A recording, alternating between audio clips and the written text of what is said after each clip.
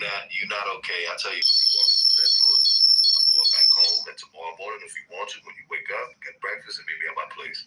Yo, next day, I'm sitting around. She told me, oh, yeah, okay.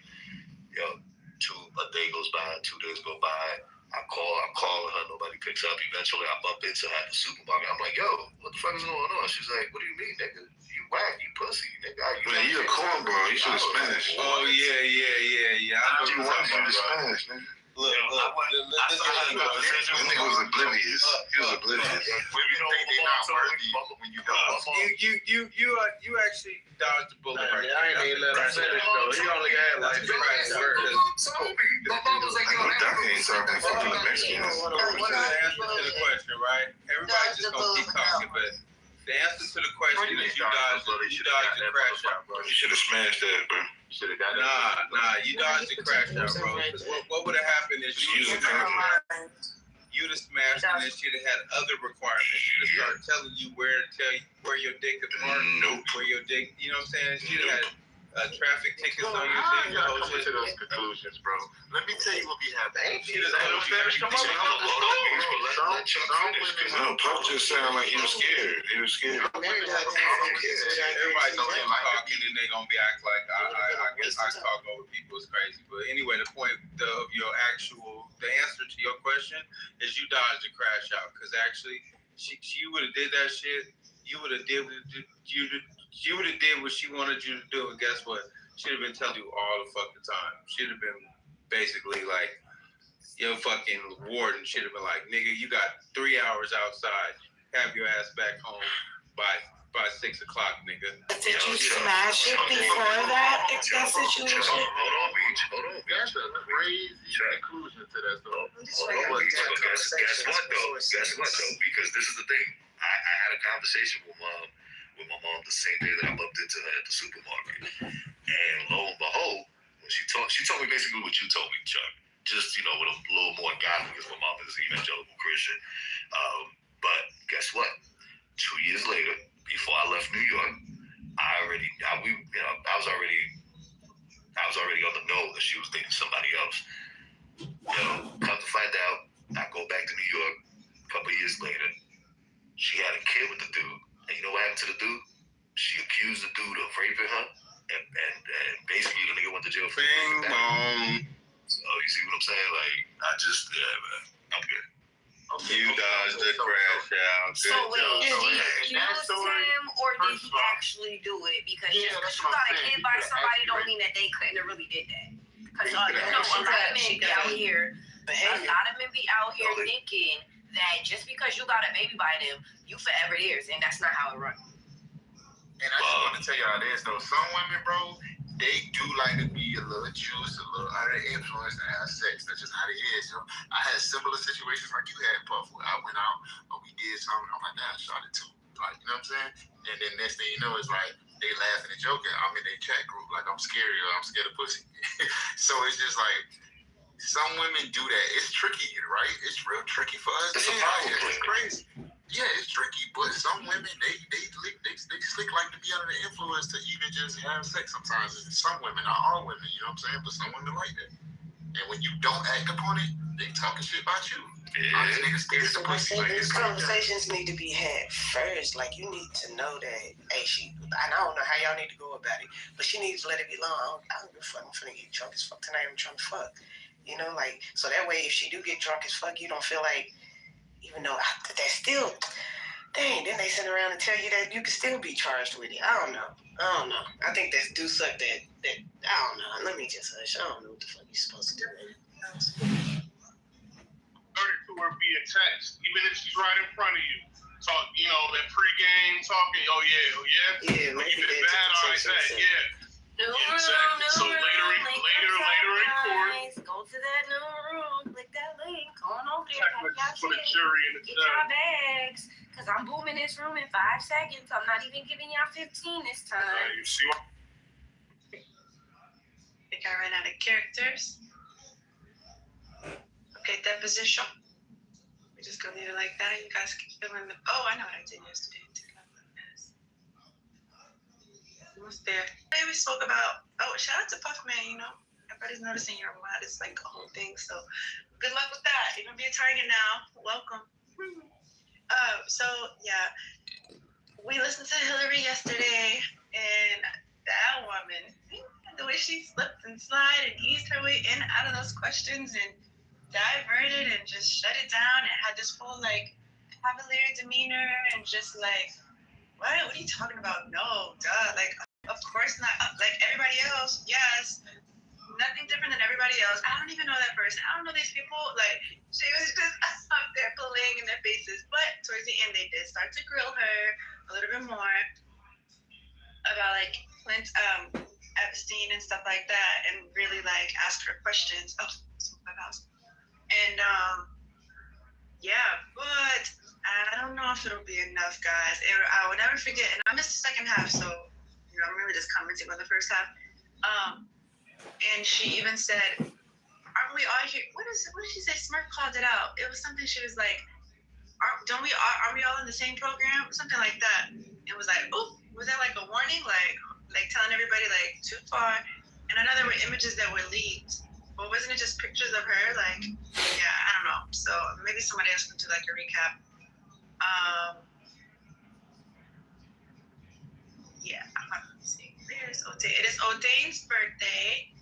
So again, happy birthday to O'Dane. Happy birthday. Thank you. Send him all the positive vibes. You know, you can do little things now, like Clubhouse trying to be like Chatter and like Twitch and TikTok Live and stuff like that. So you can send him all that if you so choose. So happy birthday to O'Dane. I've known him on the app for like 4 or 5 years. That's crazy.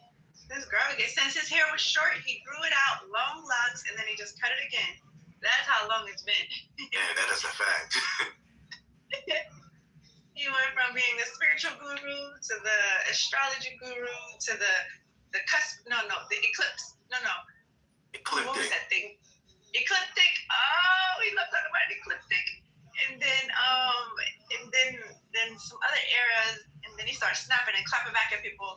And then now it's like sports and the cup. Oh, he's gonna bring up the World Cup, and stuff like that. But he's so knowledgeable. He's just a wealth of knowledge. Random topics, any topic, all topics. Fun fact. Y'all know I love fun facts and random like nerdy things, and that is right up my alley. He just knows so much about everything.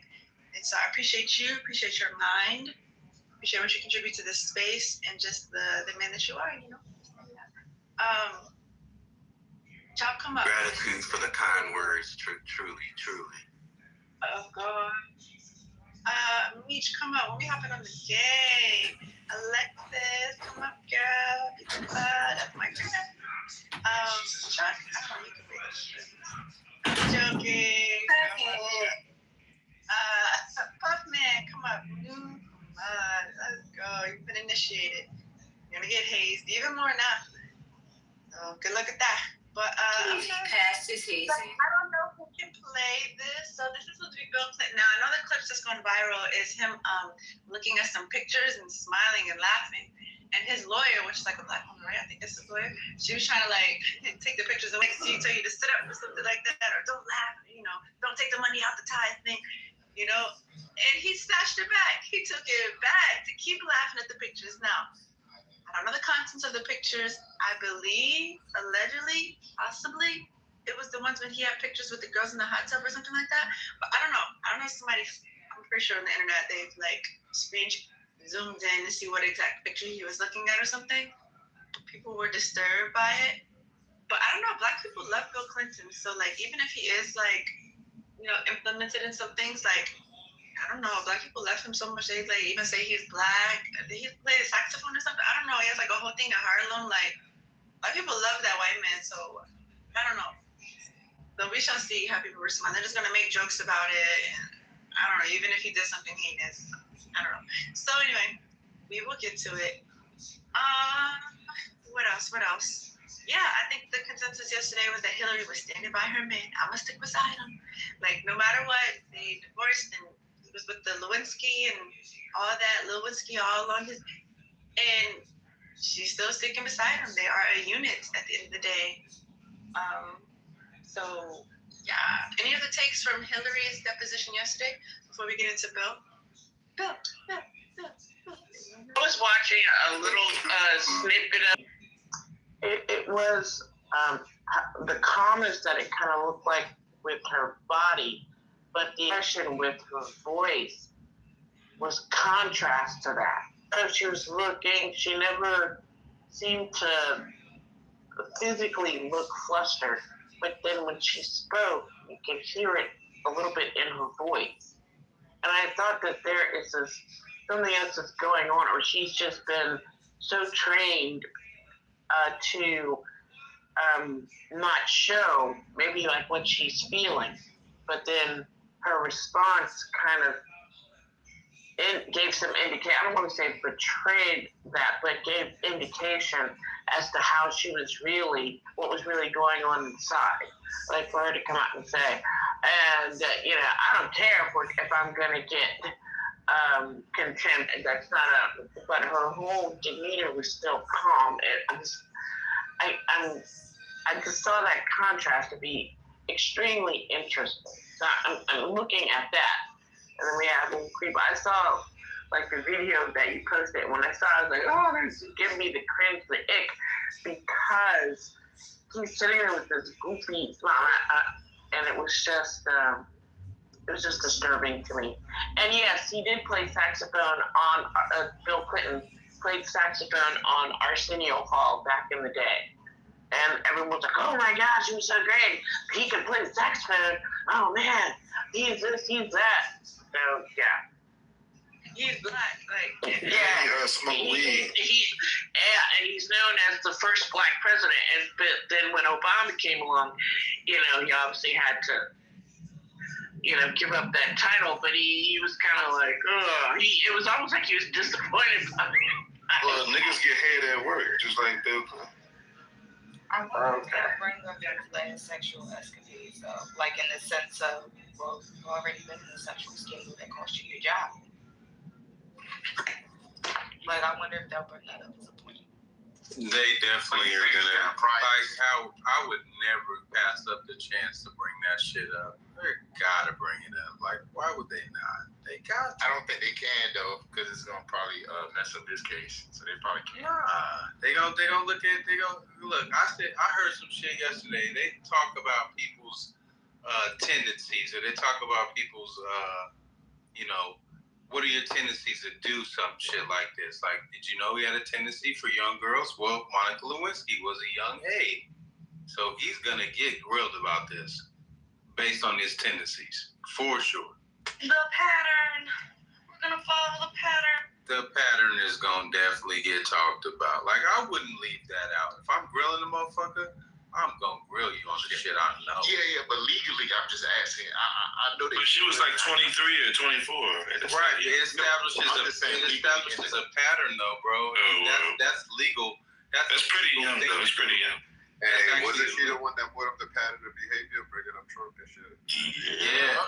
They reversed it. Yeah. So I'm just saying, like, I know in some cases, like, you got to be careful. They want to leave at that age, though. I guess what I would say is this: I watch enough lawyer shows to know that that's an angle for a lawyer. I know lawyers. Do you know lawyers? Because that's an angle for lawyers to talk about. No, I get it. Well, if you have a history of doing something like this, we're going to bring your history into it. And if the other person says objection, they're going to still say, yeah. Anyway, if the other person says objection, they still going to be like, yeah, but we have to show a pattern, sir. You know what I'm saying? They go, no, we have to show a pattern of what they've been doing. So, okay, I'll allow it. You know what I'm saying? They'll always get that shit passed or whatever. Passed an objection. Yeah, I get that part, but that's something that's well known. Like while they might bring up Lewinsky, it was so well known. Like that was like. Yeah, man, shut the fuck up. You don't hear her talking. Shut up. And actually, a lot of times they won't make it in because they're going to rule it as more prejudicial than probative. Actually. What the fuck that mean? But I'm just saying it was so well known. It's not like, and it might be used, but it's not like it's something that, he was impeached on it. He lost his bar, regarding it. There was bar, being admitted to the bar, he lost his ability to practice law. Not that he overly cares, but if you work that hard for it, you kind of want to keep it. So all of these things, while they can bring that up, it's not anything that's new, and they could use it and say, oh, what about Monica Lewinsky? And it's almost like, okay, we all know this. I got in trouble for this. And what? How does this? They have to really be able to tie it to what happened with Epstein. So Debbie, I just looked it up, right? He never got convicted of the act. He only got convicted of perjury. So that's what I was asking. They can't bring that up. He didn't get convicted of having the oral sex with her. He got convicted of the perjury. And then he was later acquitted on that. I just looked it up. So that's why I'm saying they can't bring it up, because if it's a case where they tried you, that's why I was saying that to Chuck. Like, we have to look up that case and see what they could allow and what they couldn't allow in this new proceeding. Because if he was acquitted on a charge, you can't bring it up in a new charge. Double jeopardy. Especially if it's done with prejudice, you really can't bring that up. Statute of limitations. You can bring it up. And it's called double jeopardy. You can't be charged for it twice. Bring it up. That ain't double jeopardy.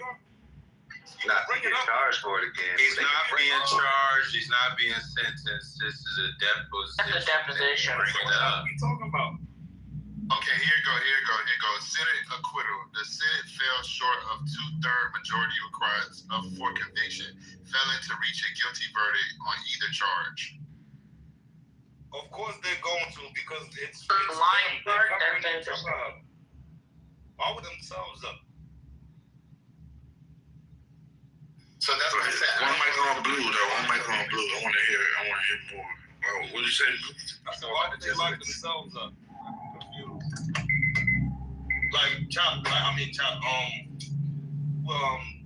GOD, would you lock yourself up? Yeah, I think taking accountability is really important about, when you talk about growth. So if I did something wrong, I would want to pay my debt to society. Yeah, Wait, Blue. Okay, so GOD, next time you cut people off and troll, then drop yourself to the goo. We got karma points, Q. The karma take care of itself, Q. So we got the points. You ain't got enough money to talk like that, bro. Yeah. Y'all don't control the karma, man. Come on. GOD, Blue's from Jersey, so he don't know nothing about accountability. Yeah, he's from China, Jersey. Chinatown. Yeah, he's from Chinatown, Jersey. Yeah, he don't know about that. He don't know about accountability. You ain't got enough money to talk like that. These people, they know they shit that they've done. There's no coming back from it. So you have to deny it. You ain't got no choice. What was the context of Bill's name being mentioned in the Epstein files? Does anybody remember? Oh, I know hot tub. Something in a hot tub with girls. Were they underage? Yeah. I remember what the fuck I read that they didn't come up online that he was supposedly jacking off in some woman's trash can. Bruh, but did y'all see the video of him laughing at his wife, bruh? Well, it didn't come up on social media. It was online. My bad for saying it like that. Y'all don't feel like he laughing at us, bruh? Oh, he reminiscing about the good times. Yeah. But you could be reminiscent, but you gonna reminisce right in front of our faces. He ain't realizing what he really did. He's halfway you crazy? Shorty pulled the files away from him and he took it back to hold on. I want to rub her in her face. Where she at? Oh, my Isn't God. Gavin Newsom still your governor? Not for long. Isn't Gavin Newsom still your governor? I don't get why niggas who ain't never even been to Texas are worried about Texas politics. Y'all just want to be haters. Ain't that so weird? Don't y'all realize how weird that is? Yeah, And we talking about something completely. Yeah, and he told you, y'all don't. My bad, Cuba. No. What? Ain't nobody thinking about Texas. I just wanted to be the first to tell D-Real. Jasmine Crockett. Hey, guess what? I didn't run for nothing. You hiring me don't mean shit.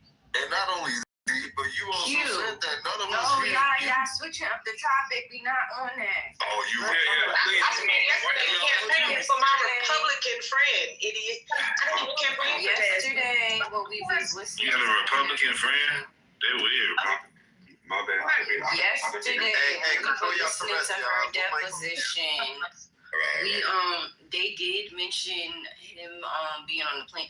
I don't know if it was in the files itself, but they also brought up the fact that there were multiple victims and people who were also questioned that said that they can't account for Bill being on that island. We don't care what none of them liars say, bro. Like, what's the problem there, bro? You listen to what liars say. Yeah, what you were saying, Q? She wasn't saying nothing. Wi-Fi probably fucked up. She could be right back. Some politicians don't lie, bro. You just got to be able to spot the lie. Right. All politicians lie. The hell. No, you can't say all or nothing, man. You know better than that. I'm speaking indefinite today. J-O-D. You're not indefinite. So all of them. Fuck them. All of them.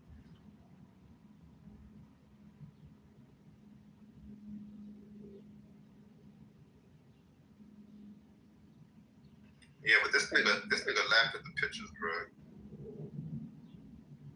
That nigga looked at it, licked his lips, laughed at the pictures. They took it away from him. He took it back, took another glance, and laughed out loud. I think he laughed at us, bro. Like, I ain't gonna do nothing. Like, I got the evidence. Then what? And them niggas so old, I don't even think they really give a fuck. Like, if you was 85, I wouldn't even give a fuck. Never gave a fuck, bro. No, I'm saying specifically now. You like 90, nigga. The fuck? Who cares? That's the thing. By the time them niggas. Why you think Trump crashing out right now? Like, them niggas don't give a fuck. Yeah, like by the time them niggas face anything, they so old, they already know they die anytime, so they don't give a fuck what they do. Like, I know old people like that in real life. They don't really give a fuck about that no more, because, you know what I'm saying, they know they on the way out. So it's like. Exactly my point. I don't think he's too far from trying to take everybody with him if it came down, if he could. It almost looked like he was looking at the pictures and reminiscing with that crazy smile on his face. It was like, oh, I remember this time. I was like, oh no, don't do that. Don't do that. See, I didn't know that the president can pretty much press nuke button at any time he feel like it and don't have to. That's what the executive decision means. Like, yeah, so it's like, damn, he can really just say fuck all this shit and crash out. Right. Y'all ain't with me no more. My approval rate going down. Okay. It's certain shit that'll stop that from happening.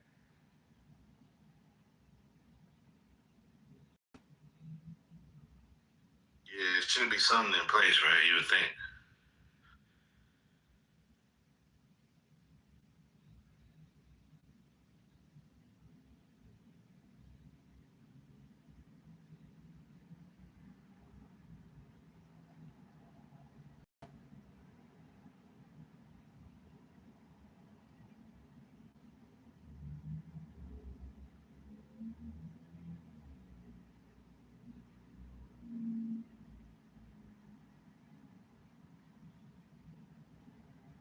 All right, y'all ready to get into this audio?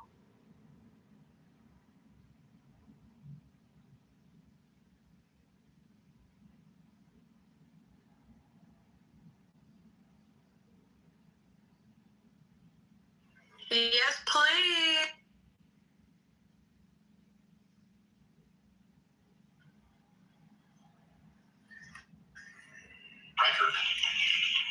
This is a deposition of former President William Jefferson Clinton conducted by the House Committee on Oversight and Government Reform under the authority granted to it pursuant to House Rule 10. Accordingly, House Rule 10 grants the committee broad jurisdiction for the committee to conduct investigations of any matter at any time.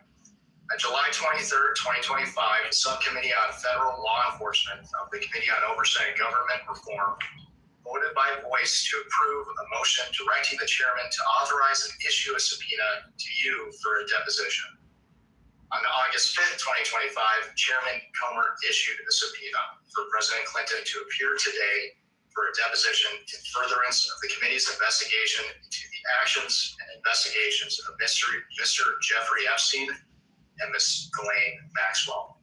I will now enter the original subpoena and corresponding cover letter from August 5th, 2025, as well as the additional subpoena from December 15th, 2025, to terminate a new date as Exhibit 1. Enter as Exhibit 2 the correspondence between Chairman Comer and President Clinton and Secretary Clinton. This correspondence includes the following letters. October 6, 2025, letter from David E. Kendall to Chairman Comer and Ranking Member Garcia. October 22nd, 2025, letter from Chairman Comer to David E. Kendall. November 3rd, 2025, letter from David E. Kendall to Chairman Comer and Ranking Member Garcia. November 21st, 2025, letter from Chairman Comer to David E. Kendall. December 10th, 2025, letter from David E. Kendall to Chairman Comer and Ranking Member Garcia. December 15th, 2025, letter from Chairman Comer to David E. Kendall. January 3rd, 2026, letter from David E. Kendall to Chairman Comer and Ranking Member Garcia. January 8th, 2026, letter from Chairman Comer to David E. Kendall. January 12th, 2026, letter from Ashley Cowan and David E. Kendall to Chairman Comer. January 13th, 2026, letter from William J. Clinton and Secretary Hillary R. Clinton to Chairman Comer and attached declarations under the penalty of perjury of both Clinton and Secretary Clinton. January 20th, 2026, letter from Ashley Cowan and David E. Kendall to Chairman Comer. January 31st, 2026, letter from Ashley Cowan and Catherine M. Turner to Chairman Comer. And February 2nd, 2026, letter from Chairman Comer to Ashley Cowan and Catherine M. Turner. The committee originally noticed the deposition for President Clinton on December 12th, 2025. I will mark that notice December 16th, 2025. For a deposition of President Clinton to occur on January 13th, 2026. President Clinton did not for his deposition on January 13th, 2026. I will enter Exhibit 5, the transcript for the deposition that President Clinton failed to appear for. The committee noticed a committee business meeting on January 14th, 2026 to consider the contempt report for President William J. Clinton held on January 21st, 2026. I will mark that notice as Exhibit 6.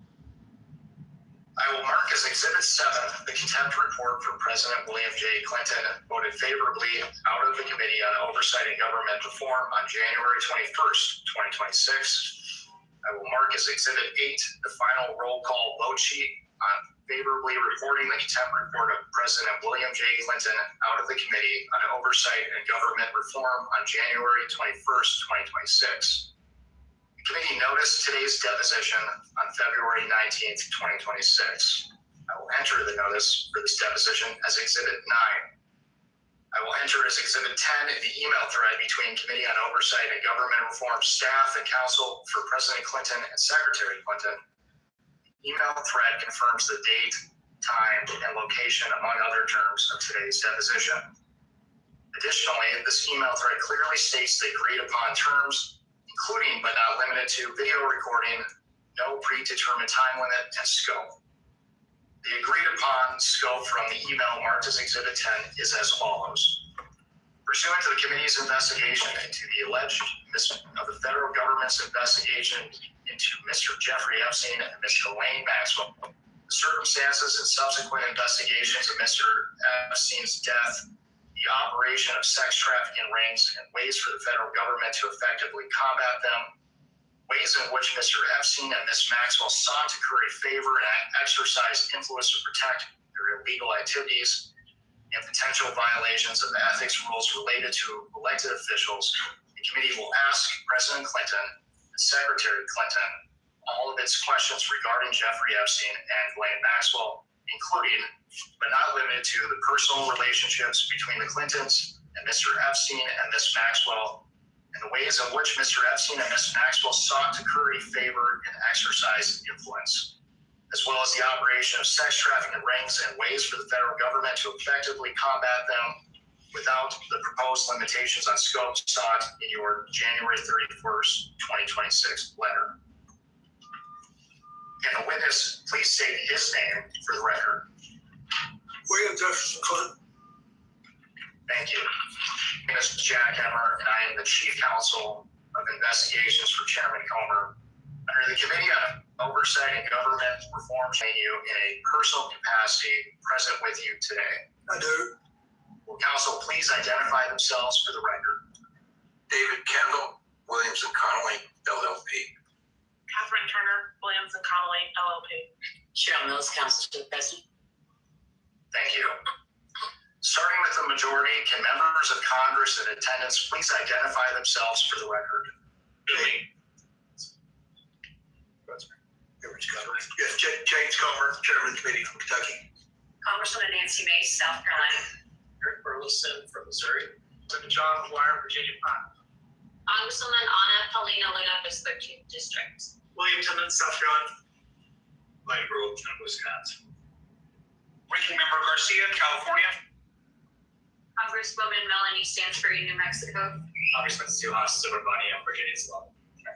Congresswoman Emily Randall, Washington State. Congresswoman Jocelyn Ansari, Arizona 3rd. Congressman Axel Frost, Florida 10th. Congressman Wesley Bell, Missouri 1st District, St. Louis. James Morgan Shaw, Virginia 11th District. Roe County, California 17th. Lauren Bober, Colorado 4th District. Thank you. For the record, starting with the majority staff, can the additional staff members please introduce themselves with their name, title, and affiliation?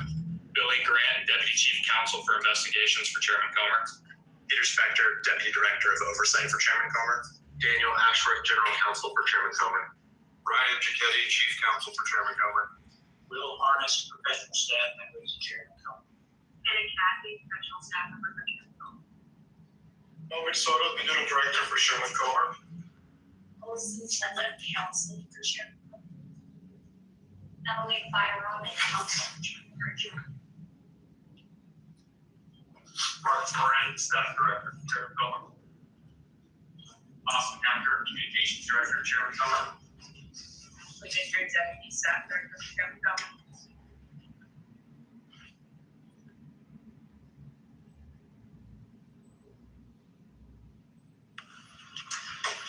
Thank you all. President Clinton, before we begin, I would like to go over the ground rules for this deposition.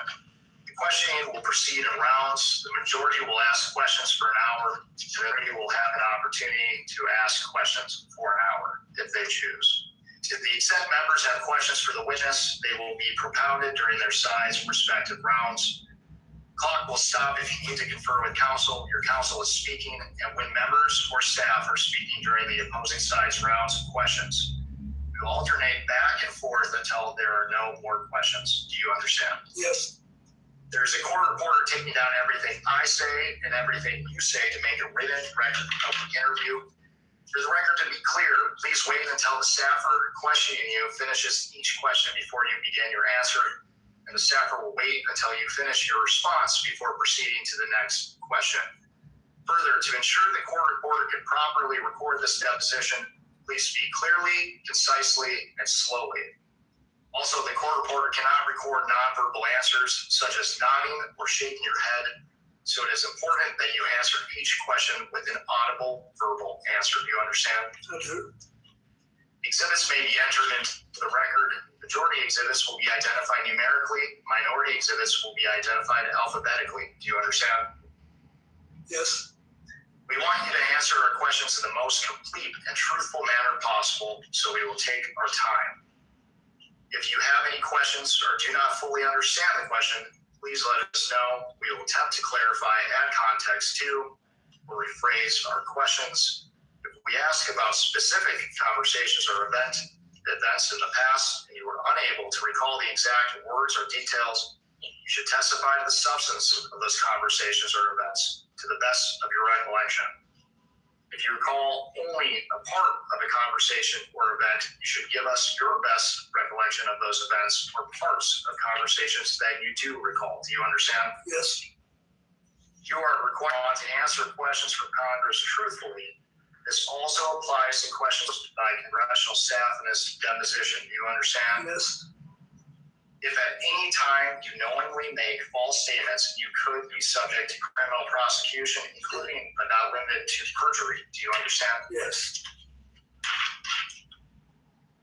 This includes both knowingly providing false testimony, but also stating that you do not recall or remember something when in fact you do. Do you understand? Yes. Furthermore, you cannot tell half-truths or exclude information necessary to make statements accurate.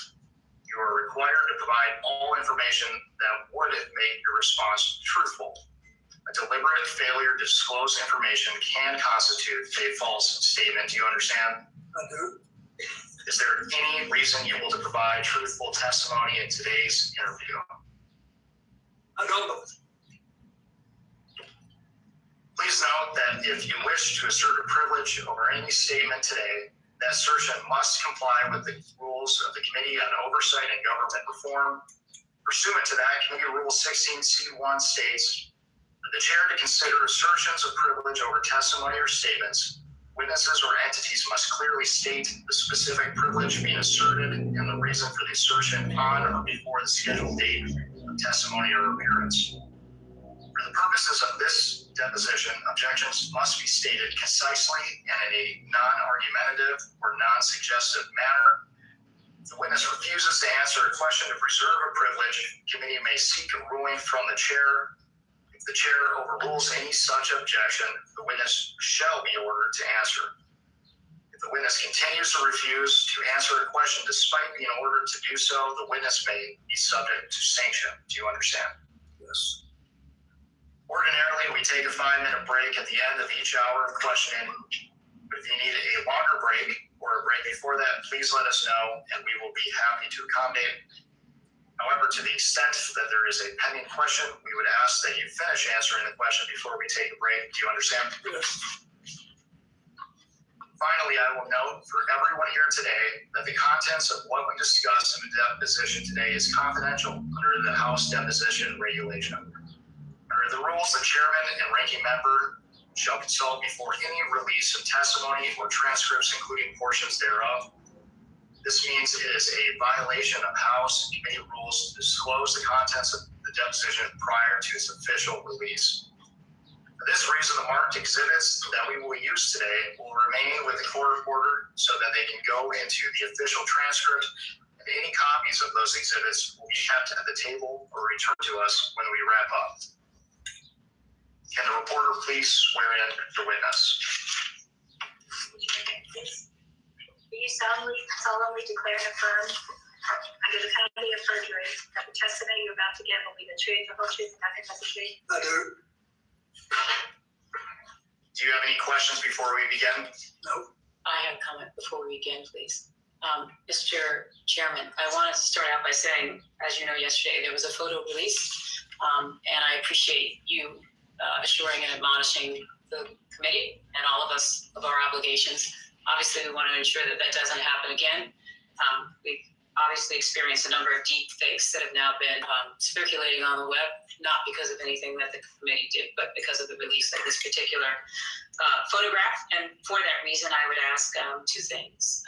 One, a reminder to all that the obligation to maintain what is occurring in this room occurs. And two, a release of the video of the secretary's testimony as soon as possible, ideally today, which was in 24 hours, and the same for the president, so that there are not deep fakes that are representing what is happening here when they actually have not. Yeah, let me say, yesterday that was an unfortunate situation. We had probably two things that shouldn't have happened. The release of the photo as well as Democrat member communicating with the New York Times. So I will again remind everyone to refrain from sending pictures or texting with media outlets outside. Meldon is our videographer, and he's doing this today as well as producing the video, so we'll get them out hopefully as soon as possible, hopefully within the next 24 hours. Thank you very much, Mr. Chairman. I appreciate that. Nothing new. Mr. President, do you wish to provide an opening statement? I do. It's brief. First, I appreciate you coming here. I'm here today basically for two reasons. First of all, Constitution. Fuck Iran, fuck Trump, fuck y'all niggas, America bitch. is built on the idea that no one is above the law, especially presidents, and that we should all live by the same set of rules shaped by the Constitution. Democracy requires every person to play their part, and I hope that by being here today, we can bring ourselves a little further away from the brink, get back to being a country where we can disagree civilly and search for the truth and justice, and that outweighs the partisan urge for spectacle and point scoring. I will do my part, and I hope you'll do yours. The second reason I'm here is that the girls and women whose lives Jeffrey Epstein destroyed deserve not just justice, but healing. They've been waiting too long for both. Through my brief acquaintance with Jeffrey Epstein, though his crimes came to light, and though I never witnessed during our limited interactions any indication of what was going on, I'm here to offer what little I know so I can do my part to prevent something like this from happening again. I have to just say one personal thing. Since Hillary came in yesterday, she had nothing to do with Jeffrey Epstein. Nothing. There's a picture of us both shaking hands with him in a photo line in 1993 at a fundraiser for the White House Historical Association. I don't know how it is under President Trump, but when I was there, it was about the most non-political operation you can imagine. There were people who loved the White House, who were interested in it, would give a little money every year to do things that needed doing around the house.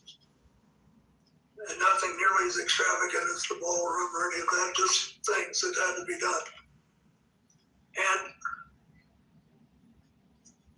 neither she nor I remember shaking his hand all those years ago. So I don't think that was right. On the other hand, I do think you should be talking to me. I think you should have called me. I did take those plane trips with him. And you have a right to ask those questions.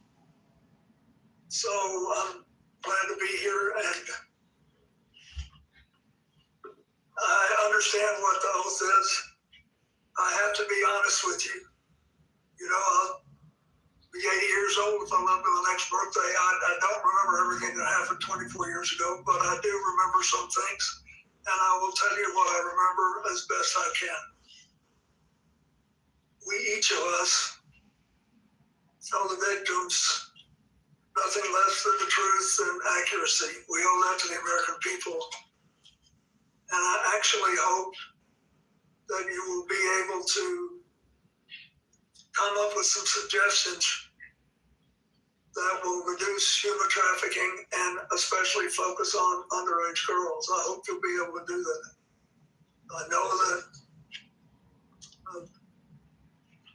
Hillary talked a little yesterday about what the State Department does and what she pushed on human trafficking. And when she was secretary, we had to deal with it. And a foundation, I saw it in Nigeria when Boko was rampaging through North Nigeria. And we were working there trying to stop deaths from diarrhea for young children. And it was interesting. These guys were cold and calculated. They said, oh, you don't have to leave because the kids you're helping are younger than the ones we want. They have to be about 9 before they're worth anything to us. So this is really important. And I will do what I can to make whatever contribution I can. Thank you. Thank you. The time reads 11:28, and the majority's time will begin now.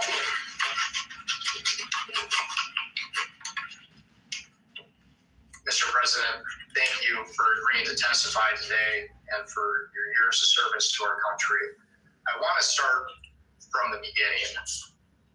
When did you first meet Jeffrey Epstein?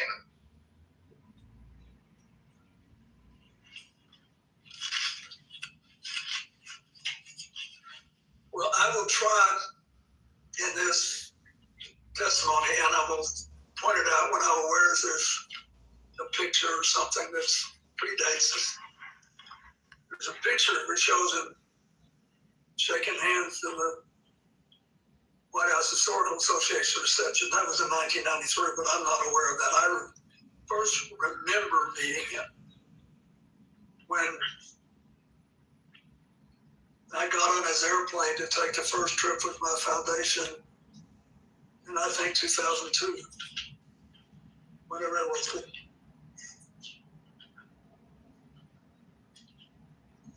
And to be clear, do you have any reason to believe that you may have met Mr. Epstein prior to becoming president of the United States? Before I became president, no. And you mentioned that your first memory of interacting with Mr. Epstein was on your first trip. Which trip specifically? I'm not sure which one it was. Which one was the first? I took all or part of 4 or 5 trips to Asia and Africa and one to Northern Europe on Mr. Epstein's airplane. And once when I was in Florida, I was offered a ride back to New York, but I wasn't there and it was just coincidental that he was there. And I think that was fairly early in the process. I don't remember it. I just know that I did. I took one flight back from Florida to New York, and all are part of several other, I think 4 or 5 trips to Africa, Asia, and one to Northern Europe.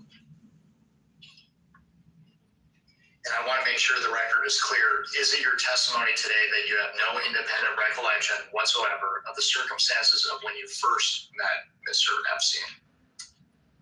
Objection asked and answered. Yes, I do have a recollection of when I remember meeting him before this trip. On this trip when I took his plane.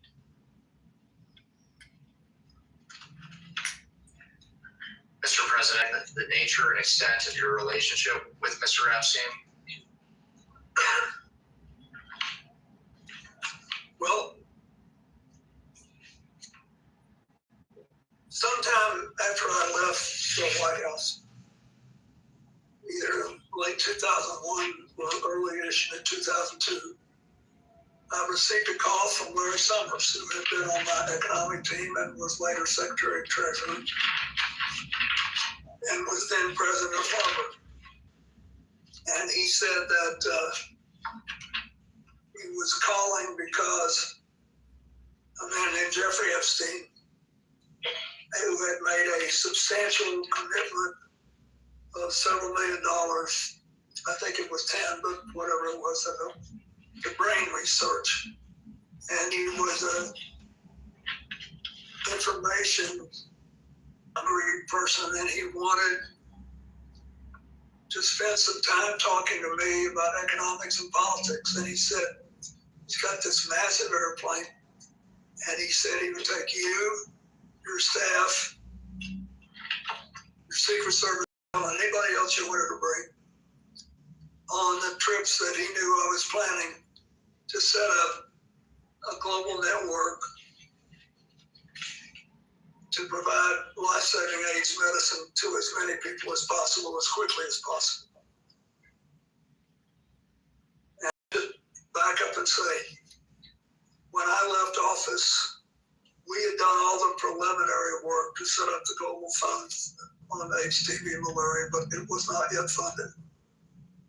So, and there were other instruments and institutions that were later founded.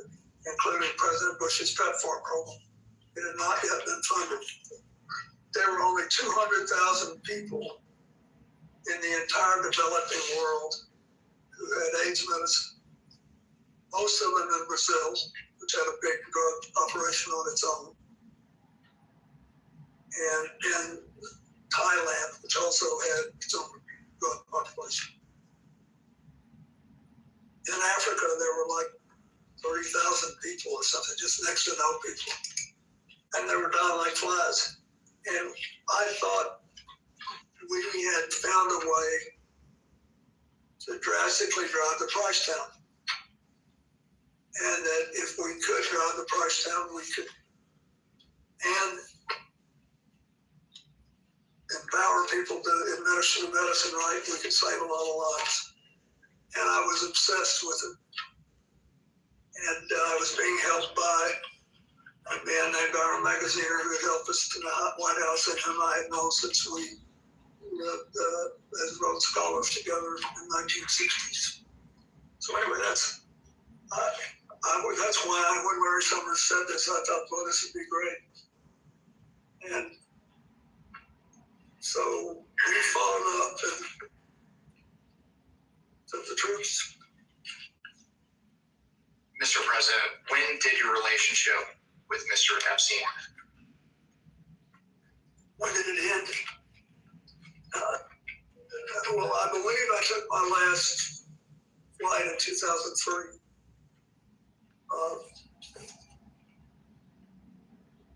Now,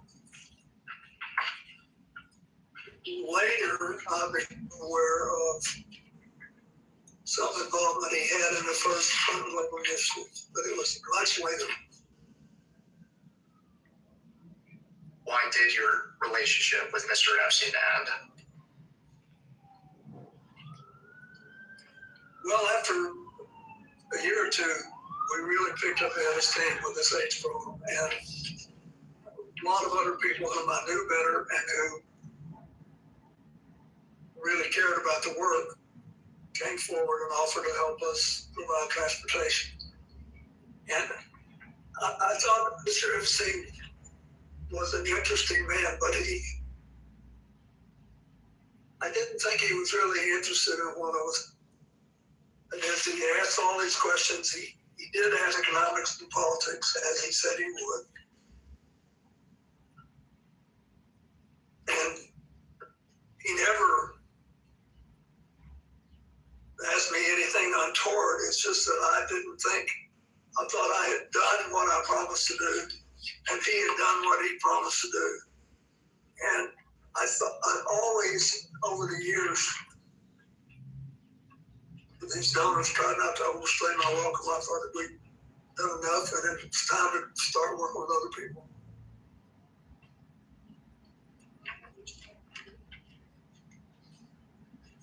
When did you first learn of Jeffrey Epstein's crimes? I think in 2008 when he was prosecuted. There's nothing that I saw when I was around him that made me realize he was trafficking women, and I didn't.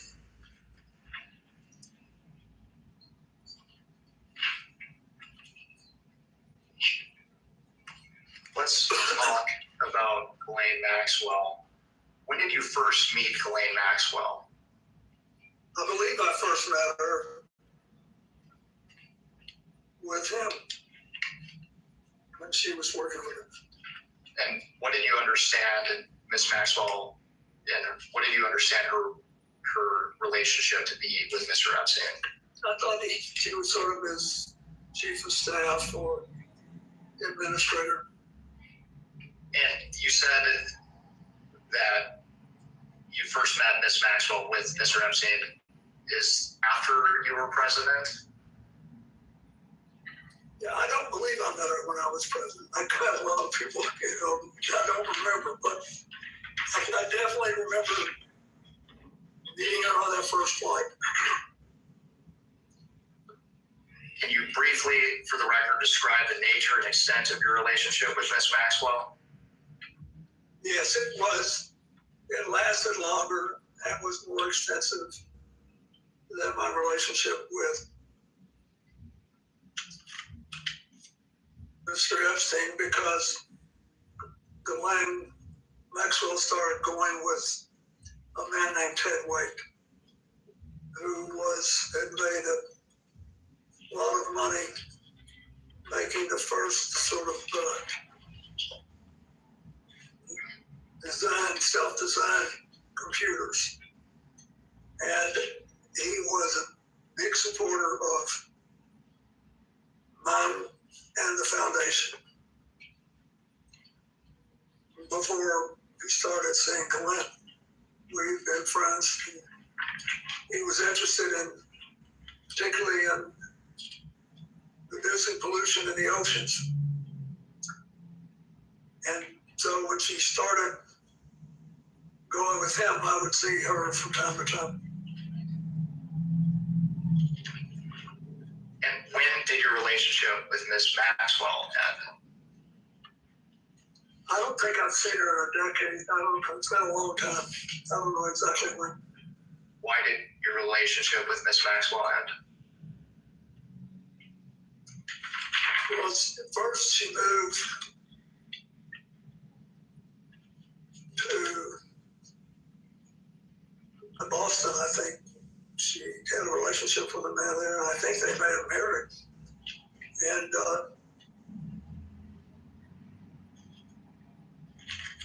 so she wasn't so much around, and she, when it became, after 2019, when it became obvious that she was involved too, to the extent that I did not know, that was the end of it. And I want to make sure the record is clear. You mentioned that your relationship with Miss Maxwell was more extensive than that of Mr. Epstein. Well, it lasted longer, yeah. Okay. When do you have any recollection of what year it would have ended? No, but when she was with Ted White, she was when we were kicking off CGI. She was very interested in that, and she participated. But I don't remember, it's been 10, 12 years since I saw her. I don't remember when the last time was. Thank you. I am going to ask you baseline questions regarding who you communicated with and about what. If you don't recall specifics, but do recall you communicated with them, you should answer yes, but say you do not recall specifics. Counsel, could I just ask you, if you're going down a list, your question is, did he communicate with the person, yes or no? And then you'll come back and he says yes to ask further. Yes, thank you. And I will finish the product here too. So the question, Mr. President, have you ever communicated with any of the following people regarding Mr. Jeffrey Epstein or Miss Ghislaine Maxwell? And for now, you can say yes or no, and we will come back to discuss each one. This is to the best of his recollection. Correct. Excellent. Okay. First, Richard Kahn. Richard who? Kahn. T-O-D-D? K-A-H-N. I don't know who that is. Darren Indike. Indike? Correct. I don't know who that is. Sarah Kellen. I don't know who that is. Uma Abedin. Yes. Excuse me, Mr. President, the question is, as I understand it, name the people you communicated to about Epstein and Maxwell. Oh, obviously I know Uma very well. And I don't remember any specific conversations we ever had about Epstein and Maxwell. Noam Chomsky. No. Mr. Chomsky wasn't a big fan of mine. He thought I was too conservative. Leslie Groff. Leslie who? Groff. I'm sorry, I don't know who that is. Nadia Marcinkova. I don't know who that is. Jean-Luc Brunel, I don't know who that is, I don't believe. Alan Dershowitz. I know him. And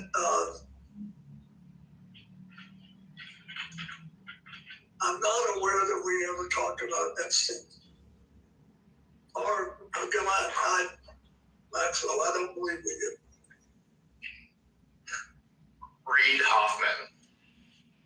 I know Reid Hoffman, but he never talked to me about Mr. Epstein or Miss Maxwell. Karina Shuliak. I don't believe I know who that is. I don't think I've ever met that person. Woody Allen. I do know who he is, but I don't think I ever met him, and I never talked to him about Epstein or Maxwell. Sandy Berger. Sandy Berger was my national security advisor, and we were very close personally, but he's been dead for several years. And I don't think I ever talked to him about either one of those two. Jess Staley. Jess Staley? Correct. No. Paul Morris. I don't believe I know him.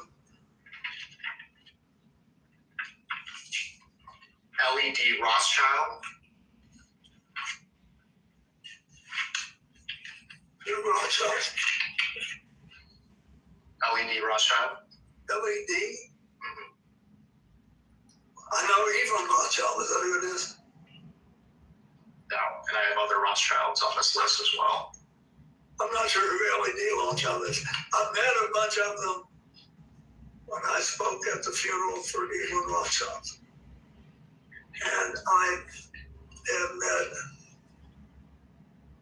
some of the others of one couple in France once 20 years ago, but I don't remember him.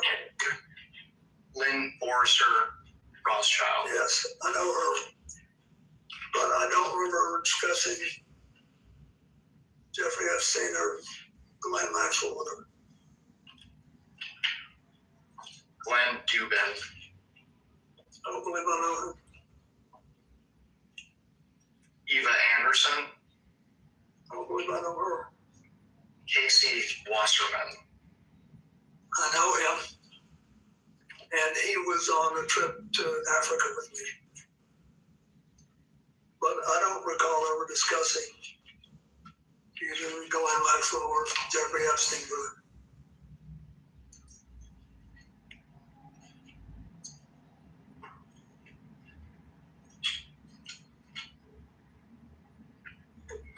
Ira Magaziner. Yes, I think I mentioned him earlier. He was the person who basically helped me start the AIDS program, and he ran the Clinton Health Access Initiative for many years. He retired a couple of years ago, a few years ago. But I don't remember ever discussing either Epstein or Rothschild with him. Or Maxwell with him. Karen Ewing. No. Stacy Plaskett. Stacy Plaskett is the member of Congress from the Virgin Islands, isn't she? Correct. I know her. But I don't recall ever discussing Epstein or Maxwell. Howard Lutnick. Howard Lutnick is the Secretary of Commerce. Right.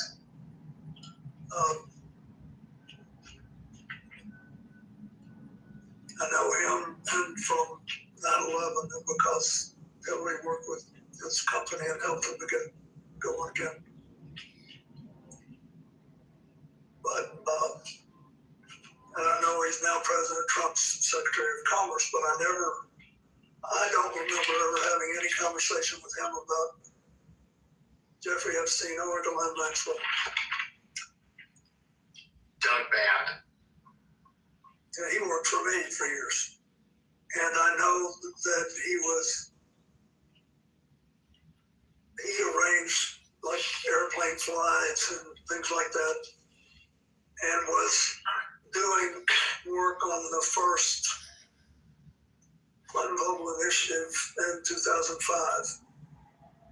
And I know that he knew both Epstein and Michael. I do not know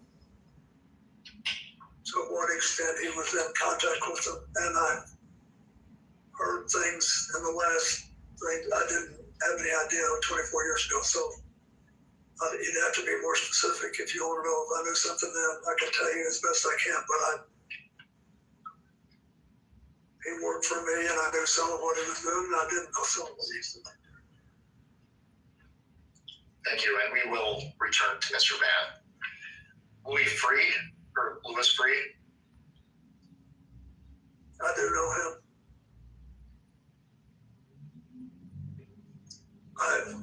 To the best of my knowledge,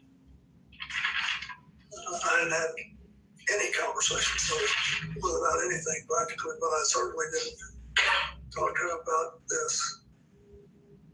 Robert Rubin. Bob Rubin was Larry Summers' predecessor as Treasury Secretary and the first director of the National Economic Council. But I don't even know if he knew Jeffrey Epstein or Glenn Maxwell. I had no conversation with him. And for now, Mr. President, you can answer yes or no. Okay. And the yes or no is intended to convey whether or not you had a conversation about Elaine, Maxwell, or Jeffrey. Correct. So the answer is Rubin is no. Larry Summers. Yes. Pete Rathgeb. Pete who? Rathgeb. Rathko. R-A-T-H-K-O? R-A-T-H-G-E. Rathko. I don't call that name. John Podesta.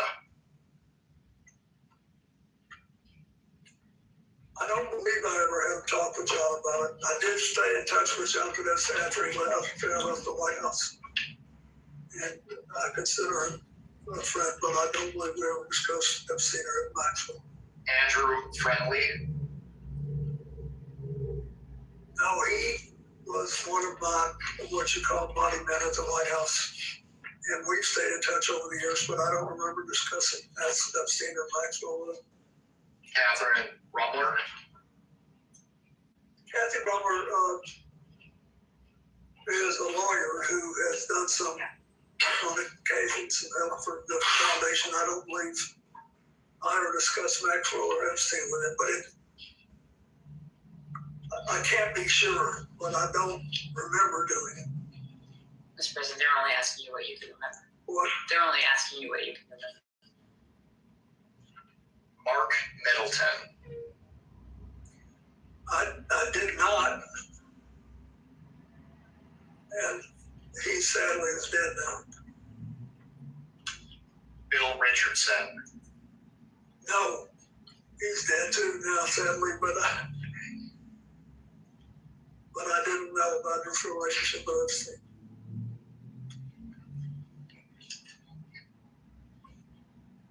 George Mitchell. No. Bill Gates. No. Leon Black. No. Ayud Barak. No. Tony Blair. No. Andrew Mountbatten Windsor. I knew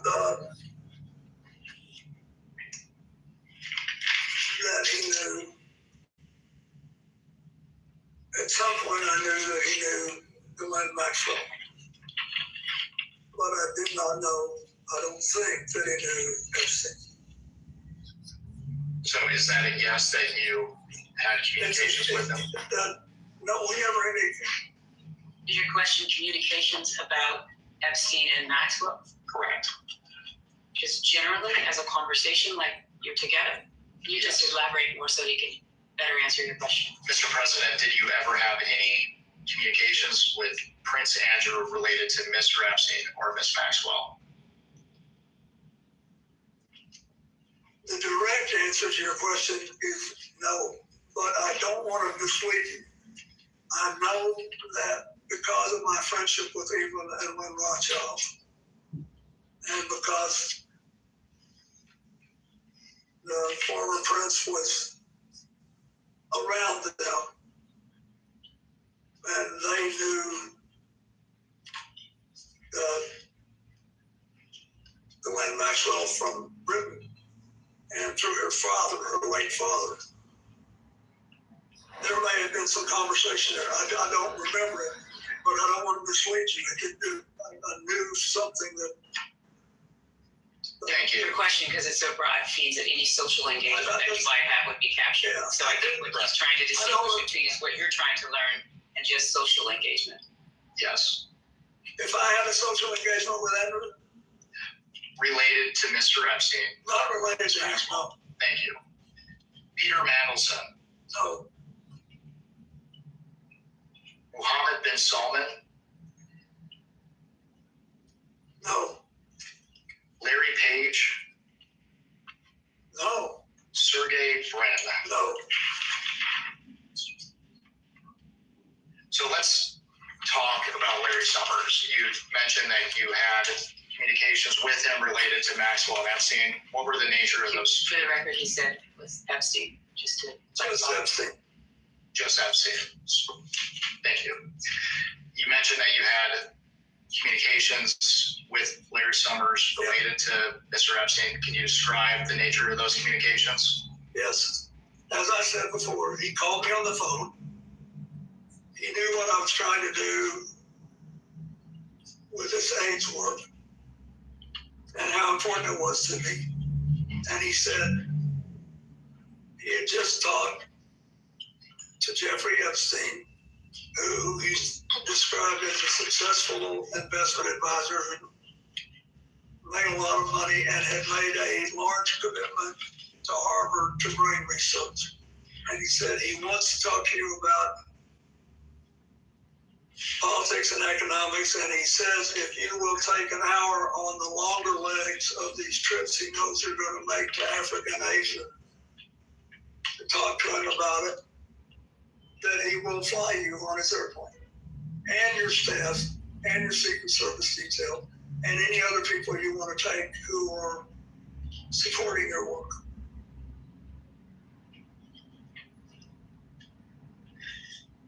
And you mentioned that these communications were related to the work of your foundation. Did you ever have any other communications with Larry Summers related to Mr. Epstein? No. So, for the record, you never discussed anything related to Mr. Epstein and young women or girls? Absolutely not.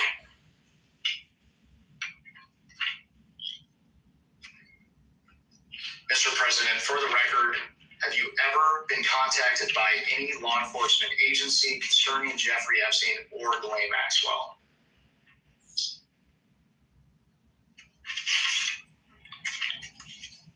As far as I know, no. That is, as far as I remember. Back in 2008, I sort of thought somebody might ask me something. Because I was glad this had come out since it had happened. But I don't believe anybody ever did.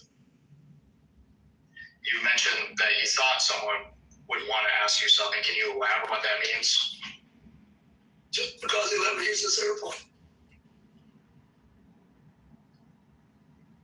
And to be clear, have you ever provided any information to any law enforcement agency concerning Jeffrey Epstein or Miss Ghislaine Maxwell? You asked this question before. You're just asking him to reiterate the response to the question that he previously asked you, Mr. President. I don't believe any law enforcement agency has ever asked me. And I didn't know enough to volunteer anything. Mr. President, are you aware of any efforts by anyone, including an attorney, process server, investigator, or any other person to contact you regarding any civil lawsuit, claim, or litigation involving Jeffrey Epstein or Ghislaine Maxwell? Not that I recall. Did Jeffrey Epstein ever inform or represent to you that he was working with any intelligence service of any nation, including the United States? No. Did Ghislaine Maxwell ever inform or represent to you that she was working with any intelligence service of any nation, including the United States? No. And during your relationship, did you ever suspect Epstein or Maxwell of being affiliated with any intelligence agency? I did not. Thank you.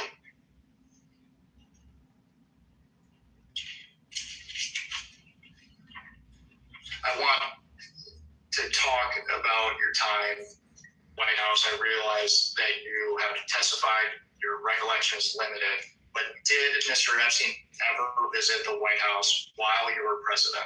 Objection, asked and answered. The records reflect that he did. According to FOIA requests to the Clinton Library, Mr. Epstein visited the White House at least 17 times between 1993 and 1995. Do you have any reason to dispute those numbers? No. Do you know sure Mr. Epstein's visits to the White House were? Are you asking what he knew in preparation for today? Can you clarify what you are seeking to learn? First of all, at the time, I had no idea he was coming and going. Huge numbers of people come and go in the White House. A lot of them come well over once, especially if they're lobbyists, for example. But I didn't know he was coming, so I certainly didn't know what he was coming about.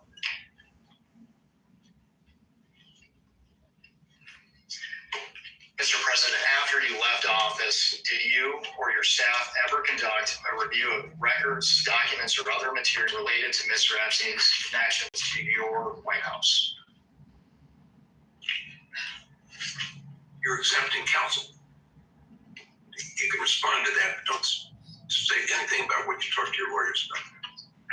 You can respond to this question. Should be the question again. Yeah, I don't even understand. You mean, did we look into what he did in the White House after I left office? Mr. President, one of the concerns of the committee is how Mr. Epstein and Ghislaine Maxwell potentially attempted to curry favor with influential figures. My question was, after you left office, did you or your staff ever conduct a review of records related to Mr. Epstein's connections to your White House? To the best of my knowledge, no.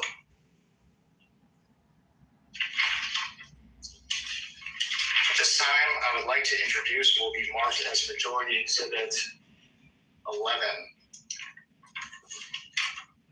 And while it's being passed out, I will note for the record, this is a New York Times article entitled The Untold Story of How Jeffrey Epstein Got Rich, published on December 16th, 2025.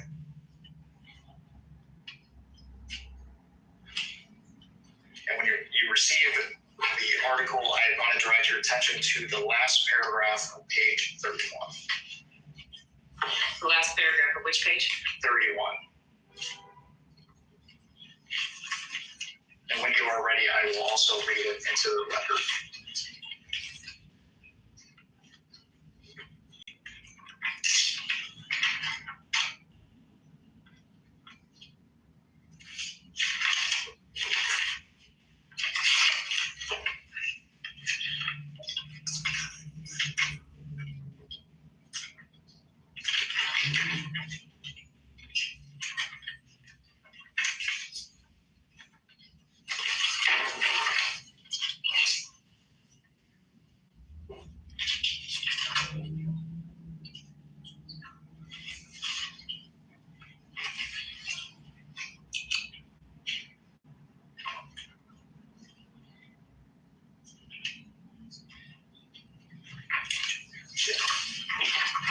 Again, we are looking at page 31 in the last paragraph, and I will read it into the record and ask you a few questions.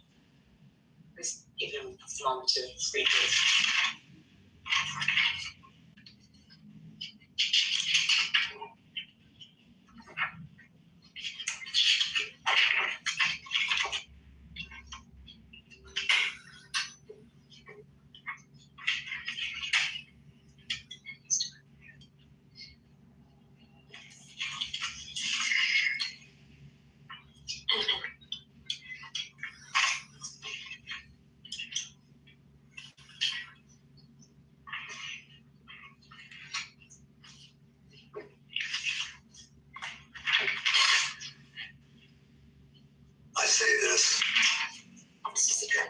Yes.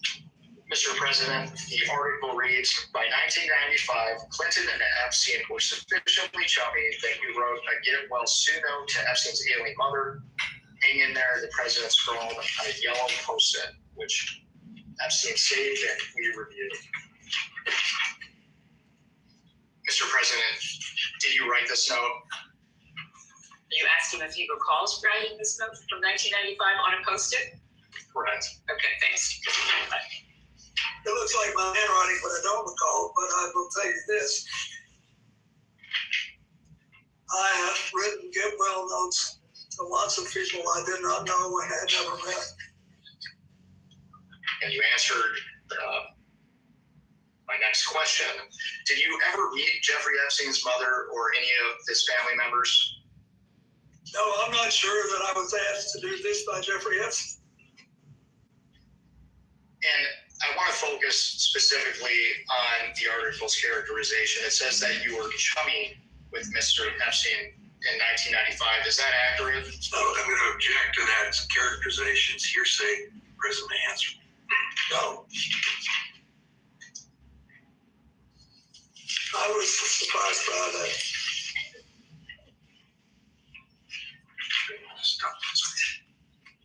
Let's talk about your relationship. Hey, yo, stay. You left the White House. Hey, yo, stay. Characterize your relationship with Mr. Epstein. I'm gonna pause it real quick.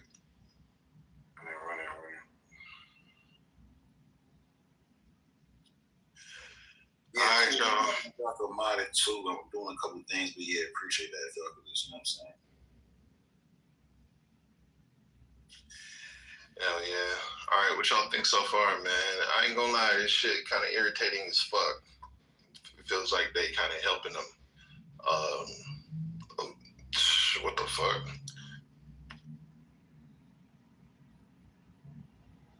Yeah, it was kind of like the scenes where I felt like needed. They were like, if you don't remember, you can just say you don't recall. Sorry, is it loud, guys? Sorry.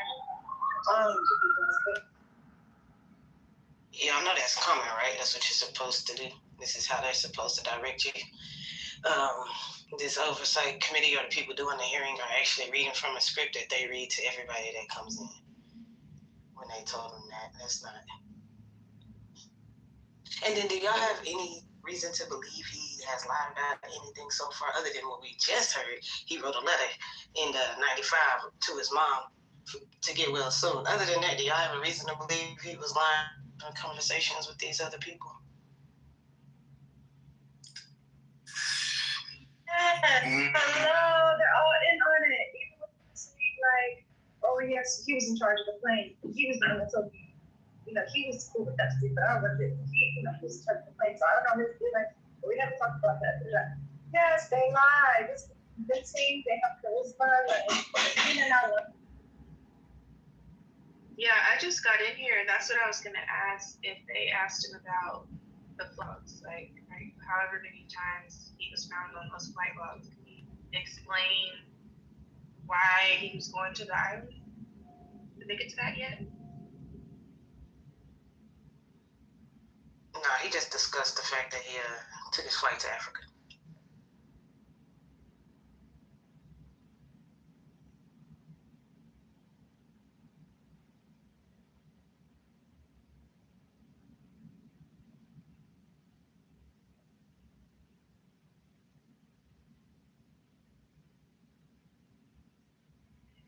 Alright, well, some of these names they ran through. Richard Kahn, say didn't know who that is. Darren Indy, didn't know who that was. Sarah Kellen, didn't know. Uma Aberdeen, didn't know. Noam Chomsky, didn't know. Leslie Groff, didn't know. Nadia, I missed the last name, didn't know. John Luke Burnell, didn't know. Now this name, I feel like she even brought this name up, or it's been said in this room. Ellen Dershowitz. He said, I believe he said he knew. No, he said he didn't know. Reed Hoffman. He said he knows him, but had no conversation about Epstein. Karina Shalane, didn't know. Woody Allen, didn't know. Sam Berger, didn't know. Just Staley didn't know. Paul Morris didn't know. LED Rothschild, he took a long pause.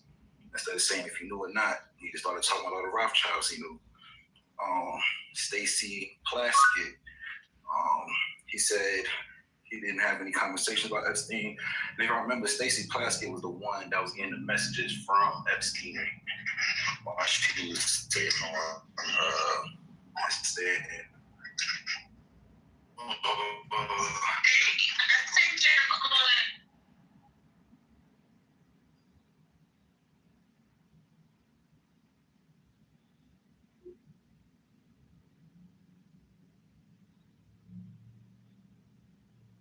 I don't think I said her. Did I say her name? Well, that's because we all know Woody Allen. Oh, I put I know. I put I know, but no. My bad. I'm reading my own thing wrong. I know, but no when it comes to the conversation about Epstein. Yes. Yeah. There was a couple of them. I ain't catch them all. That's just the ones that I did catch. I can't believe he doesn't know Alan Dershowitz. Like, that's a little, with as prominent as that guy is as a lawyer, I'm not so sure about that, but it sounds a little suspect. That's what State just said, right? That's why I said State is calling him out wrong. No. But then he said he didn't know him, that he didn't know him, he knew who he is, who he was, but to the dealings with him and Epstein, he didn't know. Is that what I think you're saying? Yeah, because I had it separated, so it's I know, but no when it comes to the conversation about Epstein, because that's what these questions are. So thank you for the correction. That's what I'm that's saying. what it is. Do we have any reason to believe that part? That's what they're asking them. These people he knew, but is there anything to say that he definitely was having conversations with them about Epstein and about Maxwell? Yeah, I don't know if there's any way we could prove or disprove that. That's why I don't like the question. Like how they doing that. Well, the thing is, they have some of this. Some of this they know, which is like how they just pulled out that article that said, hey, you wrote this on a Post-it note, right? So some of this they know. They just want to see if he remembered, because they already went and talked to these people or pulled their records and all of that stuff, you know? But, so I guess some of it will come out. Like, if he is lying, it's going to come out. And this really just getting started, because although we've been in this probably about 50 minutes. Of course, the first 30 was bullshit. So, I mean, it's a lot of shit that's about to come up after this. Also, he said back in 2008, he figured the police would have contacted when the Epstein case came up. They asked him, well, why'd you say that? He said, because I was on the plane. So you mean to tell me with this whole child trafficking, sex trafficking, you're saying you thought the police would have contacted you back in 2008 just because he was on the plane a couple times? Yes, bro, I caught that. He messed up right there. Yeah, that was weird.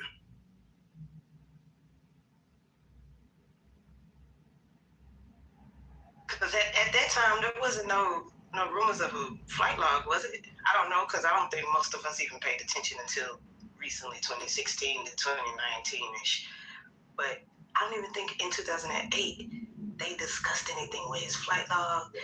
It was simply just that one girl whose mom told, and then there was a few accusations I found out that came out that the Palm Beach police would not investigate, and that's a whole conspiracy within itself. But yeah, he kind of told on himself right there. Like, nah, you knew something.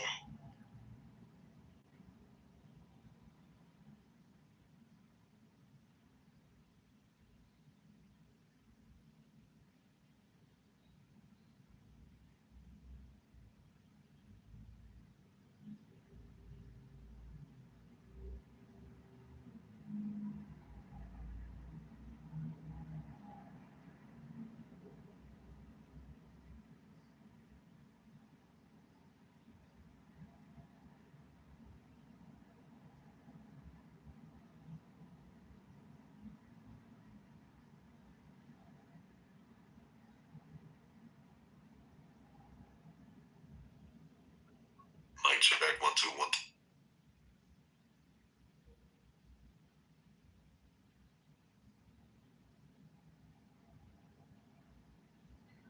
Everybody in the 2 1.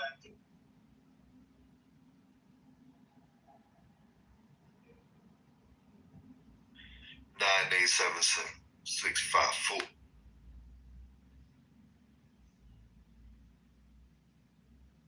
Come on, Random Method Man, get something.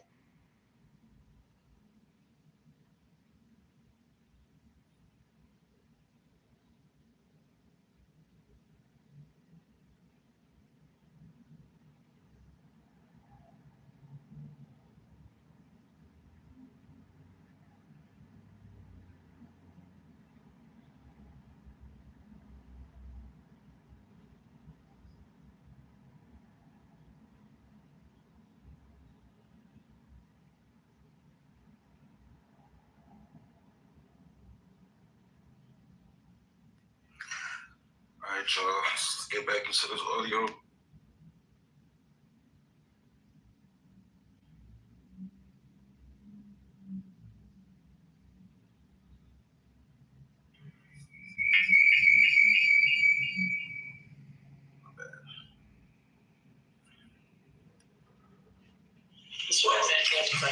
During the time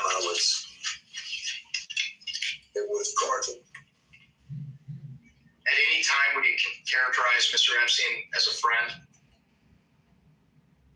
We were friendly, but I didn't know him well enough to say we were friends. How often did you communicate with Mr. Epstein? Usually only on the trips.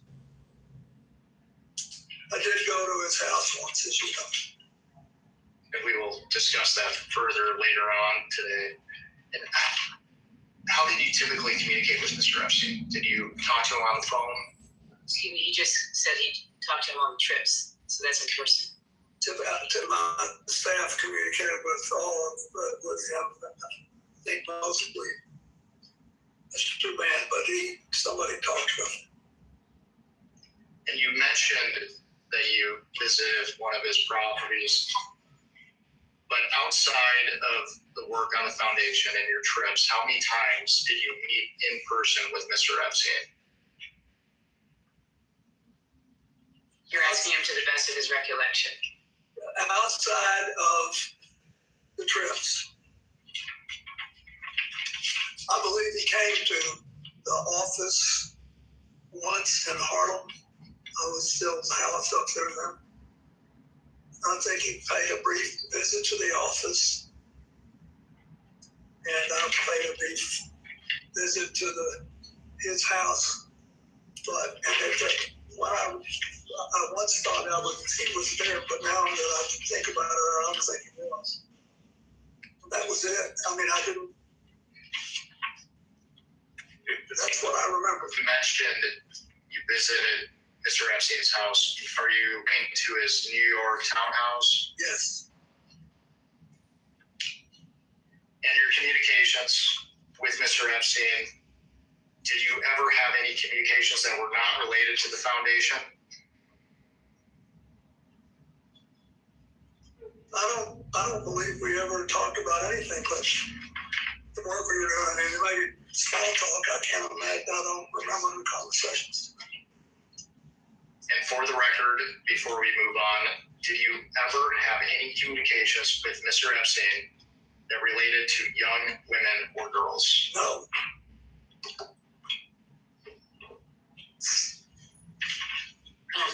Excuse me. Do you have your fantastic? Thank you very much.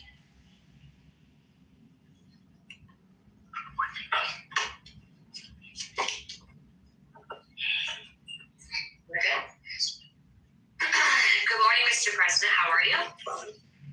I want to first start out by asking you, have you ever been or traveled on, or has Huma Abedin ever traveled on Epstein's plane? If you know. I don't know.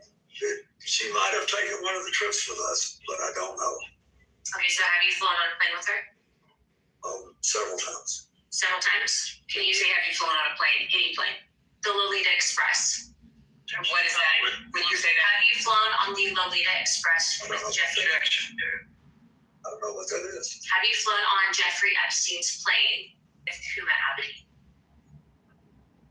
Ask and answer. You can answer it again. I don't remember, but but I have found she's been sort of a part of our family for a very long time. So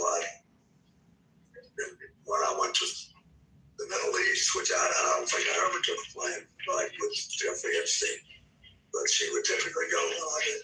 So have you traveled with both of them together? Excuse me, both the phone Congressman. Of course. Have you traveled with Jeffrey Epstein and Huma Abedin together? I do not know. Okay, thank you. If the staff can please pass out EFTA 0021628 and the rest of the documents I have that print regarding passports to the President and Council. Exhibit 12. Thank you.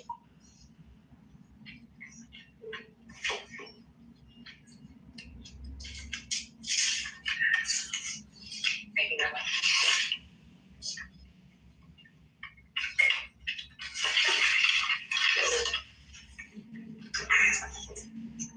Mr. President, if you look at the passport page, at the bottom of the document should show the EFTA number. It's 0002168. Yeah.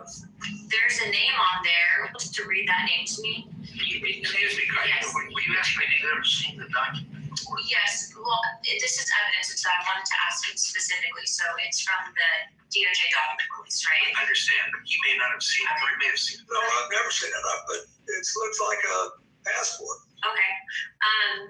Can you tell me the name that's listed on the passport? Excuse me, he's never seen this document. Would you just read the name, please? Yes, the name is Marius Robert. Marius Robert, yeah. Are you familiar with that name at all? No. Okay. Would you be able to identify the individual in the photo? It looks like Jeffrey Epstein. Okay, the reason I ask you about this specifically is because I do believe that Jeffrey Epstein was an intelligence operative. And so this was a passport that was actually entered in and released by the Department of Justice, but this was an FBI filing. It was found in his safe, if you will. So it's an alias. So the reason I ask you that is because given your nature and position, I'm wondering if you were essentially targeted by a honeypot operation and or by intelligence to gather information. So that's why I asked you that question. There's not a question. Is there a question? No. You can ask a question. Well, I'll be getting to more, but that's the reason I asked that.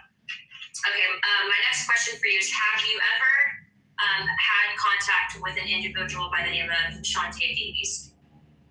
I believe Shantae that's a distinctive name, so I think that was the name of one of his flight attendants. Okay.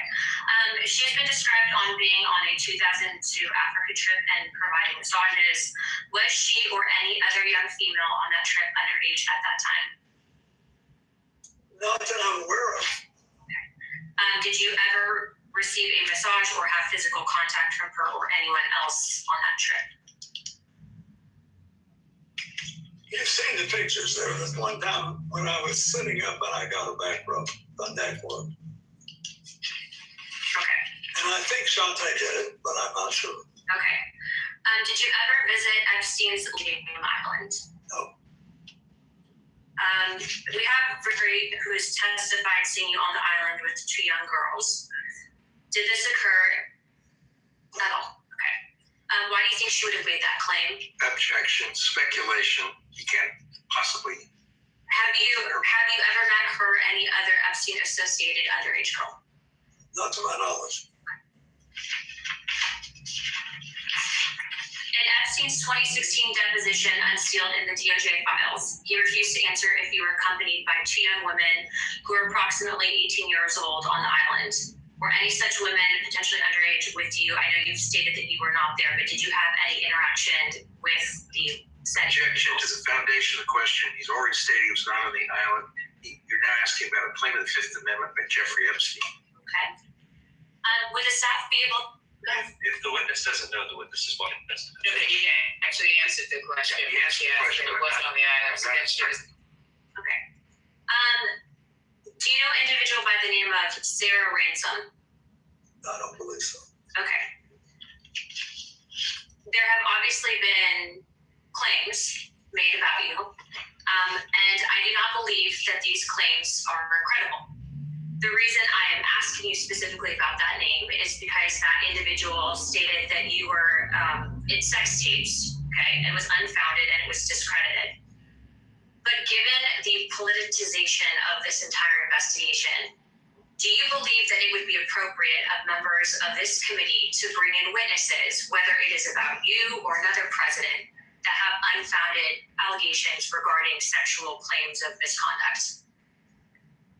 That's not a decision for me to make. As a recommendation in regards to avoiding trafficking, etc., and bringing justice for the victims, would you make that recommendation to this committee? Okay, just so I understand the question, you're saying if the witness has unfounded claims? Well, I don't believe that Sarah Ransom's claims about the president are founded. I don't believe that there's sex tapes with you, President Clinton. I'm just asking about your question. Is it? You're not asking if somebody with plausible claims should. You're asking if somebody with implausible, unfounded claims. Correct, because these claims were found to be unfounded by investigators. so are you asking his opinion? Yes, because we were trying to figure out in regards to being able to further this investigation and whether or not we are going to be interviewing other individuals regarding sex trafficking, avoiding in the future. I know that you and your wife have both been big on this issue. So I'm asking you, would you think that it would be appropriate that this committee bring in someone like Sarah Ransom, who has unfounded claims that have been debunked in this investigation? It's He answered this question when you first asked it, then when he said that it wasn't for him to make those decisions. Well, I'm asking for his recommendation to the committee and follow up. It's not a gotcha question. This is obviously a very serious investigation. Well, first of all,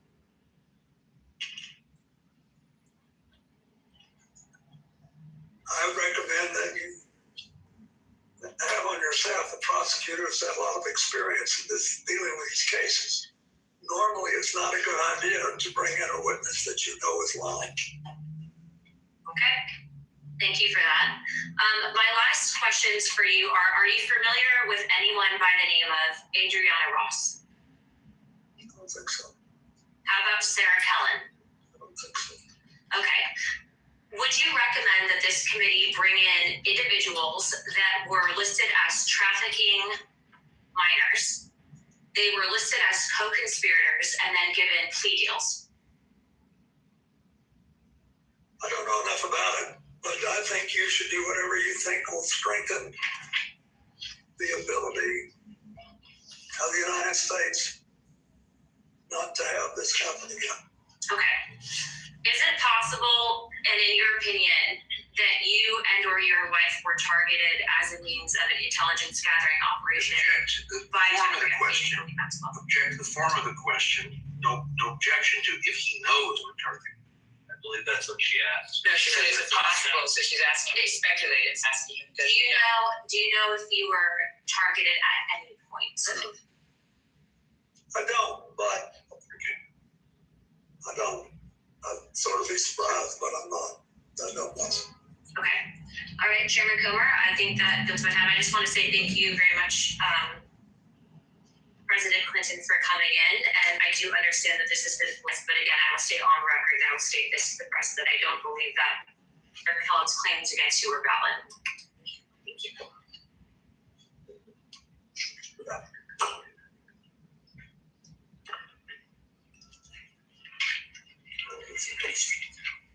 Mr. President, before we left off, I asked you to characterize your relationship with Mr. Epstein. I asked you if you considered him to be a friend. You said you did not. Is that right? I said we were friendly. We had a cordial relations, but I didn't know him well enough because we had almost no contact beyond what I described. At this time, I'd like to introduce what we marked as Majority Exhibit 13. This is Big Smart House Oversight 000126. And while it's being passed out, this is a letter from a book of letters, which Yeah, it's his 50th birthday. Jeffrey Epstein's 50th birthday. Questions? Mr. President, do you recognize this letter? And for the record, does this appear to be your handwriting and signature? It is. And why did you write this letter? Why did I? Because I was requested to contribute a nice letter for his birthday book. And who asked you to write the letter? I don't remember. Would Miss Maxwell have asked you? No, I think someone on my staff. Now, there's a word that our committee has not been able to identify, and in our defense, the Wall Street Journal has not been able to identify. Imagine being on his staff. Can you please read the letter for the record? Yes. It's reassuring, isn't it? To have lasted so long across all the years of learning and knowing, adventures and errors, and still to have your childlike curiosity to try to make a difference and the solace of friends.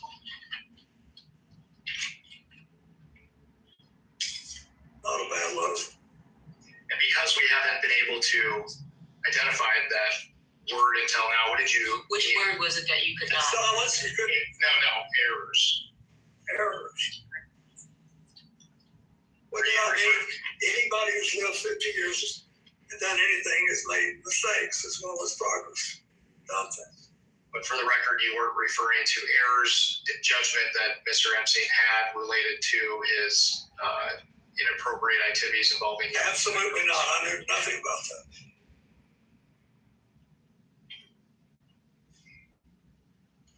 Did you ever see the birthday book compiled together? I don't think so. And you mentioned previously friendly with Mr. Epstein. Did you typically send birthdays to individuals that you didn't consider to be friends though?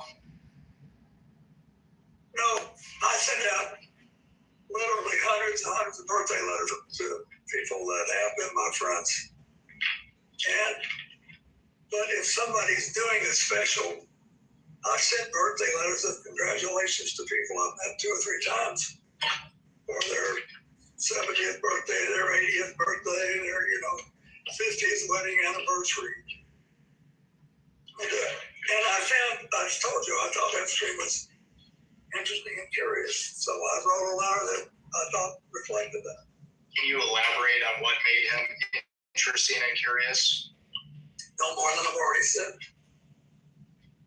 At this time, I'd like to introduce what we marked as Majority Exhibit 14. And while it's being handed out, this is an article published by the New York Times on August 5th, 2025, entitled "A Look Inside Epstein's Manhattan Lair." And once you receive the article, I will just direct your attention to page 10. Where is that?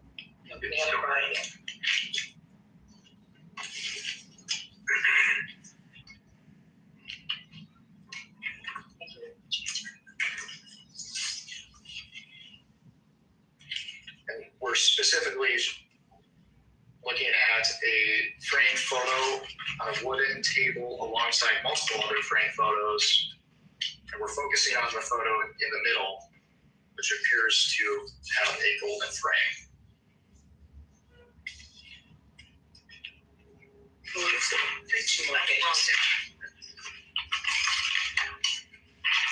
Right there.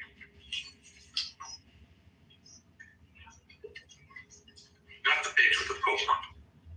Yeah, okay, I see it. Page 10. Mr. President, do you recognize yourself in this photo? I do. And it appears that the man on the right of the photo is Jeffrey Epstein, is that correct? I think so. Have you seen this photograph before today?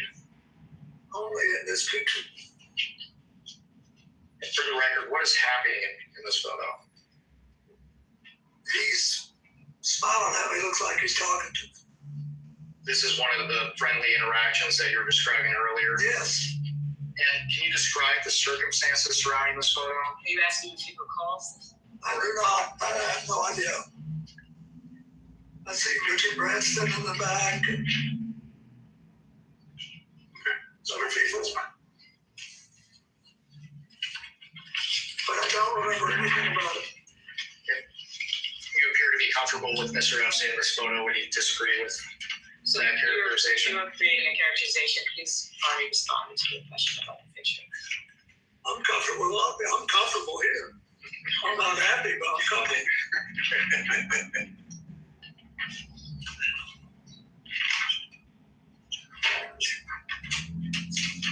And my conscience is clear. That helps.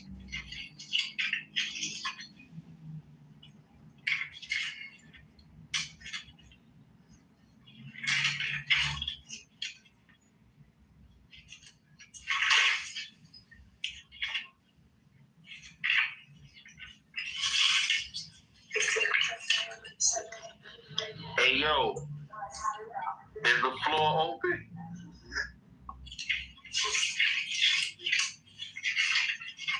Oh, y'all niggas being disrespectful. I answered the floor.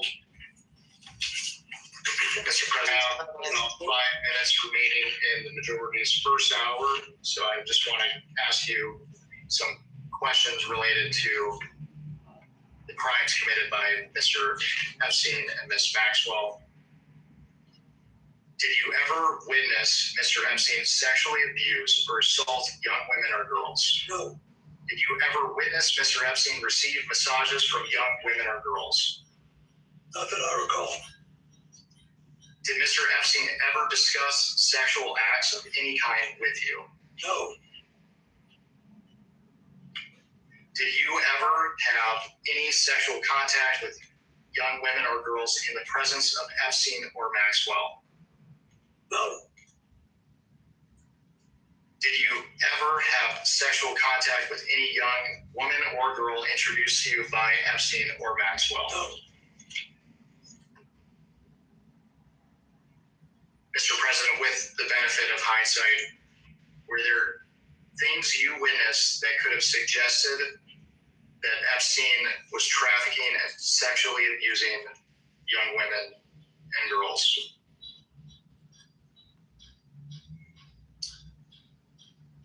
I do not believe.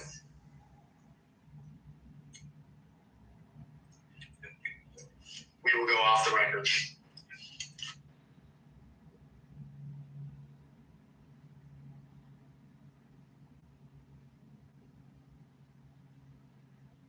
We can go back on the record. Mr. President, good morning. My name is, and I'll be doing most of the questioning for the minority today. First, I want to thank you for your long and distinguished service to this country. I also want to thank you for your time today. We appreciate it. Before we get to questions, I'd like to take a few minutes and highlight some context that we think is relevant for today's conversation. President Trump had a long-standing personal relationship with Jeffrey Epstein.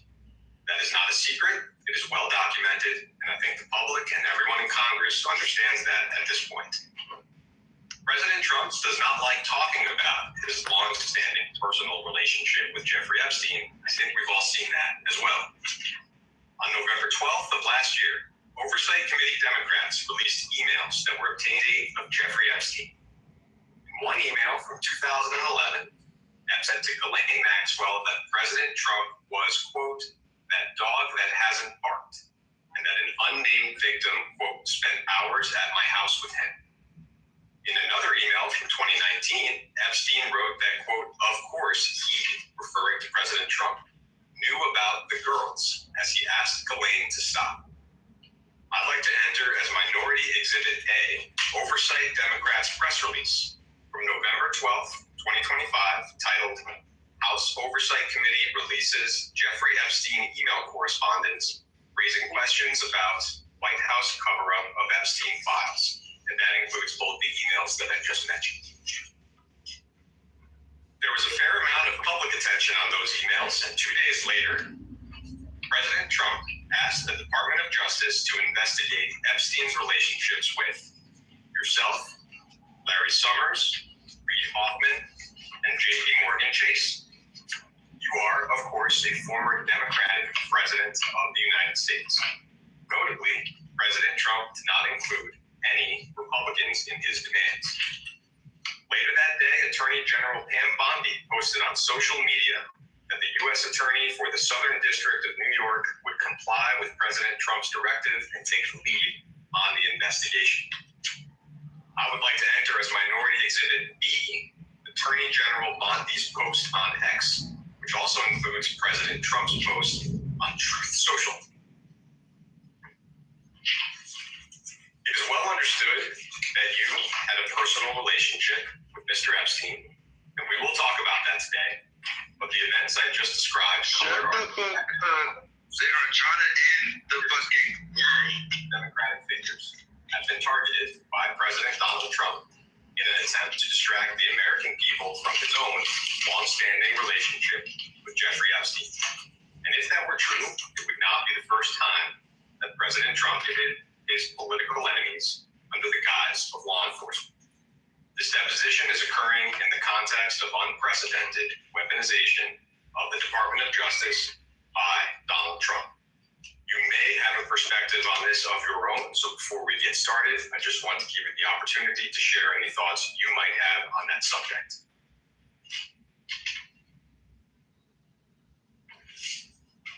I think I'll let you ask me some questions, and then maybe at the end I'll say something. That sounds fine. Thank you. I'd like to start our conversation with a few foundational questions so we can just set the record straight from the very beginning. With respect to your relationship with Mr. Epstein, did you ever, at any point during your interactions with Jeffrey Epstein, know about the sexual abuse that he was committing against minors and young women? No. Have you ever engaged in sexual activity with a person introduced to you by Jeffrey Epstein? With respect to your relationship with Ms. Ghislaine Maxwell, did you ever, at any point during your interactions with Ghislaine Maxwell, know about the sexual abuse that she committed and facilitated against minors and young women? No. Have you ever engaged in sexual activity with a person introduced to you by Ghislaine Maxwell? No. Have you ever, at any point, visited Jeffrey Epstein's former estate on Little St. James Island in the U.S. Virgin Islands? In February of last year, Attorney General Pam Bondi said on Fox News that you traveled on Mr. Epstein's plane, quote, because it supposedly had a bed in there where Jeffrey Epstein had young girls. I will ask you, did you fly on Mr. Epstein's plane because it had a bed where Jeffrey Epstein had young girls? No. Are there any other accusations that have been made against you with respect to Mr. Epstein that you'd like to address before we get started with some chronological questions? I think you pretty well covered it. Thank you. Thank you. I will ask a series of chronological questions. I'd like to try to create one clear chronological record. Some of that might be repetitive from what you've already talked about. I will try to keep that to a minimum. All of these questions are from a long time ago. If you don't recall anything about what I'm asking, just let me know. Starting with events before and during your presidency, the earliest known link that we're aware of between yourself and Mr. Epstein is that he made a pair of campaign contributions to you in 1992. There was a $1,000 contribution to your presidential election committee in January 1992, and another $1,000 in June to the Clinton Gore General Election Compliance Fund. I imagine a lot of folks donated $1,000 to your campaign. Do you have any specific recollection or knowledge of those particular contributions? No, I think this is the first time I've ever known that. Thank you. That takes us into your time as president. You were elected in November of 1992 and inaugurated in January of 1993. Mr. Epstein visited the White House a number of times while you were in office. Our understanding is that Mr. Epstein visited the White House 17 times between 1993 and 1995. I am not going to walk you through each of those visits, so I'm just going to break them into categories. I think first, with respect to the only Epstein visit where it is publicly known that you either met Mr. Epstein or had some interaction, was the White House Historical Association reception that you mentioned earlier. I know there's a photograph that you mentioned of yourself and Mr. Epstein meeting. Am I right that you have no specific recollection of meeting Mr. Epstein or Ms. Maxwell at that event?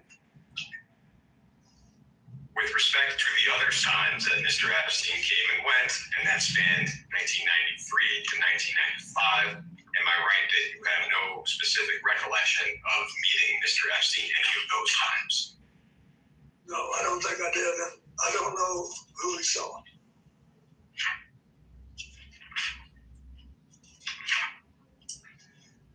It's been publicly reported that in March of 1995, there was a fundraiser in Palm Beach that you attended and that Mr. Epstein also attended.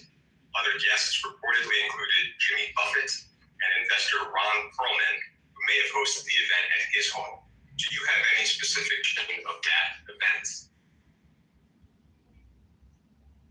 I remember going there in 1995.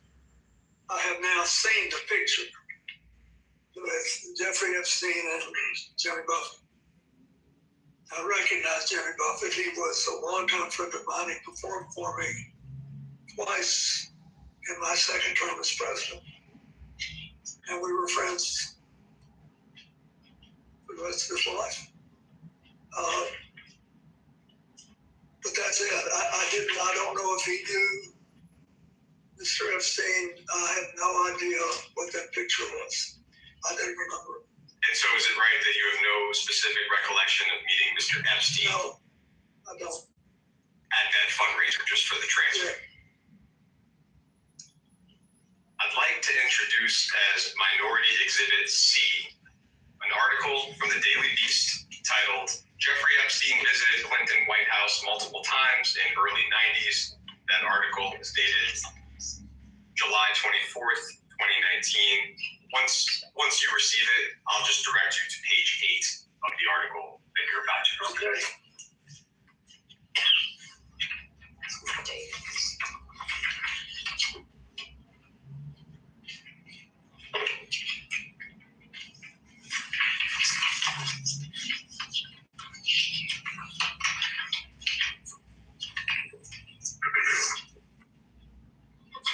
I'll give you a moment to look that note over, and then I'll read the relevant portion into the record.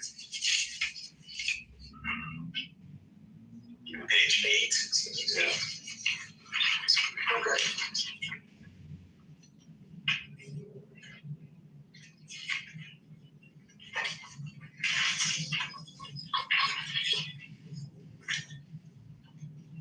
Yep.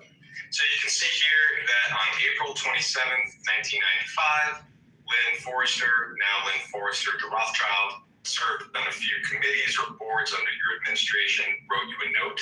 I'll just read our note out loud. Dear Mr. President, it was a pleasure to recently at Senator Kennedy's house. There was too much to discuss and too little to. Using my 15 seconds of access to discuss Jeffrey Epstein and currency stabilization, I neglected to talk to you about a topic near and dear to my heart, namely affirmative action and the future. And that's the end of the relevant portion. I just wanted to ask whether you have any specific recollection of this note or of your conversation with Ms. Forrester. No.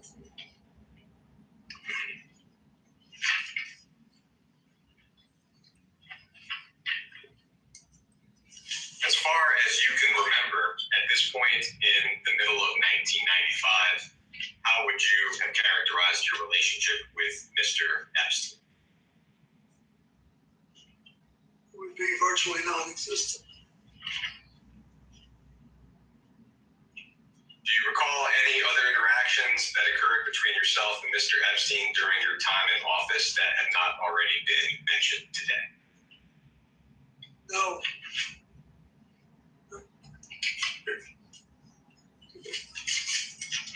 I think I've told you everything I know. In October of 1999, toward the end of your time in office, we know that Epstein contributed $20,000 to the First Lady's joint fundraising account. Would you have any memory or knowledge of that particular contribution? Oh, was that for a White House related? No, joint fundraising means the Senate. Oh, no, I didn't know that.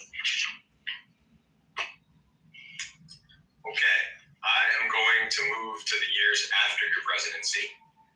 We'll do this in chronological order as well. Your second term ended in January of 2001. In December of 2001, the New York Post reported that you and Miss Maxwell had dinner at a New York City restaurant called Nello's. Do you have any specific recollection of that dinner? No. I don't know. I do. Nor do I remember the argument. So moving into 2002, you touched on this in the previous round. It sounds like there were two meetings. We don't have exact dates for them, but one of them was at your office in Harlem with Mr. Epstein. The other was at Mr. Epstein's home in New York City. Could you just repeat for us, what do you recall about each meeting, maybe starting with your office in Harlem? I just remember them in 2002, I think, he paid a visit, and he had become, I think it was either after or just before we started the flights. But he obviously was going to be a serious supporter of the foundation, and I think he paid a visit. I was flattered he wanted to see my office. I liked it. And then the meeting at his home in New York City, did I hear you say in the previous hour that Mr. Epstein was not actually there? I said that when I wrote my book and talked about it, and when I talked about it in the past, I realized I talked as if he were there, and of course he was there. And I started trying to picture a nice man on the staff that showed me around. And now I'm just being honest, I don't remember whether he was there or not. He could have been there, but I don't remember. As far as you can recall, would the purpose of that meeting also have been related to Mr. Epstein's support of your work through his plane, for example? Yeah, the reason we went by, regardless of who was there, was that my staff we finished an event in New York City that had a place, and Lord knows how many I've done since then, I don't remember what it was called, but it was in New York City. And my staff, they said, we're only a couple blocks from Epstein's house. It's a converted elementary school. He's very proud of it. And I think, it'd be a nice thing to do since it's a way you can just go by and take a look at it. So that's what we did. Do you recall seeing anything or anyone in his home that was suspicious or reflected abnormally young women or girls? No, the only people I saw there that night were staff. And him, if he was there, I just don't remember. Do you recall seeing any images of young girls or women at Epstein's home? No. So, moving to some of the travel on Mr. Epstein's plane, and we have specific dates for a lot of that.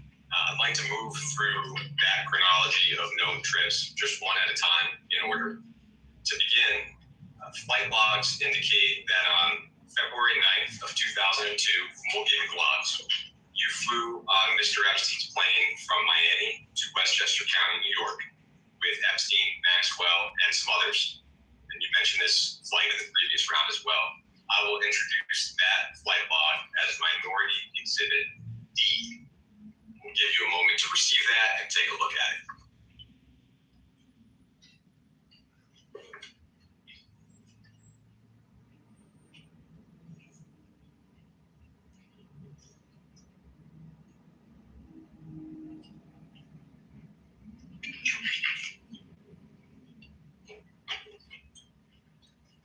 Is this one page? There's one page, exactly. And the flight in question, the leftmost column has a number 9 on it, and you can see your name at the beginning in one of the middle columns. Excuse me, at the top, it says 15. Are you talking about a date? Could you just? Yeah, the one on February 9th. Thank you. Sure.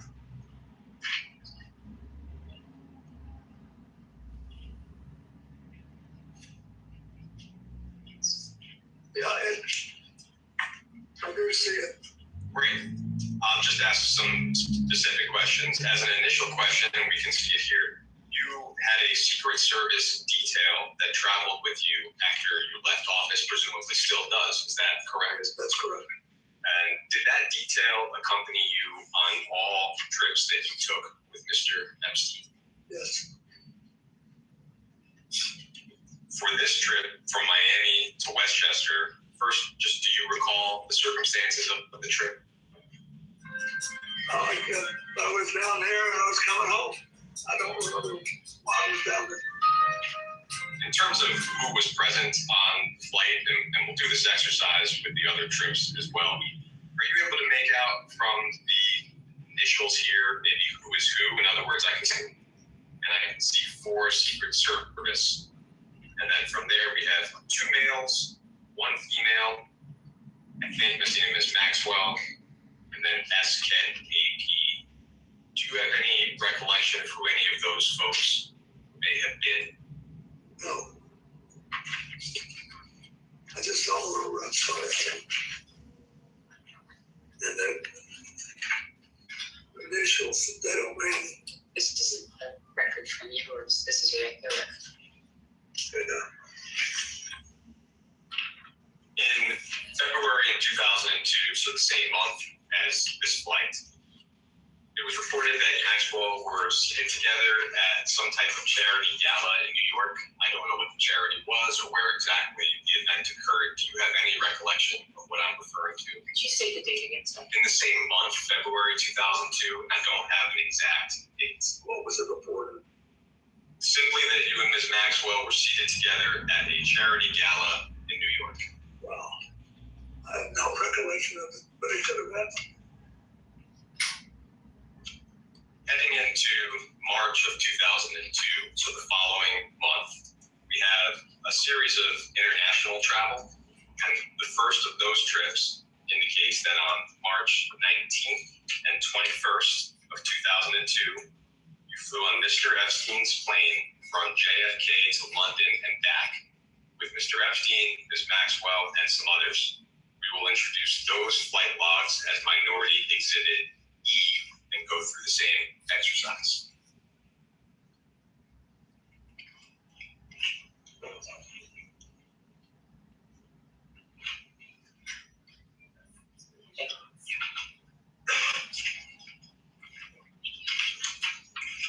And that's the 19th and the 21st.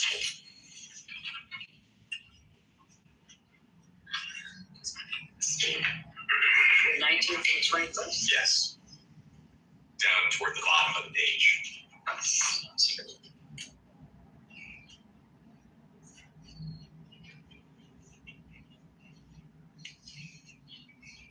Was this a flight to London? Yes. And this says we had 10 Secret Service agents. So I guess just to start with, do you recall the circumstances or the reason for this trip? This was when? This was March of 2002. I don't, but keep in mind, there was a lot of stuff going on. India, in the late January, 4 days after I left office, had a horrible earthquake. And lots of people died. And I called the Prime Minister of India, Mr. Vajpayee, who belongs to the current leader's party, but was much less uber nationalist. And I asked him if I could help. And he said, yes. He said, I have a money and organization to fix the big cities, but not the smaller towns. And we need schools, we need hospitals, we need all the stuff rebuilt. Will you help? So that's the first thing I undertook to do, even before the AIDS thing, after I left the White House. So I was there. So by March of 2002, the next year, we were still working on that. And then the South Asian tsunami hit in December. So I was doing all this stuff with, and also trying to get set up at home too. So that's why it sounds unusual for me to have 10 Secret Service agents, but I must have been doing the civil stops. And is it? And I'm Yo, turn that shit off, man. It's pure distractions. Go to a different room, my nigga. Alright, I'm gonna pause it right there.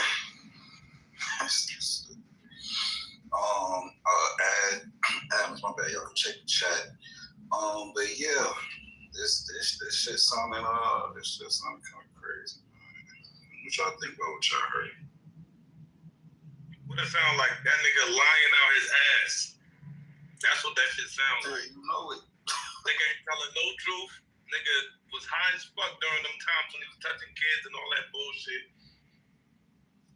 It's a waste of time. We're just trying to dig through a fucking old ass brain that's been calcified, high, probably got all kind of craters in it from drugs.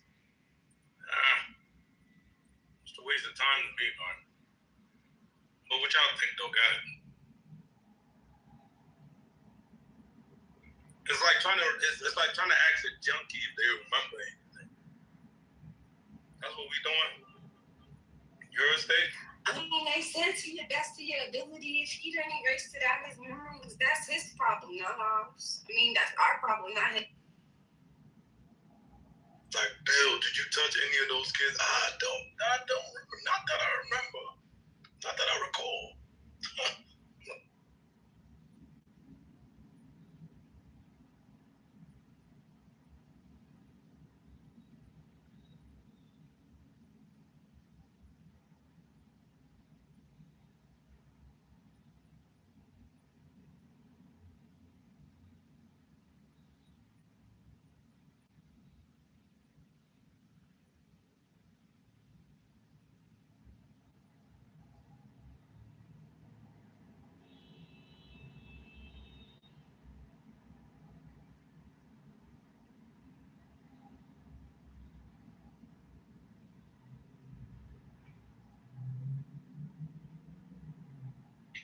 Hey, did y'all see the video? Can y'all hear me?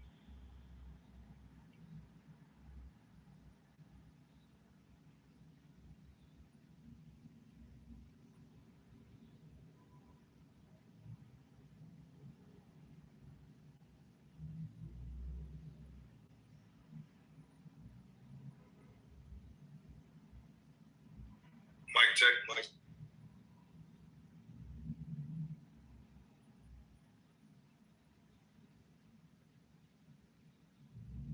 Hey, did y'all see one of the videos of the Iranian leader killing himself online? That he gave the location of some. Yeah, where everybody go? I don't know, but there's a video circulating. Yo, you guys there? It's crazy. Oh shit, I think I'm probably gonna.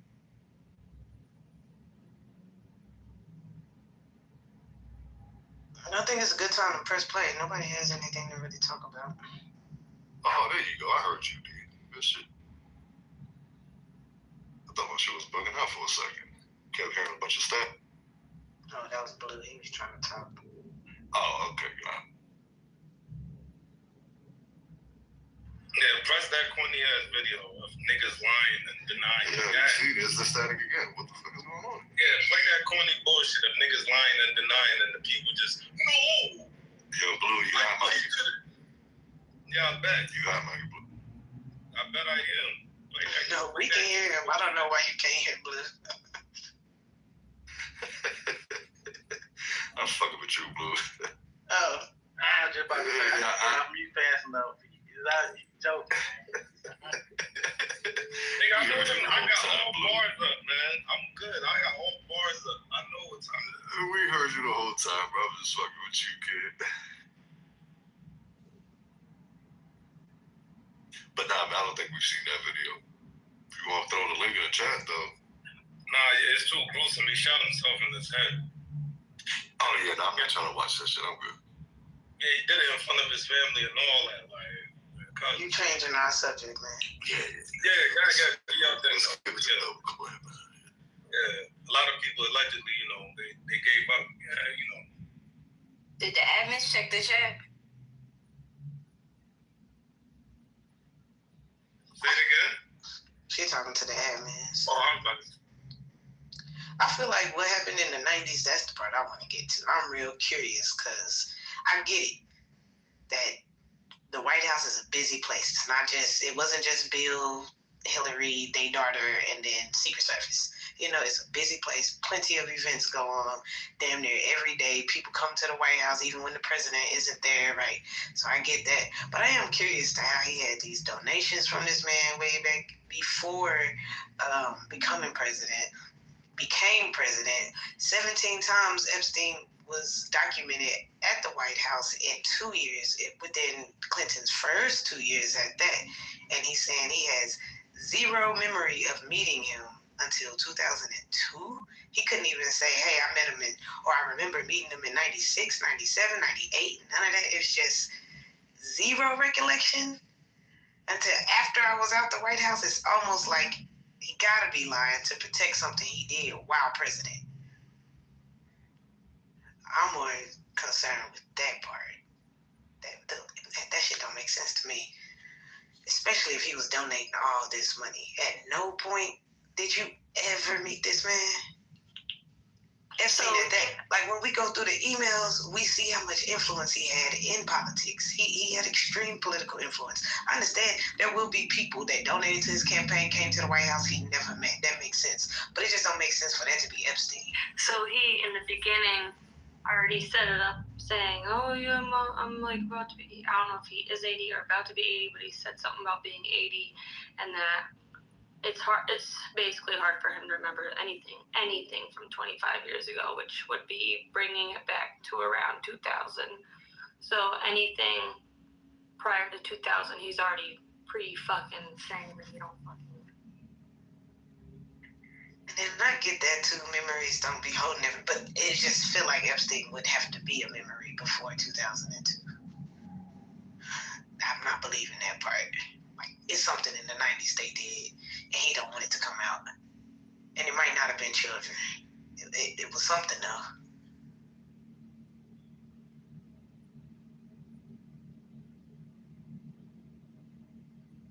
Now, I don't know how many of you guys have 80-year-old grandparents, but oh shit, nah. I have an 89-year-old grandfather. He's gonna be 90 this year. And he don't have issues fucking remembering back in the day and recollecting on fucking memories and shit. Like, so, I don't know. That whole cop-out of, oh, I'm about to be 80 is just fucking crazy to me. Well, I'm gonna let him cop out because I ain't nowhere near 80 and I be fucking forgetting what I wore yesterday. Exactly. Yeah, but wait, you got mom brain. That you don't count. But you gotta think about this after too. that. That's true. I got a horrible memory, right? I don't remember a lot from college. I know I knew people. I remember them, but you could tell me I went to a party with them and I'd be like, oh, okay. You could show me a picture. And, hey, I don't remember that night, but I know that person, right?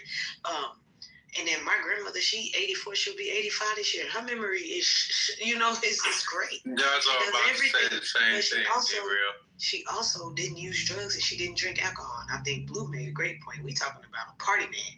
I believe Clinton used drugs and drank alcohol. That's my belief. I don't know for sure. But I think some of our grandparents probably just didn't delve into so much street and secular shit.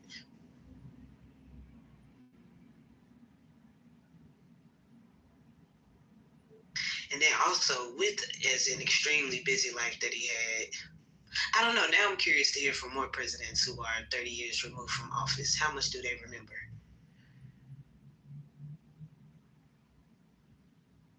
And I'm not saying every single old person should remember Seth Kennedy, but there's, usually medical diagnoses that cause that of old age. So unless, there's some type of dementia or Alzheimer's, then yeah, that's typically where the memory loss comes in. A lot of the times, the older you get, the more you recollect on your younger years. 1,000%. You don't just stop thinking about when you were young just because And then a lot of these memories are triggered by pictures, by music, by certain things. So with them bringing up all these factual evidence of these times, the memory can tap back in. So yeah, I feel like they just be lying sometimes, or they're lying aloud. My whole thing is, how they ask this nigga, they say to him, like, anything that you have basically lied about and know you lying, you could be charged for.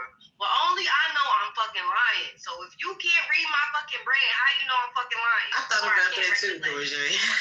I was like, wait, how they gonna prove that he did remember that? I tried to think of ways that they could find out that he did remember, like maybe his text messages from 2 years ago. It's like, oh, so you claiming you don't remember that, but you was texting about it 2 years ago. I don't know. And then he joked about having like a clear conscience. He was like, if that makes you feel better or something like that. But it's just like, does it make you feel better? Because you can't, quote unquote, remember these things happening. Does that clear your conscience? Like, what if you participated in certain things that you over here claiming on record that you don't remember? And I don't know. Hopefully they have some, harder evidence to stick to these people and catch them in these lies, because they're going to say what they're going to say. But hopefully they have other stuff on the back. They need to be asking the same questions in different formats so you could trip them up. The last time you said they this, do. now you're saying this. I heard them doing that to Hillary yesterday. I was like, yeah, that's why the attorneys, that's your attorney job to catch that objection asked and answered, because they will try to get you in just a different way. Or after you say, like, they kept doing her, like, she would say, I didn't know who he was. I didn't know who he was. They were like, so what did you think about this? I didn't know who he was. And wait a couple of questions. And so how did you feel when he did this? And it's like, nigga, I said I didn't know who he was. What they want her to do is finally answer the question, because they believe she knew who he was. Do you think this this energy that he's giving is all like an act? Like talking all we know his voice, yes, but just like playing into the older age, like I'm so old, I'm about to fall over. No, I actually think it's real. I'm watching his old brain work out equations, basically. So when they was presenting the names to him, that he kept saying, he explained. He did what? He was not answering them with a yes or no. He was like, yeah. Exactly, and that's old people shit. like nigga giving me the yes or the no, but he had. I was thinking that who they were. Talking to. Yeah, he was going through his memory bank. Like, okay, I know who that is. We hung out. We did this. They worked with me, but I don't remember that conversation. Like, yeah, I think that was nigga shit. Shoot, when they were saying, if we're gonna take a slight break after every hour, and then you just let us know. Nigga, I'm old. Can I get a nap break? Cause I'm about to fall asleep. The fuck? Y'all know y'all grandparents go to sleep 5 times a day. During I wouldn't be surprised if you fell asleep during this shit. I don't know. Mine take about one good day, midday nap, yeah. I done popped in sometimes. She laid out on the bed, knocked out. 80-year-old for 4 hours. Now that's a fact. Like my grandma, her hearing may not be that good, but she'll tell you a story. She'll tell you a story about the time, know the dates, and I'm like, dang, okay.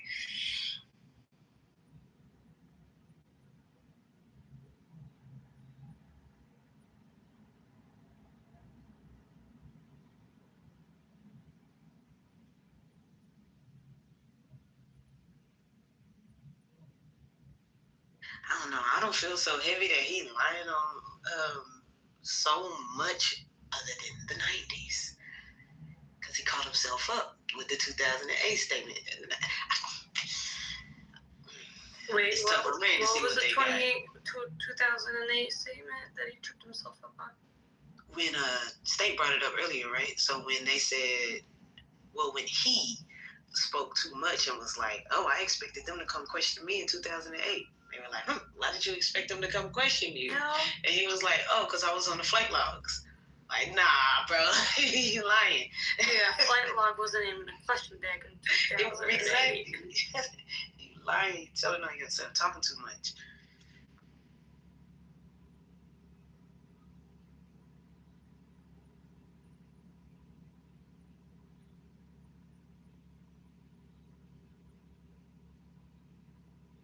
I'm starting to think Epstein may have helped him get elected.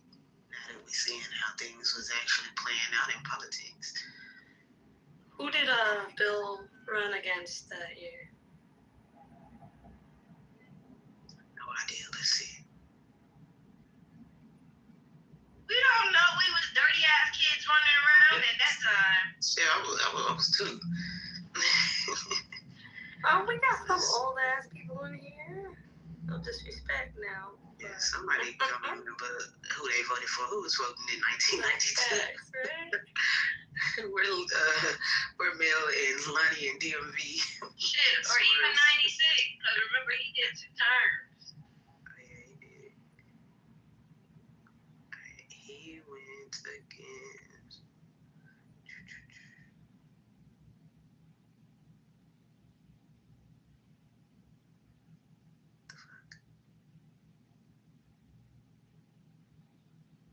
Oh, 92. He was going against Bush 1? Yeah. So Bush 1 only had one campaign?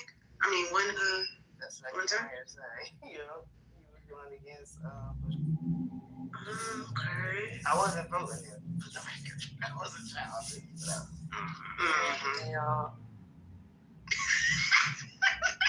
It's true.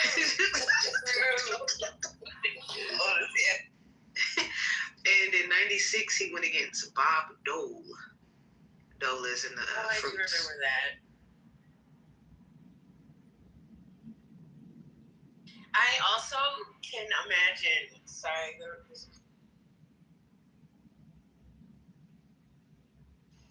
Y'all remember Tupac? Bill Clinton, Mr. Bob Dole. Too old to. Oh, yes, that's why. You're too old to understand the way the game go. Your lane so. Yeah, it's crazy. Also, I can't imagine these Caucasians doing the nasty. Like the image in my head, I'm just like, it's awful. It's awful. And this is embarrassing, honestly. And imagine all the people who have been wrongfully accused for things like this and they slip up because they're nervous and stuff like that. And these people are just running a fucking muck. I hope everybody gets what they're owed because, like, this is nonsense. This is really ridiculous. So it was found in the files that Epstein had his prostate removed, right? But in his autopsy, it gave a report on his prostate. So in the files, it was a conversation he was having, and he was asked about his prostate being removed, and he confirmed yes they were. So in the autopsy report is reporting on his prostate. So wow, what did it say? Do you remember? Well, I don't. But I can go find it. But anyway. But definitely, it gave the report as though the prostate was intact when they did this supposed autopsy. Exactly. They didn't do their job. Is yeah, because he's not dead. It's a fake autopsy report, man.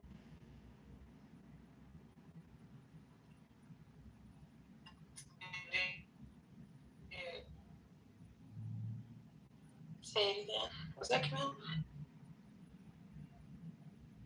A little bit of both. I thought they killed him, but I think he's alive now, y'all. Oh yeah, most definitely.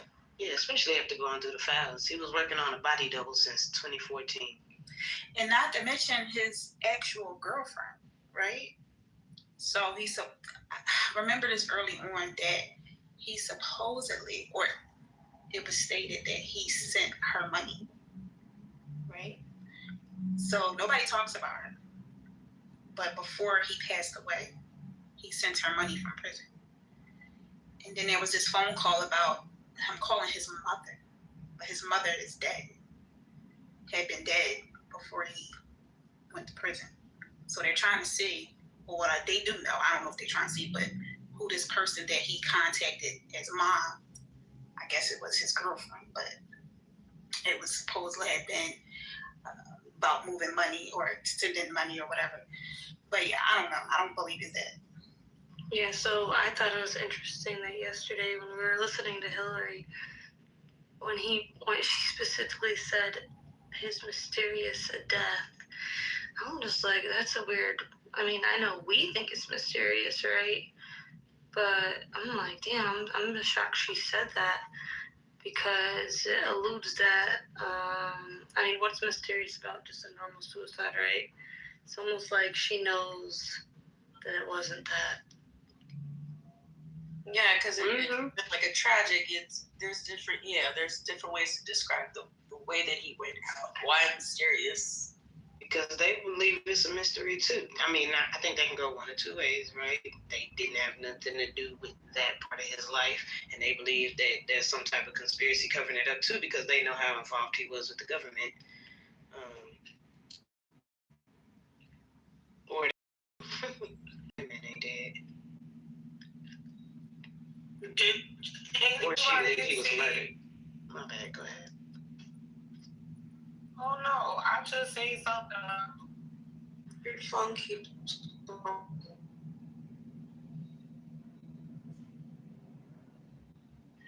If you were a criminal, would you leave a loose end?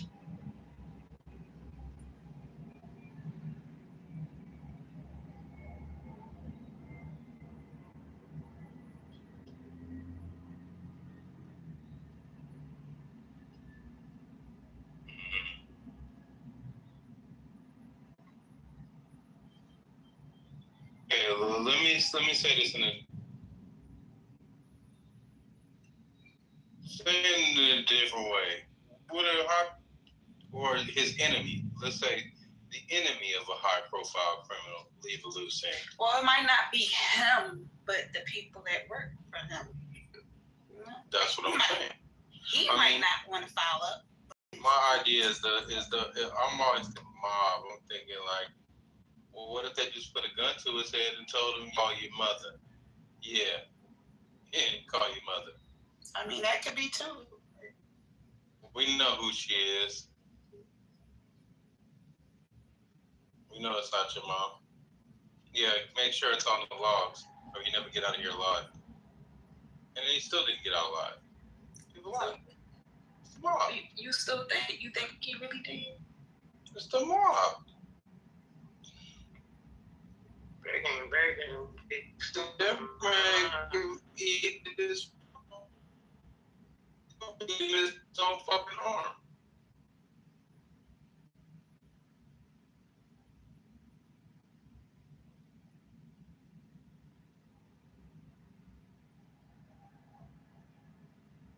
I saw that too.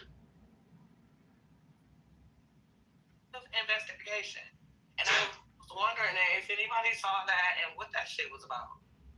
And I see that it seemed like the bid scared to push up on them because it's like they in their payroll. So if you get what I'm trying to go with this, then I think the whole world probably in this in Epstein pocket to the point where he could fake his death if he wanted to. Should he got that type of money?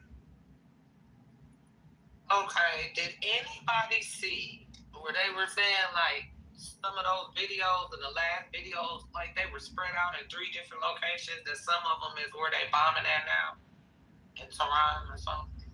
Like that's where the third set of stuff is and shit. Okay, I'm gonna have to go grab that post. I'm driving, just wait. But I'm thinking they not that slow to just keep. If everybody know about the Epstein island now, they going to somewhere else now. I don't think they do. No. Nobody's slow to just be like, yeah, come get me.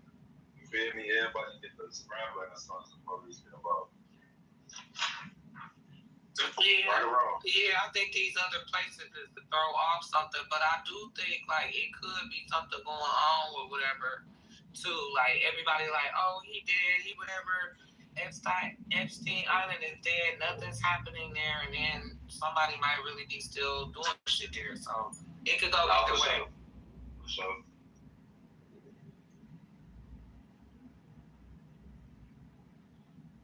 Just can't be blind for sure. Definitely gotta stay woke.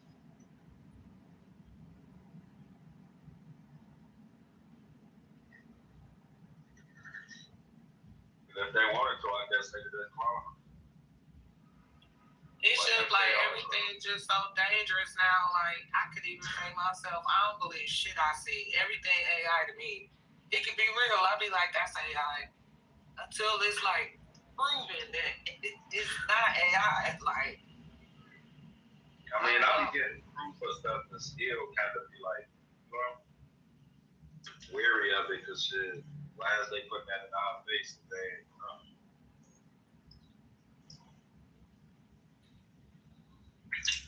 And then it even got me to the point where everything is this or controlled opposition or put out here for propaganda. Is it anything real output?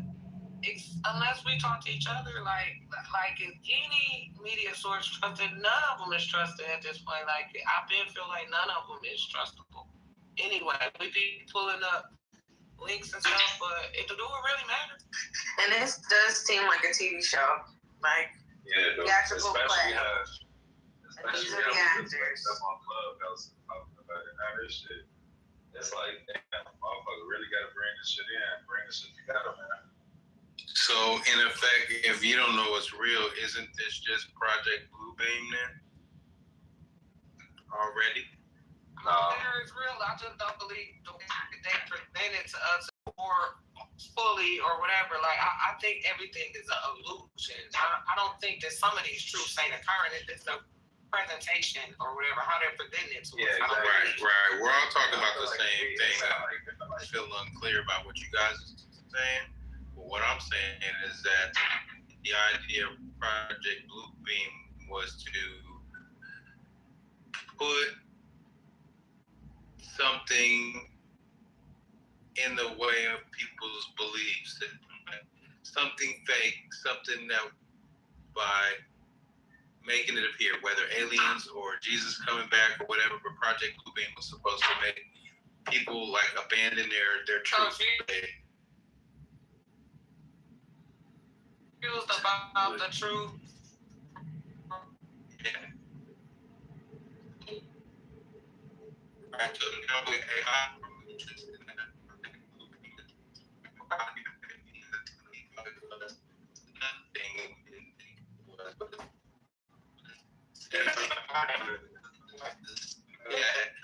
Now we got something where everybody knows it's real. Have PTSD from the impulse, react, everything's going to be fucked up. Then something that's real, it would be the reverse. It's going to give you something fake, it'll give you something that's real. And you're not like in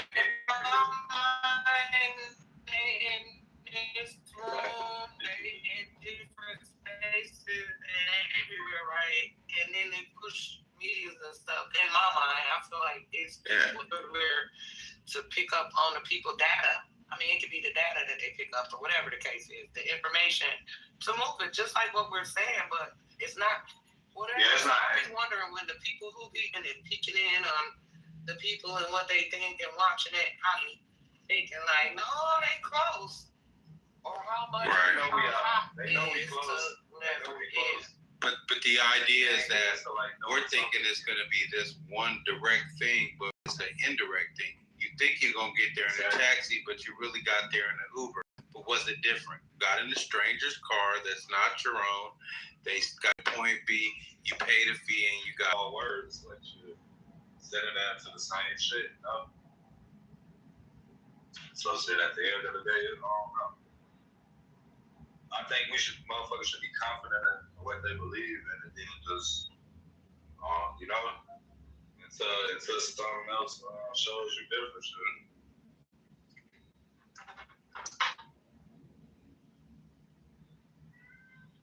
It's what you see is putting your face for you just to see for real. And that's what I'm saying came from half of what, some of what you hear, half of what you see.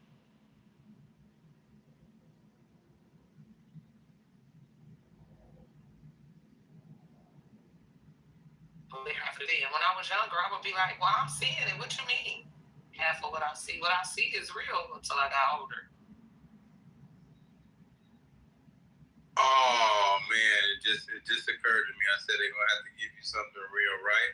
Guess what that is?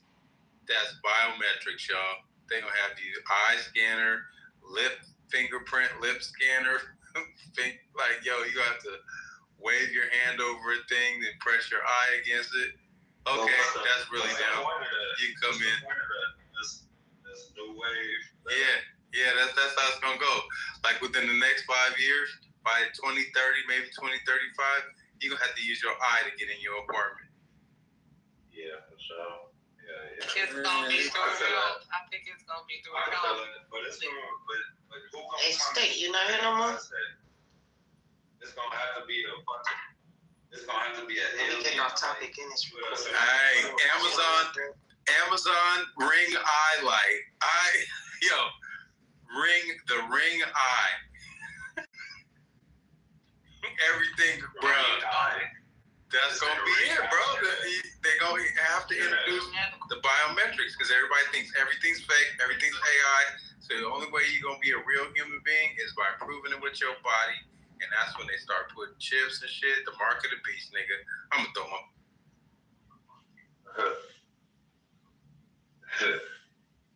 Yeah, that's it. Where you at?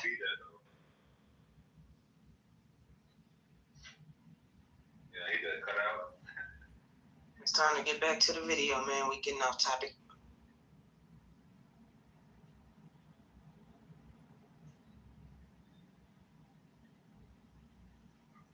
One video.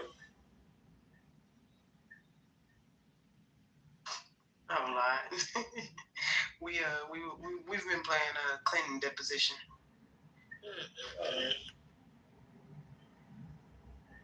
I just want to see the picture he was giggling at.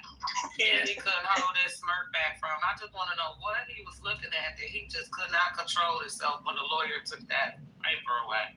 Or is that He was looking at a picture of him with some girls in one of them pools or something. He was like, look what you look at this. Because the lawyer took it from him and he took it back. Like, he showed it. He was like, no, hold on. I might remember this night. Hold on. Give me that back. That's what I'm saying. These pictures. That's why I'm like, that was a wild night. But he got help. Just think about the ones that's out here that's moving around freely. Going to these bohemian clubs and shit. This shit deeper than what was portrayed to be. Because the bohemian club is like another spin-off of the Epstein family.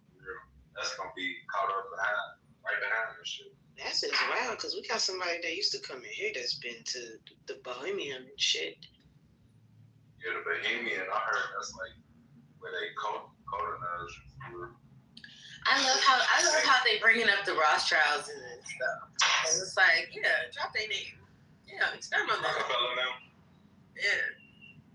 I think Rockefeller them had some was like the first ones to start this shit. What? Oh my God. State. Why Rockefeller? Why they involved in this shit? They wasn't on. We think so, but right now they talking about the Rothschilds. Right. Okay. They started name dropping one Rothschild. They told them they get to the rest of them because they got some more. Yes. And then he also told them to push pause on something else.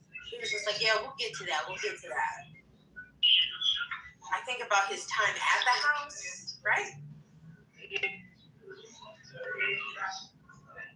I don't remember. I don't. I might have missed it, but did we get to the part where they asked about the blue dress and the portrait, the painting? No, they ain't got that. Are they gonna ask them that? That's wild. Okay. My bad. If they, they. Okay. State. Where are we at? Au revoir.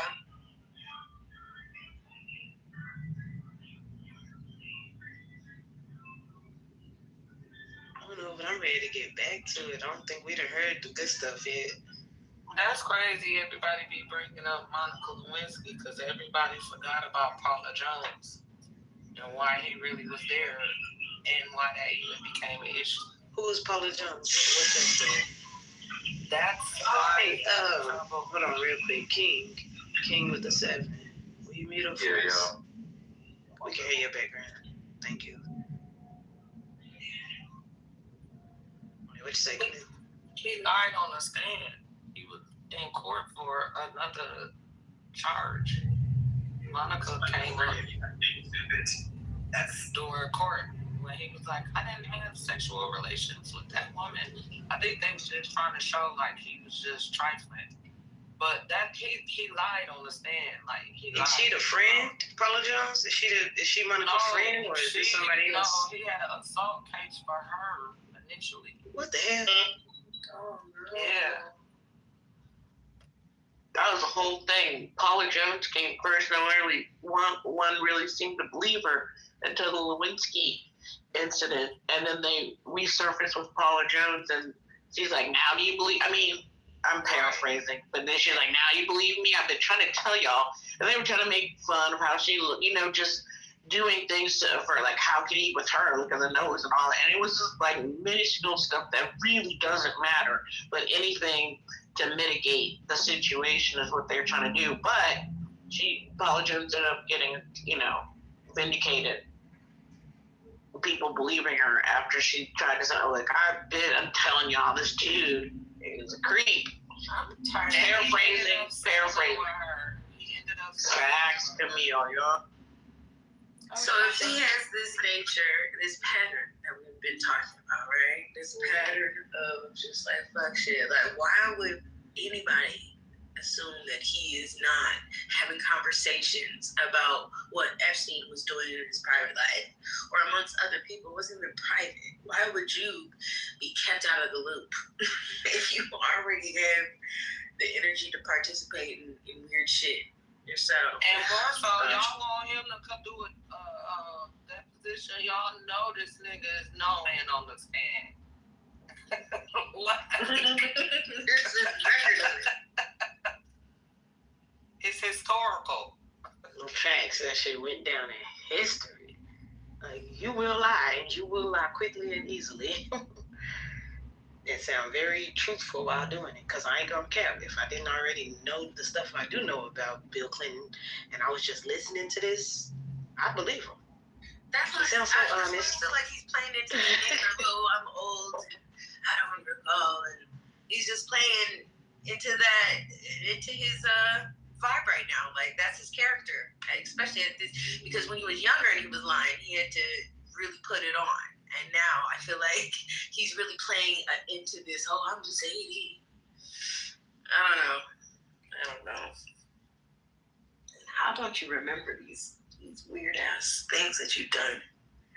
Yeah, it's like, I don't want to put kids on him, but I did.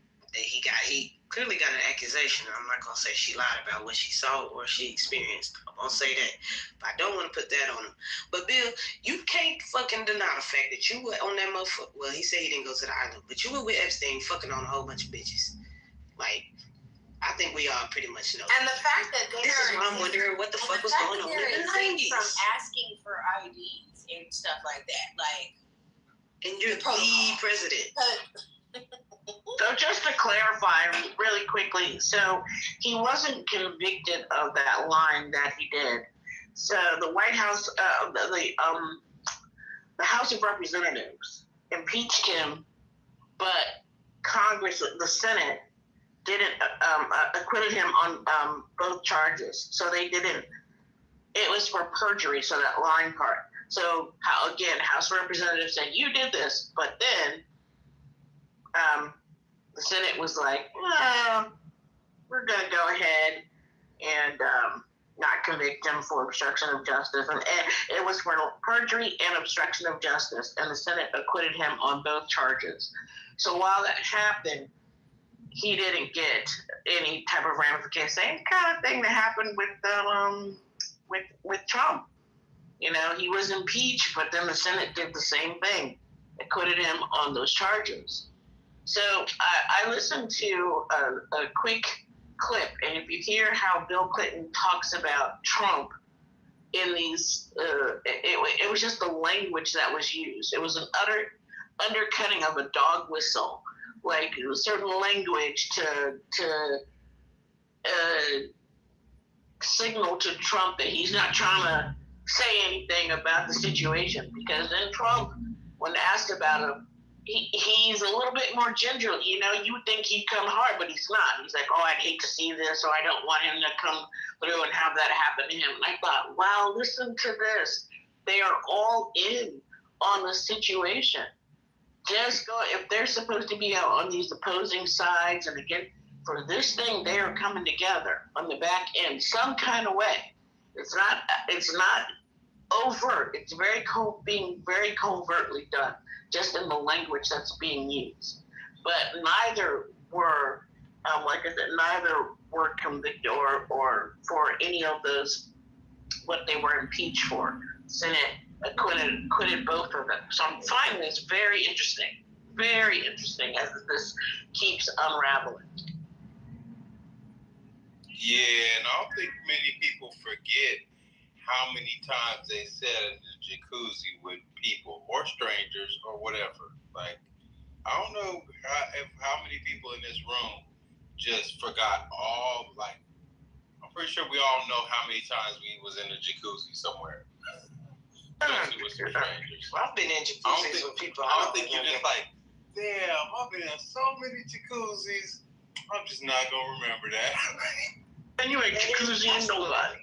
I mean, I'm so jacuzzi. I just can't even. Man, my jacuzzi game is so tight, bro. I forgot that's too many jacuzzis ago. Like, nigga, I used to have one in my backyard, and I fucking don't forget all the times I was in the motherfucking. You don't forget, or you do forget? I don't forget. If you ain't do house parties, if you ain't been to house parties, if you ain't been a part of that type of stuff, it don't have nothing to do with wealth. It literally just, I saw somebody put that in the chat. Literally just got stuff to do with how you interact, right? So. You know how many house parties you had with that motherfucker? You know how many times you've been to house parties and got in? You remember shit like that. You don't just remember shit. No, you don't. I went to college, bro, 4.5 years on one campus. And I cannot tell you every single time that I went to a certain party with people, certain people who were there, like I said before, shit, you may be able to find me in a picture with somebody. That don't mean I fucking remember them or what we did that night. But you kind of remember where you was at and what you was doing and the kind of people you were around, sort of. Yeah, that's why it would be easy. Like if they would say, do you remember this person? Show me a picture of them. Okay, I remember this person. I got a name. All right, put the picture of the night. Maybe the outfits that people had on, I could be sparked with a memory. But you could say, do you ever remember having going to the restroom with this person? Because, you know, girls always take the restroom with each other. I don't know, but that's something it could have happened. I might have went to the restroom with them. Now, if that person told somebody, yeah, we came to the restroom and we had a conversation about something that happened to me, I would hope that I remember them having that type of conversation with me. That's the part where I think that's where the kind of, you know, some of that stuff too serious. Like, you should remember if you had a conversation about Epstein and his crimes with somebody. And the thing is, he said, remember if he was in a jacuzzi with them. He made a comment during the thing. I wonder if y'all caught it. He said he thought he was an interesting dude or something, intriguing or interesting, he said. And they were like, well, why did you think that? And he was like, because of the stuff I told you. Okay, so this is what I was really know him like that. So. Exactly. But this is what I was thinking yesterday, and it still stands for today. Like, maybe he didn't have the conversation about shit that they kind of understand. Maybe it wasn't a verbal conversation. I don't know why they were putting in emails, half the shit that they were writing emails. But maybe it wasn't a conversation about what the fuck shit that was happening. Maybe it was just like an understanding. You know, they're not talking about what they've seen because you were interacting. You was there. You was on a plane. Did you see anything? But what did you see? What do you remember with your eyes? Maybe it wasn't a conversation, but what do you remember with your eyes that didn't need no words to understand, you know? How can this motherfucker been slipping and sliding around the White House for over 20 years or damn near 30 years? This motherfucker been slipping and sliding around the White House and don't nobody know. Hey, what the fuck you talking about? 25 years this nigga been around giving money and shit, and all y'all don't remember him? All of y'all don't remember him? Okay. But you got pictures with him. Do y'all remember what house Clinton said he went to? Because I thought I thought they were talking about the island. Was there another house that Clinton said that he went to? I think it was the New York City one, I thought. But he had, they said yesterday during the Hillary deposition that he had property, Epstein had property in New York, Paris, I think, other than the island. And then there was another one, what was it, Texas or somewhere out west? Does anyone remember? Whatever ranch. New Mexico. Yeah, he had several properties, and Clinton said he had been to his house. I think it was in New York City. Okay, so or Juice, how many pictures do y'all have with people that y'all don't really kick it with? They be like a friend of a friend, but you got enough of them pictures, smiling and hanging out with this person, but you don't remember nothing about it. Not many. Bro, I ain't gonna lie to you, bro. If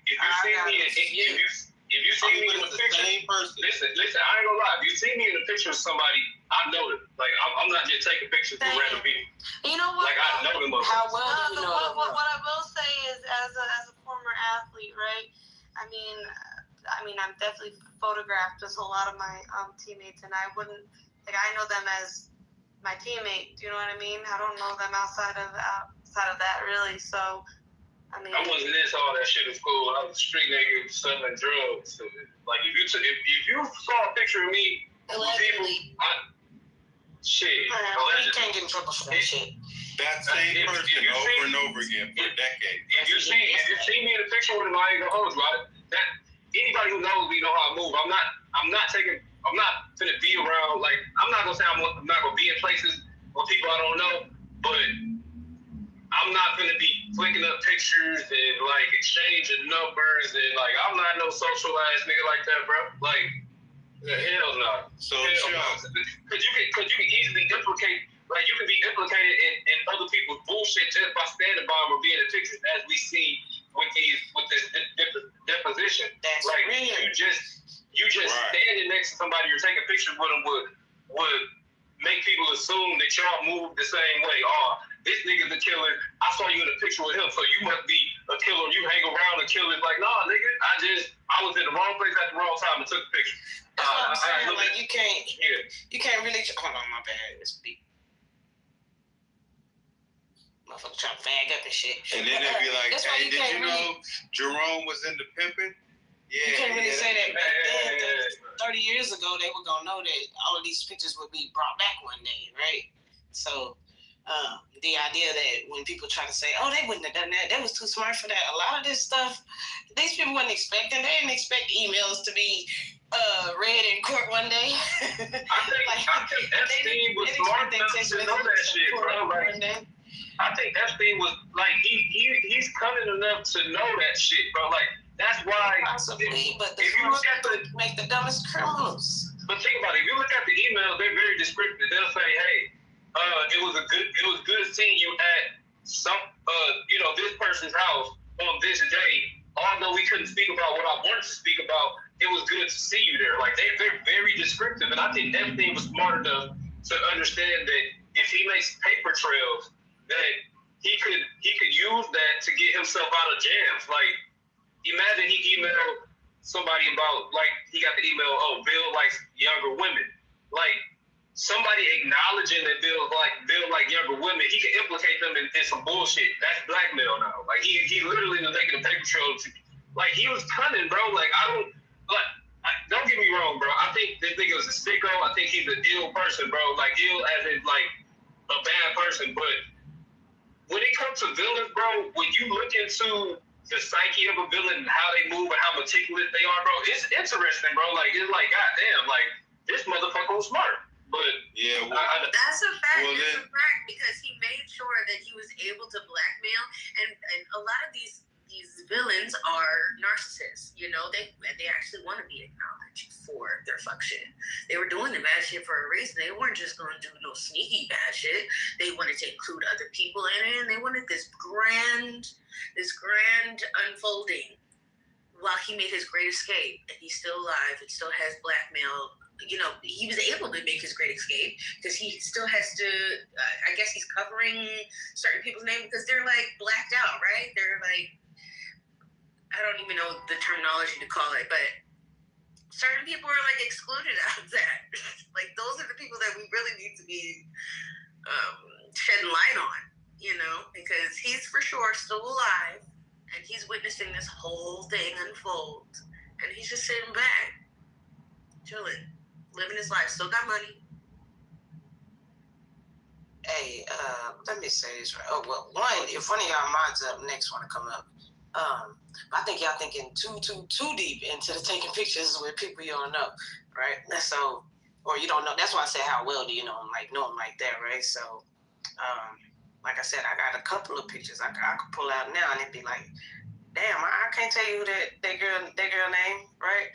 I could probably tell you when we saw each other, but I can't give you her name. Then I got some where I can give you their name, but I can tell you that I got a whole lot of conversations with them, and it's not because I walked up like, hey, stranger, you want to take a picture? No.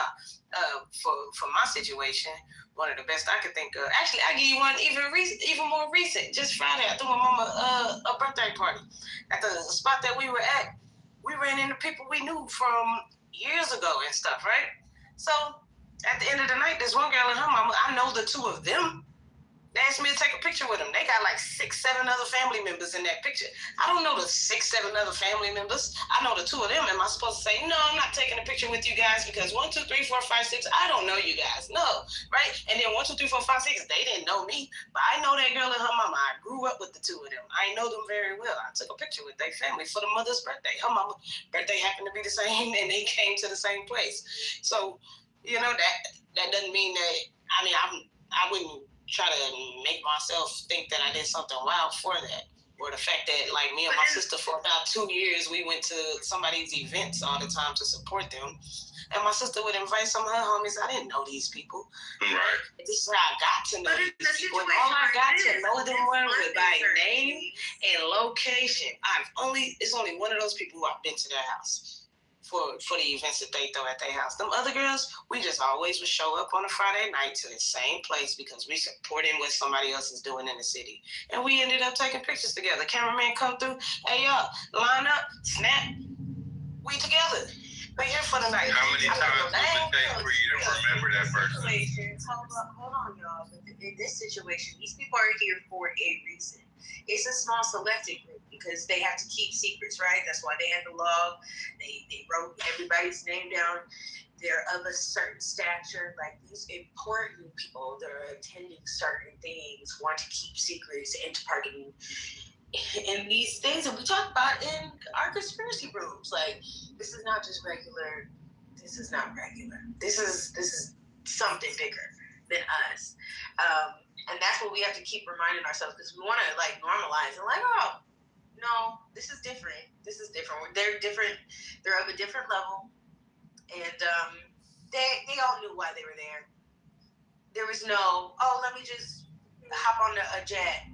You know this type of person's nature. Your parents teach you types of things. Like you're participating. No one was out of the know.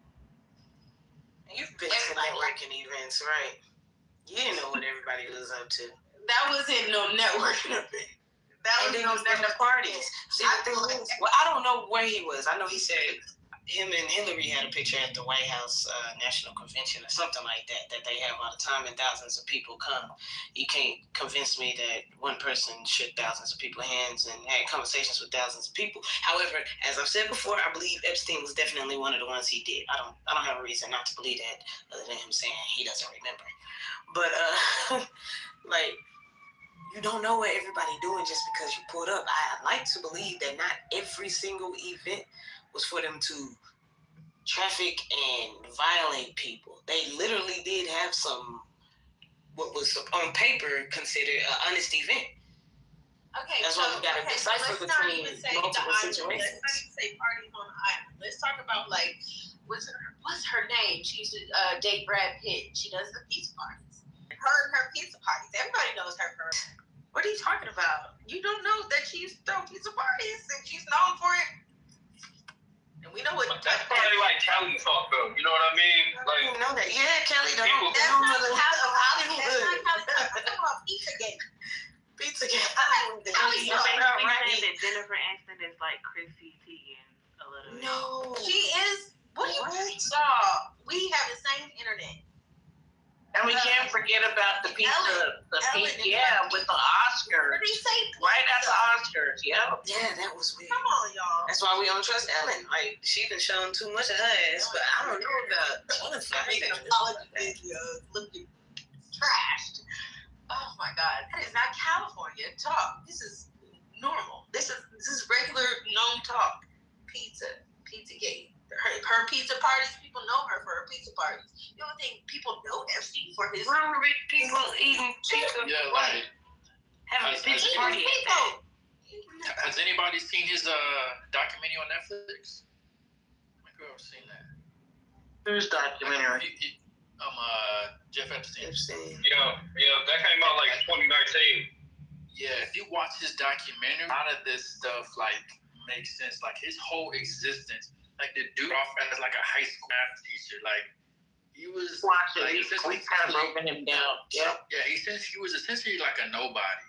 But when he went to a parent teacher conference and met this Wall Street tycoon's like son, or like he met like their dad or something, and they quickly realized like he will do things that other people won't do. Like he was the guy that they contacted if they needed someone to do something that they were like kind of a little hesitant to do. Like he like this his entire life. Since he was I think he had a case in high school, and he's had cases where he was connected to murders, connected to these crazy parties, didn't necessarily do, and kind of keeping it under wraps.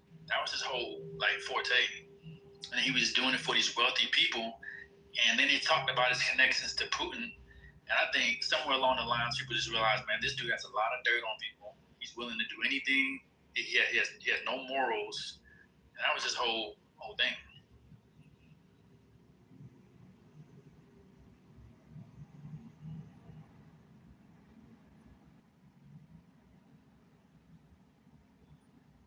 So Adam, The school you're talking about was Dalton, the Dalton school. It was a private school. Yeah, the Dalton school. Like the dude, he had no credentials. His only credential was he's a dirty guy.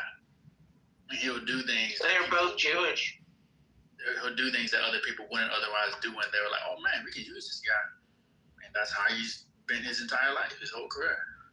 I mean, when I say both, Epstein and the guy that hired him at the Dalton school, we're both small hats. So there's that. Let's not forget with Pizzagate, the guy that came in and because there was supposed to be a pizza parlor or a pizza restaurant in DC, and the guy came in and proceeded to attempt to shoot it up because they thought that the kids were being run through that actual pizza parlor. That was the whole thing. And it got minimized and how ridiculous and crazy that guy is, and this, that, and the third. Hillary brought that up yesterday. During her crash out, she brought that up. She was just she was making the argument that Pizzagate was a quacky, or what she called it. She said it was a conspiracy theory that caused a lot of damage. One being what you were speaking about, the guy going into the place and shooting it up. But I mean, do y'all actually put yourselves back in at the time that Pizzagate dropped? Like how much shit? It was so much shit that was revealed that people don't even talk about. Like now, it's like the small details and things, like the picture that the guy would take at Comet Pizza, whatever that shit was called. The picture with the kids on the table. I remember they said it was an underground room that they would lock the kids in. And man, that shit, it was too much shit in correlation to that Planet Pizza, whatever the fuck that shit was called. What's Comet pizza. I remember Comet pizza. Yeah, to ignore it, man. That shit was twisted, and that was the same time Frazzle dropped with Uma and Uma Abedin and damn, bro, that top was crazy, bro. 2016 was a crazy year. You mean like Anthony Weiner too? Is that what you're talking about? Yeah, Anthony Weiner. I remember that on the news, but he had cases like that before where he would reveal himself to people who, send unsolicited pictures to women. And yeah, I remember that, man. I remember that shit like it was the back of my head. Like, dude, I just remember, man, that's when Chester Bennington was talking about coming out with his documentary about child abuse and child sex trafficking. Like 2016 was crazy. Ain't that when Chester Bennington died? 2016? 2017? Like he died right around that time. It was him and Anthony Bourdain. They all and another guy. They all died around the same time, and that's when all that child sex trafficking shit was coming out. And then I wonder why all these certain celebrities commit quote unquote suicide. It's just like the Anthony Bourdain, and then my other favorite. I was so mad at him when he committed suicide. That comedian, he did Mrs. Doubtfire. Robin, fuck you, Robin. I don't know if he did anything, but like, what brings you to a point where you're so sad? Like maybe he just knew too much, and he didn't want to be a part of it. Maybe he did something wrong. I was just like, they said Anthony Bourdain would travel because he had that TV show on the Food Network. They said he would travel to other countries, and in the midst of him trying dishes with them, he'll learn about like child abuse that was going on there. And he was going to make a whole documentary based off like what he was finding out about, child sex trafficking and child trafficking. If you ask me, like I don't know. Dave Chappelle said the best. Anthony Bourdain had one of the greatest jobs in the world, bro. You traveling around the world trying, interesting food with interesting people, bro. And a person like that takes their own life, bro. I don't believe it, bro. Yeah. I just don't believe it. Facts. You did open with that. That was a good opening. Also, with Robin Williams, now this is just what they said, but they say a lot of stuff. Said that he had bouts of severe depression, and sometimes it's known to be that way with comedians, because that's why you see like their symbol is the happy and happy face, sad face. Tears of a clown. Yeah. Yeah. That's the tears of a clown with the happy sad face. That the whole representation is tears of a clown. That's a cool thing. Just like the nature of. I know that is. Oh no, the nature of you performing for everybody else, but deep down inside, like. Right. That's exactly what they said he suffered from. So it was a long time. But why then at that point did it get so severe? Like if it had gone on that whole time, I don't know. Peace, y'all. I got the audio queued up. How you doing? What up? How y'all feeling? Yeah, whenever y'all ready, I know y'all chopping it up, but so we know. So, real quick, but RIP to the people who, everybody said that they committed suicide, but it probably was something different because they were trying to make a change or they couldn't deal with the circumstances of the conditions of understanding what's going on in the world. Like, RIP to those people. All right. Cue it up. Skrillex too. Also, there was Chris Cornell. He was also working on the document as well. That with the person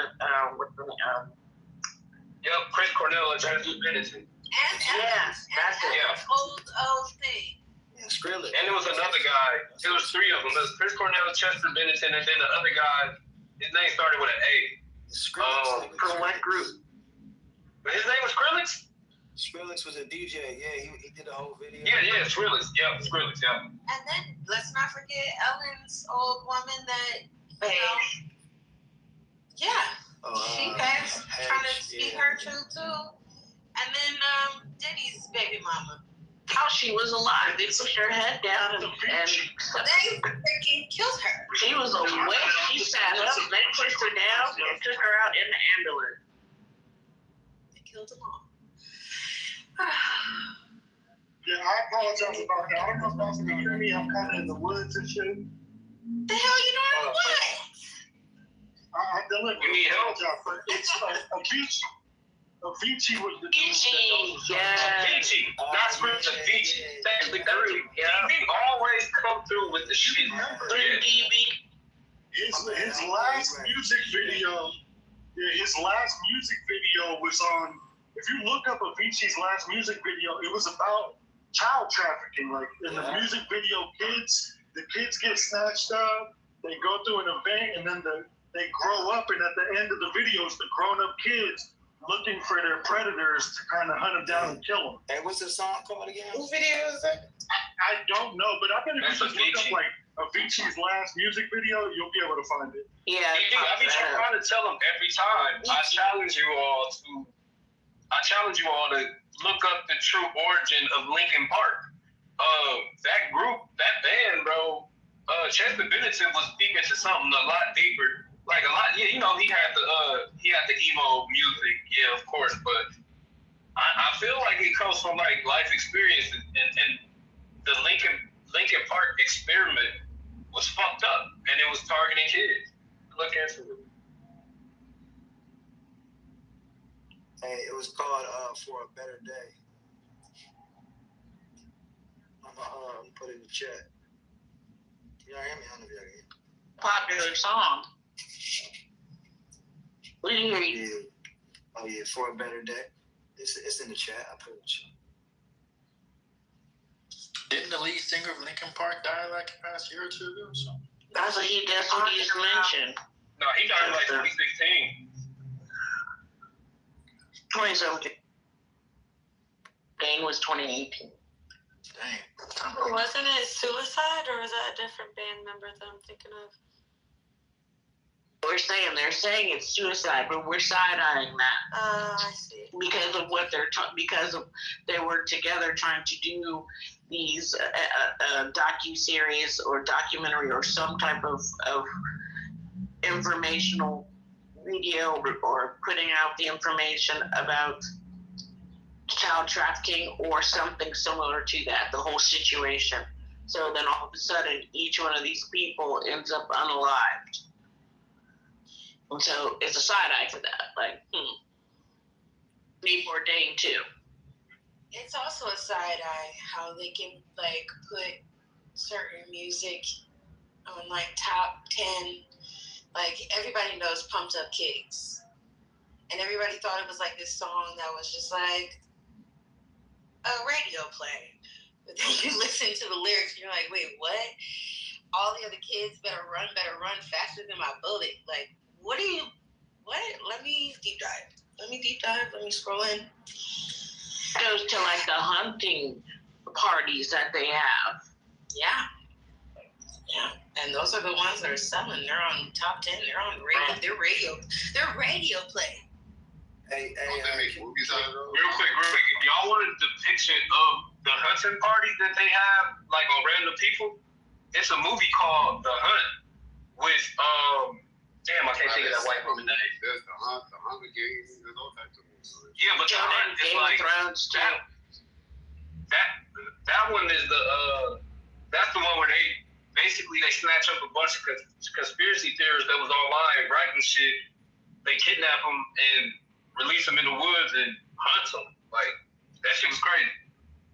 Like that was a good movie. I can't remember the name of it. This last lady, she was a cop. I think she was looking for somebody, and they snatched her up and brought her onto this like farm that's in the middle of nowhere where they got all the motherfuckers kidnapped, and they were actually like hunting them and torturing them and getting like all types of fucked up shit that we see on the Epstein files. That's why I'm like, bro, they've been that shit. RJ, you talking about how they do the movies to put it in your face type shit? That's what they've been doing, bro. But I can't. Once I remember the name of that movie, I'm gonna tell you. It's new and it's on Netflix too. And then there's that other one where she was like married into the family, but then she had to like survive a dragon and shit. And there's been several princesses. Like there's several. That was Damsel. Yeah. Yeah, there's several though. Like where they're invited to the house, and she's the new wife or the new girlfriend or something like that. And they're like, oh, we're gonna play a game, and it's like hide and go seek or something like that. Ooh. You these are adults. Some of these hunting parties are with children. Yeah, you're right. And that's terrifying. Oh, Lord. Terrifying. I know. I had to mute up right. I was like, oh. Not that it makes it any, it's not better with the adults. It's still diabolical. It's just that you would, children with this idea that they are the most vulnerable and the least able to, think their way through and get out of it, or, they just, going to somebody that they shouldn't to for help, and it's just taking advantage of it is just terrible. Hey, I'm sure it's in nursery rhymes and all that too. Pretty sure. Like I bet you like. Tons of like Grimm's fairy tales, yes. Yeah, you know what I mean? Like the what's the oven? The kids in the oven. So in Gretel. Right, yeah, right. You know what I'm saying? Yeah, for sure. So Gretel Witch Hunters is a great movie. I highly recommend that. Since we had the Blood Moon, oh my gosh. It might be in Ferris Jacques too. The Remain Boo. You know what I'm saying? You never know. We'll translate it, we can see. Shot him in Matina. Ding, ding, ding, dong. No, nobody. Bro, no, bro. No, bro. This nigga crazy. Nah.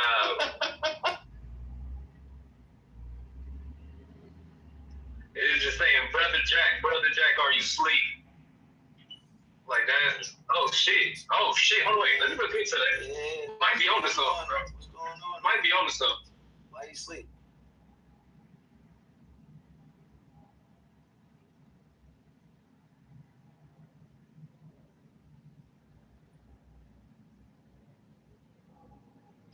Isn't it interesting how Hillary tried to mock the conspiracy theorist community yesterday? I was just like, girl. That's a hard one because conspiracy theories is up right now, man. Like, they are familiar right now. She said y'all. You're proving everything. I feel like she actually might believe that he not dead. Or that he didn't give us that to be true. Either how the touch she is, or she still thinks that strategy will work. No, and the thing is, she's insulting your intelligence. She's insulting the people's intelligence. And then on the other end, she was like, people are smart. So why would you assume that we don't realize that we wouldn't notice that you're lying right now? Like, we can read past all this bullshit. It was.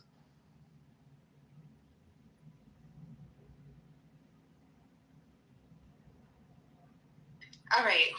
Nice. Yeah, play a video.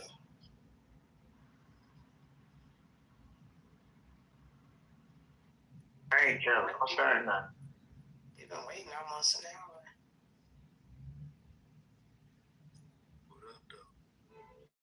Niall.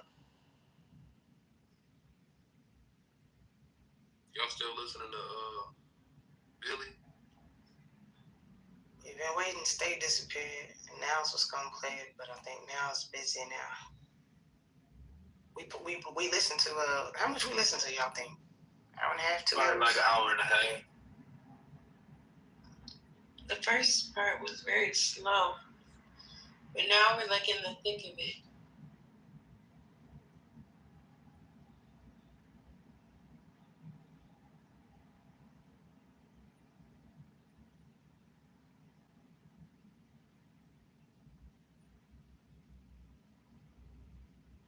I can't believe they took fan base idea. That's all I'm gonna say. Who did? The app we on right now. Let's not forget that Hillary also called people, they could be put into a basket of deplorables. And then they took it and ran with it. You guys remember that? She got all upset. They should be put in a basket of deplorables. And by her to me saying that, the conspiracy theorists are this, that, and the third, I think she puts conspiracy people into that basket of deplorables. And you see when they said that he said that she was more attractive in person, and she was like, "I'm not gonna argue with that." They showed a picture of her. She was kind of cute back then. I mean, yeah, Hillary Rodham, man, she was alright. Yeah. Her money made her real attractive. She's still an attractive, evil-looking ass. I'm not even gonna lie, bro. I was looking at the Bro was sitting there looking at me like, damn. I was looking at the deposition. I was like, man, they got some good angles. Yeah, I always saw her massive bags. Like she hadn't slept in a while. Yeah, you can tell that too. Hey, they still Extra together? for life. Hey, man, I believe in jungle fever. I believe in that. You know? Yeah, no. I've never participated. Never say that as an assault to me again. Me calling you a white woman ain't an insult. You just Caucasian lady.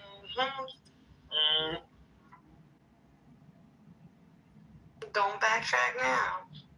Bro, I've been in this room and I said that black men should impregnate white women to get back for slavery. I've been preaching that. I talk about how Heidi Klum, Jessica Alba, you know, all the white greats, I call them. The great white. Jessica Alba always complained about being brown, so you off on that. The great white. You're not a great white. You gotta get your categorization together. You off. You go to the west side of Cleveland, that's all you will see. You'll see so many. The west side of Cleveland is a damn experiment, I swear to God. It's like all the black dudes over there got white baby mamas. And actually, it happened when I was younger, so now that I'm older, you just see a bunch of interracial people, like they taking over the west side. It's kind of funny. Hey, Max, I ain't gonna lie to you, bro. I think that's some Midwest shit, bro. Like, cause that shit in Milwaukee, Wisconsin, Milwaukee is predominantly black for the most, well, the north side, I'd say. But man, a lot of them dudes be going up to Green Bay and Oshkosh, and they be getting them a big white girl, and they be ducking off. I be like, man, y'all niggas tripped out. But yeah, I think that's a Midwest shit, bro. Hey, but what's even crazier is though, a lot of times them niggas end up strung out. I swear to God. Yeah, that's why they end up with them. Be heavy on the drugs. I swear to God. Yeah.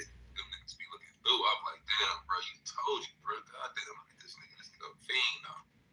See, if I get away with it. It's strange because no matter how many examples that are shown of what can possibly happen, you got Shannon Sharp, you got Jonathan, what's his name, Major, all the different things that go, and it's Eddie Murphy.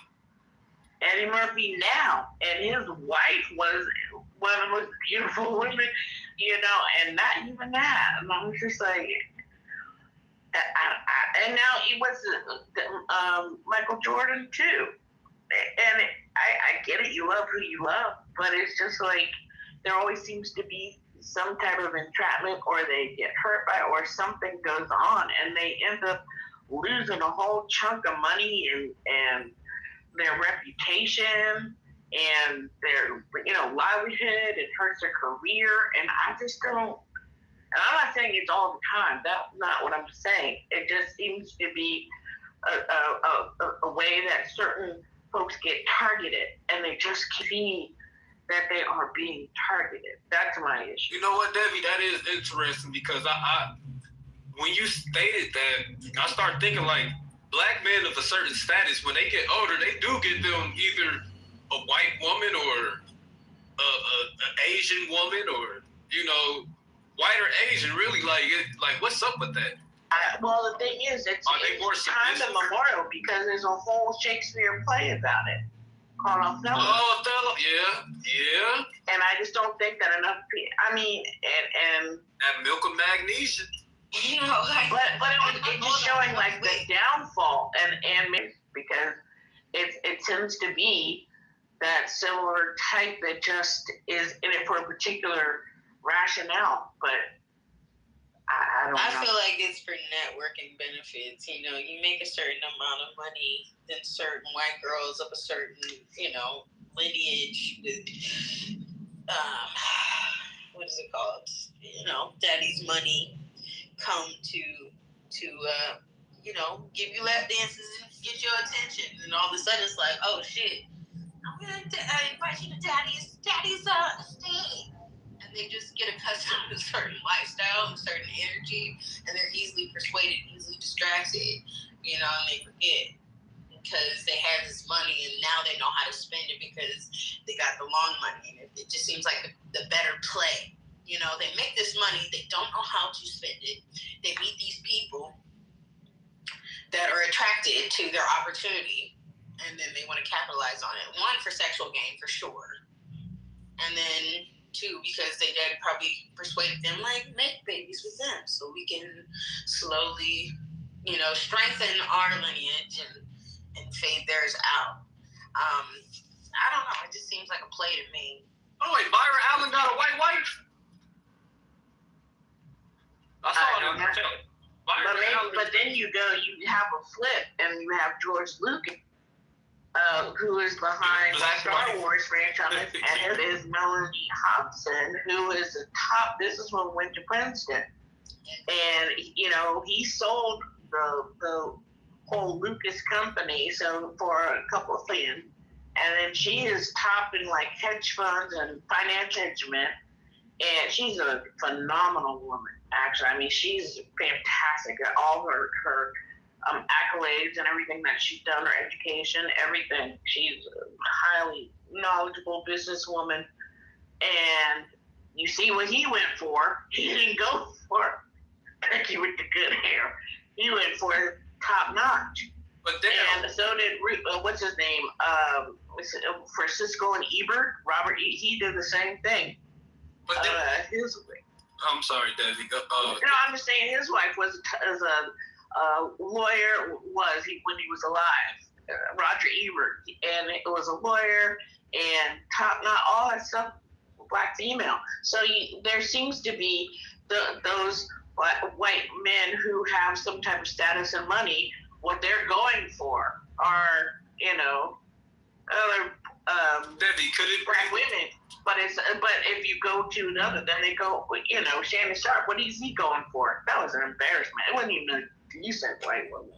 Could it be that, you know, black women are known to be strong-willed, strong in opinion, and I don't agree with this, or I don't subscribe to this way of thinking.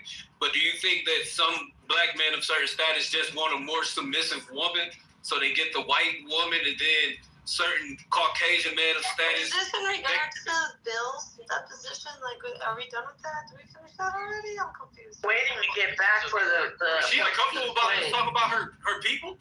No, are these her people? These are her people. Well, we got to get Nouns back. We supposed to play. We've been calling him.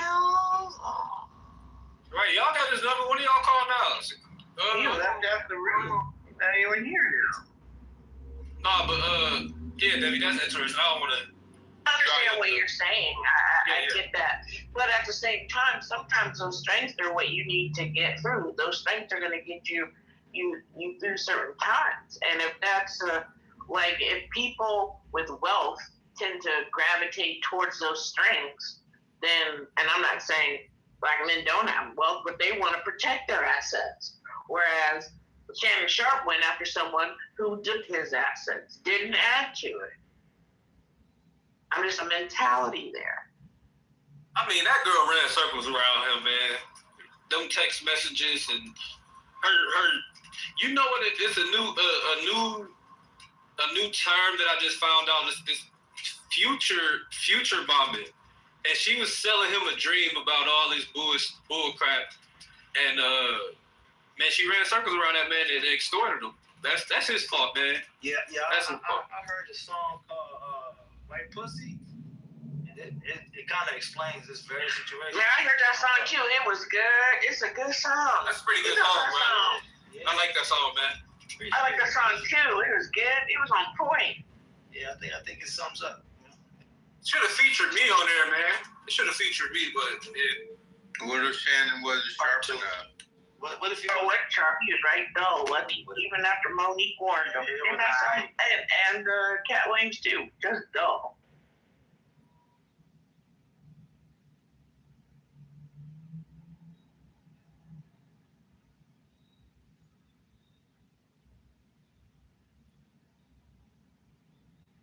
You can't play the clip? Where'd everybody go? Someone need to play it, because what the fuck? How the hell did we just... Because we said Hillary Rodham Clinton she was fine. Hillary Rodham was cute. That ain't what we ain't talking about. Lose your phone. Come on now. You need to get the clip, and you need to play where we left off, please. Oh, D-Call, I heard you correct your words, because you were talking to Debbie. Oh, yeah, no, yeah. I speak with... I caught that. Yeah, that'd be a sweetheart. I appreciate that. I appreciate you. Conversation with your elders. What?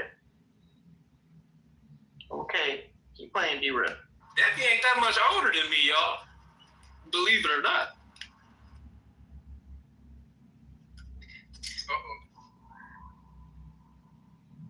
I guess y'all should. There's some of us in here who are in the same age range. It's okay. Oh, I couldn't stop laughing. Okay. I was kind of like 3 times. Yeah. Like, what was that? No problem. I'm all good.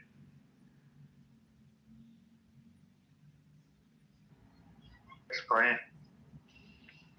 Hey man, if y'all on the roads right now, man, y'all be safe, man. It's getting warmer and people are driving crazy, man. These people, man. I thought y'all got storms in Texas this week or something. Yeah, it's hell no. Up here we are. Boy. Nah, we good out here. Maybe it's which way? I heard it was the whole state that got shit on this week. I don't know where you at, but no, I'm in Houston, but the cloud may be traveling north. It drizzled. No, it even drizzled. Yeah, it drizzled a little bit yesterday morning, but it wasn't nothing serious. When I went out to Beaumont, it looked like it was gonna rain yesterday, but it didn't rain out there. It might just be moving like northwest. Yeah, it's supposed to rain today, but it hasn't started raining. It's supposed to rain tomorrow, though. We got this event for my nephew tomorrow. Might be raining shit. It's supposed to rain all week, though. Yeah. Y'all rain talkative like ours? Oh, it's lightning. Yeah, East Coast rain. Thunder and lightning? What you talking about? I'm talkative. Coast rain different. It'll rain later when she get here. see, we don't got no rain in Florida this week. It is in high 80s, beautiful, clear. Shit, I'm gonna be in Miami. I got alligators. I'm gonna be in Miami Sunday. Monday. Okay. Monday. Well, have fun. Well, no, I'm going on a cruise, so drinking sex on the beaches and shit. Nah, I'm going on a cruise, bro. We'll nice. With the family. So you barely gonna be in Miami. You're gonna be going. Where you going? What country? Shit, it's the Caribbean. I'm doing Key Island. Shit, I don't know. I gotta look at the itinerary. But yeah, you barely gonna be in Miami. How happened? I'm gonna. You barely gonna be in Miami. Now she right, cause I'm not. I'm only gonna be there one day. I'm only gonna be there. Sunday night, Monday morning, and then we leave out the port around 11. Yeah, a little family cruise, nothing major. Get you some seafood, dog. Down in Miami. Bro, I've been eating crawfish all week. I'm kind of cool on seafood.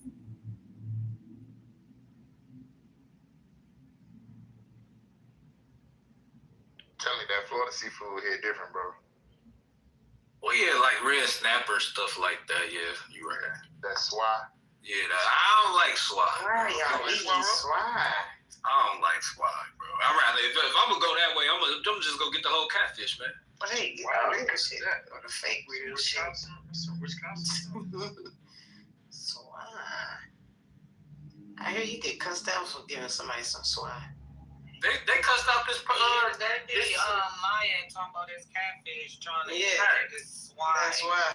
They cussed out of what's that place called down here?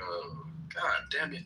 Fuck, my memory ain't shit. That's how I know Bill ain't lying about the shit he said, because I can't remember shit my fucking self, man.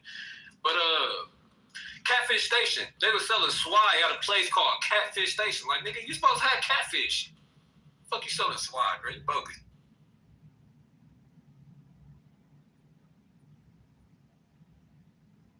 Nah, but I'm saying they got all kind of good fish down there in Florida, man.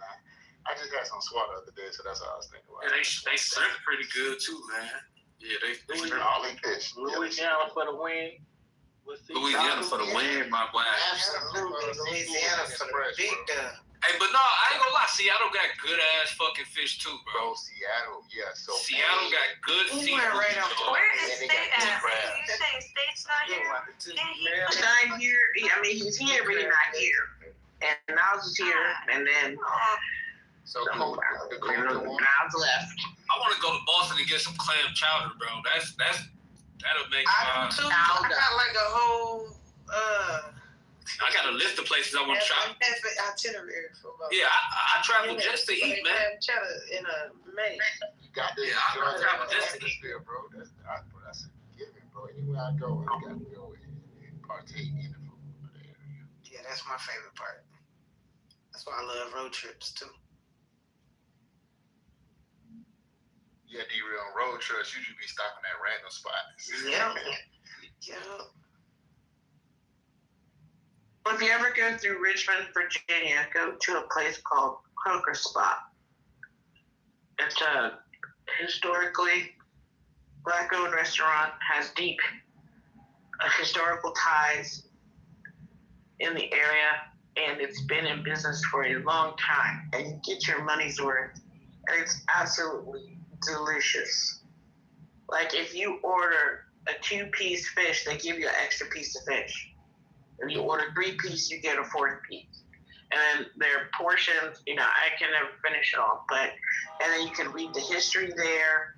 You can, it's good service. The food is good. The drinks are good. It is a great place. It's called Croker Spot. If you're on your travels. Where is it? Google it. Richmond, Virginia. Mm-hmm. Hey, D call. Next time you come home, I got a spot for you to go to. What is it? Oh, my God. It's called Lux Kitchen. Oh, my God. I haven't heard of them. It's so good. She killing all the soul food in the city. For real? What about that place downtown? Not downtown. It's like on the east side. What is it? Mama's Kitchen? Or something like that? You talking about Bella Bistros? They good, I heard, but ain't nobody touching her soul food. Like all the old school, nothing is touching her. And she get big old portions too. You gotta go. You forget. It's called Lux. Yeah, I'm gonna mess with it. I gotta go to Mr. B's too, so I go in so I can leave out smell like cigarettes and blunts. Hold on, I'm finna put one of her plates on in the chat. Hold on once. This what I got one. Hold on once. No, look at this plate. This a plate.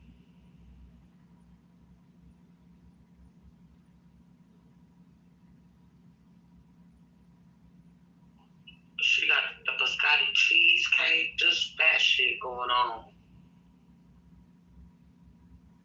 Y'all making me sad, man. Because I would have told y'all pull up to Rudy's. They shut Rudy's down, huh? Yeah, we haven't pulled up. We went twice together, but we pulled up Saturday to tell them the last goodbye. Get some last Rudy's chicken, man. Damn. Ah, man. Y'all got a place called Tasty Bud too, D-Real. You ever tried them? Tasty Buds? They sound familiar though. They pretty good. I had a Rasta pasta from them when I was out there training. It was pretty good. They sound familiar though. Where? Shit, man. I'll be lying if I told you, man. I can't think of the exact location. But I'll look it up. Talking about Tasty Tales? Is it Tasty? No, I think it's Tasty Tales. Is it Tasty Tales? Yeah, you were like in Addison, huh? Yeah. Okay, I don't know why I thought Taste Buds. They got the Taste Buds out here. Taste Tales, okay.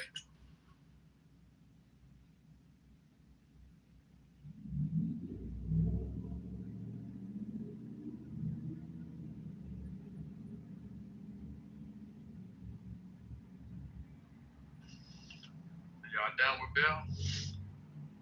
We waiting on somebody. Anybody. State got 2 damn accounts and neither one of them. Somebody making a call. Oh, this Meech. I think Meech called in the chat. Where'd Joe? I thought I was done with Bill. We killing time. We ready to get back to it. It was just getting to the good shit. All right. How many people have seen it? Maybe like I've listened to the whole thing already. I don't think any of us have. We typically listen to most of this together. Sometimes I'll go off at night and listen to some of the hearings lately by myself, but that's every now and then. For the most part, we wait on each other, so it can all be fresh for all of us. Yeah, I was waiting for somebody to send some spoilers. Like, oh, it's about to da-da-da-da-da. I think people saw clips on Instagram and stuff, Twitter and stuff, so there is something I'm waiting on. Hey, D-Real, I wanted to ask you how you felt about the Jasmine Crockett thing, the race.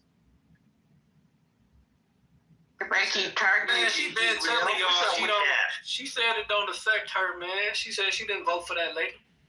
Wait, what happened with Jasmine Crockett? We know that's D-Real though. I still wanted to try to just see how she felt about it, because it looked like I seen her, Jasmine Crockett, speaking last night, and they were saying how they basically stopped voting counts at like 7 p.m. or something. It was supposed to last until 9 p.m.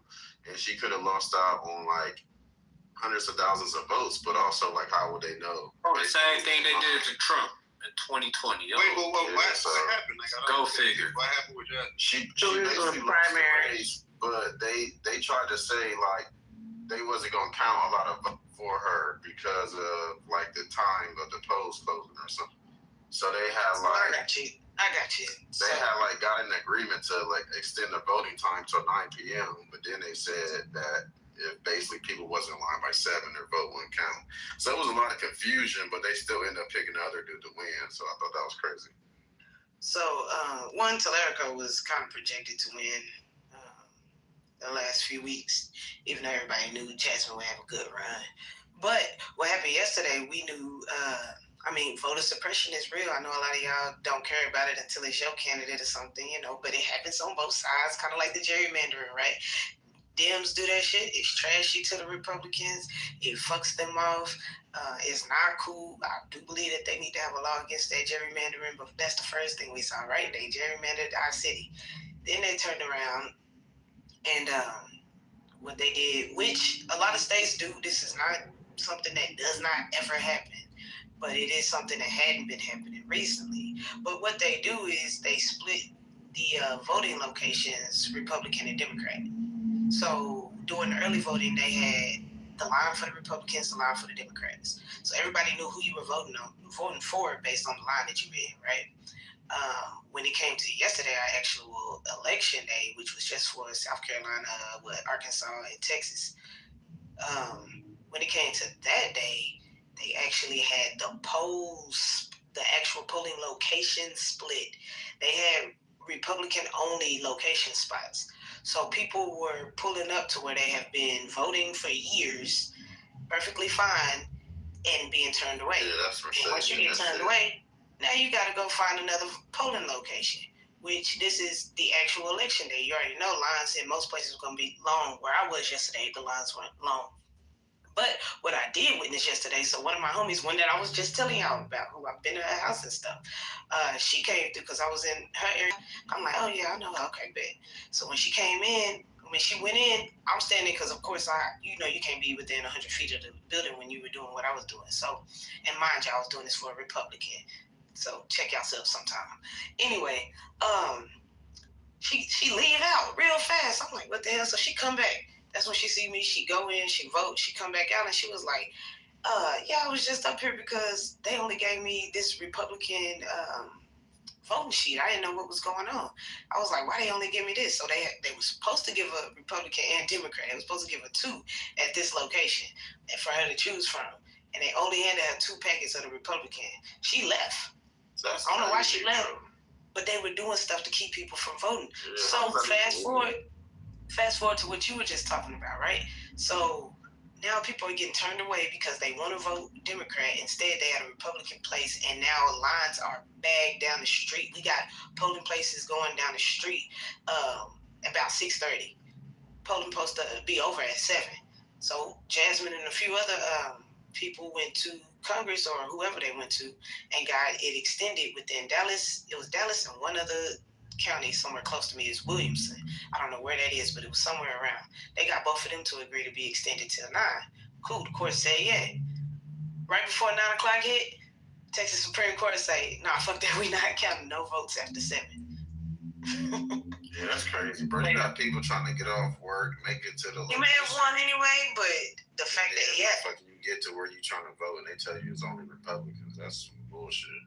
That's why they were pressing the early voting. They kept saying, y'all, get in here and early vote, get in here and early vote, because they knew something was going to happen. Either that SAVE Act was going to go into effect, and that right there is a form of voter suppression because you need to prove your citizenship, not your identity. We know that an ID does not prove citizenship, so that means you got to go get your birth certificate, or something, some type of thing, passport, something. They say, and they know people in lower communities don't have birth certificates on hand. They might have a social, but they know majority of these people only got their freaking ID, right? And then you got a whole bunch of women who last name don't match what's on their ID because they done got married or something like that, So it's just like a whole bunch of stuff. So they were like, get in here and early vote because something gonna happen. Sure enough. So yeah. So was that other guy that much popular than her? I never even heard of him until literally. Oh, that's another thing. See, I like the way that you presented your question. That's why I'm willing to have the conversation. Because a lot of these people, they hate on Jasmine without anything she's ever done affecting them at all. Right? She's not your congresswoman. She is actually mine. Well, I like how she get the scene with everything. You know what I mean? She wasn't running to be your Senate. She was running to be mine and a few other people in this room. Right, but people just wanted to hate her, and then I think some people want to hate me, so they, I like underdogs and success stories. So that's my question. Like, who would y'all have wanted? Who would y'all have wanted her to? Who would y'all have wanted to beat her out? Did y'all want Tillerico to beat her out, and why? What do people who have all this strong opinion and so happy that she lost? You wanted him to beat her, and why? I think niggas just want to answer. Yeah, no, they just wanted her to lose. Some of this stuff ain't had nothing to do with me. Why do people hate her so much? Yeah, why would you want somebody local to their city and community that supports them to lose when they go to actually run for that support? Like that's backwards. It is. But she did what she had to do. Shit, they got rid of her seat. She couldn't run for Congress again, so not in the same district. She could now. She could just go to a different district. But that goes back to the conversation that we used to talk about when we say like how we can change our laws and everything locally. Like here we are, somebody going to run for something, and they still sabotaging that shit. Like you really can't win for real. Even when you try to win and do everything the right way and fucking do what you got to do to make your community better, they still gonna find a way to fucking tear you down. So they need to just bomb all this shit. Fuck it. I'm gonna throw this out there. I'm just thinking as y'all talking about her, but I mean, sometimes I think about her, how she went about things, and I felt like she made herself too polarizing. Like she was like, I felt like she did more damage than good. I mean, I understand you have a stance on something, but she was like level 10 with it sometimes, I felt, but. Why? Because she was being herself, bro? No, I'm saying sometimes it works, sometimes it don't. Nah, I kind of agree with you though. I ain't gonna lie to you. I mean, I'm not saying nothing. I'm just throwing it out there. I'm just thinking about how she ran things. I'm like, dang. You got another feisty black woman in Congress. People do not like women. Hey, be yourself. But it's like people don't like that when you be yourself, especially black. They don't like it when you're a black woman. Yeah. So I was gonna say, they like Marjorie, right? When she attacked her, they liked it. They didn't like Jasmine's response, and then they only started hating Marjorie when she finally went against Trump. then it was like, well, fuck her. But when that white woman was talking smack and getting loud and they allowed to do out of order and out of line, she was cool to do that shit. Jasmine tactfully responds, and Jasmine is the issue. Yeah, even when it's professionally done, it's still perceived to them as crazy when it's still done professionally. Yeah, like, and I'm probably programmed to think that way too. She might be level 3, but I'm gonna think level 3 for my blind people is level 7. Really, it's the same with every people, but you just gotta like keep that in your back pocket as a blind person. Like, we can't do things.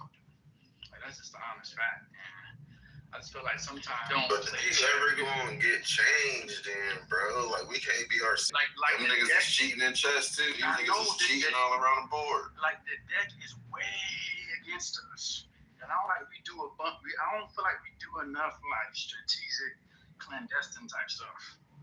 We do a lot of like, we always like let everybody know what we about to do. We let people know our tire. White people don't do that. They let you know what they want you to know. I feel like sometimes black people, we let people know everything we about to do, where we gonna be, how we gonna do it, how many people, what we need. That's like man, why you gotta tell them everything? Tell them like get together, organize, and like let people know what you want them to know. Cause everybody else doing it, everybody else playing chess. Everybody else being clandestine and like strategic and behind the scenes, and we need to do more of that. Like, I don't even know who our leader is. Like, we just gotta be more like strict about what we do. Cause if you let everybody know your whole hand, like you playing any game, basketball, whatever, football, you let everybody know your next move, that's an advantage that you lose. I feel like some people know way too much of how you feel, where you're coming from. Like, all right, you can be you, but that comes at a cost. It's best just already in this country.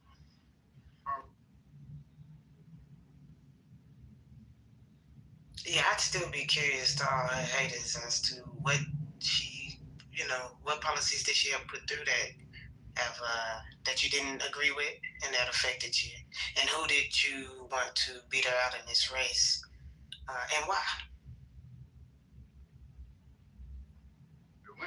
I'm on team Jasmine. Oh yeah, I'm not talking about you. Talking about all the actual haters. It's just like, damn.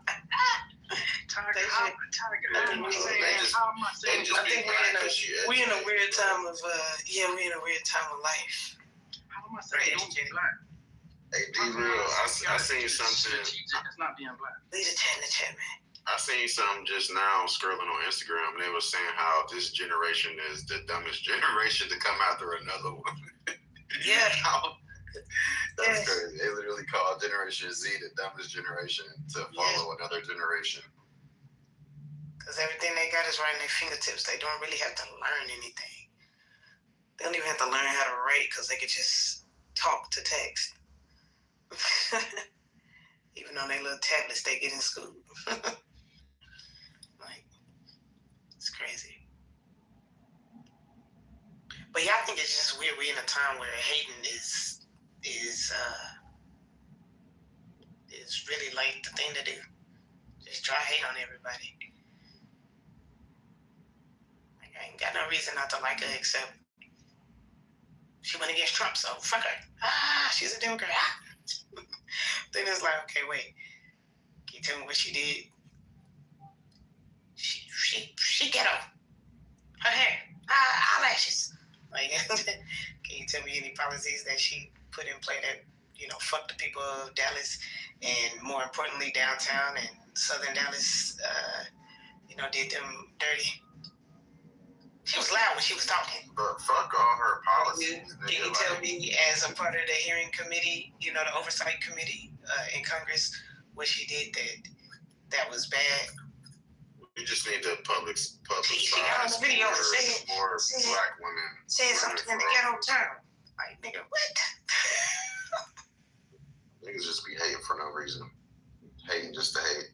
Oh, y'all ready to play the clip? Are you gonna play for us? It's been an hour. You've been about 2 hours now. Hey, where the hell you been at? man. I'll put something in the chat. Y'all still playing Bill Clinton clip? I need an answer. You guys let Juice freaking run in the wild. We've been waiting and waiting. Nah, I ain't expected. I usually don't get bookings around this time. I'm waiting quietly for a clip. So you ain't played nothing? Listen quietly. No, I came to play it. But then I was left.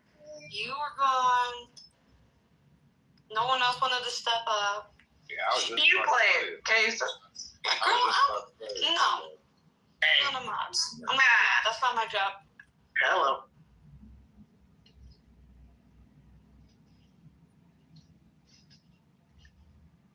You got me hollering, Casey.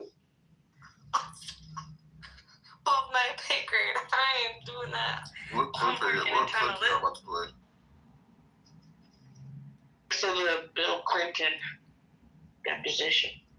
Yeah, this nigga said the whole time, I don't remember I'm 80 years old. I'm like, what the fuck? I don't recall, I don't remember I'm 80 years old. I think so, I don't remember that person's name. Like, that's all I fucking heard for hours. That's a typical tactic. That's the same thing that Oliver North did on stand back in the day. And then it's like, Congress, the one questioning, they know what his answer is going to be with his lawyer sitting there, but they're still going to ask the questions. You're just going to go through it and document it, and then it's going to be over. Like, it's niggas never going to get charged with nothing. This shit is stupid.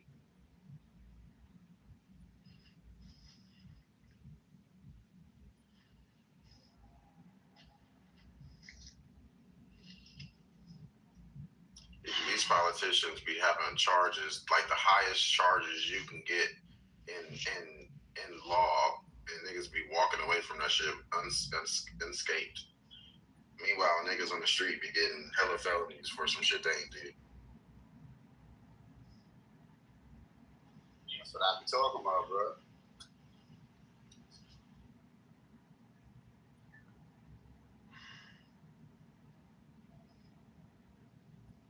Shit crazy, Smurf. This nigga old as fuck, can barely talk. Y'all got this nigga doing depositions and shit and ain't even gonna charge him for nothing. Like, why even publicize it if he ain't gonna get in trouble for none of this shit? So they can play in our face to make this shit law by like in the next 3 years and shit. They in our face. I'm trying to, yeah, cause look, bro, I'm trying to tell y'all, bro.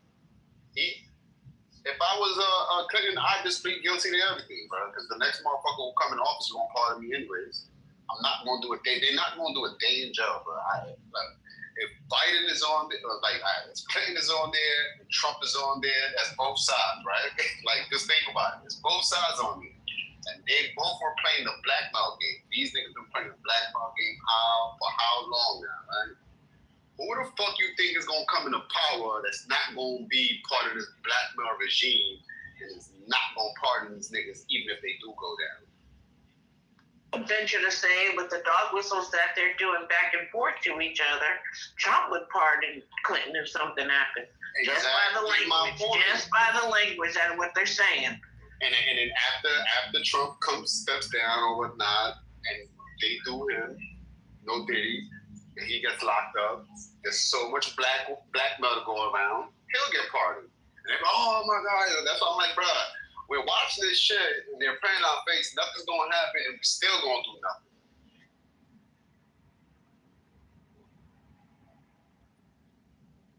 Yeah, I think the whole system need to be fucking reset, bro. However fucking needs to happen, I'm all for it. Wasn't Trump supposed to do that, though? Wasn't that part of his clearing out the swamp? What? I mean, it's happening, but who's going to clear it out? Who's going to finish clearing it out? Now we know everybody in the swamp, right? Then what?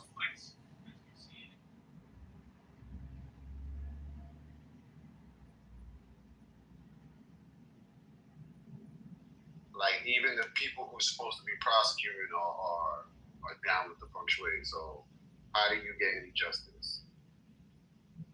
I don't know. Seems like we got to take it to our own hands, but I don't think nobody down for that shit.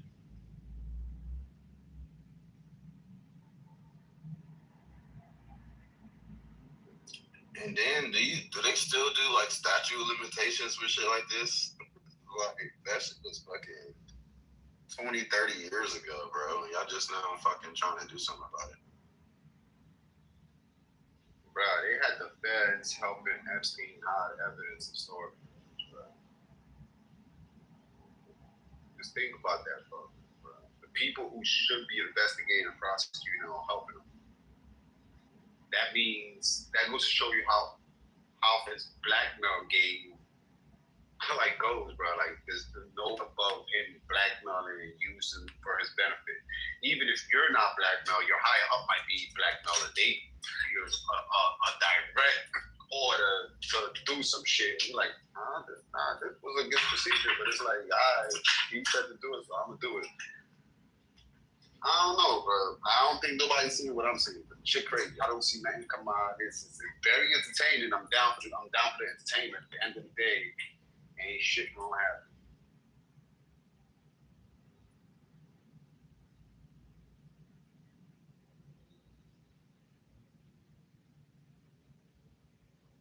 Yeah, I agree. I think it's continuous distractions. Like, we probably gonna have 2 or 3 more stories to come out in the next 2 weeks just to continue on distracting us.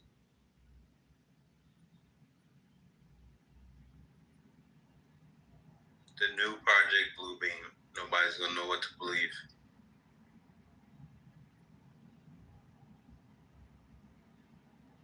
Hey, funny thing, niggas didn't want to believe this shit was going on to begin with. So when they see even when they see the file, they don't want to believe this shit. They're like, nah, it's not real, bro. Crazy people hits. Nah, I don't believe who? My favorite celebrity doing that? Nah, I don't believe that shit. Like, Then it's gonna be AI and everything else. So yeah, nobody's gonna believe shit. Okay, but that is the actual tactic then that Hillary is utilizing. We just talked about it. How she's just throwing it off. Oh, it's just part of the conspiracy. Oh, that's what Pizzagate is. So that's playing. So what you're saying is playing into what she's doing. Nah, exactly. And she knows that. Her and Bill both know that shit. They know exactly how to play the system, play the game.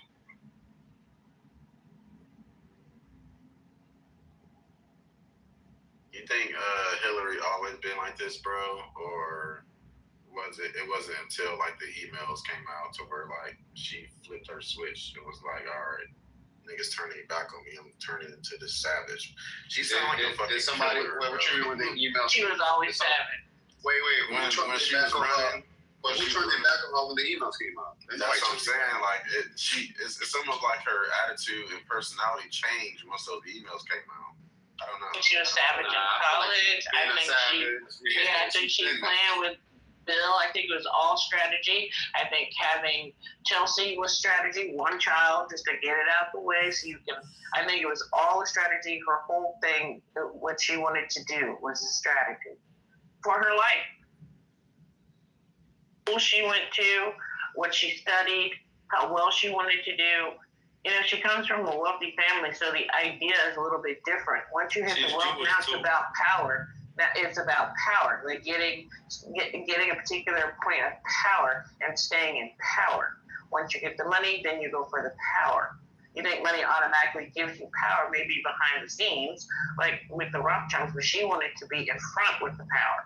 So she married Bill on purpose, and she had her one child on purpose, and then, you know, she became first lady, even though she was probably intellectually a little bit smarter than Bill in terms of on paper and studying and all of that type of stuff, but, you know, she was female, so she had to use this, that, and the third in order to do it. So then she became first lady. She tried to do some things with healthcare through being a first lady, but she got shot down. And then after, you know, Obama got in, and she became Secretary of State. Now, she wasn't the first female, but she, you know, became Secretary of State, which then they thought was going to give her the ability to roll into becoming president. So everything that she's done has pretty much been calculated. And she thought she was going to get into the presidency before Obama, and that didn't work. If RJ was here, he would say Hillary Clinton. If RJ was here, he would say Erica Kirk is Hillary Clinton. First, you got the Kirk, which he served her spirit and went into Erica Kirk. And so this lady that we're seeing here is just an NPC now? After you get the power, you get the motherfucking respect. Yeah. Is she respected? Power, respect, you still need a lot.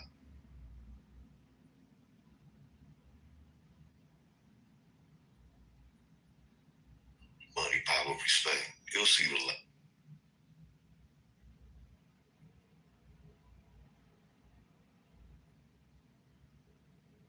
Happened to State? He popped in and popped back out. Is he gonna play? State? Hello? Hello? Hello? Are you gonna play? The rest of it, he's gone again. Isn't that something?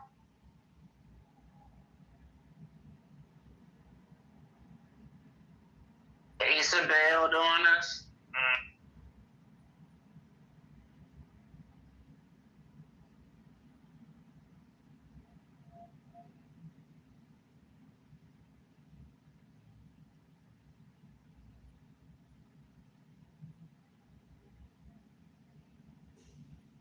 Breaking news. The Patriots are releasing Stephon Diggs. It's about time.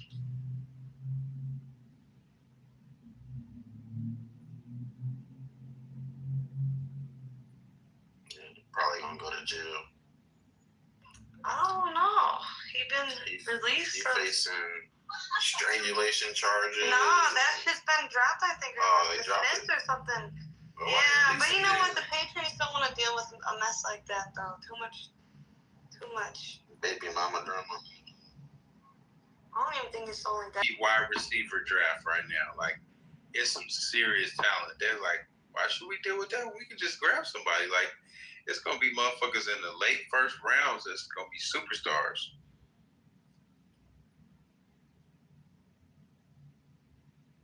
Yeah, this year's combine wasn't. I was pleased. They got some good prospects out there, especially wide receivers. They got some good prospects. Even like you said, the later round receivers. They screwed. Yeah, fuck Stephon. Go Buffalo. He brings too much drama to the team. It's too much press. It's New York. I mean, you know what I'm saying? I mean, not New York, but it's like in the New York. He'll end up on the Raiders. Boston, but you know, it's just a The Raiders. He'll end up on the Raiders. Nah, we don't want Stephon Diggs on the Raiders. We don't take motherfuckers. Actually, we have. Let me finish the sentence real quick. Okay, so we have a rule, the Fred Biletnikoff rule. We can't have anybody on our team that has any domestic violence charges. Fred Biletnikoff's daughter was killed by somebody who had charges and was released. And from there on, it was a rule that was made. Nobody on the Raiders can have no kind of charges. So it's the Biletnikoff rule. Yeah, once you start getting those charges, bro, NFL teams don't care how. No, I'm just saying that if we don't we don't do it. It's just us. They don't get at it. I don't see nobody picking him up for real. That's crazy. That man ruined his career, bro. Maybe like someone said the Jets won't even take that. I mean, other teams will take it. Maybe y'all need him. There's 31 or 30 other teams that'll take him. I'm just saying our team has a specific rule, and he just released from the Patriots. So he got 30 other tries. Well, that's what we thought about Odell Beckham, and nobody picked him up. Once you start getting in trouble, bro, they're not gonna fuck with you. No, that's a fact. That's a fact. You ain't wrong. Yeah, we start choking out your chefs and shit, choking women out and shit. You probably, you know what I mean? Like, people should just be like, ouch, I don't want to, ain't touching your ass. You know what I'm saying? Like, show these motherfuckers that shit ain't gonna slide. Nah, these niggas got CTE, bro. That shit be kicking in after like 7 years. She said, you ain't getting a second contract. What, bitch? Hey, man, I have one request, though, if possible. When addressing the Jets and Giants, please don't say they're in New York. Those teams are not New York teams. They play in Rutherford, New Jersey. There's only one real New York team. Say their name. And they're up in Buffalo. Buffalo Bills, yep. That's the only thing that cut that shit out, man. Get the fuck out. Juice, you didn't know that? The Jets and the Giants don't play in New York. Oh, they do play in Jersey, right? They play in Jersey. They're playing East Rutherford. That's fucking stupid. So how they able to say I'm the New York Jets or New York Giants? Although it's funny because the Giants used to, the Yankees used to lease their field to the Giants a long time ago. They probably not even paying proper taxes or nothing. This is insider trade. I don't know what the fuck you call it.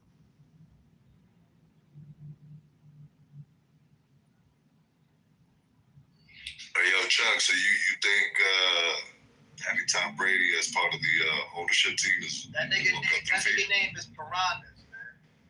Oh. I don't believe it's a problem at all. He had to get adjusted, I'm sure, but I don't believe it's a problem at all. No, I'm not saying it's going to be a problem. I'm saying you think it's going to work out for you? Piranhas. Piranhas. Who the fuck is Piranhas? Nigga, what the fuck? He's trying to remind me of my song. Oh, he's talking about my okay. song and shit. Nigga, that's our song now, nigga. Nah, that's not our song at all. I'm just here to say go Birds. Who's that, Coco? I mean, come on. Hello, Philly. Hello? Yeah, Jalen Hurts sorry as hell. Fuck y'all. Yo, so anybody gonna check in on State? Maybe, he fell through the toilet? He already did. I've reached out to him a few times. He came in and went back out. Yeah, I heard you call him too. What's going on? Yeah, we got Brian McKnight too. You can't play it, Joe. Oh, nah. I'm putting together something right now. Like a dream come true, too. Yeah, Brian. Why every time I come in this hoe, this nigga singing? Yo, Brian McKnight, Buffalo. Easy now, B. Here go Kesa putting her cape on for these niggas. Don't say speak hello to her first. until you speak to her. Exactly. You know what that means. Yeah, that shit is... Yeah, we got Brian McKnight and we got Stevie J too, cuz. Who the fuck is Stevie J? Yeah, who is that? And we got Griselda. This nigga said we got Stevie J. Griselda? Nigga, wasn't Griselda like a cocaine for some shit? Oh, come on. The rap group. Yeah. Joe, I don't even know why you're being friendly with these niggas. They told you they replaced your song? Oh, my bad. Who, wait, they replaced whose song? They replaced my song, word? Oh, you ain't shit. Y'all niggas gotta pack y'all. Who got a song out here? They got a new waiting room song, Joe. They toss your shit to the side. Yo, pack your things, whoever that is. Hey, Joe, you need to diss this little nigga, actually. No, I want to hear it. No, you gotta diss this. He dissed the room. You gotta diss this nigga. Who dissed the room? Bro, scrub ass nigga that they put a cape on for. Bro, Balcony was like, I don't know, if you squint your eyes hard enough, it sounds kind of good. Like, nah, bro. Squint your eyes.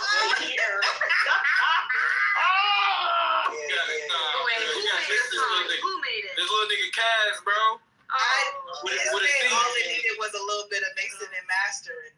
Kaz with a C, man. That nigga said, fuck the waiting room, I ain't waiting no shit. He was trying to go crazy. He was trying to go crazy, dog. Yo, that's stupid. Yeah, she stay giggling with these new niggas. I ain't new. Nah, I'm not giggling with you anyways, Juice, so chill out. Nah, I ain't talking about you couldn't. You could never. Yeah. This nigga I should not be giggling with these niggas, Joe. Yeah, you just got done. He is so lucky there's not on throughout the nighttime. Puff, mute up, Puff. Mute up, Puff. Yeah, that's what I thought. Nigga, you sound like you can do that Wolf of Wall Street, thump your chest type shit. Do that shit. Can you do that shit? Deep ass voice, nigga. Pump it. No, you know the Wolf of Wall Street when he was pounding his chest. Oh, when he was doing, they were at the head. When they were sniffing cocaine in the coffee place. That nigga just. Oh, that scene was crazy.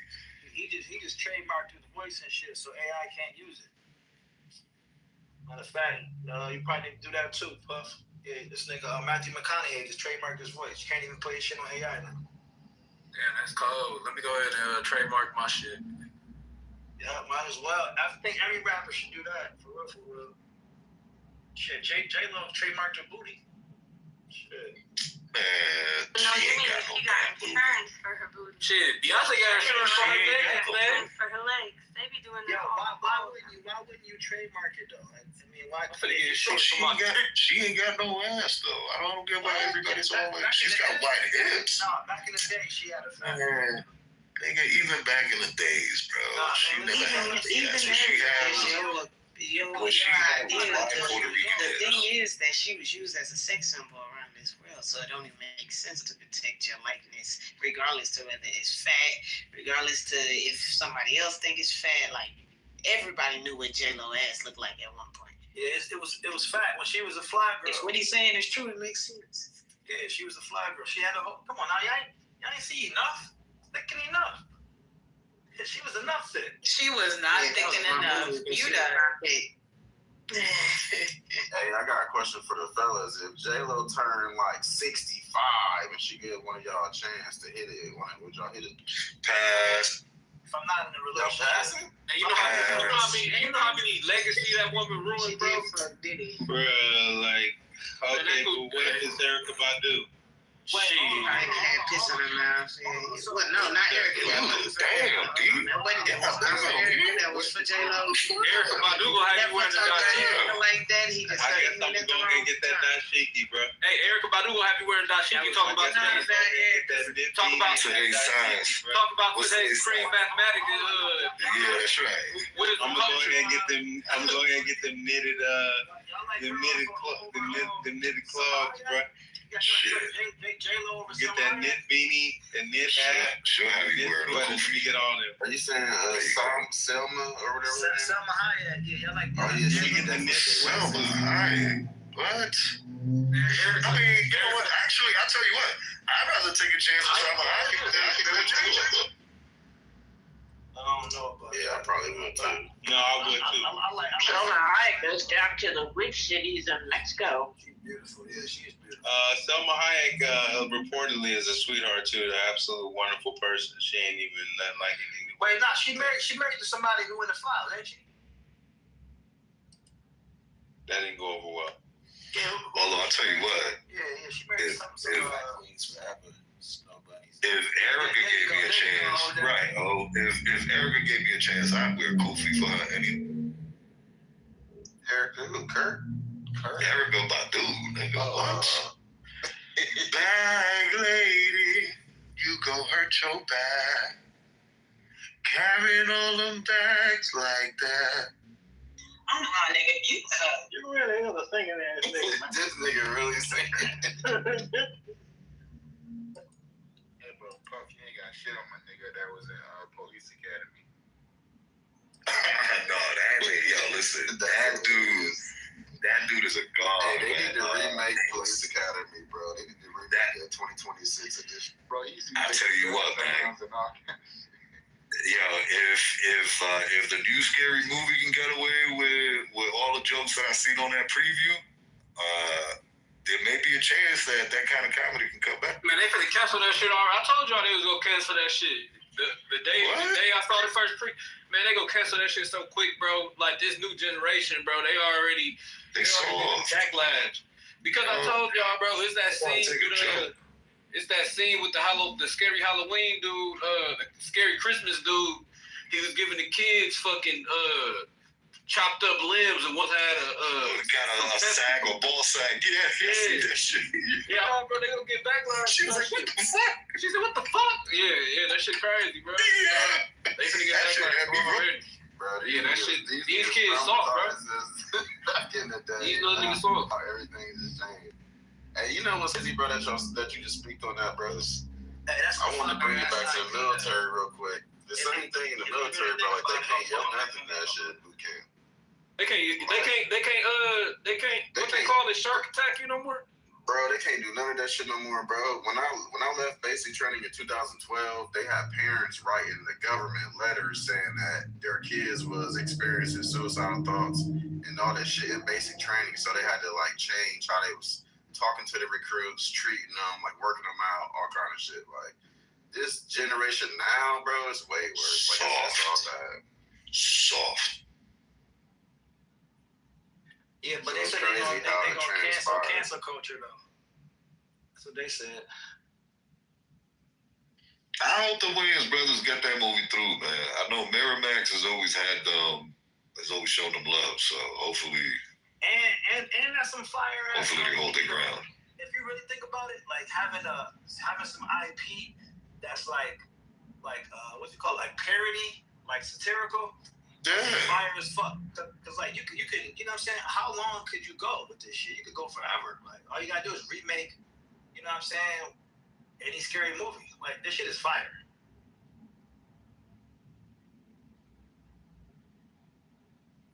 Give me another medium I can do that with. Damn. Let it be fire. Like maybe like I don't know. Hero movie maybe? Maybe I do like superhero movie? I don't know.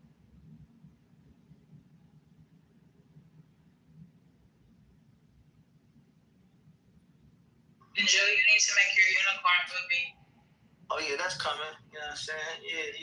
Ball nigga, ball nigga, ball nigga, ball nigga. Oh shit. That shit funny as fuck, actually. Good record. Definitely a good record. Oh shit, that shit funny as fuck. Yeah, you next, nigga. Bro, my shit been getting longer every time. Make another diss track, man. Throw my hair in there so I can grow a little more, dog. This nigga said throw my hair in there.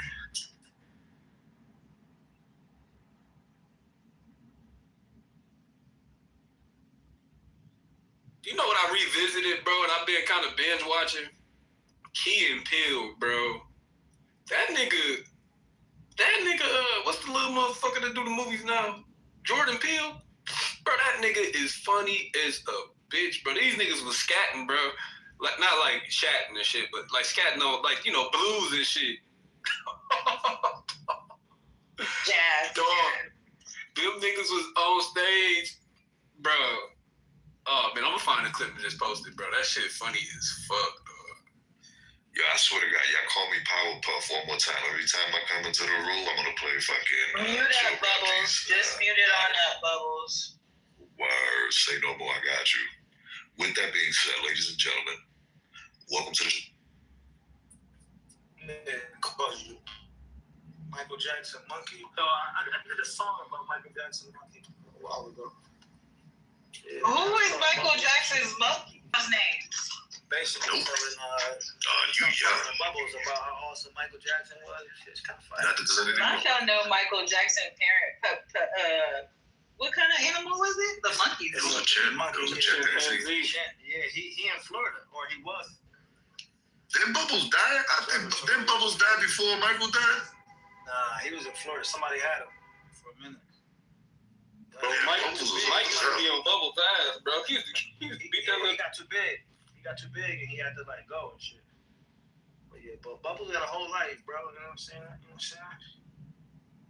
Yeah.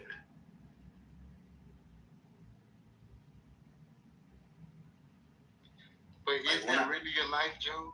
Is that really your life? Hell yeah, that's life, nigga. That nigga Richard ain't better than you and me. But bro, he turned his back on his people, bro. You don't think he'd rather be with his people? See, that's why we always selling out, dog. Oh shit, damn. These niggas want to live in mansions and shit, bro. We out here swinging on trees, dog. See, that's the fucking problem, bro. Nigga, mansions.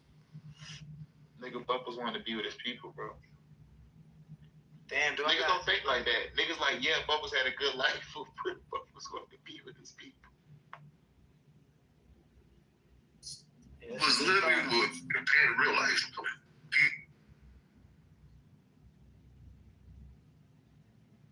You know what I'm saying? Nah, like his issues. You know what I'm saying? Like sometimes we think like animals like zoos. I'm not fond of zoos. Like Bubbles wasn't in no zoo though. He wasn't in no zoo. Well, I know. I mean, but it's a form of we domesticated that animal to be more like human-like, and we say he had a good life, but then it's also. I got a question. Why are niggas more compassionate to animals that are lesser than humans? Like, guess in this case we talked about is that a life like is afforded a better life than most of those animals that be in captivity. Shit is weird. Hold on.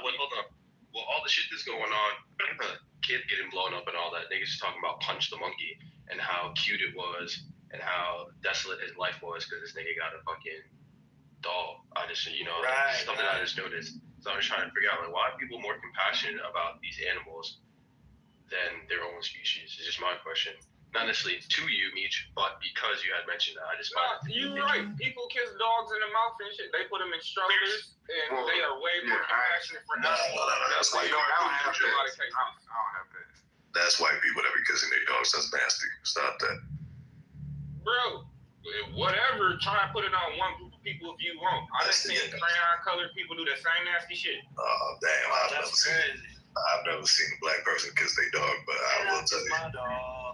And that crayon coloring is white. White people do that. Right, there you be, because I've never seen one of us kiss their dog. White. I mean, let's not draw the line at kissing the dog in the mouth. My point still stands. Like, fuck all the dog kissing shit. Just the compassion, though. So. We gotta make not to do that. That's say somebody has compassion for animals and not say they don't have compassion for humans. I feel like people that look at animals in a certain way, they also have compassion for humans as well. No. Have you seen how police deal with the police dogs versus they deal with humans? What are you talking about? You can't even hit that dog. That dog can be ripping your leg apart. You better not hit it. Yeah, if you hit it, they'll probably shoot your ass. When that's a human interaction, you're gonna let something rip your leg apart and not be a human. And then if a police officer shoot a dog, everybody in the comments crying. They crying their heart out. If a police officer shoot a person, they should have known to back up. Like, what? These people love dogs more than they love humans. Well, because what is it? They consider the dog a police officer too, right? Yeah. They be retiring. Yeah. So it's like you're assaulting an officer. Yeah, you catch life if you kill a police dog. Yeah, I'm glad y'all brought up that police shit, because if a police dog is biting the shit out of you, they just give it commands and all that, right? But say your dog come about the lawn and starts biting on them, what happens? So again, they get treated like an officer of the law, but your dog get treated like you do. Don't let that go. That's a fact. And why don't they use cat? I don't know. I didn't want to make it a big ass dust up or nothing like that, but I just seen some weird shit going on. Hit me on my face, nigga. I see mad shit. I see mad shit about Punch the Monkey and shit. They even was selling the little doll somewhere. Yeah, man. That shit is crazy though. And Harambe though, but Harambe, that was sad. That was fucked up. Yeah, Harambe didn't have to do it, but apparently Harambe came from like some thoroughbred line or something like that. Like apparently his parents or his grandparents, something like that, was famous too. So they got bloodlines for everybody. Duncanese came from a thoroughbred line too. What? Please come up here. Hey yo, so y'all think I think we made the wrong decision. We should have domesticated like different species of monkeys. Hey Joe, do you want to fight now or later? Well, we should have domesticated white people later. I mean, the crazy shit is some of y'all domesticated. Some of them are domesticated fucking monkeys. Finish the sentence. No, you did it for me. You did a good job, interpreter. So when the flag comes down, it's not coming down like around me. It's coming down around you. Hey, yo. What? You said it's coming all over you, man. That's crazy. I said coming Does down anybody around me. interested in listening to the second half or like the last half of it? Yes, please. Yeah, I was wondering who I want to. I don't think we care anymore. Is the clip on That's why I YouTube? was asking that question before I asked Uncle if he wants to, or if he can play the clip. I'm just saying, like, some of y'all need to get y'all brains checked, especially niggas from upstate New York, because that wasn't pause worthy. But I'm gonna let y'all rock out. It's probably a little sooner. Wow, that's crazy. Yo, what's good? Alright, Mom. What? What's the timestamp? Yo, Pup, you don't put all that loud shit in the back. You're mad annoying. What? That's my song. That's my song right there. That's good. Get him coming. Make it the fucking background. This nigga worse than Chuck, bro. Yeah. Let's go. Don't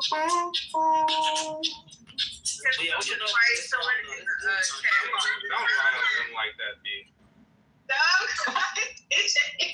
Lynn, can you write the fin chat and see where they stopped? Because I felt like Niall do a pickup, so he may have. You said what? Niall's picking up children right now. Y'all is not about to get him DJ, right now. that's not what I was. That's not what I was asking. I'm just informing you why he's not here. I understand. Thank you. Nobody asked for it. So if you need to find a nigga who was playing it, you can't get it right now, dumbass. What? Calm down. Yeah. Okay. What?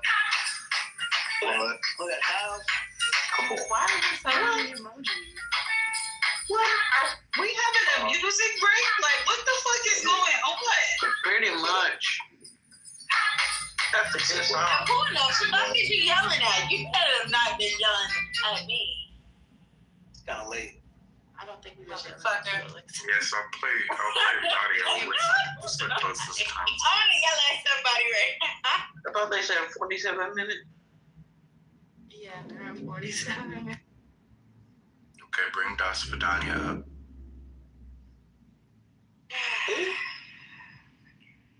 That shit sound Russian as hell. It is. Yeah, you What said it it mean? perfectly too. That's crazy. Yeah, what that mean? It means the same thing as au revoir. Oh shit. Don't protect.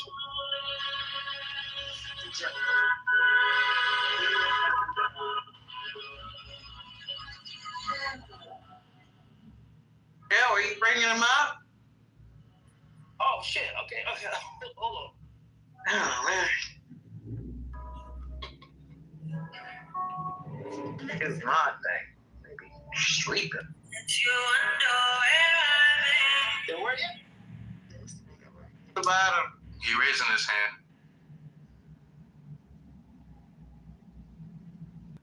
Oh, my bad. Should I buy something? I mean, y'all know the rules. I mean, No. Okay, all right, my bad. Yeah, what y'all niggas on, cuz? Shit, Hey, blood. what up, bro? Slim, where's your badge? You should have one. Should you? No, I don't know. Where Chuck at? Why Chuck don't bang the bees hard like brown skin bang the seeds? Damn. Get it out. Get it out. Damn, Oh, nigga, shit, get bro. it out. What's wrong with you? I don't know, dog. Bang disease. What'd you say? I'm saying, why Chuck don't bang the bees like brown skin bang the seeds, man? Cause cuz is from the valley. Oh shit. That's what it is. It's the Not water. you didn't expect that nigga to be. Damn, Chuck, you gonna That let him doesn't set make tricks? no fucking sense. You gonna let him set tricks?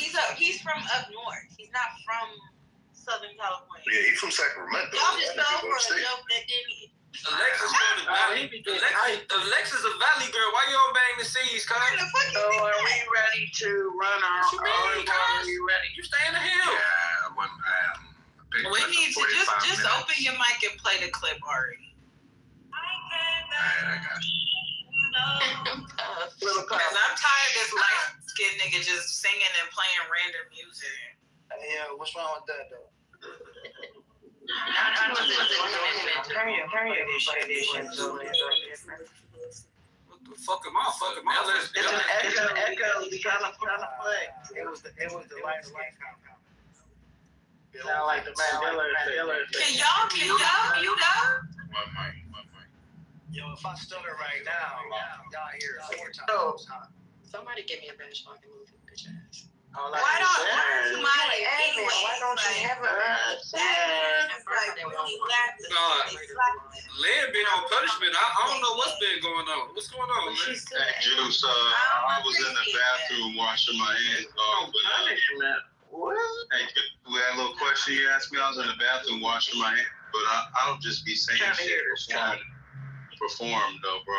I don't just say shit. Oh, you saying brown skin performative? I got you. Damn. I'm saying I don't do that shit. Now I'm a grown ass man, nigga. What the fuck I sound like? Damn, bro. Why? Where are you?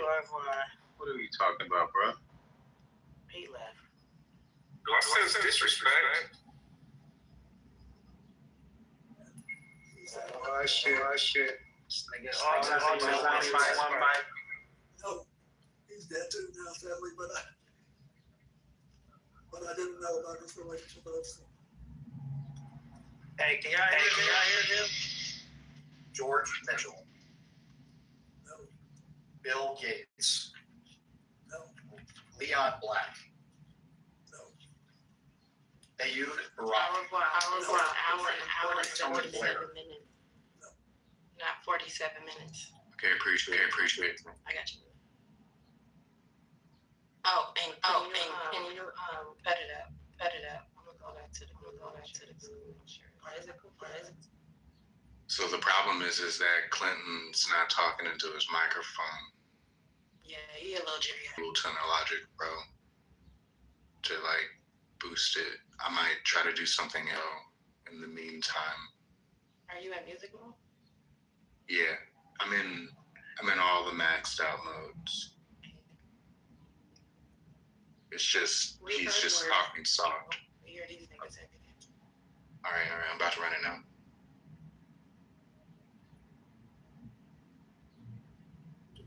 India after the earthquake there. And it was asked to do it by the Prime Minister and later by the UN, so I was involved with that. Do you have any recollection of who these individuals on the flight were? For example, there are a few female names. I think one is Janice, one is Jessica. When you look at the log, do you have any recollection of who's who? No. She may have been a flight attendant, I don't know. Do you have any recollection of the flights themselves?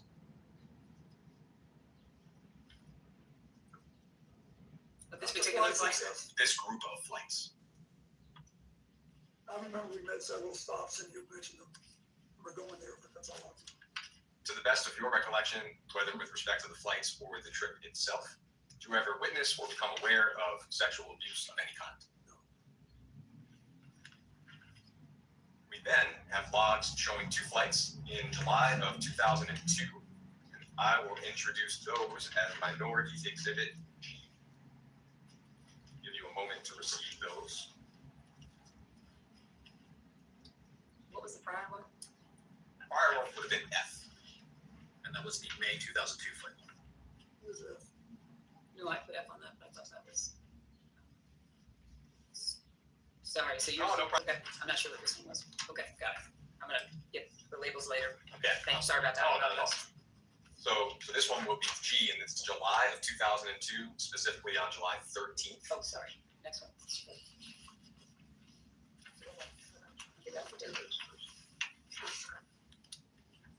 Does this say where we're going? Yeah, it's on the 13th, and these flights are from Morocco to Portugal, and then Portugal to JFK.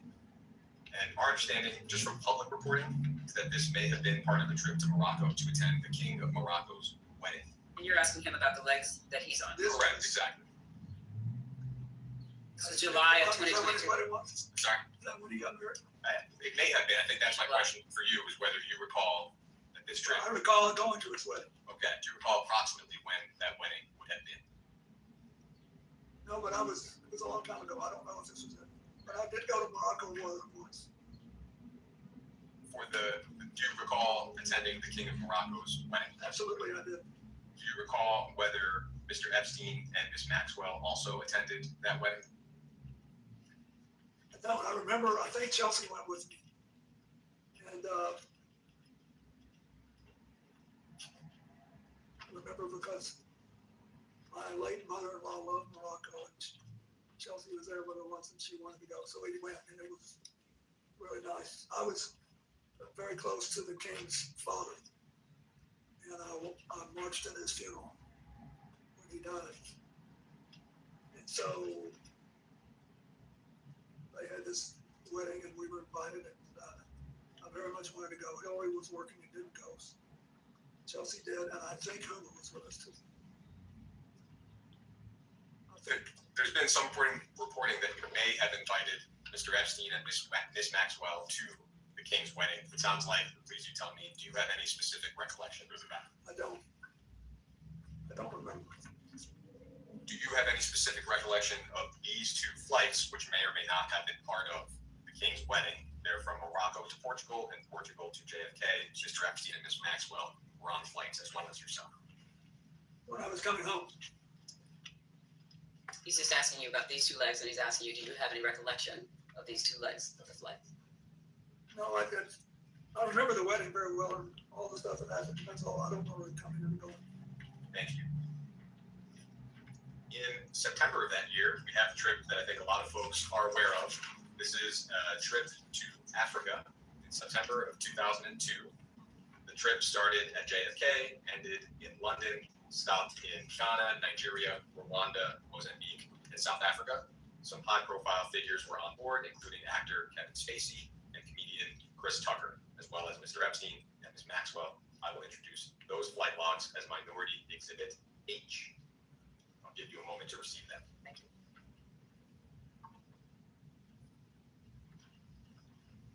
H.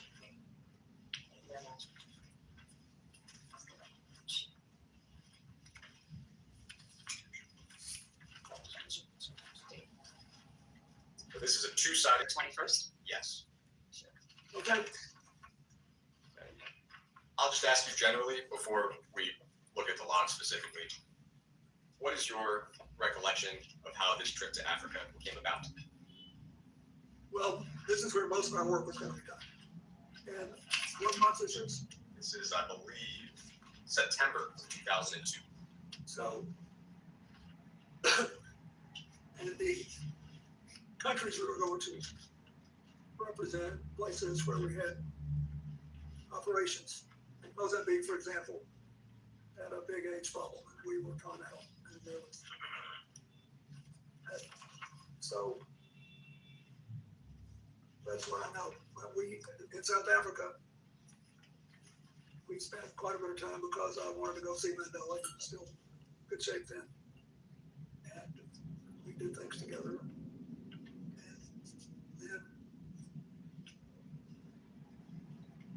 Charlene Hunterdahl, who was one of the white women that integrated the University of Georgia and became then a very well-known international television commentator for PBS.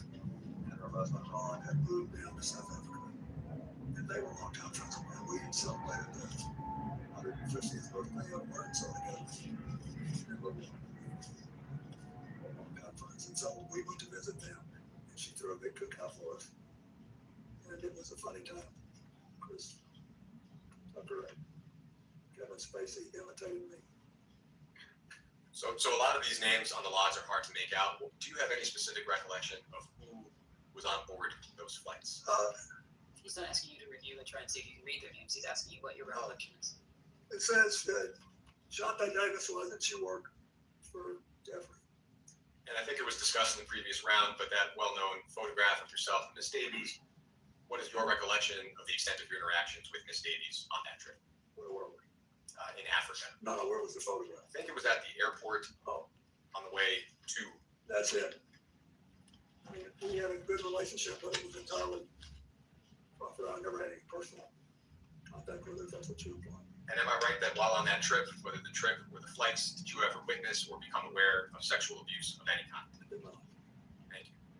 Thank you, Mr. President. Thank you. We have a series of questions from some of the members of the minority. So I'll be calling them up as we go through. Thank you. Just want to again thank you for being here and answering all the questions. We appreciate that for your service. Just two clarifying questions. One that was asked during the Republican hour, and I just want to have you reiterate it for the record. Either during or after your presidency, were you ever made aware of Jeffrey Epstein having any kind of relationship, directly or indirectly, with a foreign intelligence agency or service? And I ask because we've received a lot of interest and communication about that topic, because I want to give you a chance to answer that again. If there's any No, I comments. wasn't, and I understood why now when you showed me the passport, but I wasn't. I didn't know anything about that. Thank you.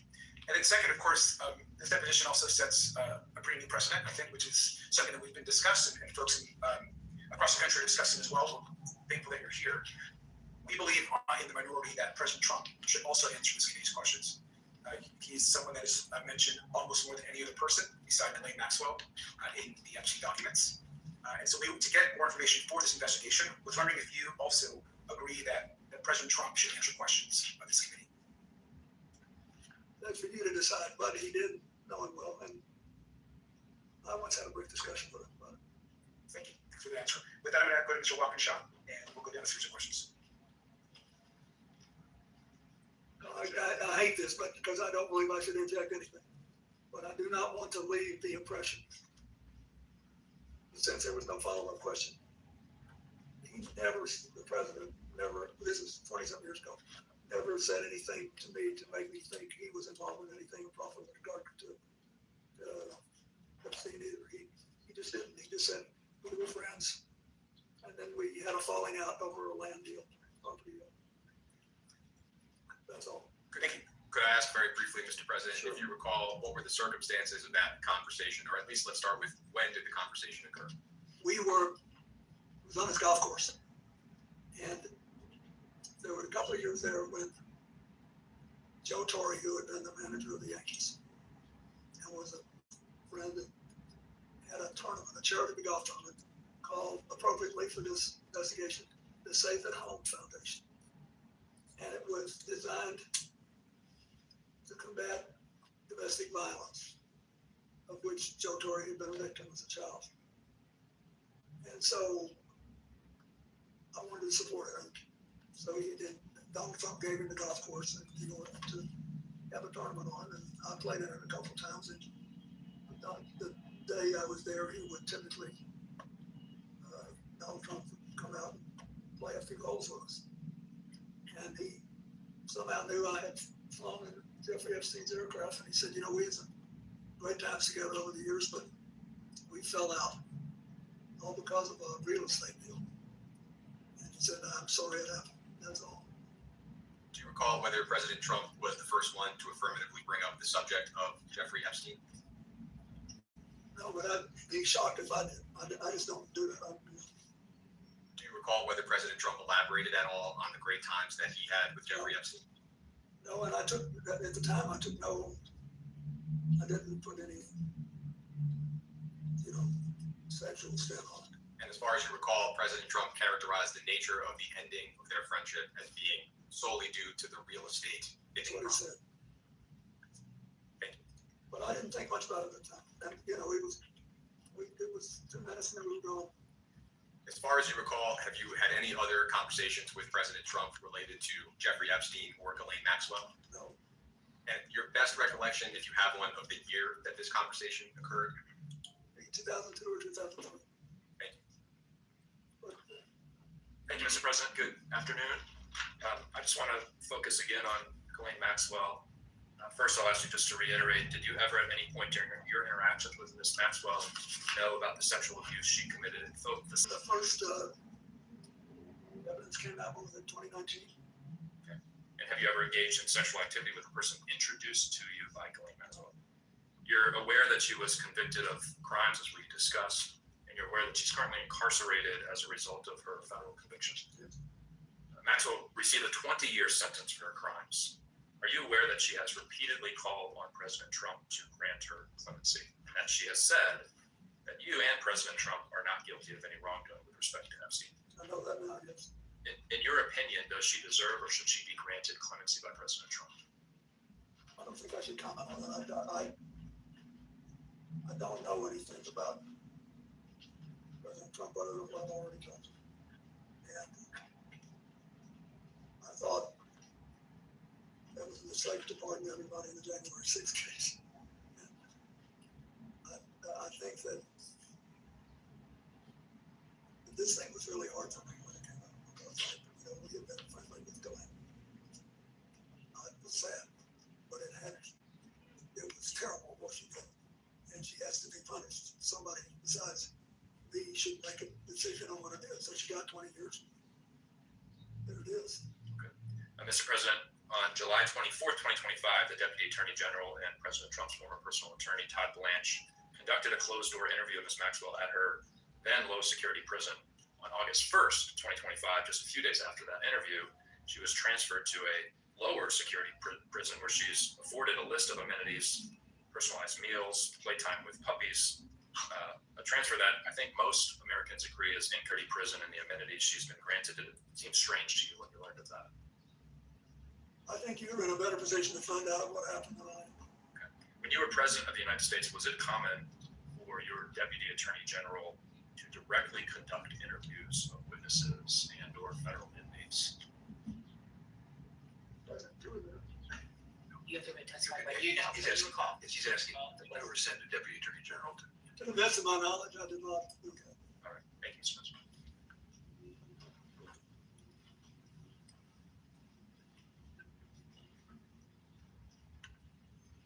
May I ask a question? Representative Foster, you're still the youngest person in Congress. Yes, I am, Mr. President. Lucky you. Hopefully that changes. If you're the youngest for too long, it's not good. It'll come time, believe me. I was, for most of my life, the youngest person doing whatever I was doing. And one day I woke up, I was the oldest man in every room. And I couldn't tell you for the life of me how I got from one place to the other. Time to take care of it, enjoy it while it lasts. Thank you, thank you. It's a blessing to be the oldest person in the room as well. Mr. President, I just wanted to circle back to the conversation around the conversation with Jeffrey Epstein on the golf, or with Donald Trump on the golf course in New York. You know, President Trump has said publicly multiple times that his falling out with Jeffrey Epstein was the result of him hiring away workers from Mar-a-Lago and his crimes. He said that's why he kicked them out of Mar-a-Lago. You brought up 2 questions about this. Did President Trump specifically characterize the result of this land dispute they had as a falling out specifically? Yeah, he said they both wanted the same piece of land. Mm-hmm. He didn't say what it was, and that's all I remember. And he said it was a falling out as a result of that? Yeah, he said it strained their relationship. Do you know when this conversation happened? When the conversation I had with him happened. Well, that had to be in 2002 or 2003, I think. 2002, 2003. All right, thank you. During any of your interactions with Jeffrey Epstein or Ghislaine Maxwell, did either of them ever mention or discuss their relationships or connections with Howard Lutnick? No. What about their relationship or connection with Alex Acosta? No. Prior to Jeffrey Epstein's arrest in 2019, did anyone ever speak with you about Epstein's relationship with Howard Lutnick? And what about Alex Acosta? Okay, thank you. Those are my questions.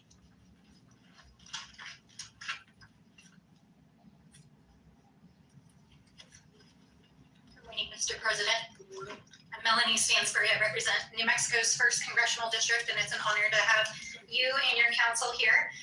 This is a very important investigation, and we obviously have a lot of questions. And for me personally, this case is all about justice for the victims. And I really appreciated in your opening statements, your statement about nobody being above the law, including a president.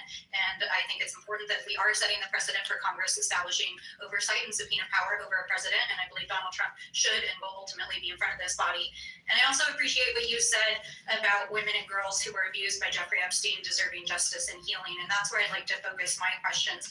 And in particular, I want to focus on 3 survivors who have shared stories that involve you.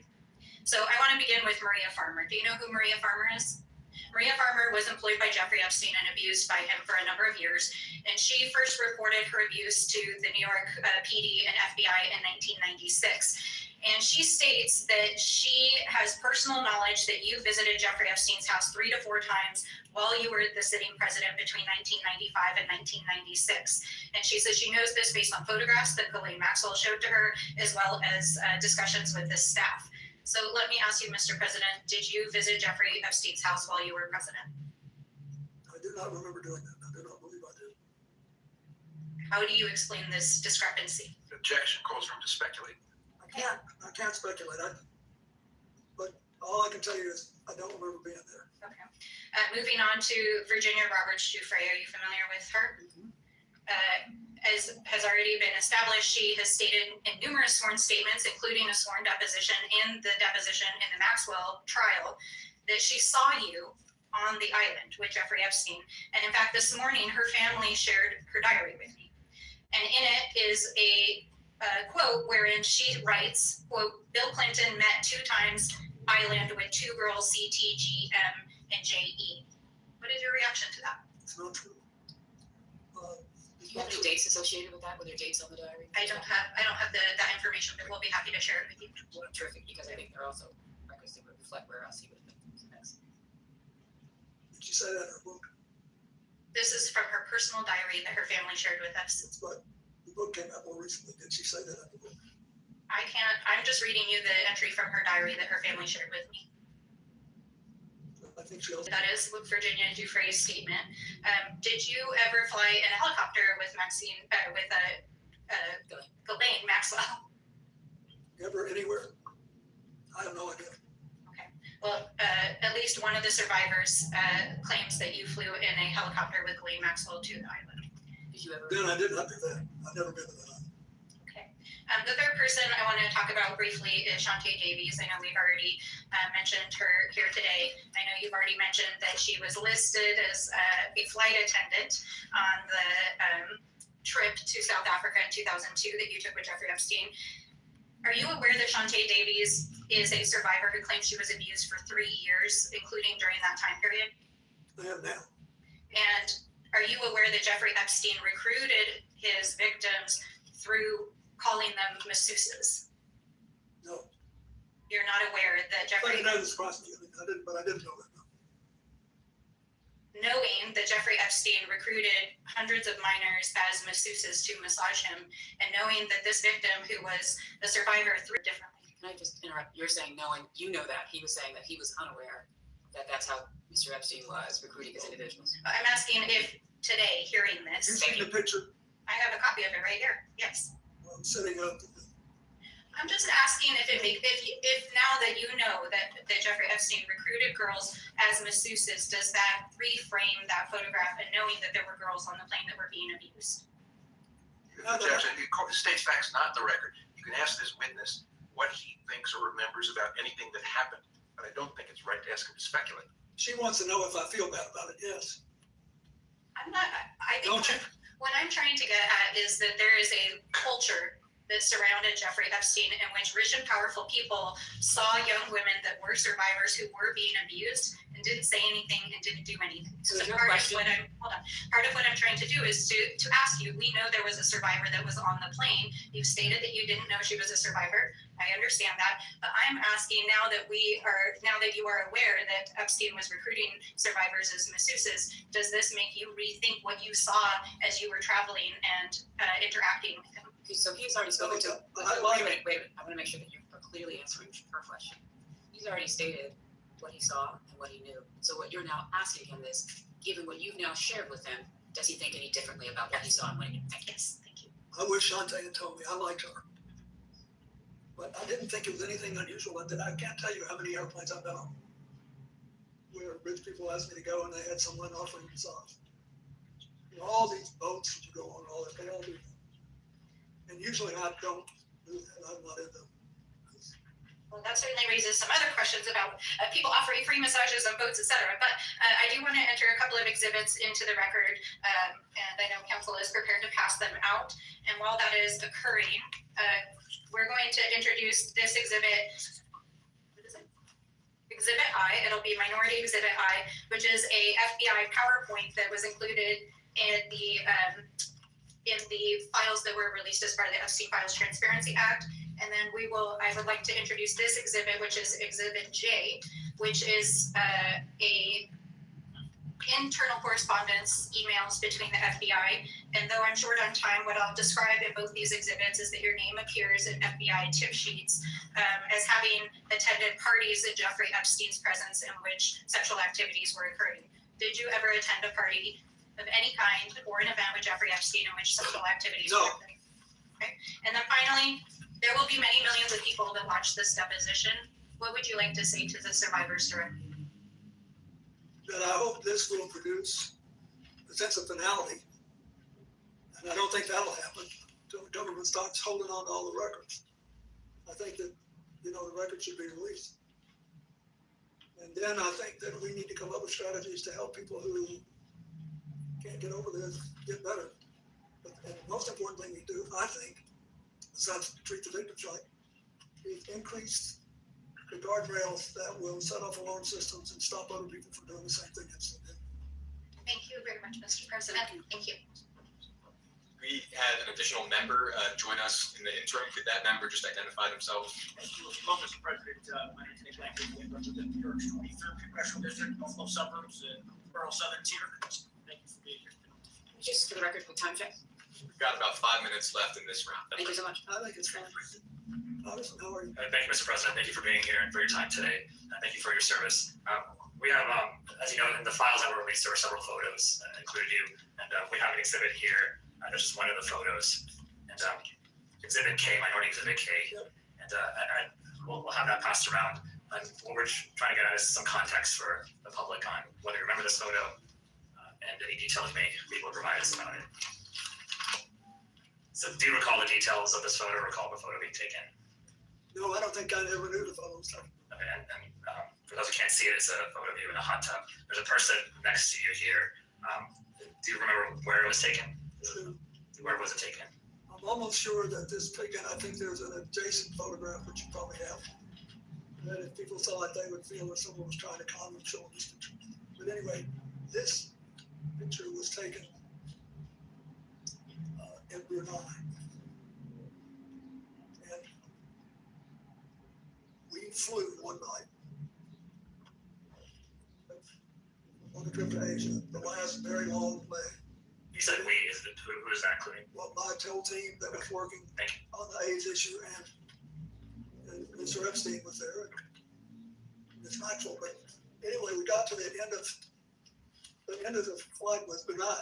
It's a tiny place, but a very wealthy one. And the Sultan of Brunei was a man that I had gotten to know well in my 8 years as president. And his first involvement with international matters was basically to join the Asian Pacific Economic Leaders Conference, which I started and which he attended. And so, and then he was very proud of that. And he hosted, his time came to host it. He would do these things in rotation. And it came at the very end of my term, or maybe the next year. Anyway, he wanted, when he knew I was coming, he said he wanted to help me with the AIDS initiative, and he invited me to stay there. And he said, I want you to stay at this hotel, and I hope you'll use the pool. So I did, and then I got out, went to bed, exhausted. Just for the record, there's another picture that also shows this as part of the larger pool area. Do you all have that so that he can refresh his recollection with respect to that? We should have it. It's quite enlightening. If you watch this, yes, it's got it. It'll give you a different feel. Thank you. We don't have it with us right now. Okay, thanks. I just wanted to make sure he knew. So were there other people in that pool or hot tub with you as well? I don't think there's anybody in the hot tub. I didn't forgotten that there was anybody in the hot tub, but it was big, but it was about. Well, there's he's asking you the pool area. This photo, there's a girl over here. There's someone. Yeah, I don't know who that is. But he's also asking you the pool area. Whether yes, I don't know who that is. Okay, so you don't know. No, and then there were other people in the pool. Okay, so do you remember, were they under 18? Would you? Yeah. Were they part of your traveling party? He's asking. Yes, they were. I think everybody there was part of our party. It was late at night, and no, it was a hotel room, and the Sultan wanted us to stay there, and the water of this big pool was on the same floor. That there were several suites, and so we went out. I swam around. I sat in the hot tub for 5 minutes, I or whatever it was, and I got up and went to bed. And I have to ask this: did you engage in any sexual activity with this person? Thank you. That ends this round, and we can go off the record.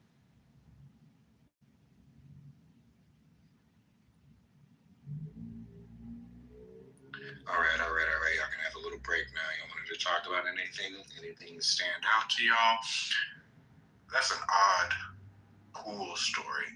That's all I'm saying. Yeah, I mean, it sounds crazy. You're looking out for Trump. You know what I mean? It sounds like they're gonna look out for each other. I don't know. I would stand by. I don't think they're gonna come home, bro. Like, we gonna be upset when this all said and done and niggas just getting parted. And I don't know.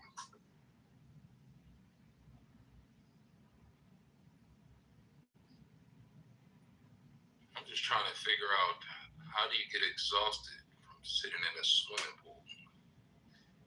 I don't know. I've sat in a lot of pools in my day. I never seem to get tired. I don't know, man. You ain't sitting in that pool right away, bro. Jacuzzi can make you tired. You never did it as with the weight of the Jacuzzi is different. presidency on your shoulder. Well, sitting in the sun and chlorine, I mean, depending on They get how the long. your penis clean dirty, so they're tired afterwards. No, on the cool, it makes sense. I know we trying to say, like, nigga, you was doing something, but it makes sense. In a jacuzzi, especially if it's hot as hell in that jacuzzi, hell yeah, you gonna get tired. Man, bullshit. Where you get that from? From being in hot ass jacuzzis, nigga. Man, You ain't never got the fuck out and just been like, all right, I'm cool in this and got back in the pool. You was probably smoking, so you fell in the fire. Hey, what the fuck?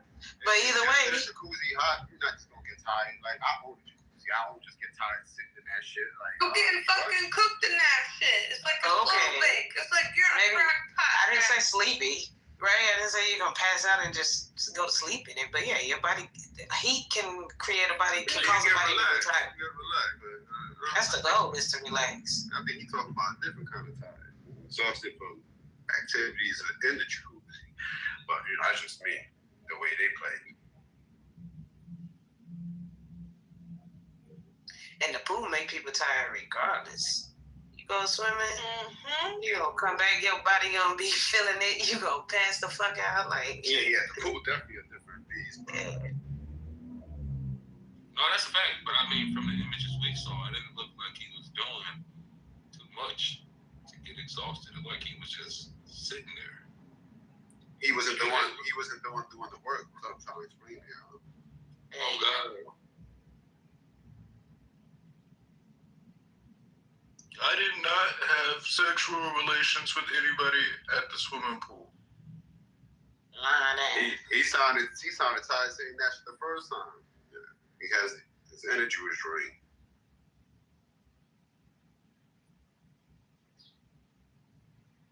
All right, y'all ready to continue? Yeah, bro. I guess.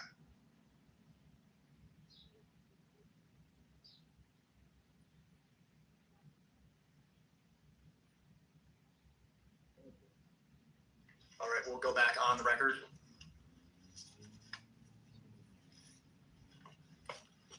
Thank you for that. I appreciate it. Ready to go? Then we'll start with Wonderful. Hello, Mr. President. How are you? Good. Thank you so much for being here with us. Oh, you're fine, Mr. President. Mr. President, I want to make my questions as quick and as painless as possible so we can move on with the day and hopefully not keep you here for too long. First question I have for you, Mr. President. Have you ever lied in a deposition? No. Have you ever lied while under oath? No. Thank you. Were you personally aware that Jeffrey Epstein visited the White House 17 times during your presidency? At the time it happened? Yes. No, at the time it happened, I was not. Do you know, so Jeffrey Epstein never asked to meet with you personally in the White House while you were president during those 17 visits? Not to my knowledge. Would you know who he was meeting with? No. Okay, I well, didn't know he was coming. is that standard protocol for the president to not know of someone who is attending, visiting the White House 17 times? So wait, excuse me, just to be clear. While you were The president? White House office, which has 1,600 employees. You're speaking of the White House office. Yes.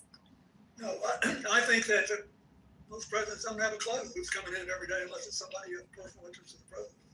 Yes, and you did have a familiar relationship with Jeffrey Epstein, correct? No, I wasn't aware I'd ever met him when I was president. While you were president. We are trying to establish if Jeffrey Epstein was a foreign or potentially even a domestic asset of some kind. Do you have any reason to believe that he was trying to seek access to classified materials, intelligence reports, or sensitive government information? No, I knew nothing about this story until it came up. I was glad to see that picture. Yes, and Mr. President, sorry to interrupt you. Mr. President, since knowing Jeffrey Epstein and knowing that he had visited the White House, were there any conversations from your associates, any White House staff, or anyone familiar with the meetings that said he was seeking detailed information about government relationships? Does that question relate to back in the day or now? What's the time? I'm asking, since you have been aware, any time since after you were aware that Jeffrey Epstein visited the White House 17 times, has there been any conversations with anyone that you are aware of that Jeffrey Epstein was seeking sensitive government information? That's to the best of your recollection. To the best of my knowledge, no. Yes, sir. Thank you. And moving on, at any time while you were traveling on any aircraft owned, leased, or otherwise affiliated with Jeffrey Epstein, did you engage in sexual relations or sexual activities with anyone other than your wife? No. During any such flight, did you witness or have knowledge of any other individual engaging in sexual activities with any female passengers? No. In 2002, you participated in a 10-day multi-country trip to Africa while traveling on a Boeing 727 owned by Mr. Jeffrey Epstein. This trip was organized by Ghislaine Maxwell. Do you recall this trip, Mr. President? I recall the trip, but I don't know that it was organized by Ghislaine Maxwell. Yes, I sir. believe we were going places that I needed to go for my work in Africa. Yes, sir. Internal FBI records describe the aircraft as having a section with couches adjacent to which a sliding glass door leading to another compartment. There was a bed. Are you familiar with the layout of this aircraft that you traveled on? I'm familiar with the fact that there was a bench that turned into a bed at the end of the passenger seats. And no other bed you are familiar with? Did you ever go into any part of the aircraft with a bed that you perhaps lied on or utilized? I'm familiar with the bench. Yes. It turned into a bed. Yes. I do not believe I ever went into the back section. And at any time while traveling on such aircraft, do you remember utilizing either the bench that laid? I'll keep it as one option for now. Do you remember utilizing the bench as a bed? Was it laid out as a bed? I don't remember, but that doesn't mean I didn't. I'm familiar with it. Yes, sir. FBI internal records relay testimony from Dr. Greg Bledsoe, who participated on the 2002 Africa trip. Did Dr. Bledsoe describe multiple millionaires? Dr. Bledsoe does describe multiple millionaires and billionaires on the plane. Do you remember any of the names of those individuals, potentially even the actor Kevin Spacey? Yeah, Kevin was on the plane. Did Dr. Bledsoe also describe, he also describes that multiple young women were present on the flights and that Maxwell appeared to be in a position over the girls on the plane and was directing the girls. Can you describe the purpose of these women participating in this multi-country Objection, trip? formally question. No objection to asking the president what he saw, observed, heard, but he can't possibly speak to what Maxwell was in real life. Did you witness, Mr. President, Miss Maxwell appearing to be in the position over other girls on the plane and possibly directing the girls? Well, I thought that she was Epstein's top aide and that she was basically in charge of what happened. What did happen, Mr. President? I don't know. I mean, I've already told you this. I'll tell you again. I never saw anybody do anything wrong. I thought they were flight attendants. Do flight attendants typically wear tank tops and jeans? They don't all wear uniforms on private planes. Yes, sir. Most are dressed probably pretty business class. But So moving what on. his testimony was, with respect to private aircraft, people are not wearing uniforms. Correct. Dr. Bledsoe described at least one of the girls serving as a masseuse. At any point, did you or other male passengers receive a massage from this young woman or any other young women who were described as a masseuse? Well, I've seen one picture that shows that in an airport waiting area, one of the women was massaging my neck. That's all I've seen. Have you received more than one massage from these trips with Mr. Epstein and the young girls that were present? I don't recall them, but the problem I remember from that trip was that my neck had spasmed and I was in. So they offered to help, and I let them help. One month. She asked whether or not you recalled any other massage. No, you're not. Thank you.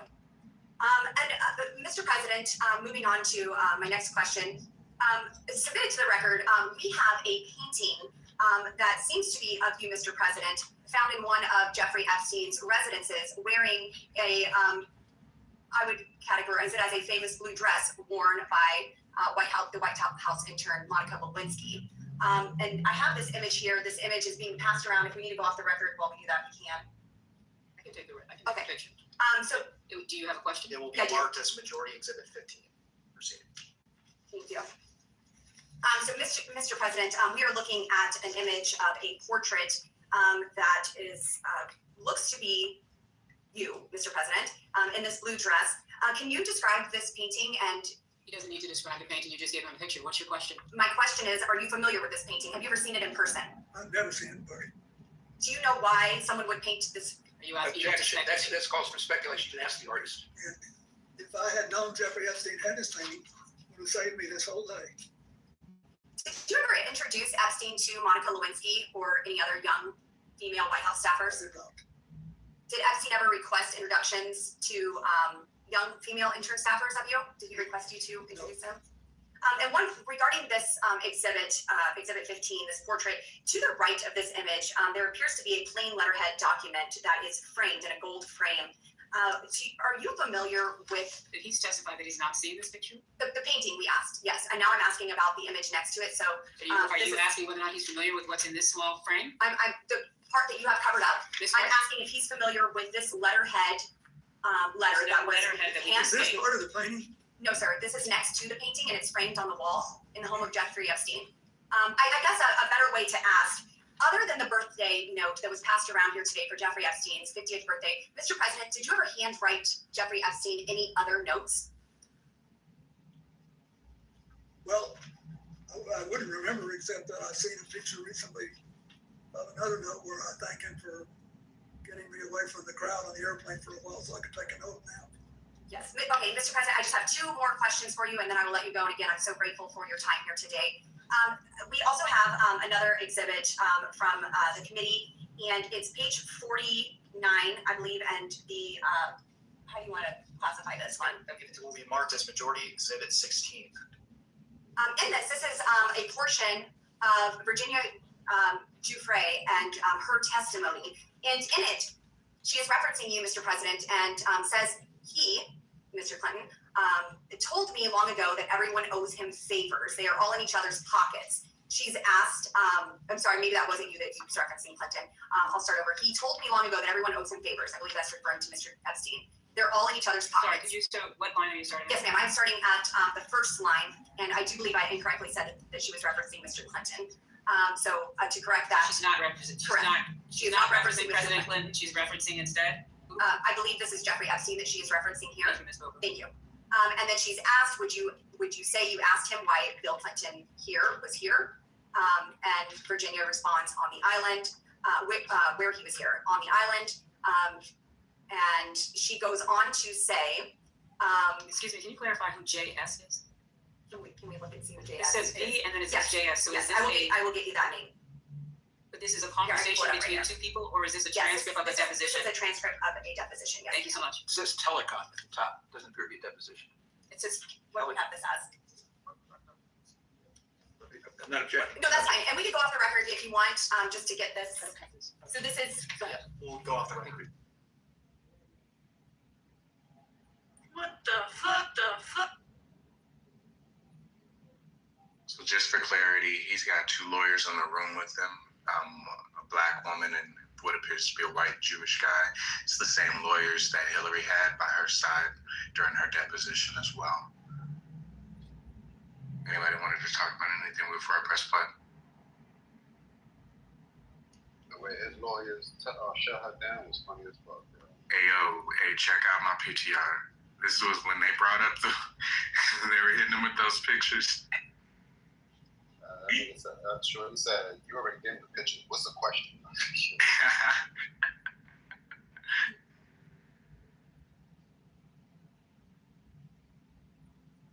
All right, I'm gonna run it. Wait.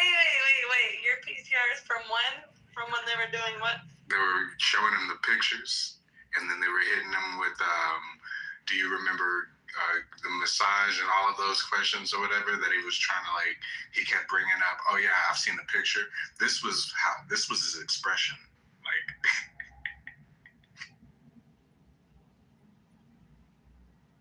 But every time his body language changes a little bit, I'm trying to get a screenshot of it, but this was the funniest one.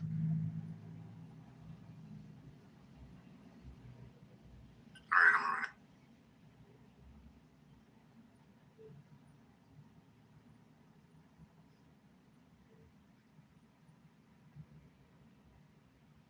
So we can go back on the record. Thank you very much. And this is a long dialogue between Mr. Jack Scarola and Virginia Giuffre, and I will summarize this. It is mentioned by Virginia that everyone owes him, presumably Jeffrey Epstein here, favors. Mr. President, were you ever in a position to owe Jeffrey Epstein a favor? I didn't consider that. I thought we had an understanding about the airplanes. that he would let me use the airplane to set up my AIDS programs around the world if I agreed to talk to him for an hour about economics and politics on every long leg.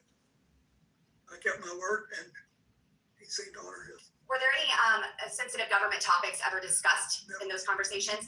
And also here, Just for the record, Virginia. the court reported his response. Thank you so much. Thank you. Sorry, I'll try not to talk over you. Wrapping up here. Virginia Giuffre is also asked in this document. Same one you handed us? Yes, ma'am. So we should be looking at. This is 1, 2, 3, 4, 5, 6, 7, 8 lines down. JS is speaking. Were sexual orgies a regular occurrence on the island at Jeffrey's house? Yes. My question, Mr. President, were you ever aware or engaged in any of these sexual orgies? Are these on the island where he's testified that he's No, not ma'am, on the I island? was never on the island. Were you ever on any island in the Virgin Islands? To travel for a trip with his wife, which is on the public record? I'm With sorry, what's Jeffrey your question? Epstein? No. You were never in the Virgin Islands with Jeffrey Epstein, no. Okay, thank you. Mr. President, there's been new information that has come out regarding the autopsy of Mr. Epstein. I would just like to ask you personally and directly, do you believe that Jeffrey Epstein killed himself? Are you asking him to speculate on how Mr. Epstein died? I'm asking what the President thinks of. So you're asking his opinion? Mr. President, was your friend Jeffrey Epstein Are you suicidal? classifying him as a friend? He has testified that He he's has friendly. called a friend in a letter. He said he was friendly, but not, you've asked for his Mr. testimony. President, do you believe that Jeffrey Epstein was suicidal? No. Was he ever suicidal? Best of your I understanding. don't know. I only know what the medical finding was. I think maybe he finally got caught. I don't know. I've accepted it in my own mind. I don't know what happened. Mr. President, what did you accept? That he killed himself or that he did not? But he did, but I don't know. Yes, sir. Thank you, Neither Mr. do you. We President. don't, none of us know. We weren't there. Mr. President, it's been an honor. Thank you. Thank you.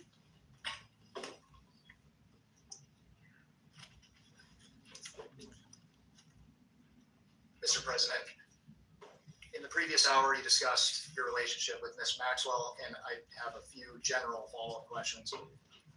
And I may make you repeat yourself, but I'll try hard to not ask you questions you've already answered. First, can you characterize your relationship with Ms. Maxwell after your presidency? Well, I didn't, to the best of my memory, I didn't see her very much until I started flying on Mr. Epstein's Africa airplane. For the record, would you at any time ever consider her? I don't know, when she started going with Ted White, I saw her more frequently.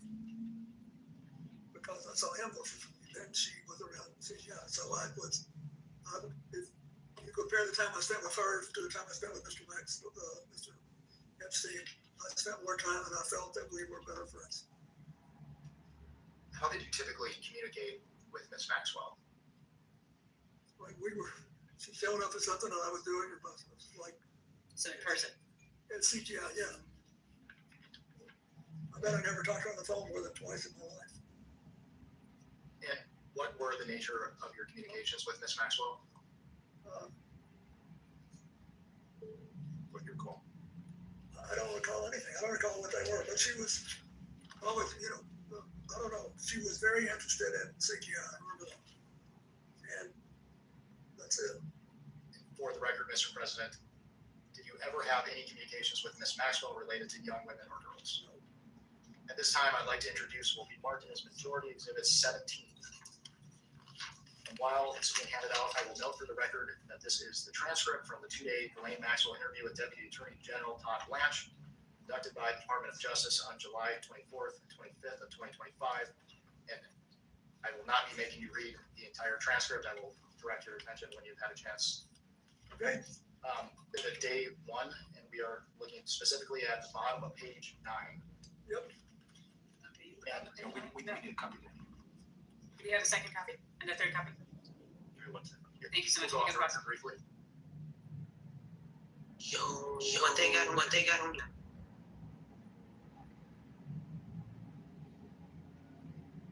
She said, During Ms. no. Maxwell's interview, she stated that President Clinton was her friend, not Epstein's friend. Is that accurate? I'd say that it was accurate to say that I felt closer to her than him. And for the record, why was that? Because I had seen her more, and because she was very good friends with Evelyn Rothschild and his wife Lynn. whom I knew and was in regular touch with. And So make sure you refer to your email that section. She characterized your relationship with her as warmer. Is that your question? Would you agree with that? Warmer than with Jeffrey Epstein? Correct. oh yes, but it was not in any way sexual. At this time, I'd like to direct your attention to day 2 of the transcript, and now we are looking at the bottom of page 12. It is page I see it. 258 and 259. Wait, pardon me, sorry, I'm not with you. Bottom of page 12 says 42 to 45. Of day 2. I'm sorry, I apologize. Okay. Day 2, page 12. Yes. Page 252. 257, 260, Okay. 258, and 259.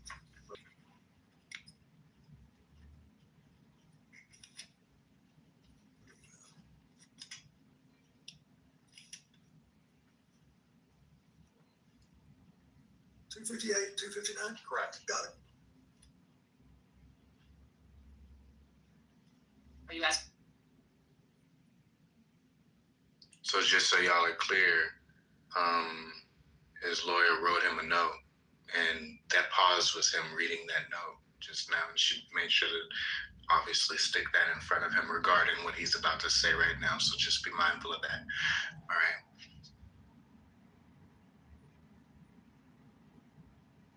Did you read that? Yes. All of 258 and all of 259? Correct.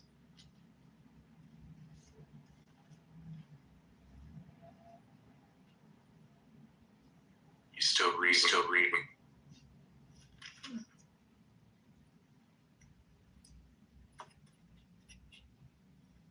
Okay, is there part of this you want me to read? No, he has a question. He wants to make sure you read through here and you read through here. Okay.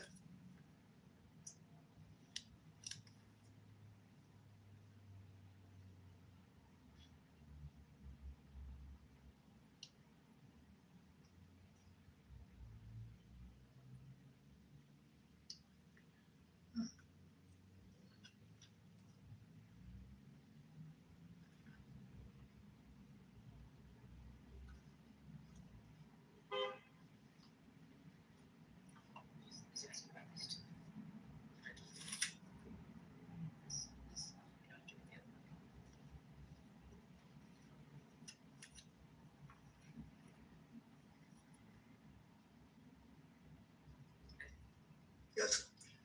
Got it.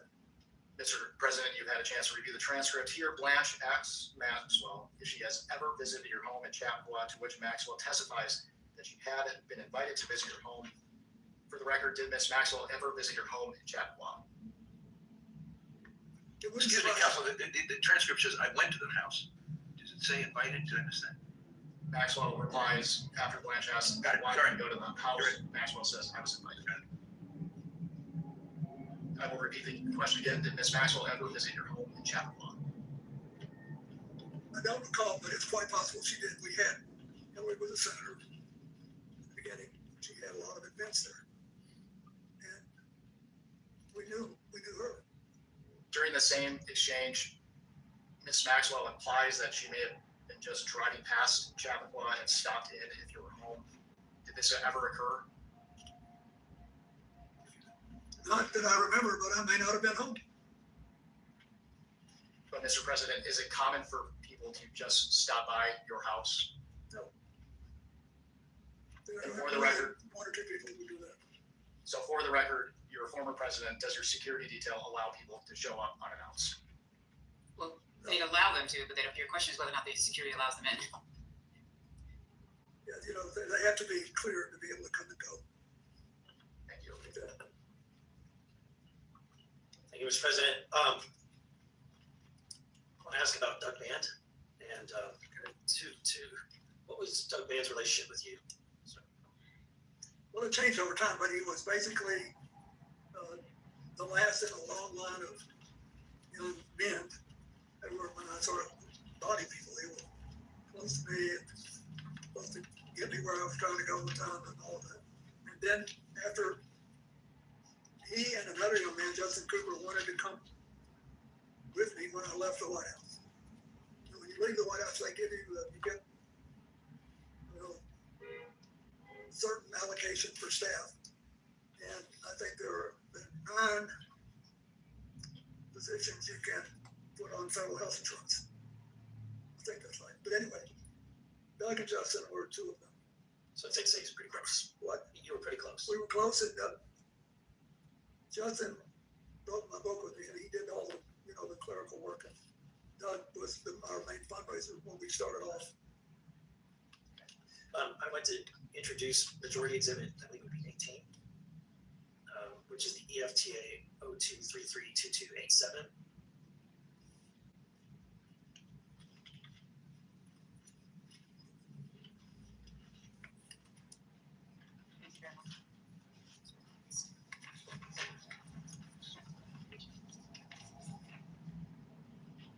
So this is pretty short.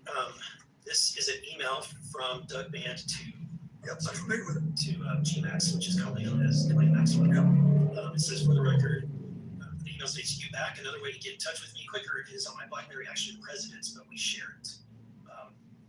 The email that's listed there, WJC, is that your email address?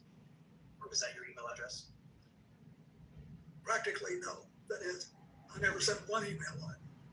But you recognize that? I recognize it, and I think Doug thought it would increase his cachet if he had an email with WCC on it. And, But he's asking you, is this your email, Mr. President? no, I didn't send her emails on it. Did you share a BlackBerry with Mr. Band? He says we did, but I think I finally got another BlackBerry. But this was back before. Okay, sorry, Mr. President, this is back in, think of the year, look at the year, so you make sure you're answering the question. 2001. Did you have a phone in 2000? Did you have, he's asking you, was this your BlackBerry, or did you share this BlackBerry with him? Well, I've been out of office now 9 months. Did you have a phone, Mr. President? I don't think I did. I don't anyway. But the truth is, I don't remember. I just know that I did not email. Okay. So you did not email. How often do you send emails? Or did you send emails? Have you ever sent an email, Mr. President? I sent one email to Senator John Glenn, when he was in space at age 77. And I sent an email to the men and women aboard a U.S. ship in the Adriatic during the Kosovo War. Have you sent any other emails, Mr. President? Since then, I'm not sure I've sent one. Okay. I'd like to introduce Majority Exhibit number 19. Makes me a certified. Which ends in 2335030. Yep.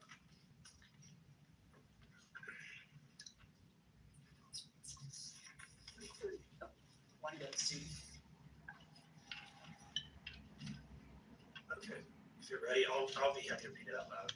It's again, it's from GMAX, Ghislaine Maxwell. Yeah, right. We believe, well, it's redacted. We haven't seen the other redacted files. We believe that the two is to the same email.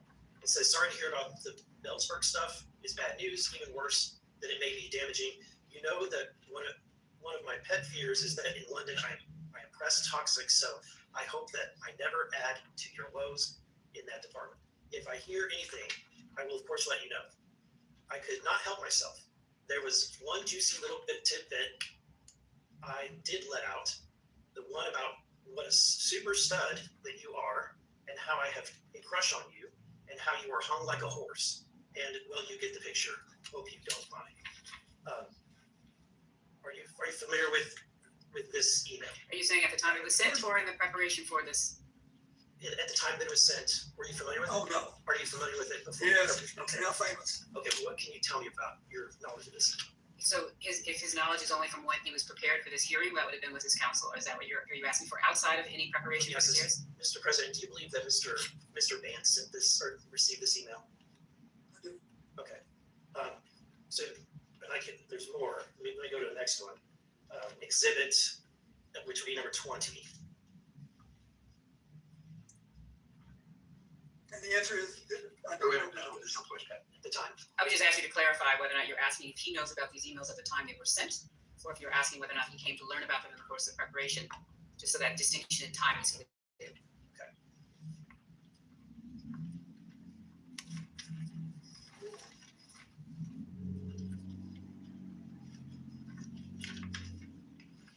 I believe this email is also very short. It's just at the top. Again, it's from the WJC email, the same one. And two, it says, this email is silly, I want to spank bottoms to Who's it from? it's from the same email account, the same email that has been used before, the WJC email. What was your knowledge of Mr. Mann's relationship with Ghislaine Maxwell? I knew he was, basically, he contacted her the same way that she represented Epstein on things. I did not know, nor did I need to know, that they had a personal relationship. They had a physical relationship? Are you asking him whether or not they had a physical relationship? You believe they had a physical relationship? I don't know for sure. And just to be clear, you said it, but you did not have a physical relationship with Ghislaine Maxwell. The president's answered that question multiple times. Thank you. Okay, and then finally, I want to move on to another question regarding the visits to the White House. Are you familiar with Mark Middleton? Yes. Can you describe who Mark Middleton was? He was a young man from Arkansas who was really ambitious, wanted to go to work in Washington, wanted to have, and he knew Mac McCarty, my chief of staff, who was from Little Rock, and Bruce Lindsay, who was also from Little Rock. And he worked with us, and then later I think he became,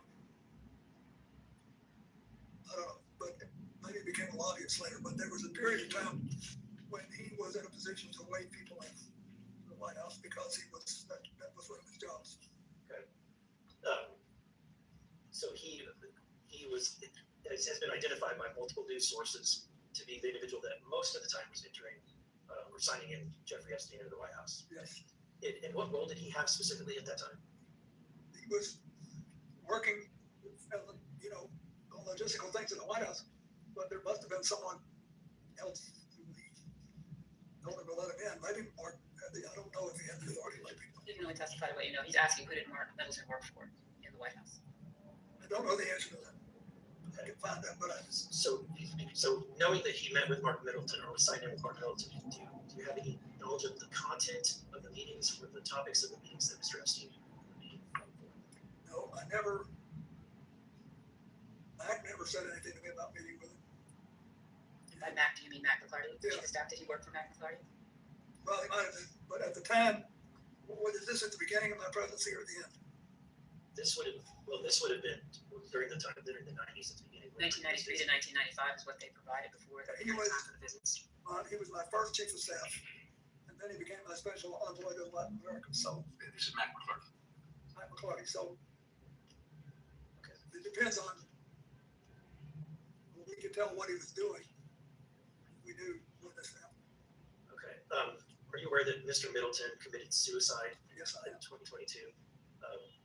He was found dead at Hefner Ranch, approximately 30 miles from his home in Little Rock. He was discovered hanging from a tree by an extension cord around his neck with a self-inflicted gunshot wound to the chest. So he was shot and hung. Do you have any information that leads you to suspect that he did something other than commit suicide? No. Do you have any concerns that this was in relation to his knowledge or relationship with Jeffrey Epstein, given the date? The president has already testified to the fact that he was unaware that Mr. Epstein was visiting the White House. So are you asking him then as to what he would have known? I'm asking when you heard about the death, knowing about the things that have been, at this point, it's all over the news, seeing that he has committed suicide. Have you ever had any conversations with people about whether or not there's any relationship between the two? Oh, no. No one's ever suggested it to me. Okay. Thank you. I go back. Next up, it's really sad. It is. McGuire from Virginia. Represents VA. Represents VA. Represents VA. Thank you, Mr. President, for being here. I served in Navy Special Warfare during the presidency. Thank you. In your opening statement, you talked about prevent future or more human trafficking in our country, and I agree with that. I think that's one of the big purposes of being here. Today, we hope we can get justice for the victims, have accountability and transparency.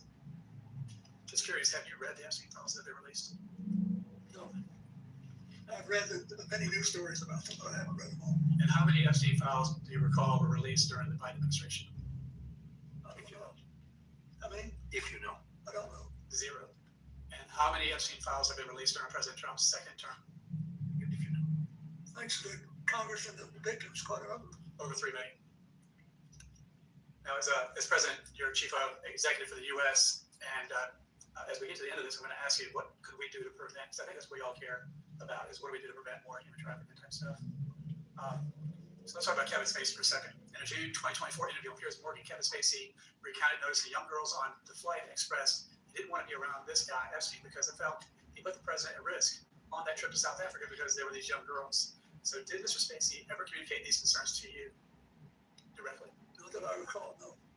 Did anyone else express similar concerns about these young people? No. Do you agree with Mr. Spacey's characterization that these young girls on the flight were concerned? I'm sorry, what exactly is the characterization that Mr. Spacey gave? That these young girls would put the president at risk. So that's Mr. Spacey's concern, and you're asking him whether or not Mr. Spacey said that, shared that with him? Would he? Yes. Would he agree with that?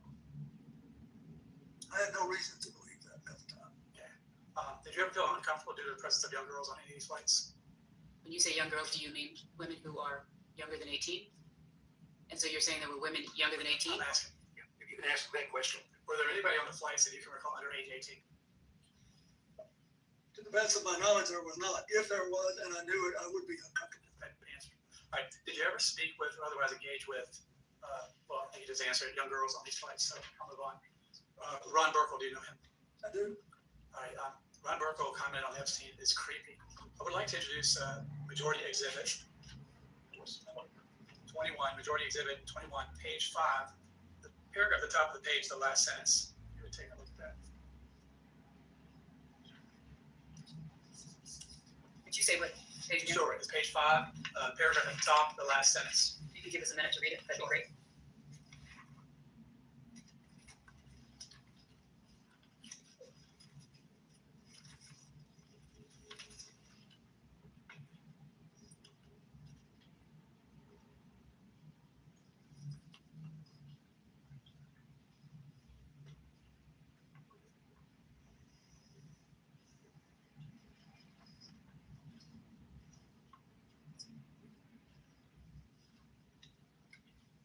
No, page 5. Top paragraph. And more specifically, the last sentence of the top paragraph.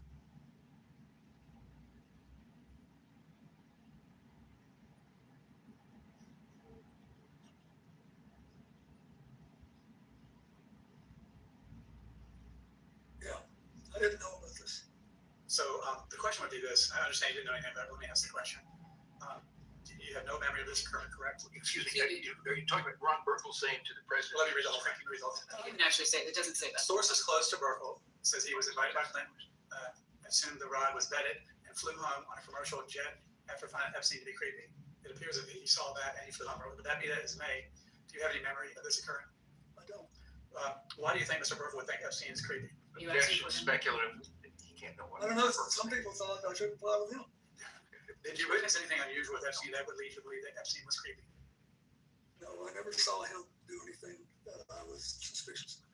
And you don't recall Mr. Burkle leaving the trip early to fly home commercially? I don't know. I don't know that. Sure.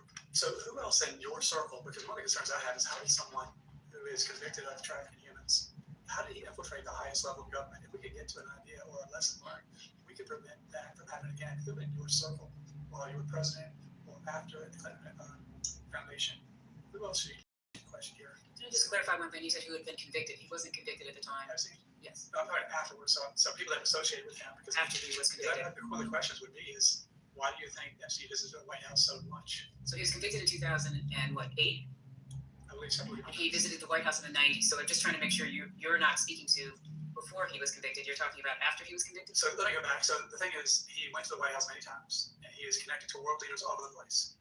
Many people have resigned as a result of the Epstein files. So I'm just asking a neutral question, and that, based on your experience as a world leader, what can we do to prevent predators like this from infiltrating the highest levels of the American government? Well, when someone knows about it, they should report it. There should be a system set up to act on it. Well, I agree with that. Is it true that in 2013, Ms. Maxwell was a guest at the Clinton Global Leadership Conference? I don't know, because that's a last year we had. 2013. 13 is one of the years where they're asking whether or not she was there. I know. I'm trying to. So you can just. Off the top of my head, I don't know. Well, I understand that she also attended your daughter's wedding. She did. And so understand now the unspeakable evil that these people committed. Do you believe it was a mistake allowing them close to your family? Are you asking if he knew at the time when she was at the wedding? Looking back. Looking back, I had no idea. If I had known what she was doing, I would have done the right thing. I understand. Well, I think that. But I also, keep in mind, I felt bad for Ted Wade, who was a very close friend of mine. And I never had any doubt about him, and still don't. Roger that. But I think you would agree that we all want justice for the victims. We all want transparency, accountability. We want to strengthen our anti-human trafficking laws. President Trump has secured the border and gone after the cartels and even passed legislation to help human trafficking victims. What other legislation could we do, based on your experience, that would help stop trafficking in America, if not the world? Well, first you need to ask people who know more about how people get over it. I mean, there's already been a large number of dollars put into settlements, but I think there must be damages to people that will take a lifetime deal. So I think there needs to be a lot of study on that. And then I think there's the hotlines that where people make reports need to be taken seriously. We need to follow up on them. And I think that the more we talk about it, the less likely it is that another big network will form. Thank you for answering my questions. I think you're doing good, just having us talk about it. Next will be Mr. Groveland from Wisconsin.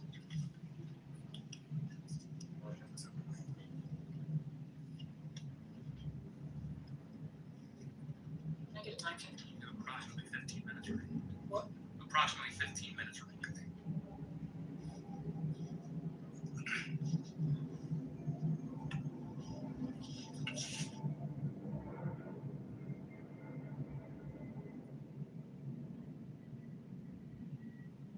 I'm gonna pause it there for a second. Y'all hear anything that y'all wanted to talk about real quick?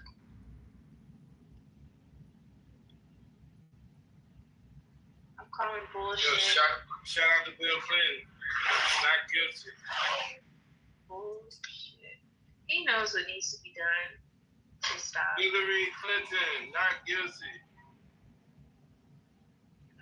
You know. So what did he do? Oh man, I'm gonna drop the money here. Control at the wrong time. Reggie, besides being a world leader, that's it. I mean, the last question, when he asked, like, what do you think should be done in order to stop this? I mean, his answer just was so dull. Like, it just, like, he didn't even care. Well, he said they should set up something to where people have somewhere to report this, right? Something to that effect. Like, he was like, yeah, more reports need to be done. There needs to be, what did you say, like more research or something? He said there needs to be a system set up to where people can report this stuff. More conversations, more dialogue. Don't they already have that shit? Oh, fuck all that. He said like research, like what you mean research into it? Like He said, yeah, there needs to be studies done in order to make sure that things like this don't happen again in the future. And he also said that there should be like consequences for people who have done this in order to set a tone so that these things don't happen again. That's what he said. Yeah, discussions. Y'all like the situation, but y'all also are very biased in this bitch. I ain't hear that. I gotta run that back. I thought you said like. I mean, he was mumbling. For people to report this shit or some dumb shit like that. And I was thinking to myself, ain't that what the DOJ and all this extra shit is for? But I don't know, I could be wrong. Probably gotta run that.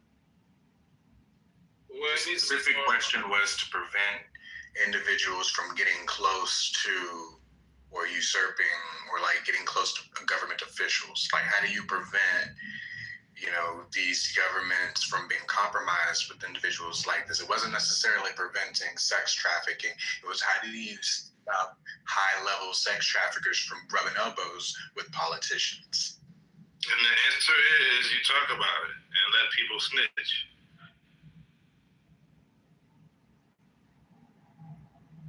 All I know is that man knows. They all know more than what they're telling, and that shit is so frustrating.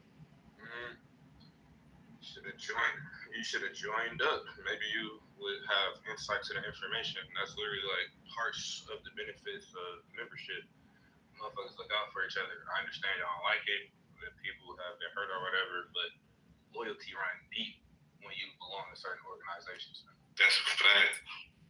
That's why I said we shouldn't be burning that shit down. Stop waiting for them to prosecute each other like something gonna happen and shit. Like I'm just waiting for somebody to trigger that shit off. Get these niggas the fuck out of office.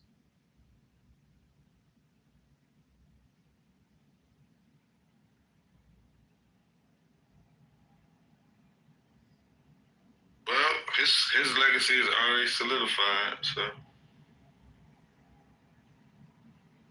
Y'all ready to continue? It shouldn't be though.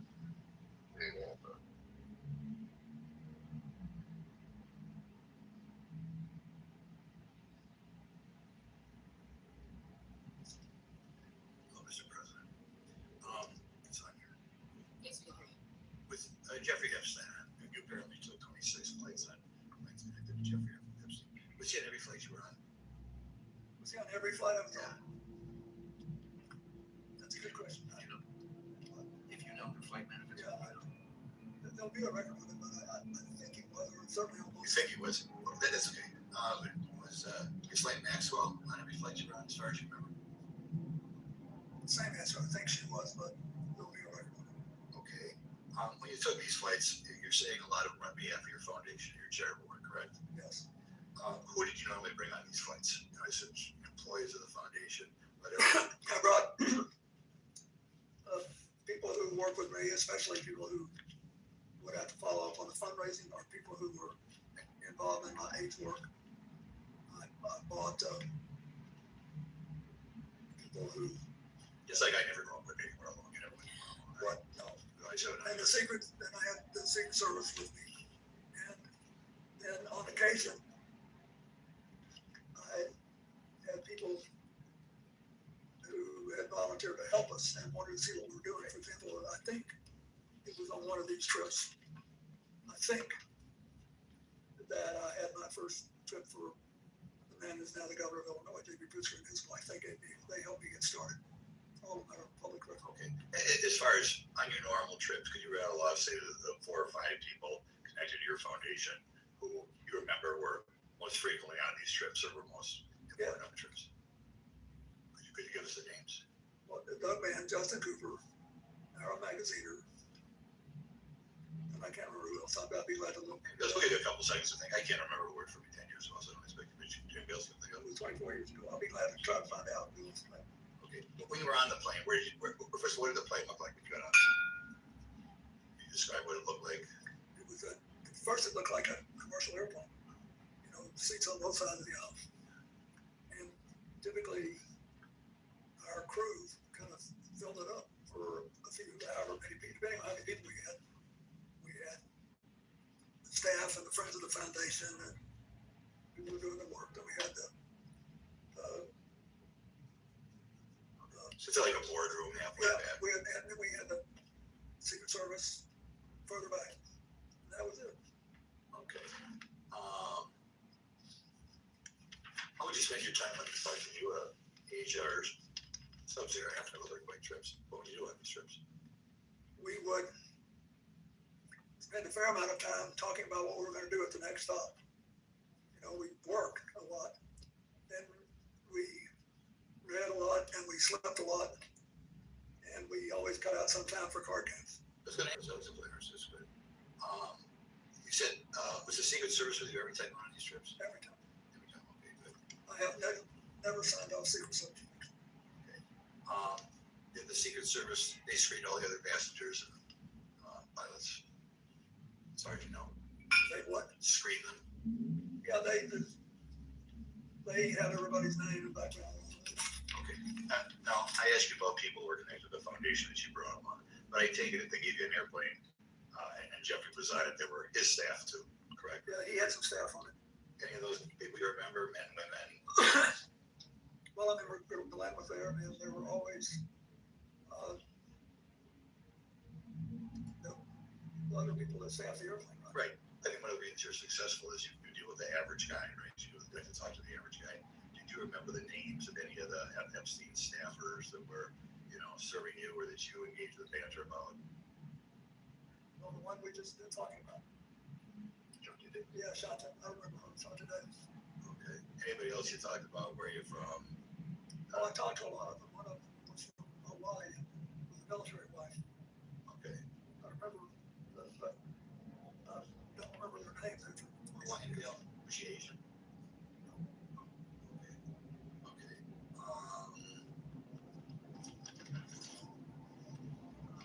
Were there ever new people that you remember joining in the group? This is kind of spread out over 4 or 5 years, or 2 or 3 years, I guess. I'm talking 2 years on the flight. Did you ever get to the Virgin Islands other than on these planes? Have you ever been to U.S. Virgin Islands in your life? Oh yes, I worked a foundation, did a lot of work in the Virgin Islands. You also vacation there, though. Well, yeah, and when I was president, Hillary and I vacationed there, and we liked it very much. Okay. But when I had the hurricane in 2017, we went to the islands and tried to help my foundation. Okay. And we did a lot of work there. Okay. We have another question. When you read about this, and obviously these files receive a lot of public attention, recently a columnist pointed out that one of the reasons this trafficking was allowed to exist is there were lawyers, sometimes high-priced lawyers, who were able to bring, I guess particularly from Eastern European girls through here, negotiate the immigration laws and such.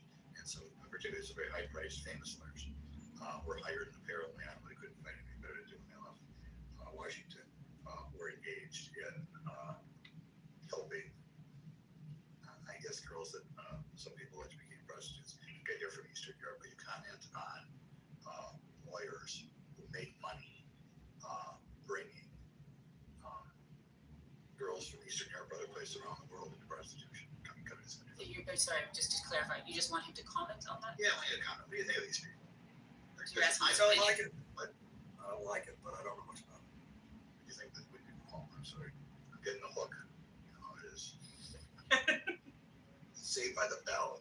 Well, what after that question? Do you think if lawyers help legally or illegally people come into this country for the purpose of prostitution, they should be disbarred? Not unless it's illegal to do it. If you pass a law which said it was illegal to provide representation, notwithstanding the constitutional right to think there's sleazy lawyers if they do that? You can just say that. Sleazy lawyers. Say they're sleazy. For the record, we think lawyers are fantastic. Thank you, Mr. President. And lastly is Representative Langworthy from Buffalo. That's right, say Buffalo. Oh. No, Buffalo. You were there the day after you were acquitted, I remember. Yes, and 20,000 people killed. Big crowd. I'll never forget it. Big news. Thank you very much, Mr. Never President. forget it.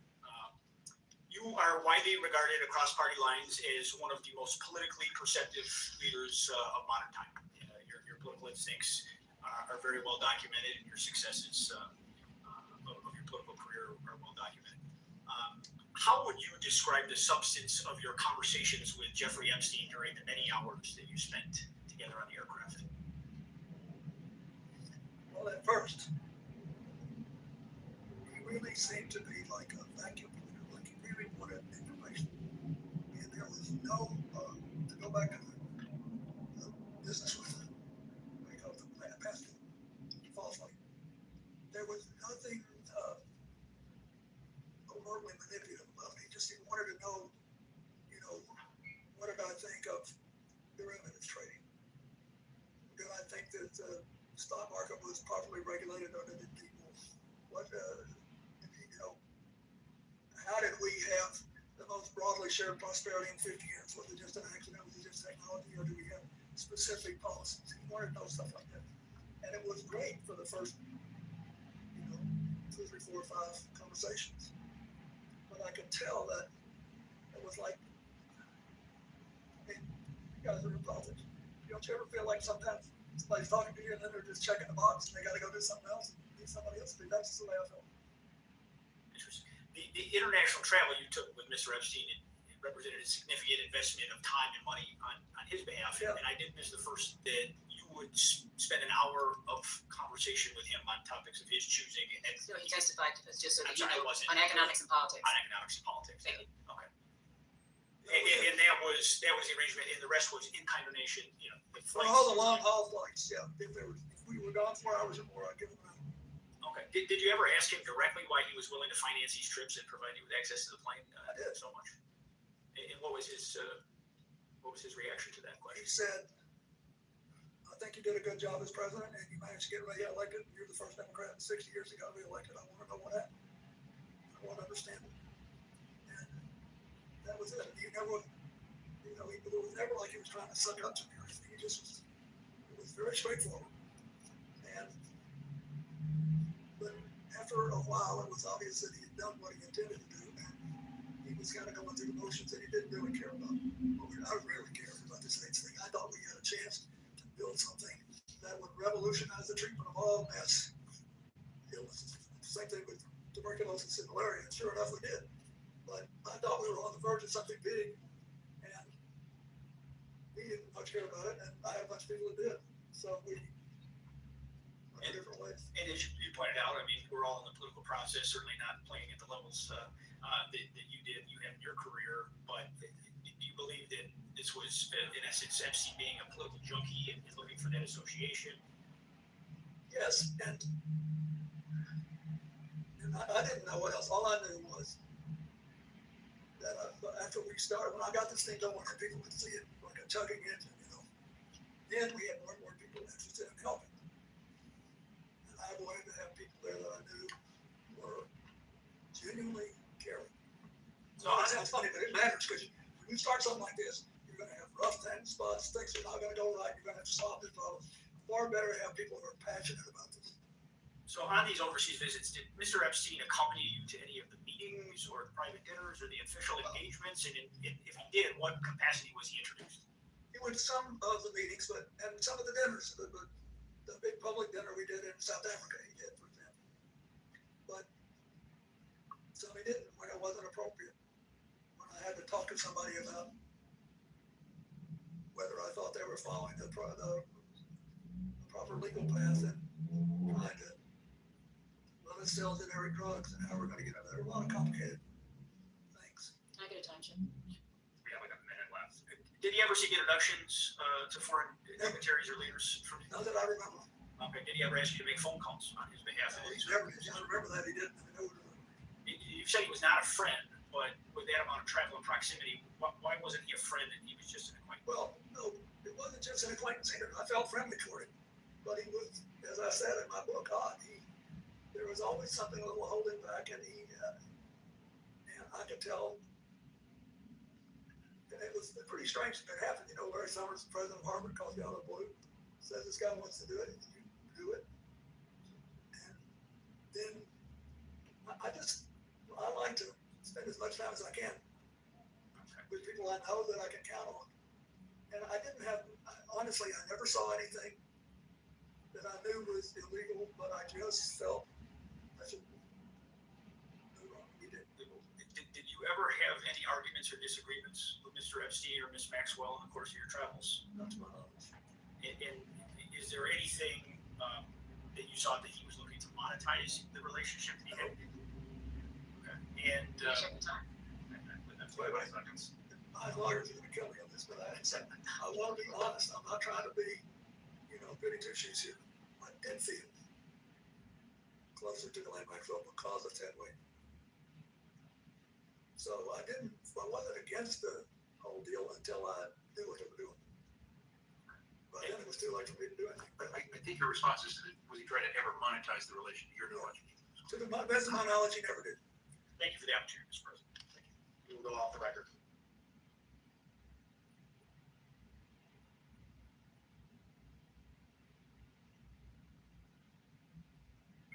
stretch your legs, have a cup of coffee, go roll up, go smoke one if you're already rolled up.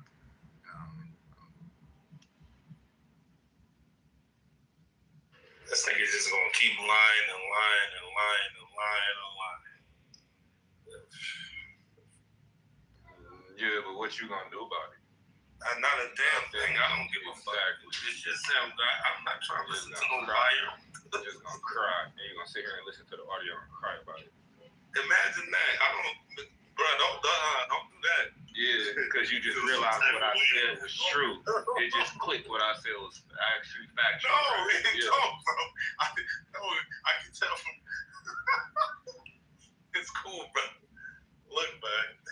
I just can't listen to Clinton, man. That man, all of them, liars and killers. That's how I see them.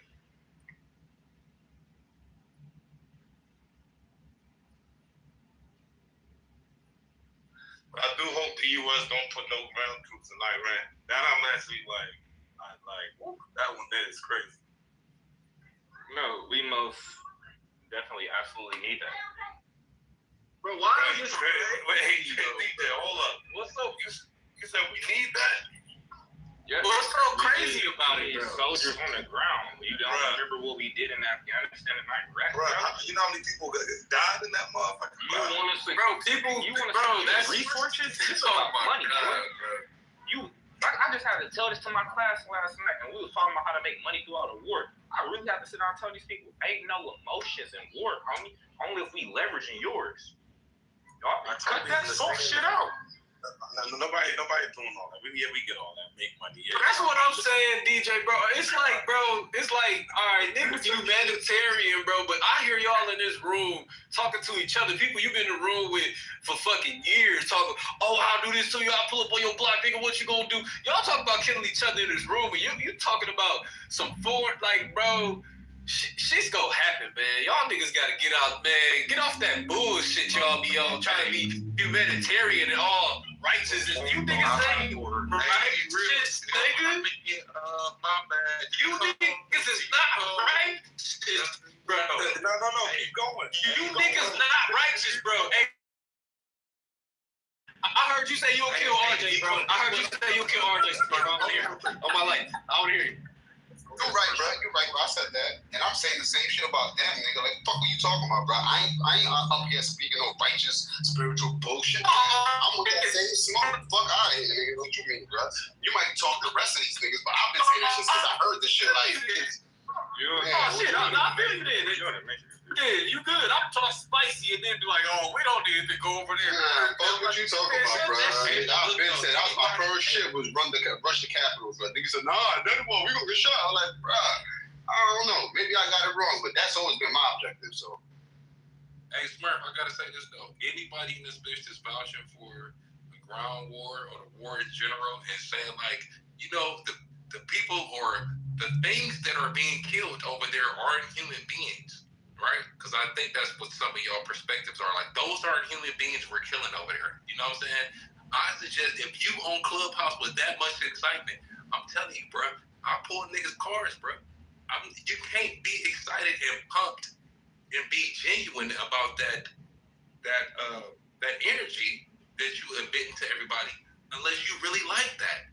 If you want to prove to us that this war is justifiable, it's fun, it's everything we need, then go sign up and screenshot it, join this room and say, y'all, I'm going to Iran because I told y'all I support this shit and I don't play. Please don't be on your couch, right? With a fucking bowl of tuna fish and some crackers or a goddamn steak and some salmon or potatoes or whatever you eating, talking about how exciting this war is, but you ain't gonna bust a grape in a fruit fight. Nobody said it's exciting. I don't think nobody said it's exciting. This is the last thing I'm gonna say. We gonna bust it. Let him let. This is the last thing I'm gonna say. And please don't suggest that we invest in the military-industrial complex to make some bread when we know that's the main issue in our motherfucking country. There is over 100,000 companies on the stock market in cryptocurrency that you can make money off of. You do not need to invest in blood money to make your stuff financially stable. Bro, the stock market itself, what was founded off of the blood of our people, slaves. So you're talking about, oh, you can invest in the stock. The stock is only the stock market because you know what the first stock was in America? I'm already knowing. It was us. Okay, so what are you saying? You're saying I hear what you're saying. It sounds good. It sounds good. I hear what you're saying. Listen, no. I hear what he's saying. It sounds good. But bro, whether you're funding them unconsciously, like outside of your house, don't driving your vehicle. Don't do that. It's because we have to fight wars to keep up. It's the truth. It's the truth, bro. There's no way, bro. I get what you're saying, bro. Listen, I let you land, and I create space for you. I let you land, and I create. You have to build. You have to destroy the bill, bro. That's the reality. Listen. I get what you're saying, bro, and I get the humanitarian push that you're pushing for. But bro, you won't go sign up for the war. Listen, you said a lot of things that you gonna be on. Why do you keep interrupting me when I cleared the stage for you to finish? But you ain't gonna find out. Why do you keep interrupting me when I clear this? Why do you keep interrupting me when I clear the stage for you to finish? So you're being disingenuous in this exchange, bro, and it's kind of hard to have conversations with you genuinely. You are, because I cleared the stage for you to finish. No, I'm just saying, like, because you don't do it again. Hey, listen. Just keep a mental note. Hey. Just keep a mental note, because watch how you keep it up with it. Don't worry, I got you. But at the same time, listen, it's like, bro, I understand where you come from, bro. I understand your point of view, and it sounds great. Nobody said they're excited about the war. War is going to happen. You have no control over it. There's a war going on every day, whether it's external or internal. This shit is going to happen. As above, so below. War is, you can't escape war, bro. Like, I know we hate to see it. It shouldn't be televised. We shouldn't, like, get the death rate update and all that shit. It's fucked up, bro. But that's life, my nigga. It is what it is since time immemorial. It's been like this, bro. You're never gonna stop war, bro. Just like, unfortunately, you're never gonna stop these wicked motherfuckers in politics from being wicked motherfuckers in politics. Unfortunately, that's the fabric of existence, bro. You have good and bad. That's the balance of life. For you to have this stance of, oh, go sign up for the army and all that shit, it sounds good, bro. Let them bring it to my door. I guarantee you, I'll post a picture of me splatting these niggas. But, bro, outside of that, bro, I'm gonna get up and go to work and do the same shit I've been doing since I've been a grown adult, bro, which is earning my money, taking care of myself, taking care of my bills, taking care of my family. And that is possible because there's people who sign up for the army and go fight these wars that we need them to fight. That's just the reality of it, bro. Like, it's levels to this shit, bro. It's levels. But I have to say this, bro. If you cherish, and I do want to apologize for cutting you off. I got in my feelings a little then and there. But I had to keep it real with you. Respect. If you're going to get on the app and be loud and be obnoxious and be all in the chats and be in multiple rooms and come in here day in and day out, you need to show us how compassionate you really are about that talking point and go help out your fellow American brothers and sisters in this battle. This God-divine battle, right? This battle where Trump was appointed by Jesus Christ himself, according to the commanders in the U.S. military, right? You need to sign up for it if you're that passionate about it. But just like you said, unless it hits your front doorstep, which means it's an imminent threat, you ain't tripping. But that explains that, or that concludes, or that alludes me to saying that we're not supposed to be at war because there is no threat at America's doorstep. There hasn't been a threat at America's doorstep for a very long time. When you say war is this and war is that, so you say wars, your perception and your imagination and your education has come from colonizers. You wouldn't even say the word war if it wasn't given to you by them because the word war didn't exist in the indigenous language. It was probably something equivalent to that, but it wasn't the word war. Right? Respect. So what I'm trying to say is, bro, and I'm gonna land with this, bro. When y'all say that, although we just got through Black History Month and we realized that Black people have contributed to almost every factor of society, every facet of society, right? Some things we created from the ground up, some things we just made a contribution to make it better. But you're saying that those inventions and that intelligence only happened because we wouldn't kill people. Bro, you don't make sense. And I'm tired of getting on Clubhouses. I'm trying to stay up now. And y'all keep saying that we won't have cell phones and PlayStations if it wasn't for people going to war. You don't make any fucking sense. That doesn't make any sense because guess what? The PlayStation or the cell phone or the smart card wasn't buried in Japan. It's not like these niggas hiding this from us, kill them. Now I get to take this back home. The corporations won. Every soldier almost that comes back from any war suffers from PTSD. They become alcoholics. A lot of them become homeless. They commit suicide. You have no idea what it's like to be at war, but yet you champion it for it. It's people that was already killed, not because they knew a war was coming. They was already on them bases. They signed up for the military. Shit seemed sweet. Seemed like we was in a period of peace, right? Why not go to the army right now? We not at war with nobody officially. We got proxies. And then those people are killed. They didn't sign up just last week because they knew it was about to be a war. Those people were killed. And when you say these talking points right now, I bet you won't make a video tagging their families saying, I love this war. I bet you won't. I bet you won't. No nigga here to say they love the war, create a post and say, I love this, and you try to find those families of the people that were affected.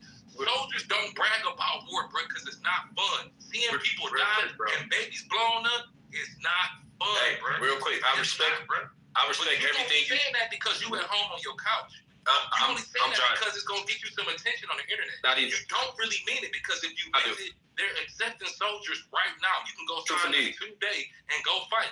They need another 50,000 men. You're right. I respect what you're saying, and I do understand where you're coming from.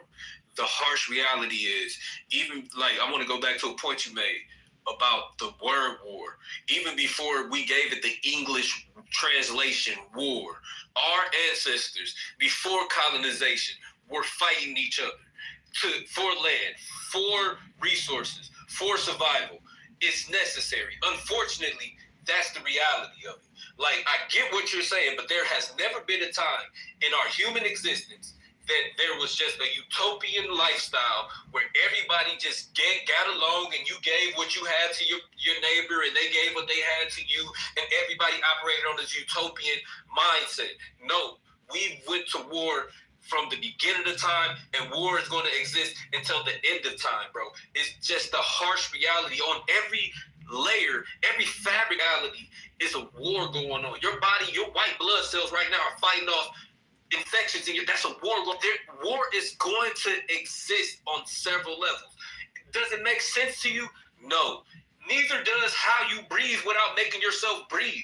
None of that makes sense to you, but it's necessary for it to happen. Like I might be getting away from my main point, which is it's not that I'm championing war, right?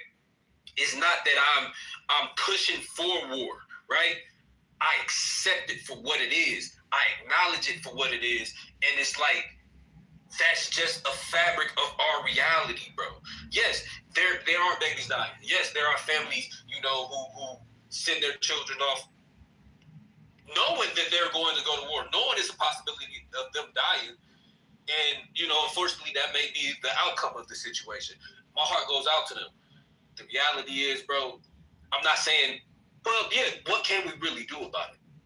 Whether you stand on this, get the biggest fucking megaphone and go to the tallest building on the tallest mountain and shout out till your lungs get sore. Stop the war.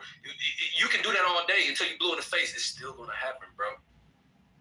Like I said, when it comes to my front door, I handle it at my front door. Until then, bro, I'm going to continue to do what I do as an individual. And this is reality I'm talking. What you saying sounds so good, bro. It sounds so sweet. You can put a cherry on top and sell it to a motherfucker as a dream. But the reality is, shit's gonna happen regardless, bro. Like, it's just unfortunate. Go ahead. At the end of the day, though, you're both right. The problem isn't that we have war. The problem now is that we're fighting unjust wars. We're fighting wars that the outcome isn't for a better outcome necessarily for the people. It's maybe a byproduct. These are resource conflicts. So it's like war doesn't go away, but it's the matter of why you're fighting and why you choose to fight. You don't have to accept every fight that comes your way. You shouldn't allow yourself to be drugged into every political struggle that occurs, including this one.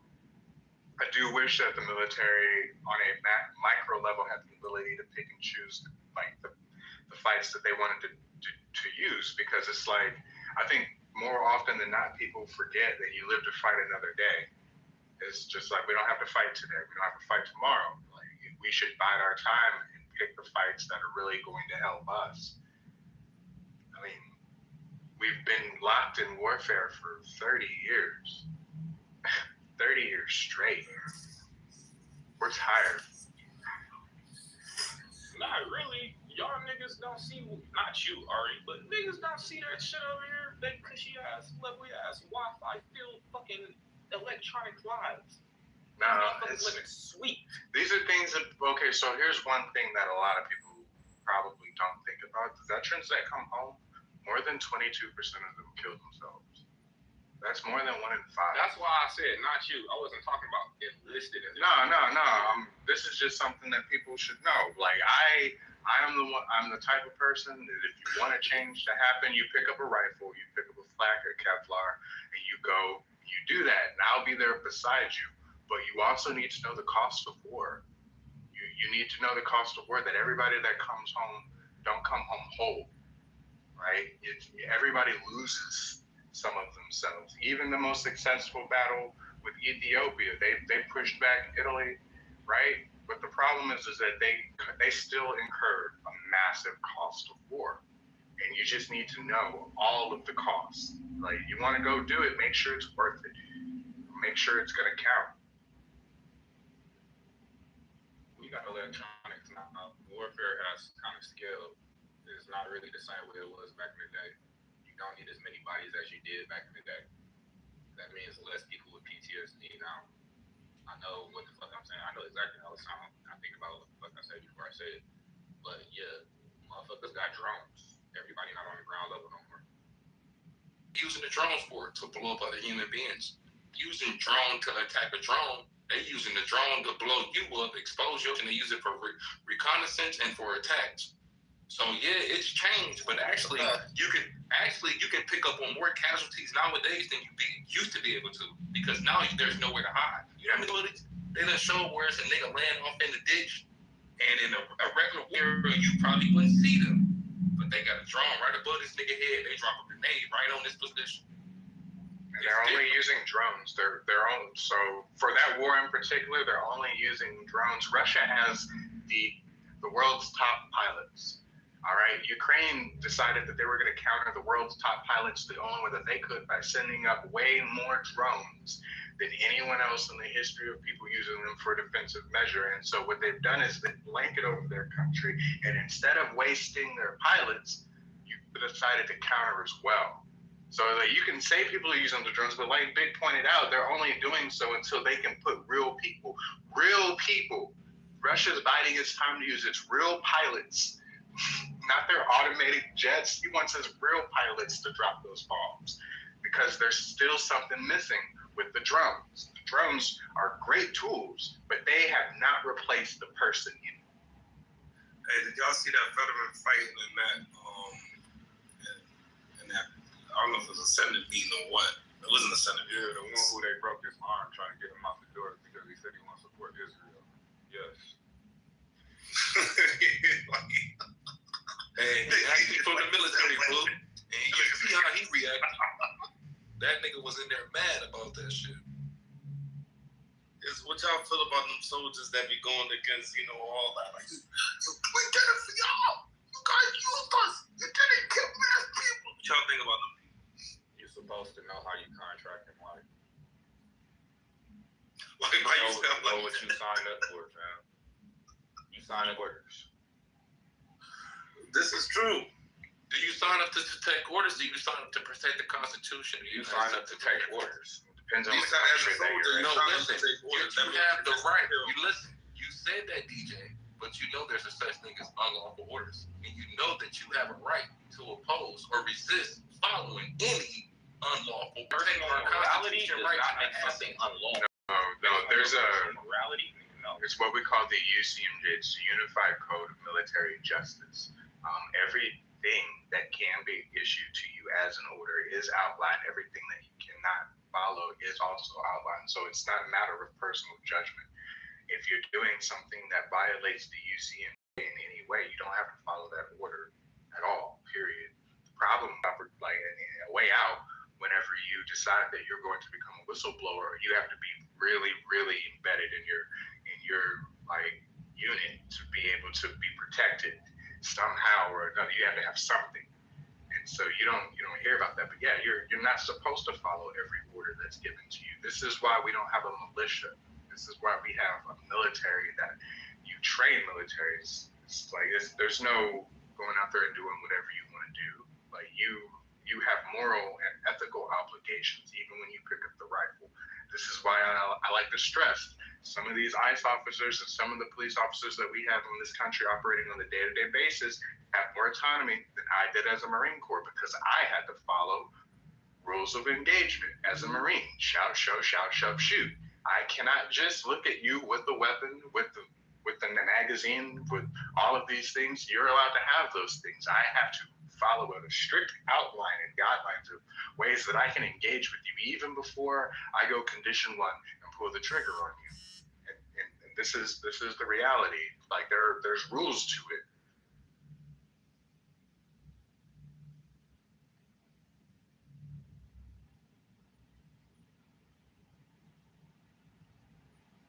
I don't know, man. Y'all had this perception like the U.S. military is supposed to be used like some shit off a movie or something. Like, you blink at America wrong, kill them.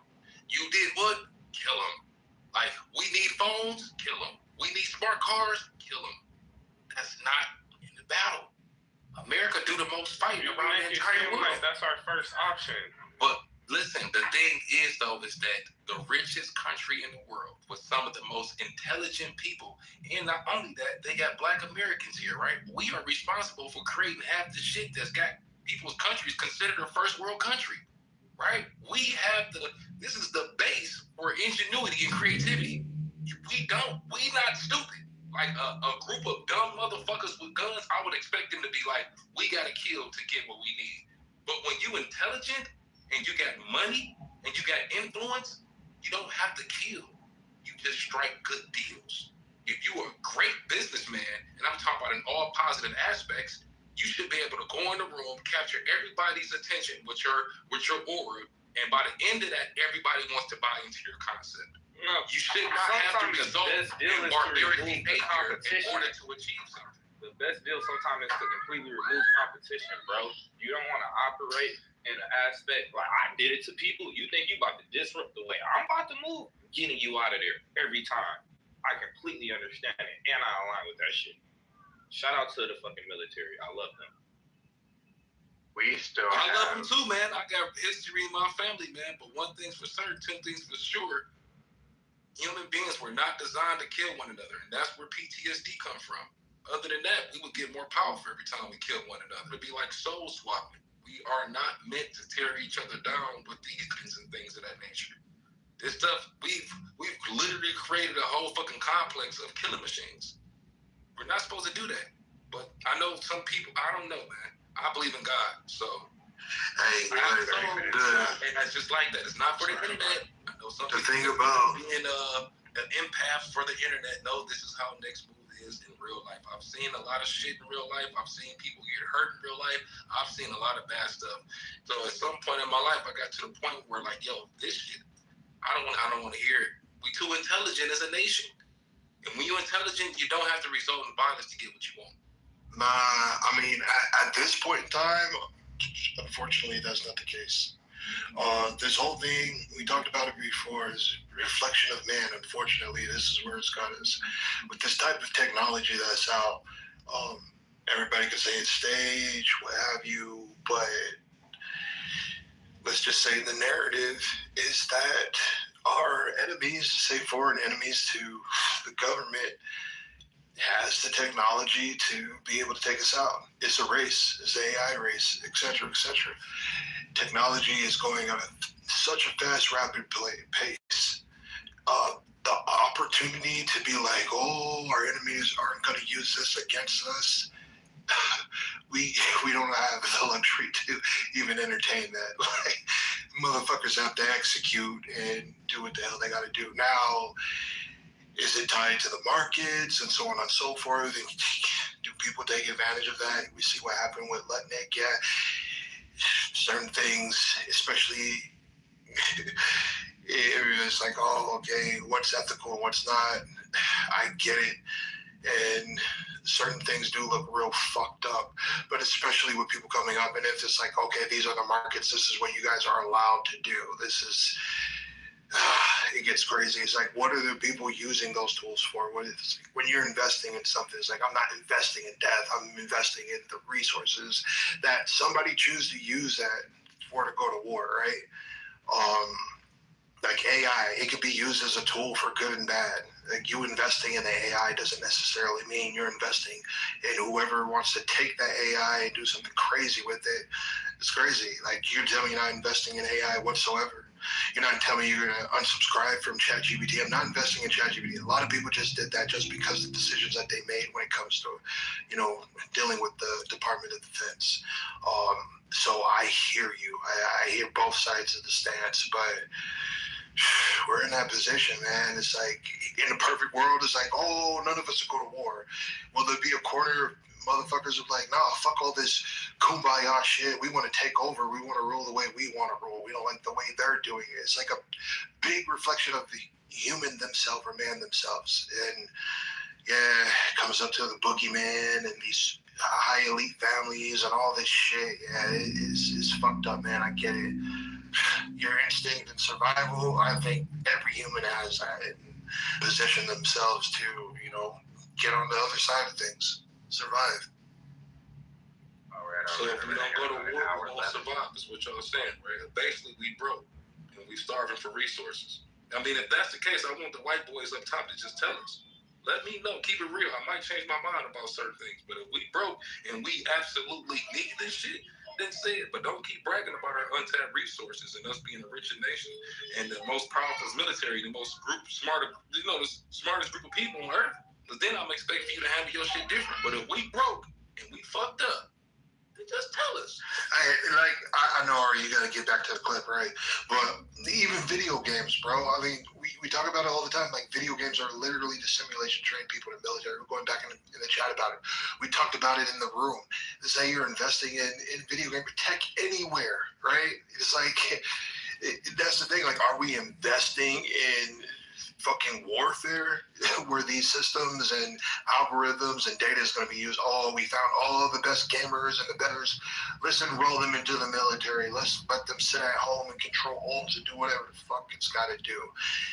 And hey, we're aware of it. I'm thankful for that. I mean, what about the days of TRL and MTV and mass consumption? I'm glad more people are having conversations about it for sure. But damn, I don't know. I'll end there because I know you guys want to get back to the clip. But we're pretty close to finishing it up. We got a little more than an hour and 10, but when you have it at 1.25, it takes 15 seconds off of every minute. So factor, we got about exactly an hour left. So go ahead and hash, stub your blunts, you know, hash it. Go ahead and come back to the phone. You know, grab your teddy bear, your Snuggie, get cozy. All right, anybody else got anything to add before I press play?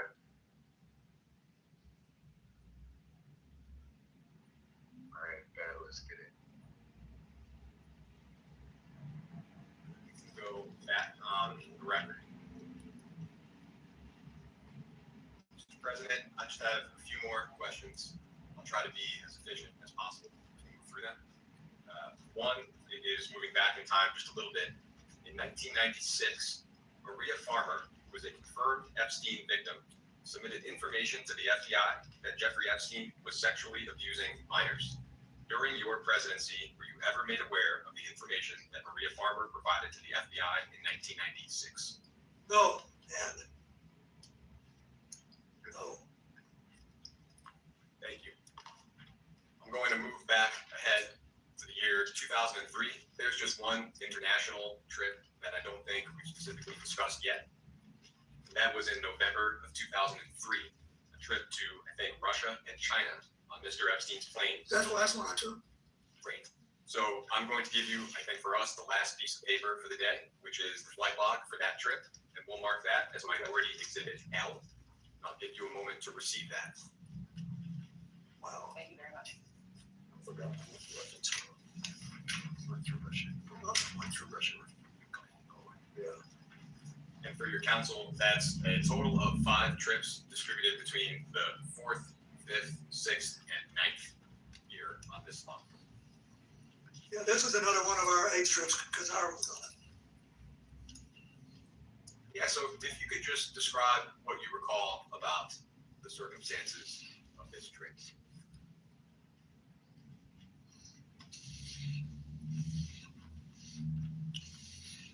Can you refresh my memory about what stops were actually taken? Yeah, the countries in question are Russia and China. I think the final stop was Beijing. I do not, off the top of my head, recall what each of these airport codes are. It was Brussels to Oslo to Tolmakaicho, Russia, Hong Kong, Chengdu, Beijing. Well, thank you. I appreciate that. Okay, do it again.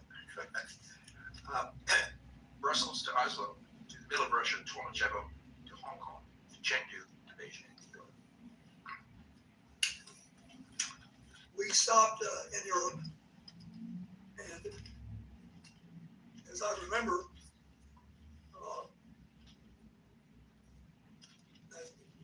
we did something with Brussels is the parliamentary capital of Europe. I think we did something with the EU, and then Oslo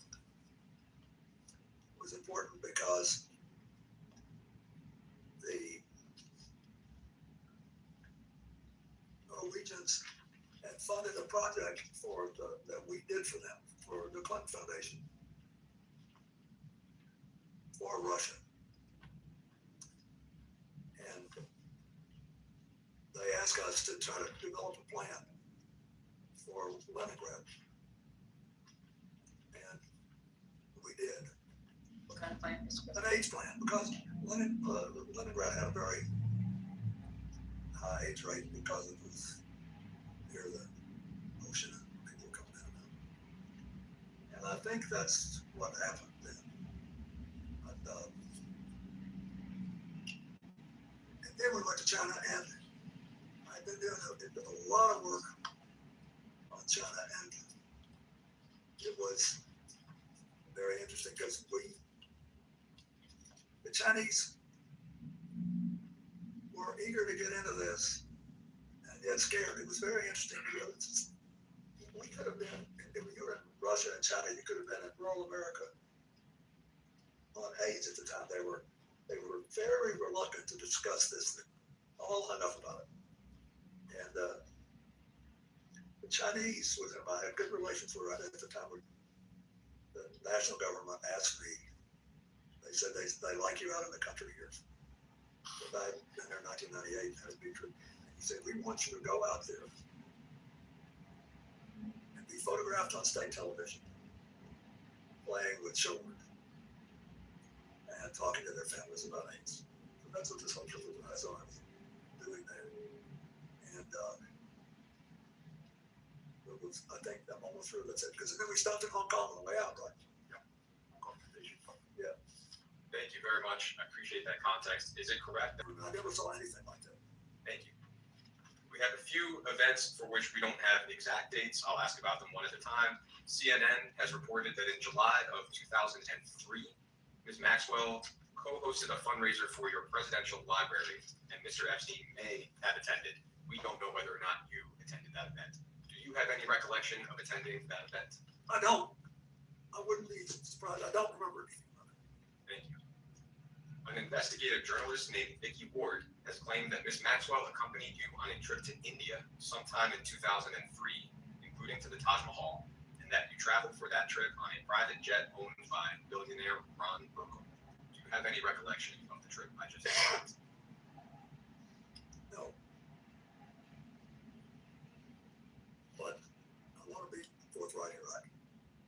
The first thing I did in the way of public service after I left office was to try to help India deal with the aftermath of the Gujarat earthquake, which happened literally 4 days after I came up to White House. And so I called the Prime Minister of India, who was a friend of mine, and he said, I need help. I've got to build schools, hospitals, and I can't do anything in the small towns and the middle-sized towns and the rural areas. I only have the money to do something in the big cities.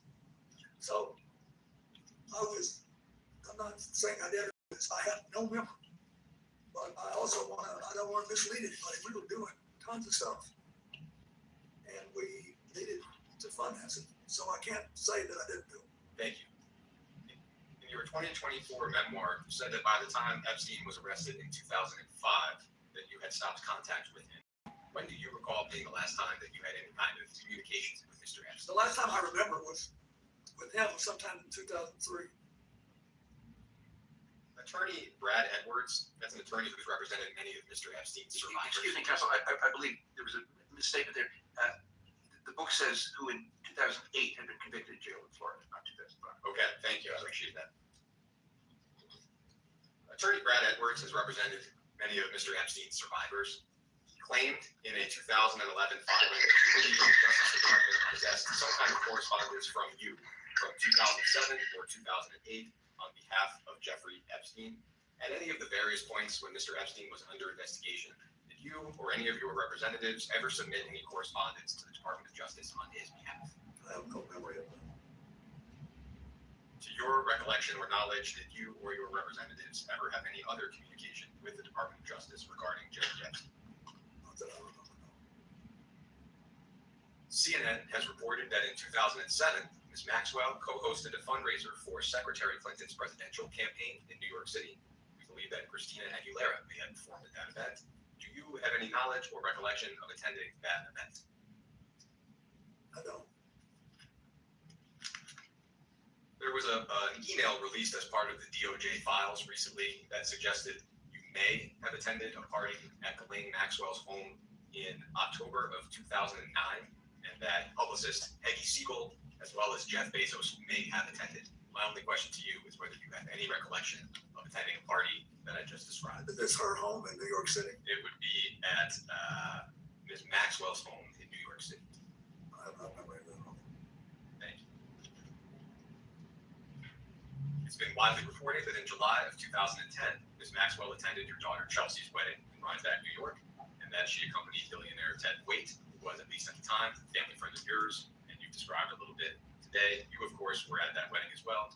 Do you have any specific recollection of interacting with Ms. Maxwell at that wedding?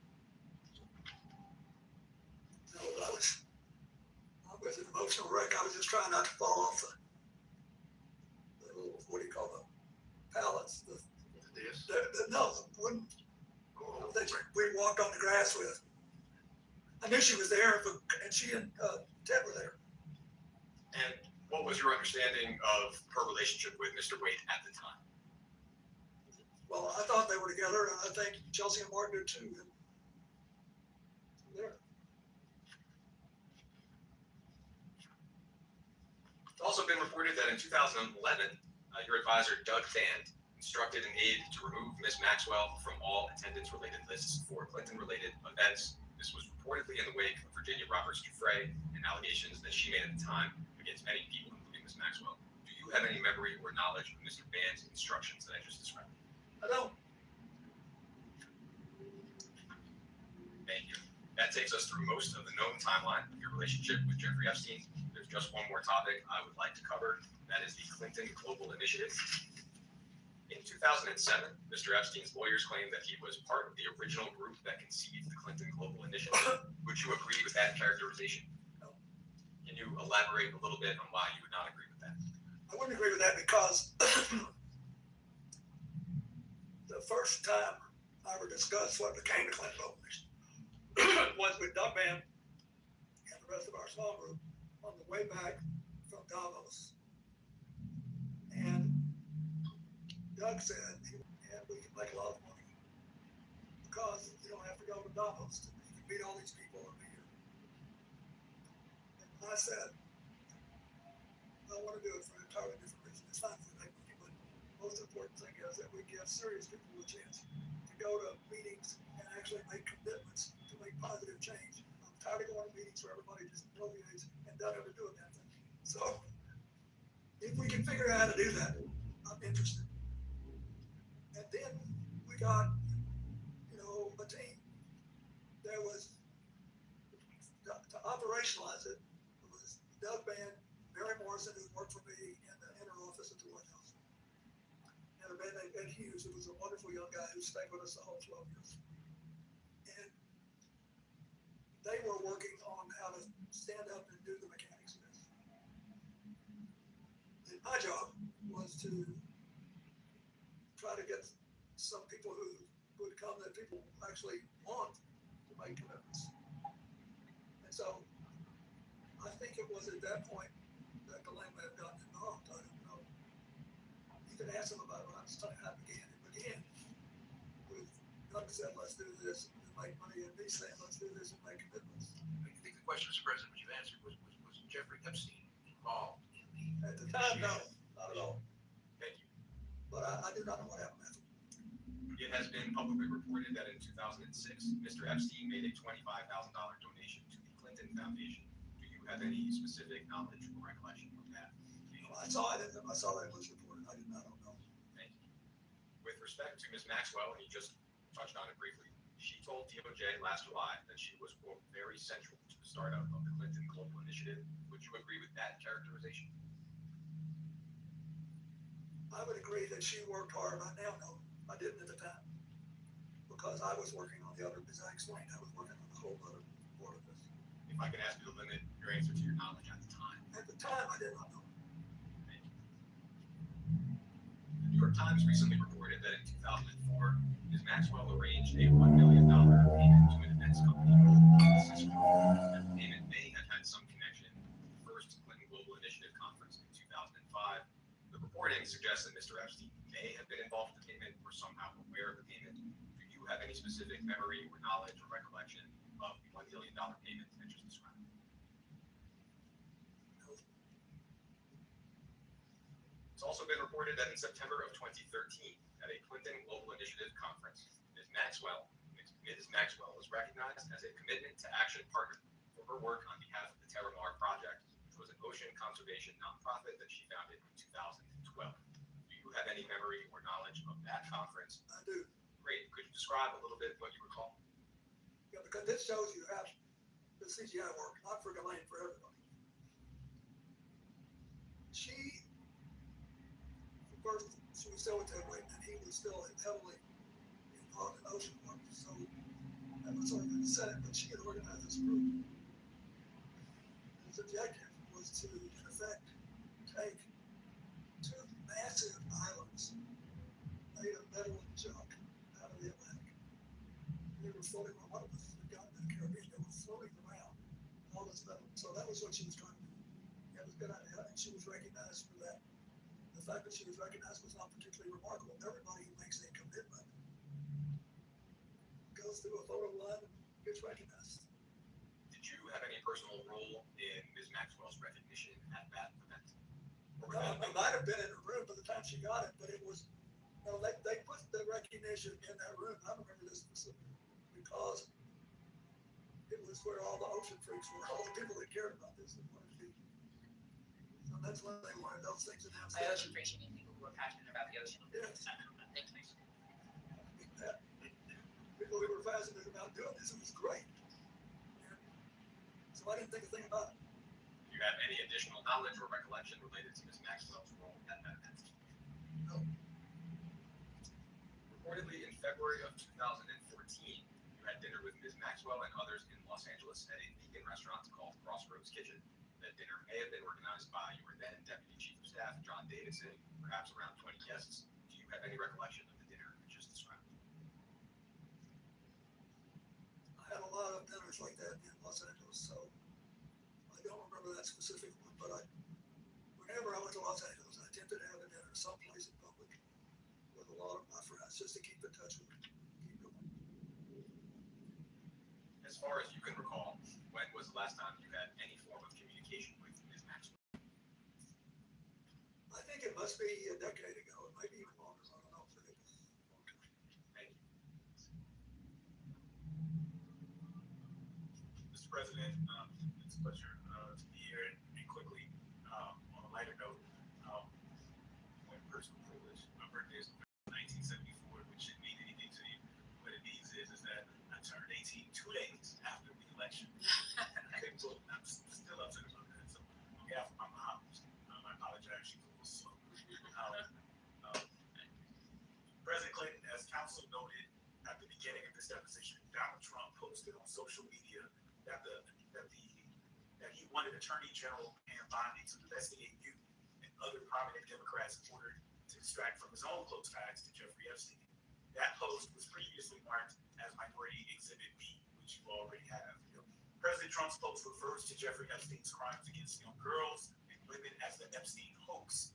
His post also completely ignores several other high-profile individuals, including Republicans and allies of President Trump, who are known to have had relationships with Epstein.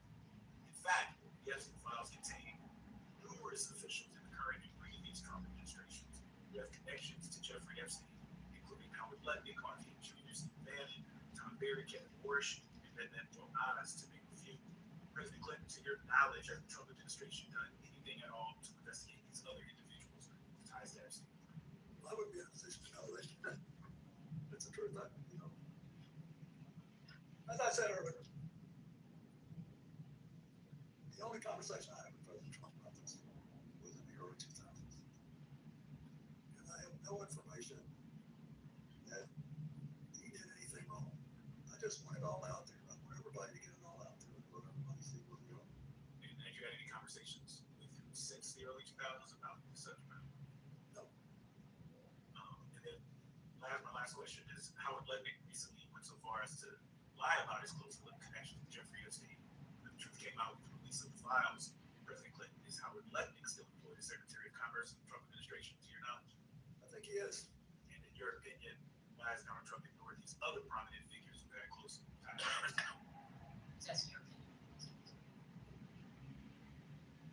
I think his big companies had a lot of money and supported him strongly. I don't think he believes that he's done anything bad enough to. I think he thinks he took his family and could have done anything wrong. That's what I think he thinks. But I'm speculating and doing what I have no business doing. Because I really don't know. Thank you, Mr. President. Thank you. Thank you. I'll see that. Thank you, Mr. President, for being here, for your service. I'll be brief. I think most of the pertinent questions have been asked today. I want to talk about transparency. You and Secretary Clinton were both very clear about your desire to testify publicly before this committee. In fact, on February 6, 2026, you posted on social media, quote, "I will not sit idly as they use me as a prop in a closed-door kangaroo court by a Republican Party running scared. If they want answers, let's stop the games and do this the right way, a public hearing where the American people can see for themselves what this is really about." President Clinton, why do you feel it is important for you to testify before this committee in a public setting? Because I think that first what happened with Jeffrey Epstein was horrible. What he did and what Maxwell was convicted of, it was horrible. He got tolerated in America. And so we ought to keep doing as Hillary talked about yesterday, trying our part to get rid of that kind of trafficking around the world. Secondly,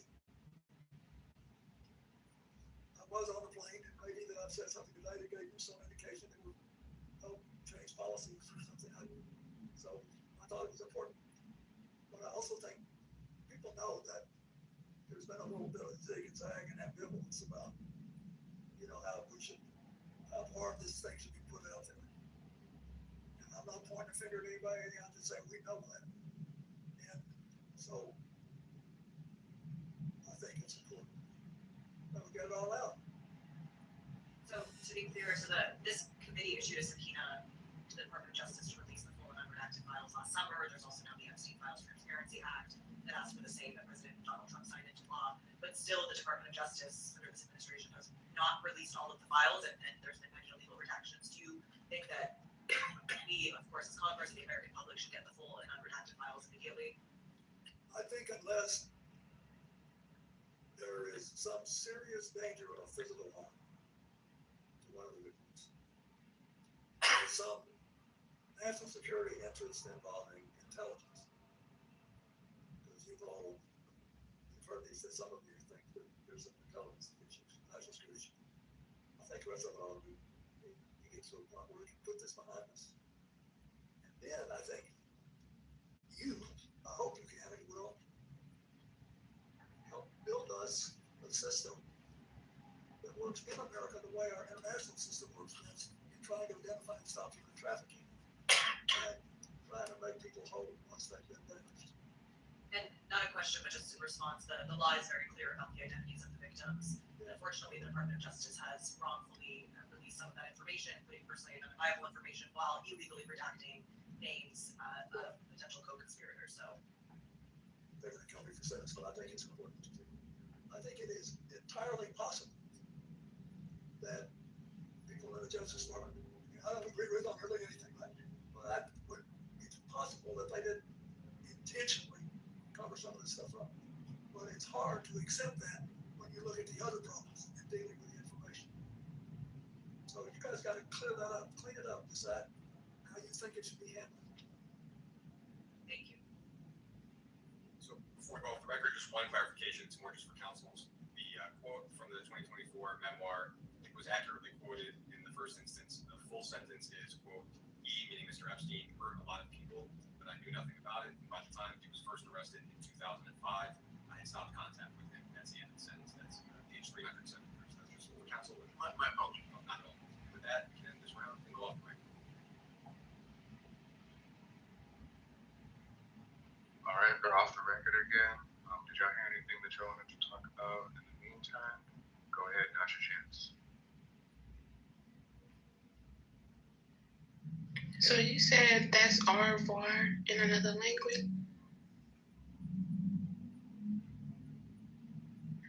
Okay. You taking a pause or it's done?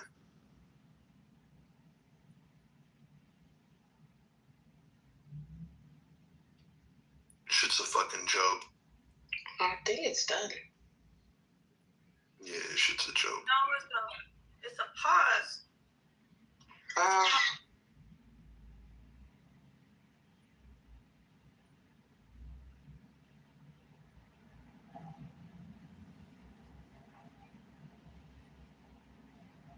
Is it normal for them to ask them for recommendations? Like, I'm just confused why they're asking Hillary and Bill for recommendations on how they should handle this case. Like, is that, like, typical? Right. Like, oh, did you remember that do you recollect that you were here at this, like, just ask the question. Why are you asking them? Why are you helping them? I know the Democrats going to do their thing, but they kind of set up the way he should answer from the beginning. But to answer your question, Casey, I don't know. I don't know if anybody else does, but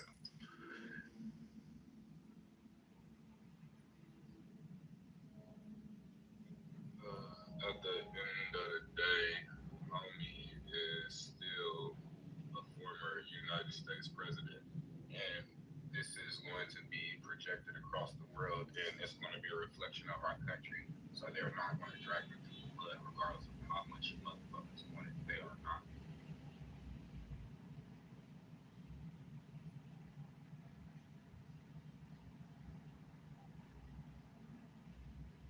I mean, they fucking dragged goddamn Prince Andrew through the mud, and he's, you know, fucking royalty. So it's like, why the fuck can't we? God.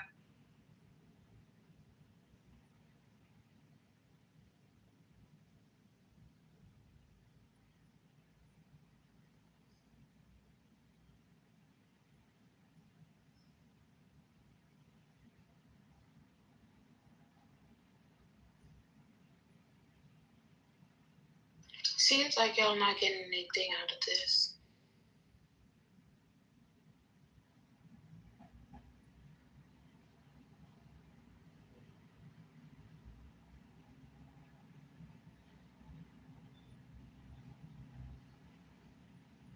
Sorry, I stepped away. Are y'all ready for the next part?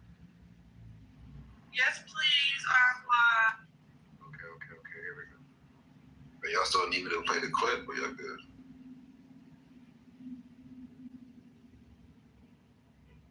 I think au revoir's on it. Different clip than this one. I took my headphones off. No, you got an au revoir. Run it up. Okay.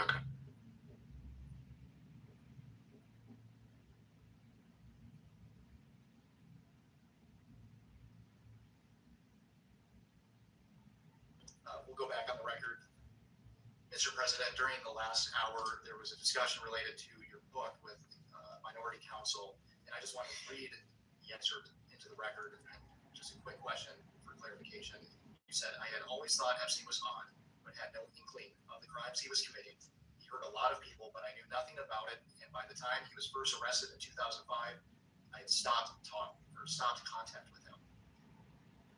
We understand that Mr. Epstein was arrested in July of 2006.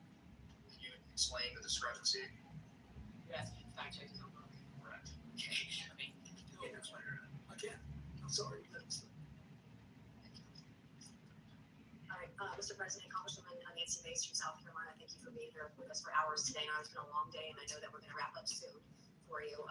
Did you know one of the witnesses who testified in the Epstein cases that Epstein said, you quote, like them young? Why would Epstein say that about you? Are you asking his opinion? You're asking him to think about why Mr. Epstein would say something Why about would Epstein say that? She's asking you to try to be in Mr. Epstein's mind and guess at what Mr. Epstein would have thought about. First of all, likes them young, referring to girls.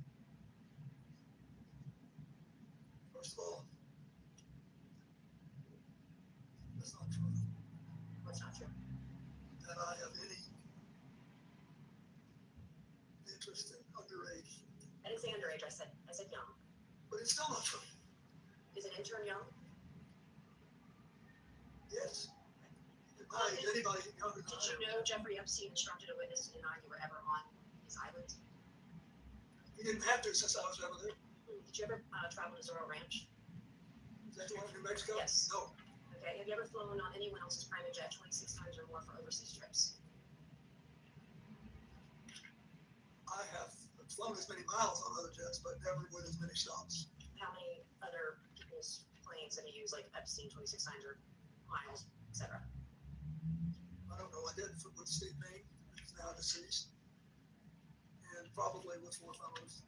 Okay. So maybe about a half dozen billionaires total. So, how many dinners did you have with Ghislaine Maxwell or Jeffrey Epstein in attendance? She has to do that for your recollection. I have no idea. Okay. Did you ever silence women who made sexual misconduct allegations against you? No. Did Epstein or Maxwell ever offer financial support directly or indirectly to legal defense funds related to impeachment proceedings or civil actions against you? Not to my knowledge. Do you think a young girl massaging their president is unusual? So are you asking his opinion? Well, he was massaged by a young woman. I'm asking if he thinks it's unusual that a president, sitting president of the United States, leader of the free world. So I'm sorry. Are you speaking to? Are you talking to the instance of the? Yes, it's unusual. The back massage that occurred while he was not president. I just want to understand. You said a president of the United States. Former president. Thank you. Just trying to make sure you were correct in the time frame. No, I don't need to. I'm actually trying to make sure that as you. Clear. He said he was a sitting president. You said a sitting president. I want you to be clear so that when he answers you, the record is clear. Is it unusual? I have no idea if it's unusual. Objection calls for speculation. I figured. Did you ever think that all these women around Jeffrey Epstein or Ghislaine Maxwell was odd, unusual, weird, or creepy? There weren't all that many around when I was there. How many would you say is not all that many? I think on this big plane, that was big. Flight attendants in tank tops and jeans, right? No. Do you believe you were a victim of a Jeffrey Epstein intel operation? Do you think that you might have been caught up in some of what he was potentially doing? Excuse me, which question are you asking? I'm asking. First of all, I don't. Some type of intel operation. I'm just curious because it's been speculated on today and yesterday Understand. that he may have been an intel asset. Do you think, perhaps knowing what we know now, the proclivity of it all, that he may have been targeting you as part of an intel operation? In 2019, you stated after he was arrested, I guess this would be the second time, you stated you knew nothing of Epstein's quote terrible crimes since you only met quote briefly on only quote 2 occasions. Was this statement false? Excuse me, that's not an accurate statement. Yes. In 2019, as reported by the media. Which media? This says this is the. You share. Like the statement, in 2019, full statement. And it will be marked exhibit 20. To be clear, the basis of your question is a news article with respect to the Daily Beast as to a dinner. Is that accurate? Yep, it's a question in the first paragraph, which reads, hours after Jeffrey Epstein was arraigned Monday on several sex trafficking charges, former President Bill Clinton publicly downplayed his relationship with the pedophile financier, saying he knew nothing of his terrible crimes since they only met briefly on 2 occasions. And that's in the Daily Beast. Correct, which is in your hand right now. Great, that's what I just said. false statement you made? To be clear, this is a news reporting that is saying that that's what. Did you make this statement in 2019? Would you put in the statement that he made? This is a news report. Okay. Double hearsay. Did you make the statement in 2019 as reported by the media? So you're asking whether or not he made a statement to the Daily Beast? Nope, it says, quote, it's quoting him or his office, etc. Are you denying you made the statement? It's quoting a sentence. If you put in the entire statement, that's all we ask, to be fair. Give him the statement, not somebody's report. I have no idea what the Daily Beast statement is. There was a statement that was released that was broader than this, and they relied on only a portion of it. They relied on only a portion of his full And statement. that's the portion I'm focusing on. Well, He said then, only for the subject. so it's actually a misrepresentation of this entire statement. Can you let your client answer the question? Well, can you ask it in a way that would make it clear that what you were I actually think asking very clear. His statement said is he the met with broader Jeffrey question Epstein. of what did he say? He said he briefly met with him only on 2 occasions. The Daily Beast selected that piece So out. are you denying that the president made the statement? What I'm saying is that there was an entire statement. That's the statement on which the president spoke to. Would you like to provide it to this committee?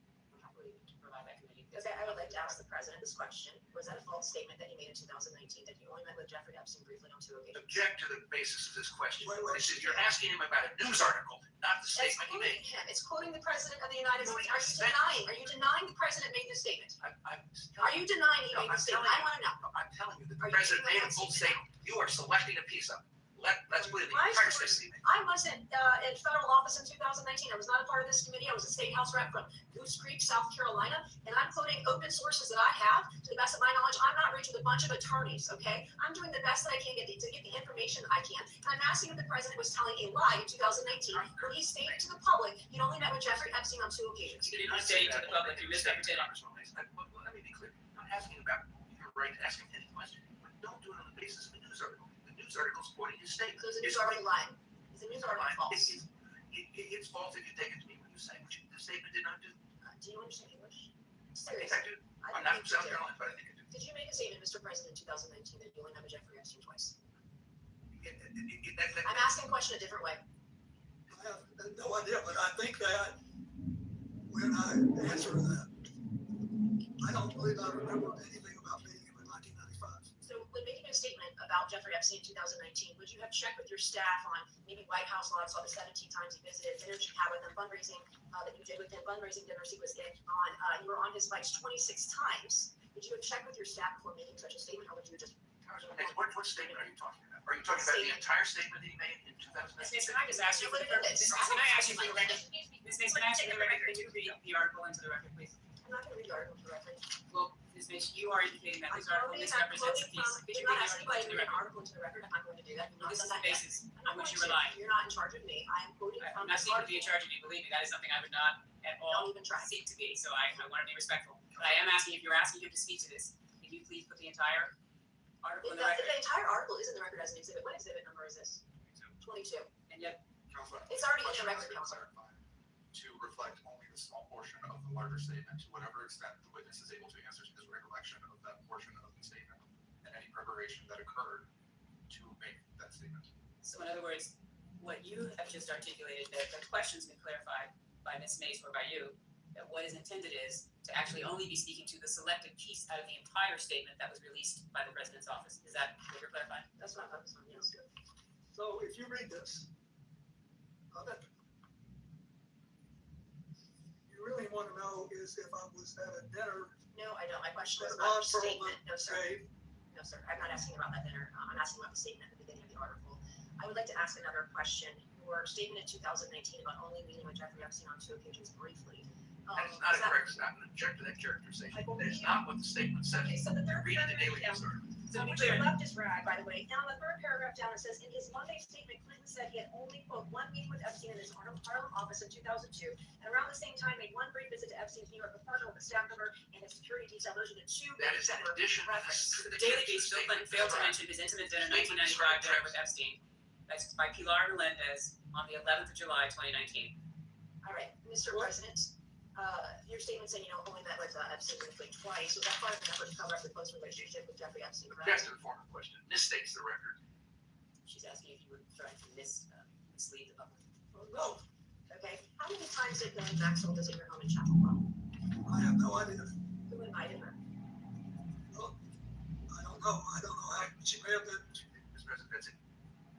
Okay. Hillary had political message. Okay.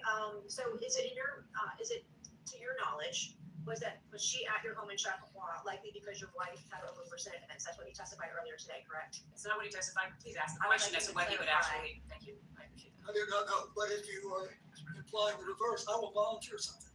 She was never at my house in Chappaqua for any personal reasons. I didn't say anything for anything. No, you personal. didn't, but you had a great tone in your voice. And you're good at that. Thank you. I'll take that as a compliment. It is a appreciate compliment. Thank you. I did not go to Yale Law School or any law school for that matter. So yesterday your wife testified that Elaine Maxwell was never at her home, and I believe you stated earlier today you thought if she was over there would be for Senate events. So was your wife falsely testifying yesterday? This characterizes. So he doesn't have the benefit of his wife's testimony yesterday, so unless you're only gonna provide the transcript, or you're gonna actually provide that information, he's not in a position where he could address I it. believe all I said was that I didn't know. Okay. She had done. You said you postured that maybe it was for her sin. I'm gonna have one last question, Mr. Chairman, and then you'll take over. I believe you stated today on around, I know it's been a number of years, on around 2008, you ended, or before that, ended any communication with Jeffrey Epstein, correct? Around the time you got arrested or right beforehand. And he was arrested for child sexual prostitution or hiring girls for sex or one girl for sex, right? Roughly, child sexual exploitation. If you were aware in 2008 that Jeffrey Epstein was having sex with kids, and you knew of his close association with Elaine Maxwell, why would you still associate with Elaine Maxwell, who you essentially like your Doug Vander? She was the body man to Epstein, Doug Van was the body man to you, and why would you allow Elaine Maxwell to associate with your daughter up until around 2004, 2015? He was a bad guy. Why would you allow his So, daughter? excuse me, what's the period in which you're saying he would have known that Jeffrey Epstein? After 2008, so up until Elaine Maxwell was involved with CGI until what, 2015, and we confirmed today that he had a dinner with Elaine Maxwell in LA in 2014. So he's still hanging out with a close associate, the closest associate to convicted pedophile Jeffrey Epstein. But excuse me. I guess the question is why. Yes, the question, excuse me, is the question why should Elaine Maxwell came to the wedding? Is that the question? No, I didn't even bring up the wedding. Why about this game? Why are you putting words in my mouth? You're smarter than that. Thank you. I think, first of all, when the wedding occurred, she was with Ted White, and she was for several more years. We did not know when Epstein was arrested that she was still involved with him. Okay, that clears a lot of this up. We didn't know. And I don't want all of you to get wrong in that. There's a logical explanation. You didn't know.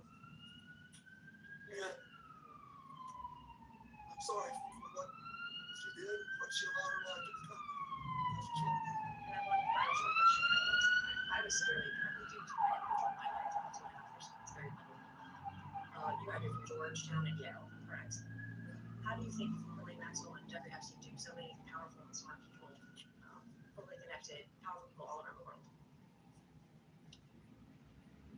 I really don't know. But I don't know. I've thought about it a lot. And if you can figure it out, I'd like to know. But Thank you, Mr. President and Mr. Chairman. I yield back.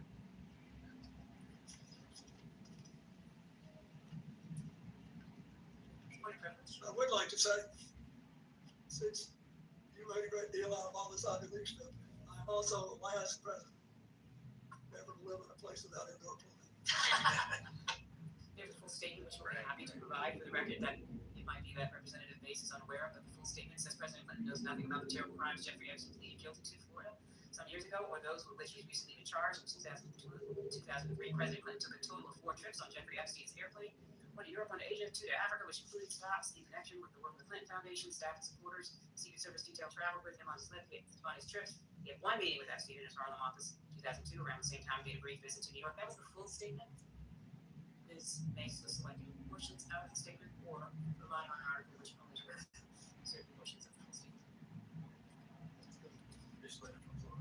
Mr. President, I just wanted to do a couple of follow-ups. Regarding your personal conversations with Mr. Epstein, you said that he wanted to discuss economic and political questions. Was there ever a particular region of the world or topics that he wanted to reoccur address? I do remember that he was interested in the places that I was setting up the AIDS market in Asia and Africa. In Asia, he wanted to know if I thought it was going to be the Asian century and the thing would be sustainable.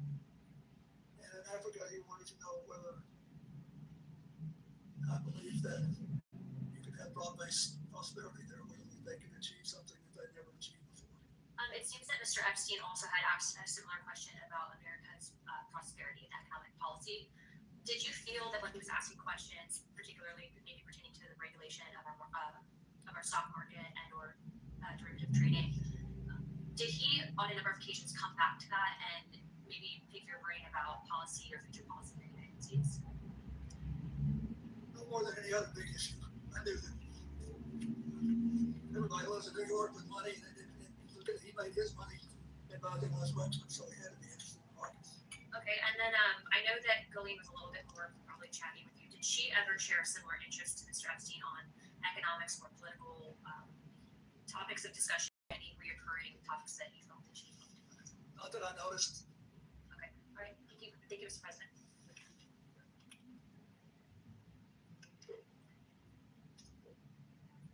Mr. President, we've covered a lot of topics today, and I'm going to walk through some topics we've already covered, just to ask some clarification.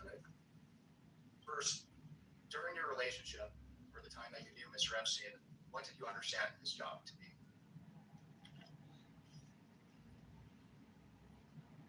I'm not sure I knew. It was never clear to me. But he could have been living on investing the profits he already made. I knew he was a finance guy.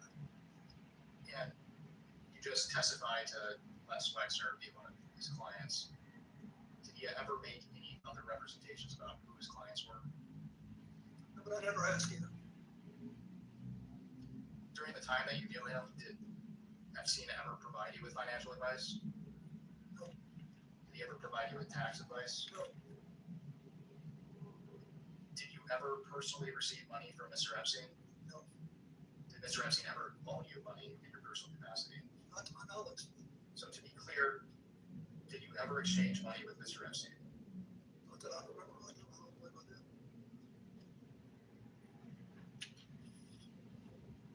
And throughout today's questioning, we talked about the various properties that Mr. Epstein owned and that you testified to have visited the Manhattan townhouse. Is that right? Yes, I did go there once. And just for clarification, it's been reported that what we've seen from the files from the DOJ, Mr. Epstein decorated his home with creepy and disturbing artwork. Did you notice anything unusual as far as his decor at his Keep in residence? mind, I was only on the first floor, ground floor. I did not see anything like that there in any of the rooms that I saw. It's been reported that Mr. Epstein had cameras on his premises. Did you notice anything, any cameras at the Manhattan townhouse? I didn't. But that may have been the whole point. Mr. Epstein apparently rented a property in Boston. At one point, did you ever visit that property?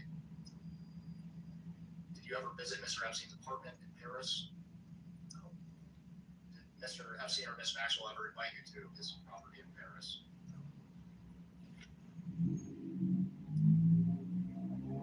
Did you ever visit Mr. Epstein's home in Palm Beach? Were you ever invited by Epstein or Maxwell to visit the Palm Beach property? I don't think so.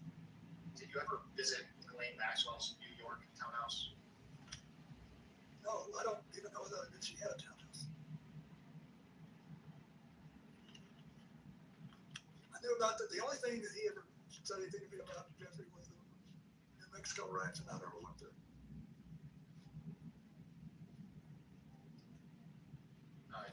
Did he invite you to the New Mexico ranch? Sort of. I mean, he was a little, but I didn't go. By then, I didn't go. Was there a reason? I don't remember, but I didn't. I think it was as we got closer to the end that he said something. Mr. President, in 2005, police in Palm Beach, Florida began investigating Epstein. In July 2006, Epstein was arrested for the first time for soliciting prostitution for minors. For the record, prior to Mr. Epstein's arrest, were you aware of any investigation into Mr. Epstein? No. On October 20th of 2005, police executed a search warrant for Mr. Epstein's Palm Beach, Florida home. Palm Beach Detective Joseph McCary spoke out about his belief that Epstein was tipped off about the raid since multiple computers expected to be at the house were missing when the search warrant was executed. To your knowledge, was Mr. Epstein tipped off about the October 20th search warrant in Palm Beach?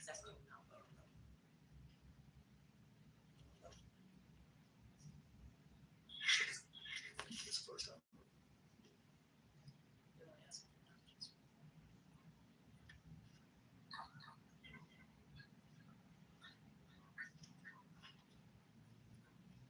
Mr. President, did you ever make any kind of attempt to influence the media's coverage of Jeffrey Epstein?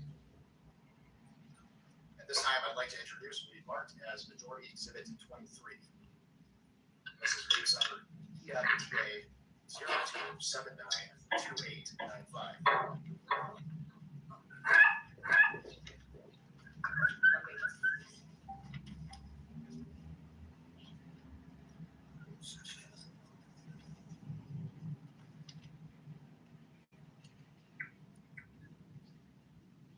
And this is an email from Virginia Giuffre, an Epstein victim, that alleged that you walked into Vanity Fair and threatened them not to write sex trafficking articles about your good friend Jeffrey Epstein.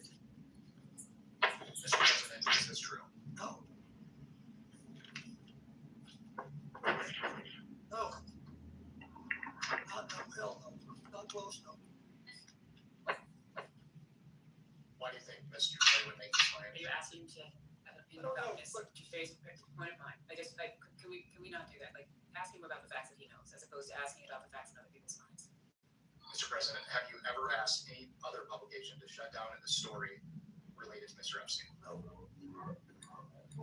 By any other publication, counsel, he's answered the question about Vanity Fair. Yes. I absolutely did not. No.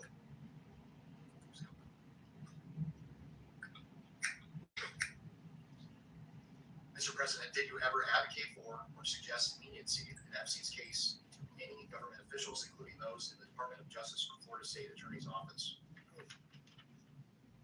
On June 30th, 2008, Epstein pleaded guilty in Palm Beach County, Florida, state court to 2 felony charges, 1 count of solicitation of prostitution and 1 count of procurement of a person under 18 for prostitution.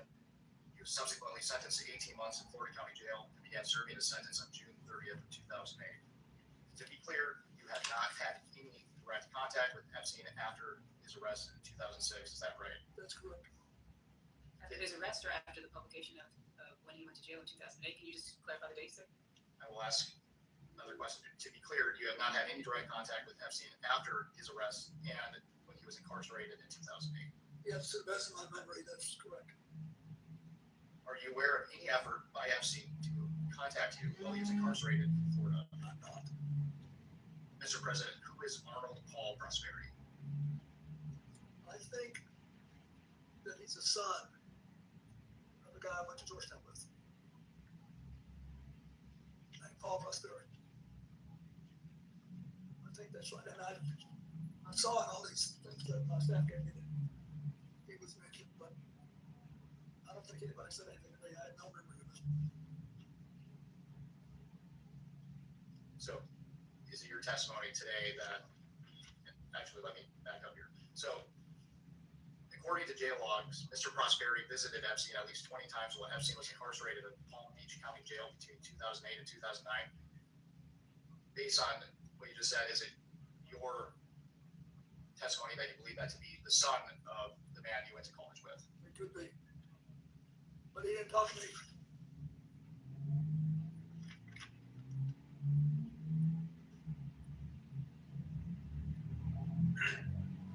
Thank you, Mr. President.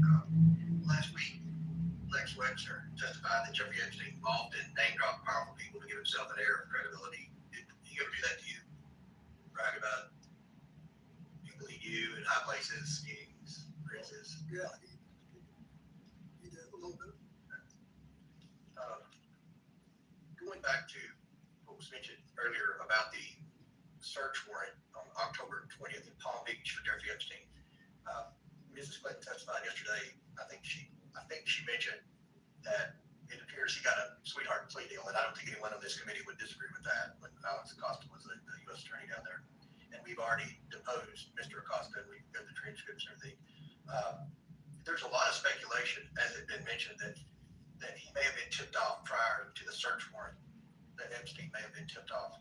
Are you aware that whether or not Sandy Berger may have tipped off Jeffrey Epstein. The president just testified that he was unaware that anybody could tip you off. So are you asking Well, him to? This explains why I was asked yesterday about it. But no, I know nothing about that, and I wouldn't. Mr. Epstein was indicted by grand jury on July 19th, 2006.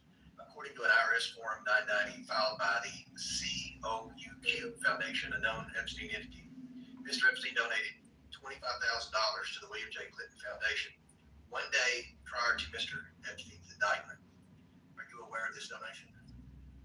I know that they told me that the records showed that he'd given $25,000. When did you become aware of that, Mr. President? Were you aware of that then or in preparation? No, now. I mean, when I was preparing for this. Yes, sir. Did you solicit that donation from Mr. Epstein? Not personally, I didn't know. Did someone else solicit it? I have no idea. Do you know why Mr. Epstein made that donation? He's asking you to speculate about what No, Mr. no. Epstein would be thinking. We're trying to raise a fair amount of money every year to pay the bills. It seems to me that as investigators were narrowing in on Mr. Epstein, he may have been trying to earn some goodwill with you. What do you think about that? It wouldn't work. Did it ever seem to you that Jeffrey Epstein was trying to suck up to you or get on your good side in order to further his schemes? No, I didn't think about it that way. I thought he wanted to do what he said. That he was, very idiosyncratic. After his arrest in 2006, did you have any further contact with Mr. Epstein? I don't believe I did. Did anyone affiliated with Epstein, including Ms. Maxwell, contact you on behalf of Jeffrey Epstein to discuss his arrest and the allegations against him? Did they ever ask, either Jeffrey Epstein or Ms. Maxwell ever ask you for their assistance once Epstein was in trouble? Or once Ms. Maxwell was in trouble? Did Jeffrey Epstein ever attempt to contact you while he was incarcerated in Florida? No. He didn't attempt ever to contact you. Not as far as I know. Yesterday, during the deposition of Secretary Clinton, she suggested that we follow the money with Epstein, because there's a big question: how did he accumulate so much wealth? And I think you had testified earlier, if I'm wrong, feel free to correct me, that you didn't really know how he made his money. I mean, he had a big plane, and I knew that he had made an extraordinary amount of money from West Wexner, who was quite wealthy. I had no idea where he had made enough to support the lifestyle that I saw. and I assume you're aware Mr. Wexner testified under oath that he acted like he really didn't know Jeffrey Epstein very well, and which is kind of hard to believe because he made him a lot of money and Yeah, he made it. But you never know. Well, one of the things when we concluded the deposition yesterday, we asked Secretary Clinton, for her advice moving forward in the investigation. And with respect to a statement she said yesterday, and something that we've done on the committee, the majority has done on the committee, in the past, we followed the money, we've subpoenaed bank records, we've subpoenaed suspicious activity reports from Treasury. Those were some of the things Ms. Clinton suggested. And in order to do that, obviously we have to subpoena banks, specific banks for specific accounts. Do you ever recall in the conversations you had with Mr. Epstein any particular bank that he was affiliated with, or any particular big banks that maybe he had deals going? No. You never asked me about that. And with that, we can go off the record. So this is probably going to be their last break before they're done with their line of questioning with the president. We got like 3 minutes left, so I'm not even going to give you a chance to talk.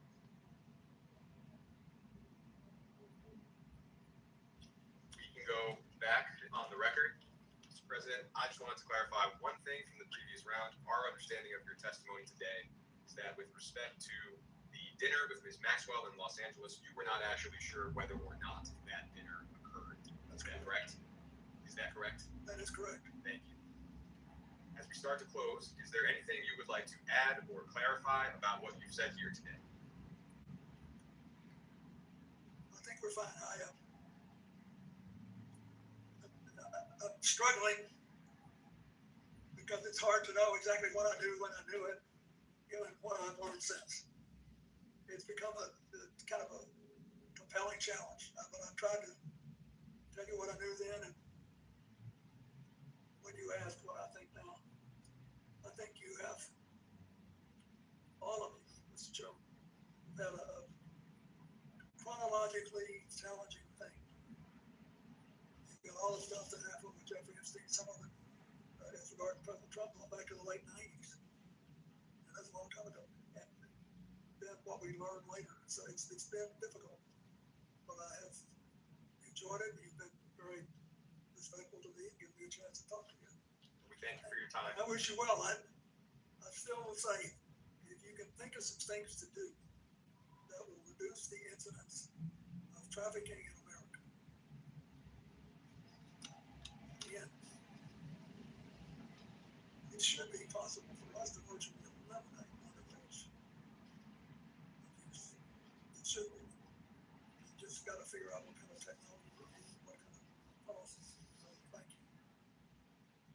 The answers that you provided today are to the best of your recollection. Is that correct? Yeah, the answers I provided today are what I believe at the time and what I think was in my heart, including about previous testimony. Great, thank you. Unless there's anything else you would like to share, we can go off the record. All right, that's it. Stretch your legs out. You made it all the way through. So it's finished. It's done.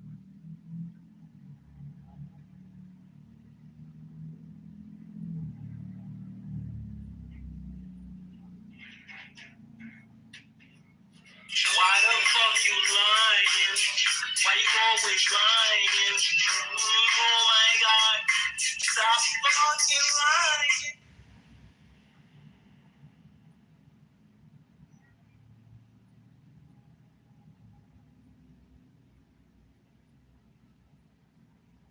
Sheesh, y'all took a little minute to get through that joint. I caught the last end of it. This motherfucker Bill, man.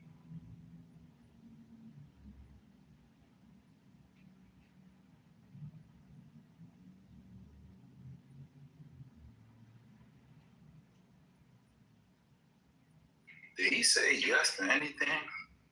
This whole interview, he was like, yeah, I remember that. Yeah, that was Susie. I don't think I heard that thing. I played the first hour and a half. I ain't heard that thing admit to nothing.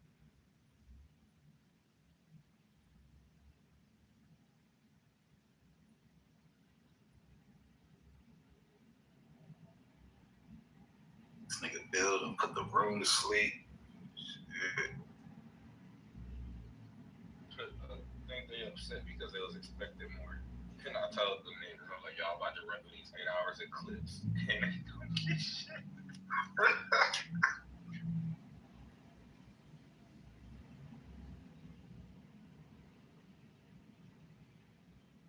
Nigga old and senile. Nah, you wanna ask niggas all these questions in their 80s. Shit crazy.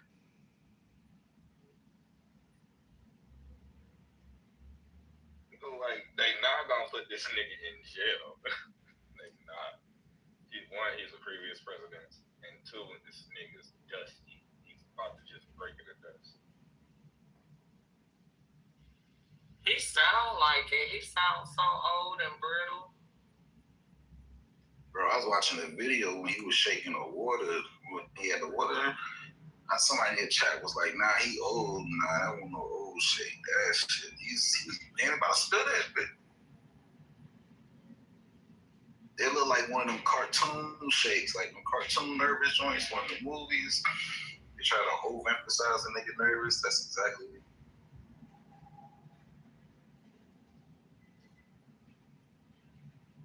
Oh, he got Parkinson's. He got Parkinson's? He does not have Parkinson. All you have to do is do a quick Google search, and there's nothing confirmed that he's diagnosed with that. No way.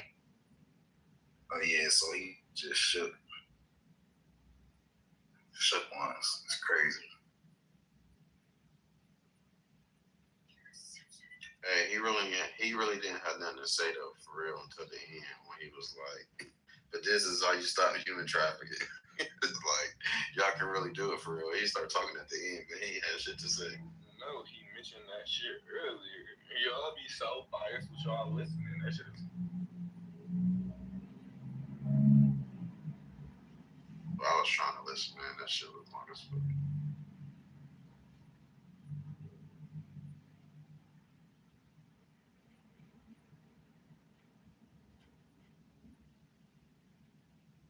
I just be thinking a lot of niggas in here, DJ, they be talking like police and shit. I don't do all that police talk. Like, I'm not with none of the whole. Well, I tell all niggas, bro, just so we clear. Right. Like, I'm with all. Kids is off. You talking to the wrong nigga. This nigga tell them everything. Like, kids. Clear. I tell all niggas. Niggas out here. Kids are off the book. Like, I'm gonna tell them no matter what. That's the one thing I'm gonna be like, that nigga right there. That nigga right.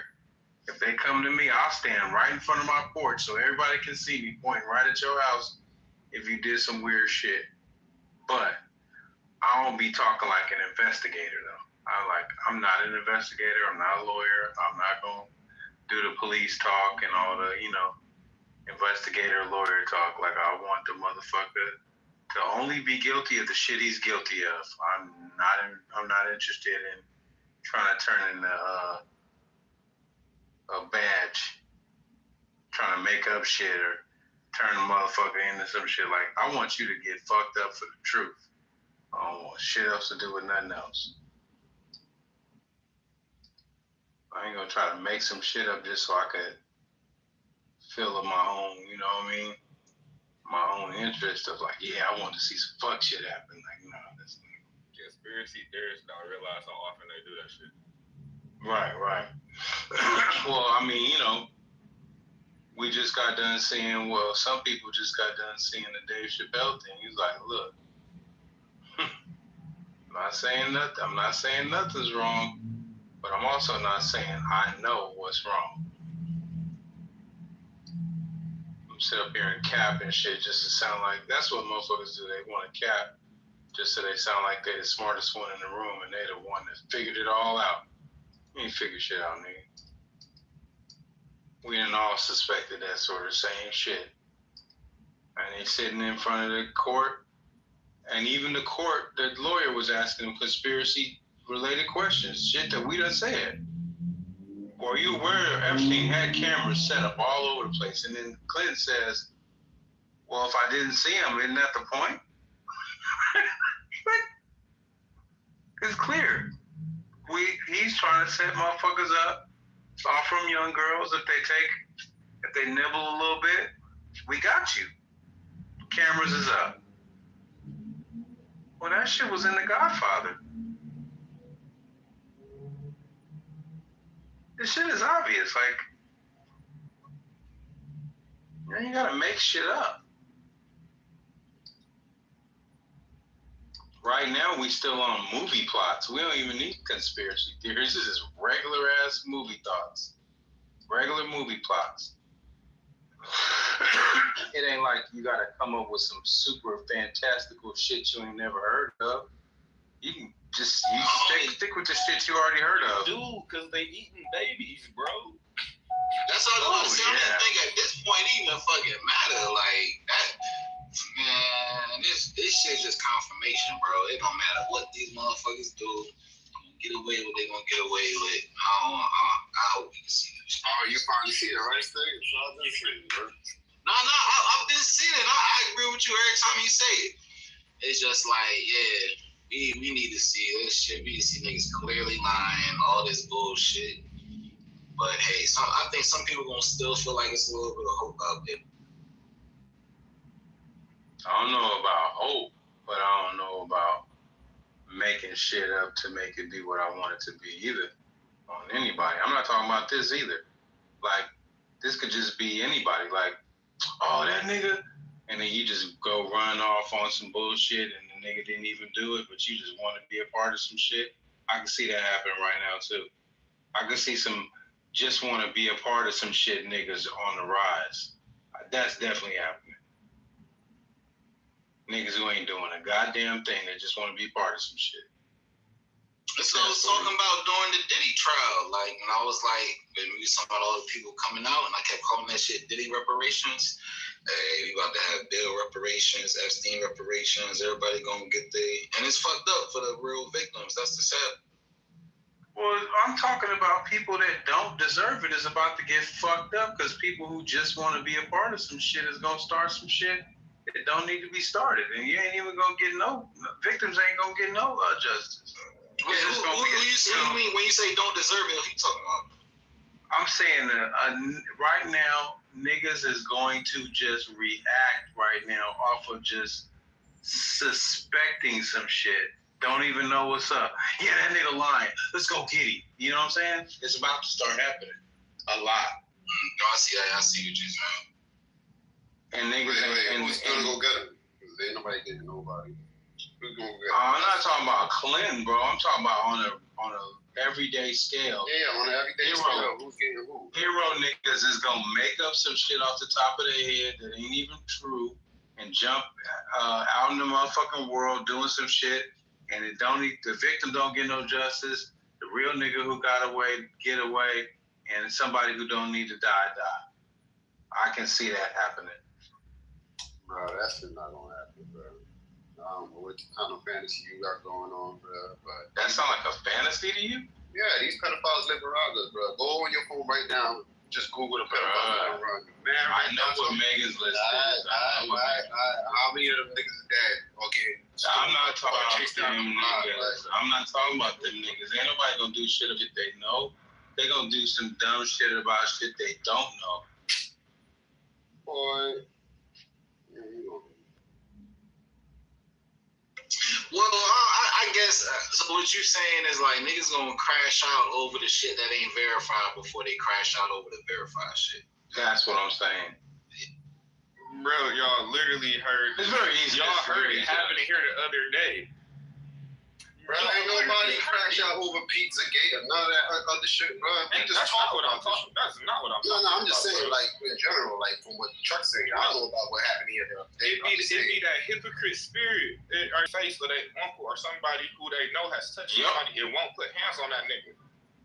Yup. And then got all this energy for these people and this shit. Like you gonna do something about it. I literally had a girlfriend or somebody I was seeing that had to do some shit like that. But then when people actually do stuff in their community, then y'all fix y'all lips to call them snitches. Hey, but check this out, right? Hey, hold on. Guess who's gonna make what your uncle doing totally legal and justifiable? The motherfuckers on top that nobody checking. Once they shit go by unscathed and nobody do nothing about it, like fuck your little uncle gonna do like what you think is gonna happen? Like you gonna be the wrong one for even trying to check him then. Like I don't understand how y'all niggas keep bringing up that dumbass the talking point. But that talking point, it is fucking dumb, bro. Like, no, it's dumb. not because y'all niggas hold on. Oh yeah. Niggas do. Now you crashing out on me, niggas? What's your problem, nigga? I know you ain't talking to me like that. Man, mute the fuck up, bro. Like I know you ain't talking to me. Like shut up, bro. That's just stupid. I'm not gonna, nigga. You ain't making nobody shut up, nigga. I'm just alone, nigga. I don't give a fuck. You the nigga that's getting hyped, nigga. I guess like whatever, bro. Like gangster, you the one that's getting hyped, nigga. You the one that can't have a conversation. What the fuck is your problem, nigga? I'm not the smokest nigga. This nigga just wanted to sound smart. Shut up, nigga. Yeah, like I'm just saying, bro. That shit don't make no sense, bro. Like I hear what y'all saying. Niggas who ain't checking their family members, cool. Y'all niggas is fucking pussies. Check your family number. But try to compare that to what's actually happened is fucking foolery, my nigga. Like, how are we comparing? The niggas up top who's doing that shit or can make laws around this shit. Your uncle can't make no law. All he can do is break a law. And if they make that law, he's now not breaking no law. So that talking point to me is none and void, bro. Cut it out. Miss me with the bullshit. I'm not going. Don't walk down the block with that stupid ass talking point. Yeah, so like I said previously, don't fight me when I say niggas is okay having pedophile parties. Going back on mute. That's what I'm saying. Niggas is okay with that shit. The whole government having a pedophile party and nobody popping off. Well, I clearly don't align with that mindset. I put my hands on people. I've got niggas locked up. Like I said, I will tell if you are an issue for me, you are an issue in my community, I will get you removed.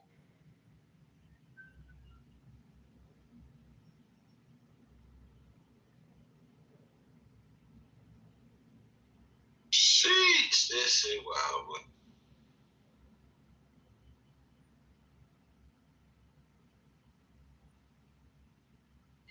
But yeah, this the final chapter though. This the icing on the cake. This is what they needed. All right, let's put all this shit out. Let's see what they do. Like, it's really quiet. But here's the thing though. Like, damn, is it just this whole the same way we was having a conversation with these Iranians that was coming in the room? These dares is crazy, bro. These Iranians in the room, they just want this westernized shit, right? And it's just like, damn, motherfuckers probably just want this shit because just like, you know, this is what it's set up as. It's, you know, it's set up for you to just chill, not have to worry about shit, and fuck what everybody else doing. Like, that's just what it is, bro. I don't give a fuck. Niggas gonna go back to their jobs. Niggas got bills to pay, and yeah, they showed.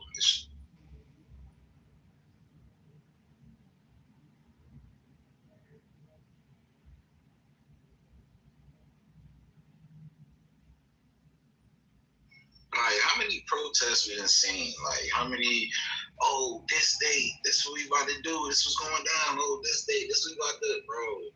We ain't see one protest yet, right? Like, that's what I was saying, bro. I don't know, bro. Niggas told me all this shit was being planned, but nothing, I ain't seen not one protest, no riot about this pedophile shit. It was just entertainment. I mean, you gotta think, and Smurf, you be saying this shit sometime, and I be agreeing with you when you say it too. Like, we talking about, like, yo, they set this shit up perfect. Like, they literally set this shit up perfect. Like, you think about the Western world and the United States, work bills, all that shit is just like they set it up to the point where, like, majority is always not gonna give a fuck about what's really going on. That's the set. And for the minority, it's like, man, what the fuck can we even do? People were like, what? Our government? Nah, we gotta put a stop. Like, nah, get these niggas the fuck out of here. But instead, we letting these niggas play in our face with each other and shit. Like, we thinking the niggas who finally caught them is about to do something when they had all this information since like 2006 or whatever the date was and never did nothing about it. But now, I don't know, everybody feel like something changed. Nah, they just moving on towards the next chapter of their fucking agenda and shit. All right, now we here. We're finally here. They did nothing about none of the stuff we push. We're gonna normalize now. Let's give them a show, guys. You ready? Let's go. That's what's happening right now. Once nobody don't do nothing, Lord.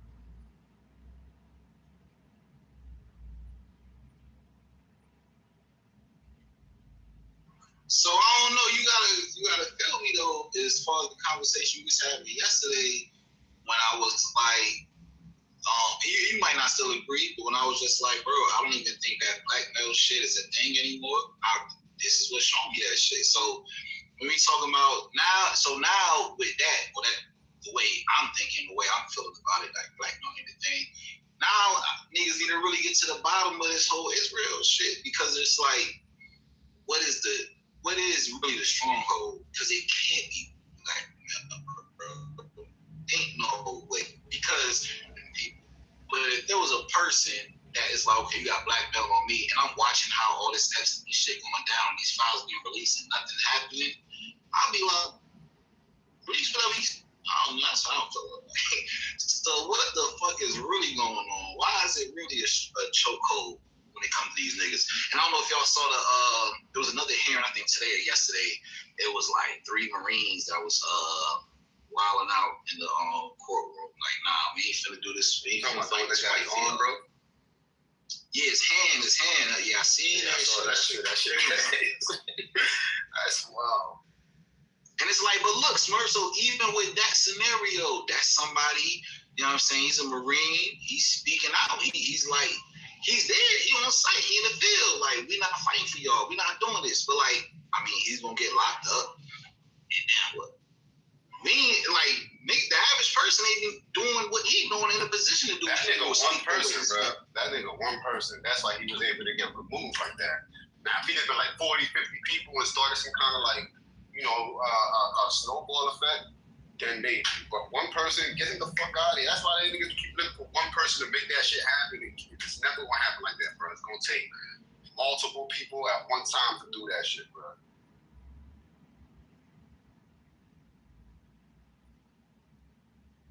But we still didn't get a protest yet. I thought we was organizing protests to go to the Capitol. I heard somebody say that shit like I think last week. Nothing happened yet. But hold on, but but here's the funny thing, right? So look, I don't know none of these niggas real life and shit. I got my thoughts and opinion when it comes to the whole Trump thing. I feel like they throwing him in the game to throw off who really involved with this shit. But it's like we had a No Kings protest throughout the whole United States for a president. Just being just, you know what I'm saying, being if you want to call him a bullshit fuck ass president, cool. Throughout the whole United States, it was a protest from the East Coast to the West Coast. And now it's quiet. Like, bro. Quiet for the kids, bro.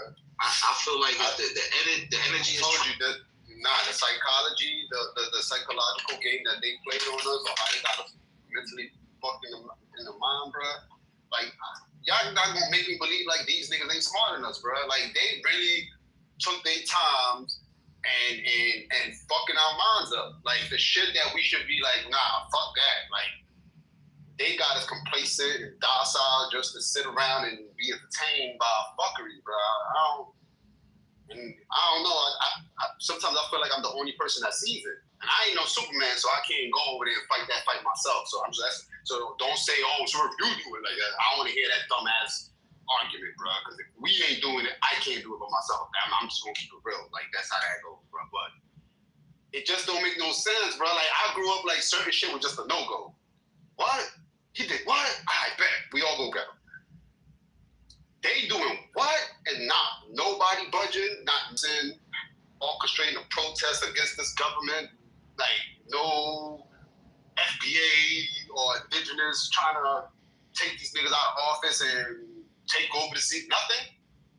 I don't know, bro. And especially for the kids, all right, let's go protest No Kings next week or some shit. That make more sense.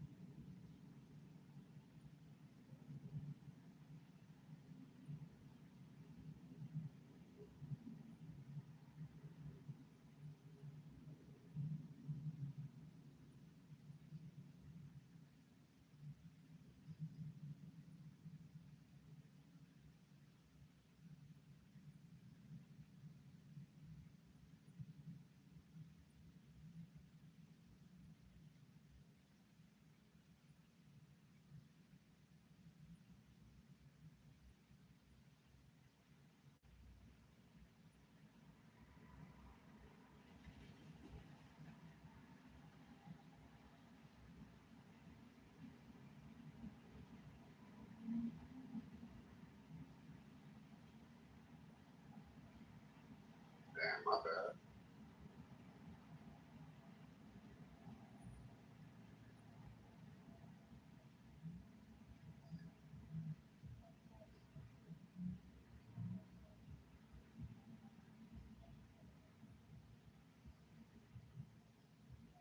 I'm in the middle of typing.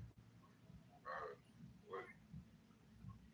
The replay's still on. They ready to talk about ratchet stuff, bro. They're over the bills and shit. They disappointed in it. That's all. I'm with that. Fuck it.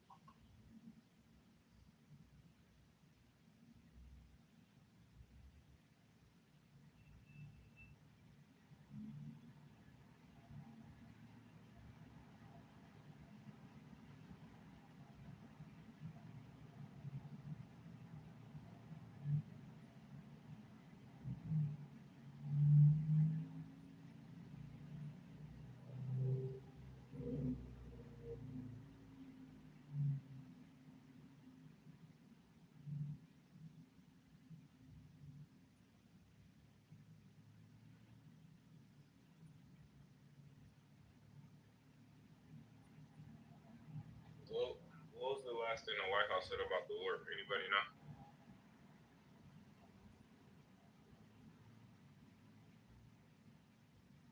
Oh, I ain't been watching all day, but the last thing I heard was Lebanon and Lebanon, Hezbollah, and fucking Iran had like some joint attack on Israel. But the only thing I found weird is that they say only 11 people died in Israel, but it's like 1,000 in Iran and whatnot, which I think is a bunch of lies.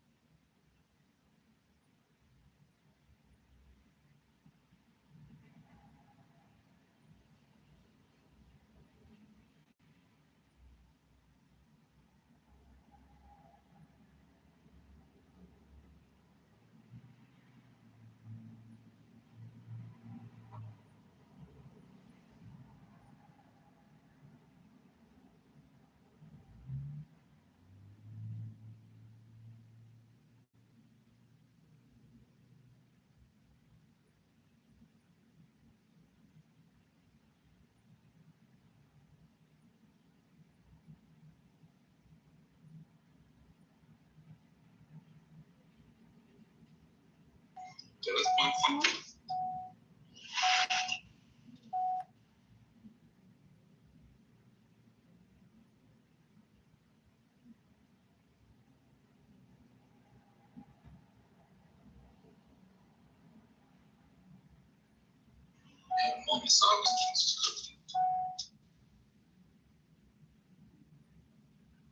For them dead files, they not gonna get. I just got back in the whip. I was like, man, this bunch of shit. Yeah, that was a mic drop. Nah, they ready to get ratchet, bro. The replay's still on and stuff, but like I said, if they heard what they wanted to hear, the room would be in an uproar right now. They'll have so much to say. They cute new room. Yeah, they disappointed, like I said. Hey, you know, the other thing too, so I ain't hear this today, because like I said, the first half I played, that was earlier, you know, pretty much. But I seen that motherfucker was like, nah, man, I ain't never seen Trump. He was never around. I never seen him. Whoop. And it's like, damn, that shit gonna be like, all right, nah. But if he was like, yeah, he was there, like, yeah, I saw him with all the, man, that shit would be in an uproar. And that's why I say, like I said, I'm not gonna sit here and cape for a nigga and be like, oh, I know he do this, I know he do that, because I won't do it. But I know how these conversations go, and I know that Trump is the energy. When I say Trump is the energy, I'm not saying it in a good or a bad way. It's just like Trump is the play, like that's the throw off. Like even if he is complicit, he's still the throw off. Keep the room lit. Like if it ain't Trump, it's just like, man, yeah, we know Lex Wexner, we know Epstein, like we know this shit. But like for the room to get lit, it just gotta be Trump, man.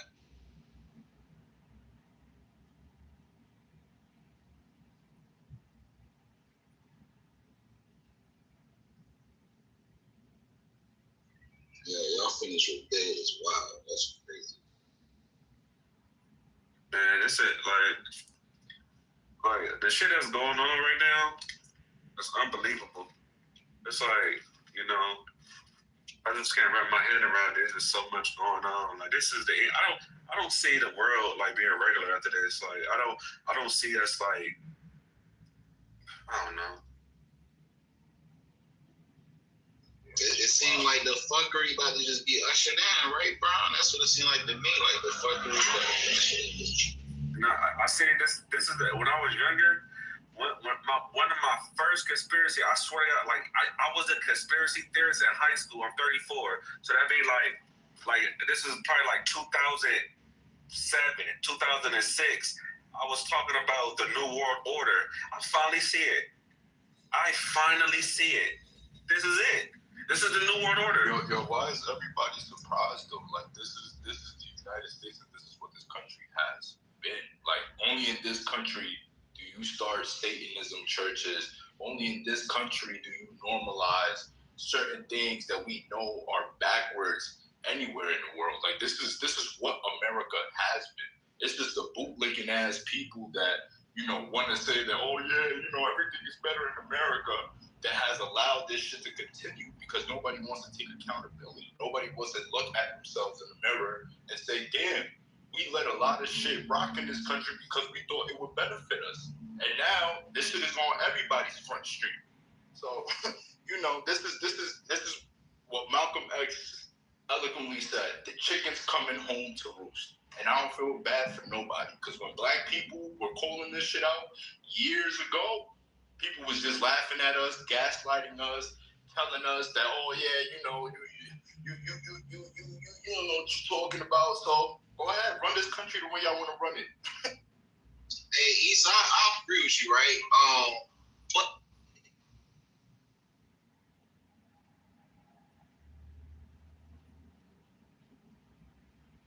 Did he cut off?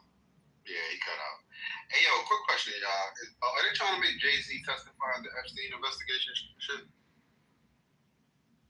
I just keep seeing headlines, and I ain't clicked none of the videos. I don't know if anybody else knows anything about that.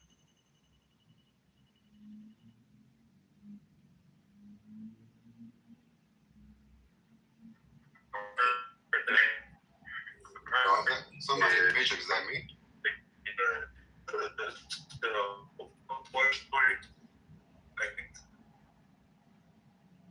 But yeah, I might have been a Matrix too. But I was saying, yeah, he was in the Matrix. He was in the Matrix too. Yeah, he was in the Matrix too. Yeah, no, I was just saying I agree with, and I still might be. I'm gonna be quick. I agree with East, but it's like this is the first time it's on Front Street though, and that we're having a different conversation because what we. Hey, that's crazy. Fuck that. Right, he just got a phone call. Alright, this nigga we all got it, but what the fuck was that? Yeah, I nigga definitely got me that. What the fuck? Your man's might be a robot game. Right? Yeah, that was crazy. That was wild. But yeah, I was you good, Brown. You good, bro.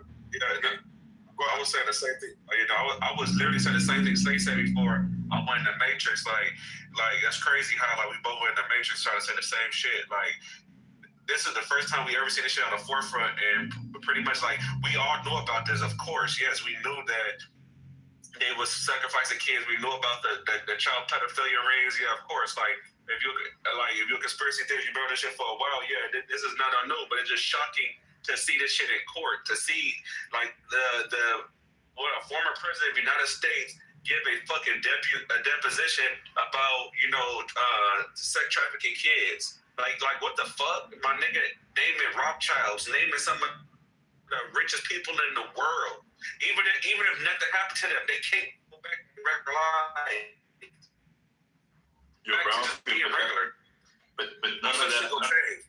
But none of that is new because these people done check our temperature all the time. I mean, there's a whole bunch of Jeffrey Epsteins right now in Jamaica. There's a whole bunch of Jeffrey Epsteins in the Dominican Republic. There's a whole bunch of Jeffrey Epsteins in the Mexico Beach right now, literally praying over young, melanated kids. Like literally, you just go take a flight to a resort in the Caribbean and watch all the white people prey on little girls and little boys. This shit is Hey, East, but how many of them Jeffrey Epsteins you talking about on worldwide news, media, congressional hearings, all this shit? Like, how many of them niggas is you talking about? It's common, bro, because that's the positions that But no, we talking about the front street of it, though. We talking about this shit being on Front Street in front of everybody's face. Like, I agree with you. The richest people in the world. Yeah, that's the whole point. But they tell you that they do that because you feel me? When you're wealthy, and everybody knows this in this country. When you're wealthy, laws don't apply to you. You can break laws, you can bend laws because you have the money to afford the best attorneys. You have the money to say and choose, hey, this might be illegal in the United States, but I could go take a trip to another country and do the same thing. That's what offshore bank accounts are for, right? When wealthy people want to hoard up their bread and don't want to pay taxes, they just open up a whole another bank account in another country where it is legal. We don't play by the same games as the wealthy people. So again, this is why it's not surprising, because they've been doing this. They've been getting away with this. They've been lying to us, and we know that they've been lying to us. But again, what is the push, the drive that's gonna make Americans say enough is enough? They just seen, like, literally there's a video going viral of a military veteran getting beat up by Capitol police officers, and everybody's up in arms. Yeah, we just talking about that. Somebody called him. But even that shit just got me mad because it's like, why are we mad? This is the shit that y'all wanted. When black people were saying, yo, law enforcement has too much power, they got qualified immunity that allows them to brutalize people with impunity. You know what white people were saying? Oh, you shouldn't have resisted, right? You shouldn't have done this. You should have just bootlicking, right? And now look at what that bootlicking has done. Now, in Minnesota, 2 white people are dead. Now, in the Capitol, a fucking veteran got his arm broken. And nothing is going to happen to those law enforcement officers because this is the standard that we set in America. So again, this is not surprising. If you look back to history, all the shit that we've normalized, a lot of people that have told us who they are and we still put them in power, this is what we deserve. I'm sorry to say it, but when you let people do shit like that, what else? They're gonna take you for a fool, bro. Like, yo, what do you think these pedophiles are thinking right now? This shit is open air, no fucking this ain't a conspiracy no more. But guess what? They still get to drive to their condos. They still get to hoard billions of dollars while their neighbors are suffering. Like, again, what has changed? It has changed. So why are we surprised? New room. Link in the chat. Thank you, new room.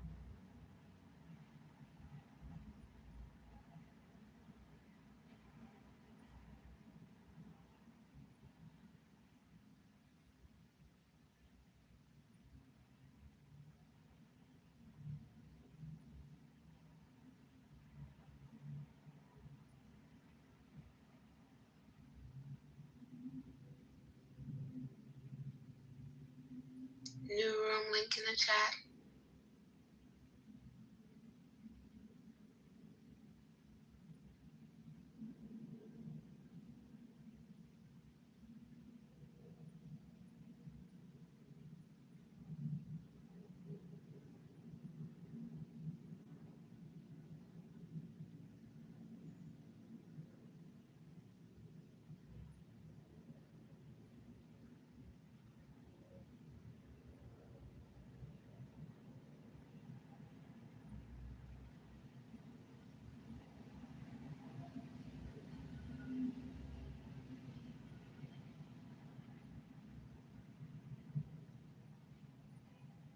New room, link in the chat.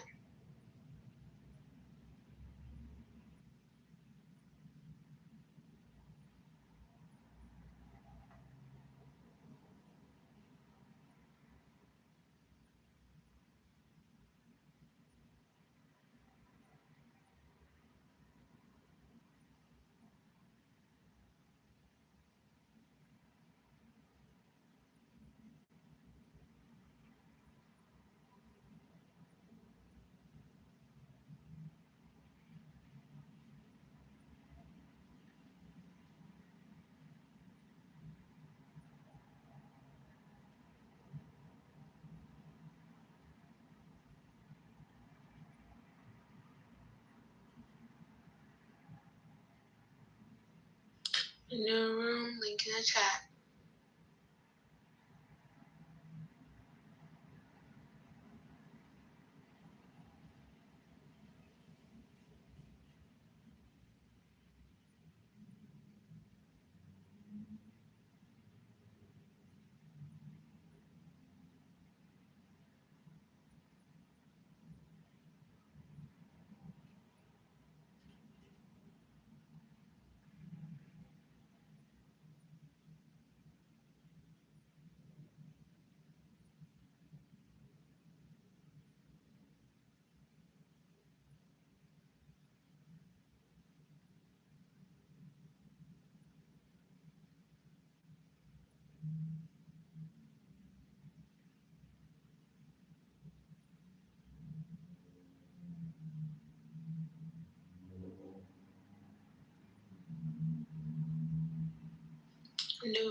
link in the chat.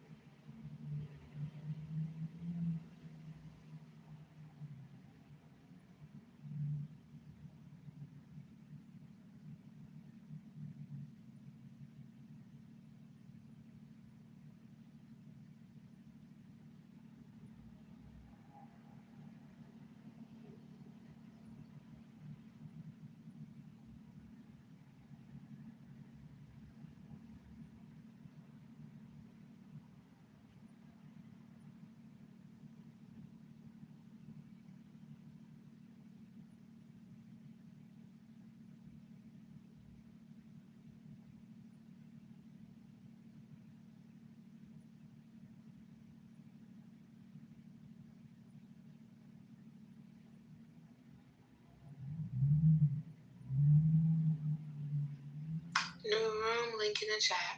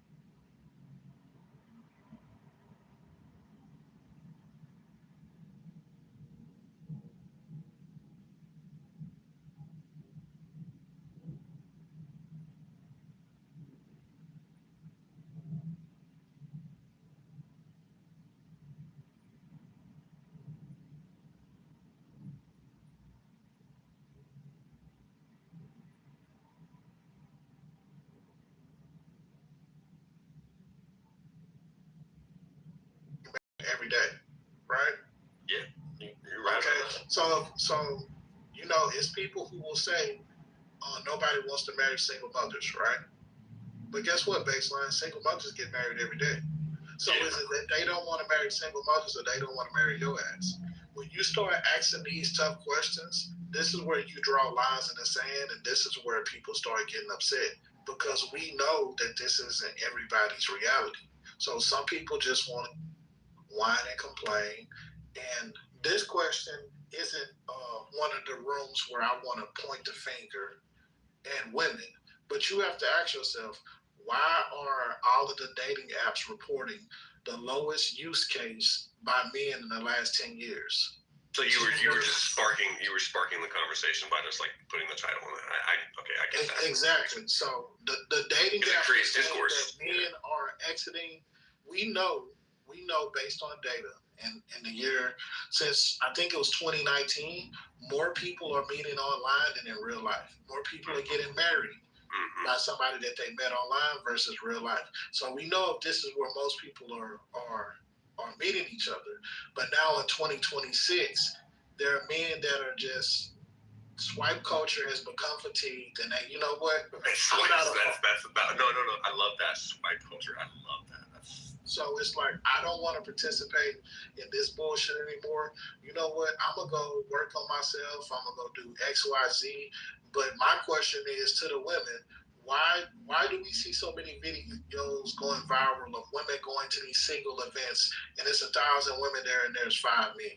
Or they go into events where there's hundreds of women and there's 1 or 2 guys, and they don't even want these 1 or 2 guys. That's crazy. It would be a whole different story if it was like swapped. Like if it would be 1,000 men and like 5.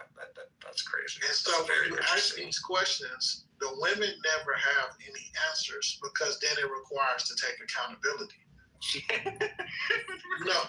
This Clubhouse is the only place when you tell a woman, hey, there are a lot of promiscuous women out here. They say, I don't know any hoes. It's just like anytime that you start calling shit out, where I don't know those type of women. I don't hang with those type of women. So you didn't go to school with the girl that was fucking the whole football team. You didn't go to school with the girl who was getting picked up by her 30-year-old boyfriend. You didn't go to school. That's insane. Yeah, no, I completely respect it. But content based on their attitude, they cannot even sustain what they want. It's not possible. Plus, they cannot. No, they can't. No, I think it's like all it's of very these. contextual. Give me 1 second, Baseline. All of these women right now in this room could get married within the next 6 months if they wanted to, but it required them to do something that they've never done in their entire life, and that's learn how to shut the fuck up. Exactly, and many of the times they cannot. I don't agree with that. I'm not they cannot. Yeah, I'm kind of on the fence with that. They cannot reciprocate the same. I'm a little that like I'm not gonna lie, in a little disrespectful manner. That sounded a little bit misogynistic. Yeah, but I understand his point. He's not specifically saying be quiet, but actually. Like the message was good, but the delivery. No. So, Benita, I want to show you something. Benita, I want to show you how about a hypocrite, right? I want you to just sit back, okay? So, Baseline, are you married? No, I have never been given the opportunity because Are you a virgin? No. Slept with plenty of women. I wouldn't say plenty of women. So, did every woman that you sleep with, you was in a relationship with? Yeah. So you've only slept with women you've been in a relationship with your entire life? Yeah, in the lines of like romancing and like getting into a relationship with an individual, because I think it's a pretty sacred and kind of thing. Well, you know what, Baseline, you one of a kind, because I'm gonna tell you what's going on out here. Most of the people who are out here having casual sex. So wait, let me run it back. Were you trying to give me an gotcha question and like it didn't work? No, you answered correctly. It was never a gotcha moment. You know what I'm saying? Even if it foot the bill, but majority of people out here are having casual sex, and most of the partners that they've slept with, I get it. And then I've been on the side of like, you know, I experienced like a little bit of like hedonism and took psychedelics and been in like what you would call like tunnel puddles and things like that. Excuse me. A cuddle puddle? What the fuck? We moving past this. This getting Lolita, just on your other half. Yeah, these niggas be lying. I thought we all did it. We had this conversation. Go with your Asian wife and stop bashing black women, and don't try to hook me up with somebody I don't know. Sorry, I didn't mean to mute myself. Okay, so we gonna pass the mic. Rashawn, were you trying to get up in there? I mean, baseline can land if you know I can go after it. Oh no, I was just saying that like I mean I've kind of like experienced like both sides, like the hedonism, like the cuddle puddles, like the rave culture, the exhilaration of sensory stimulation, like touching and feeling and taking like drugs and doing. So you never had a one. I've never interacted with an individual in the sense of like excuse my language, but like fucking. Because there's a difference. There's a difference between fucking, having sex, and making love. And I personally, maybe I'm biased, but I prefer to make love. Amen. I'm sorry, like that's just the way that I. That's just the way that I am. Maybe people can call me a pussy or like a sappy. No, it ain't about it's not about you, bro. It's not funny as hell. Listen, let me just say this real quick. Another thing that men are getting tired of is other men doing all this relationship virtual signaling shit. A lot of you motherfuckers was fucking just like everybody else was fucking. Right? So now you got younger dudes are confused, some of them, and some of them are irritated. I talk like a man, bro. I don't talk when I'm angry. I'm not angry, bro. So could you please stop talking to me? I don't care. So what I'm saying is these young dudes are listening to dudes talk out of both sides of their necks. I'm all about the relationship shit, right? And I've heard this from a myriad of dudes. This ain't the first time we heard something like this, right? But no, when I was younger, I was doing my thing. I was doing my thing, right? Hey, that don't bother me. He just told us he was into the hedonism shit. We know what that means. That you and your friends was getting high and fucking each other. We know what the fuck that means. We know what them goddamn the motherfucking Greeks and the Romans was doing. That ain't news to nobody. What I'm saying is, there's a lot of dudes who just want to have a relationship, right? And the chronology is all off. They just want to meet a girl they like, kick it with her a little bit and see where it goes. You got people now talking about some when you get together, y'all be talking about if y'all equally yoked and if you're financially. I don't even know if I like this bitch yet. What are we talking about? Why are we talking about in day 3 when we gonna see ourselves in 3 years? For what? I don't know if I like. I think on our last date, your breath was stinking a little bit, and I wasn't gonna say nothing. Like that's where we at with it. But on day 3, we talking about planning lives and court and all this other weird shit. It's just weird. So young dudes is like, yeah, fuck this. This shit is. But when shit goes back to normal, then they may participate. But I don't think they have a problem with taking 2 or 3 or 4 or 5 years off at this point. Do you understand the concept of having a healthy conversation? So baseline, I'm gonna ask you a question that I don't want you to be offended. I just being honest. Like, do you date strictly women? That's a very interesting question. Because I'm paying attention to your. I'm just paying attention to your language, your choice. No. I've studied the science. I've never participated in it. Obviously, I had to like study my own sexuality. I never like participated in these kinds of things or those kinds of things. We're moving on. Because this space on it, this dude just said he studied both sides. He just anticipated. He's basically saying he's watched male on male action, and we're not doing that in Welcome to Louisiana. No, we're not doing it. Clubhouse got these karma points, and I'm not messing with the LGBT. Not on this stage. We just not gonna do this shit. We moving on. Yeah, so I wasn't even trying to be disrespectful to baseline. I just had the vibe that maybe he wasn't like on the same page as like heterosexual men, so it's kind of like, can I answer the question? Speaking on heterosexual experience. Wait. I fuck bitches, and I have sex with women, dude. No. Like you're like I keep getting kicked. Like, I have sex with women, dude. Like come on, revise it now. Biological women. I'm not revising things. Like I've traveled to different states and different like cultures, and I've experienced the fucking culture. I'm not saying that I'm like about it, but I have the intelligence and the acknowledgement to like see it for what it is. In other countries? No, man. I've went there and I've seen it. I've observed it. But at the end of the day, I know my own sexuality. I like women. I sleep with women, or I fall in love with women. I don't like. Come on. Like, why am I? Like, So answer the question. Answer the question. Are you? I asked you. Are you attracted to strictly women? I am specifically attracted to women. So yes, sir. Only women. You're not attracted to transgenders.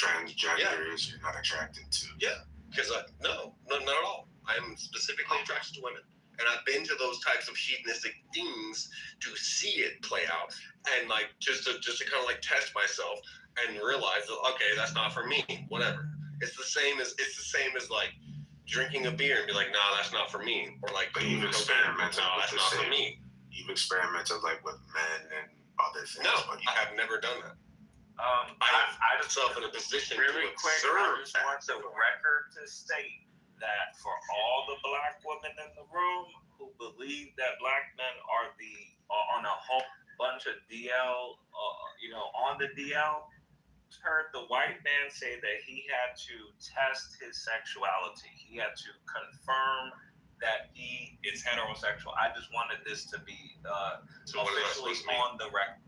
Most white men have a homosexual experience at least once in their life. What's that supposed to mean? What the fuck did I just? What's the point of your? Most white men have at least one homosexual experience in their lifetime. Okay, that's a very blanketed statement. It's not. If you survey 100 white men, 100 Latino men, I say the same thing for. Well, most black men are extremely homophobic. Depends on their culture and it's contextual. Black men are extremely homophobic. Africans are extremely homophobic. Caribbeans are extremely homophobic. Americans are extremely homophobic. I don't want to change the main topic to people's sexuality. I was just asking a question. It's not. I don't want to talk about gay shit. I appreciate your question. I don't care about this. I just wanted to, because I just didn't want to. I didn't think you'd be qualified because if you were gay, I'm not saying you are, but I said okay, if you're gay or bisexual or whatever, I just didn't think you were qualified to be speaking on like heterosexual conversations. That's why I asked. But I don't want to keep. Yeah, that's cool. You were judging me. It's all right. I was asking. I was inquiring. Yeah, I appreciate that. And I don't think that I should be kicked for answering questions honestly. That's kind of a little bit. That's a little bit bigot. That's slightly bigoted. Content. So I wanted to ask you a question. Are you there? Unfortunately, I'm here. What's up?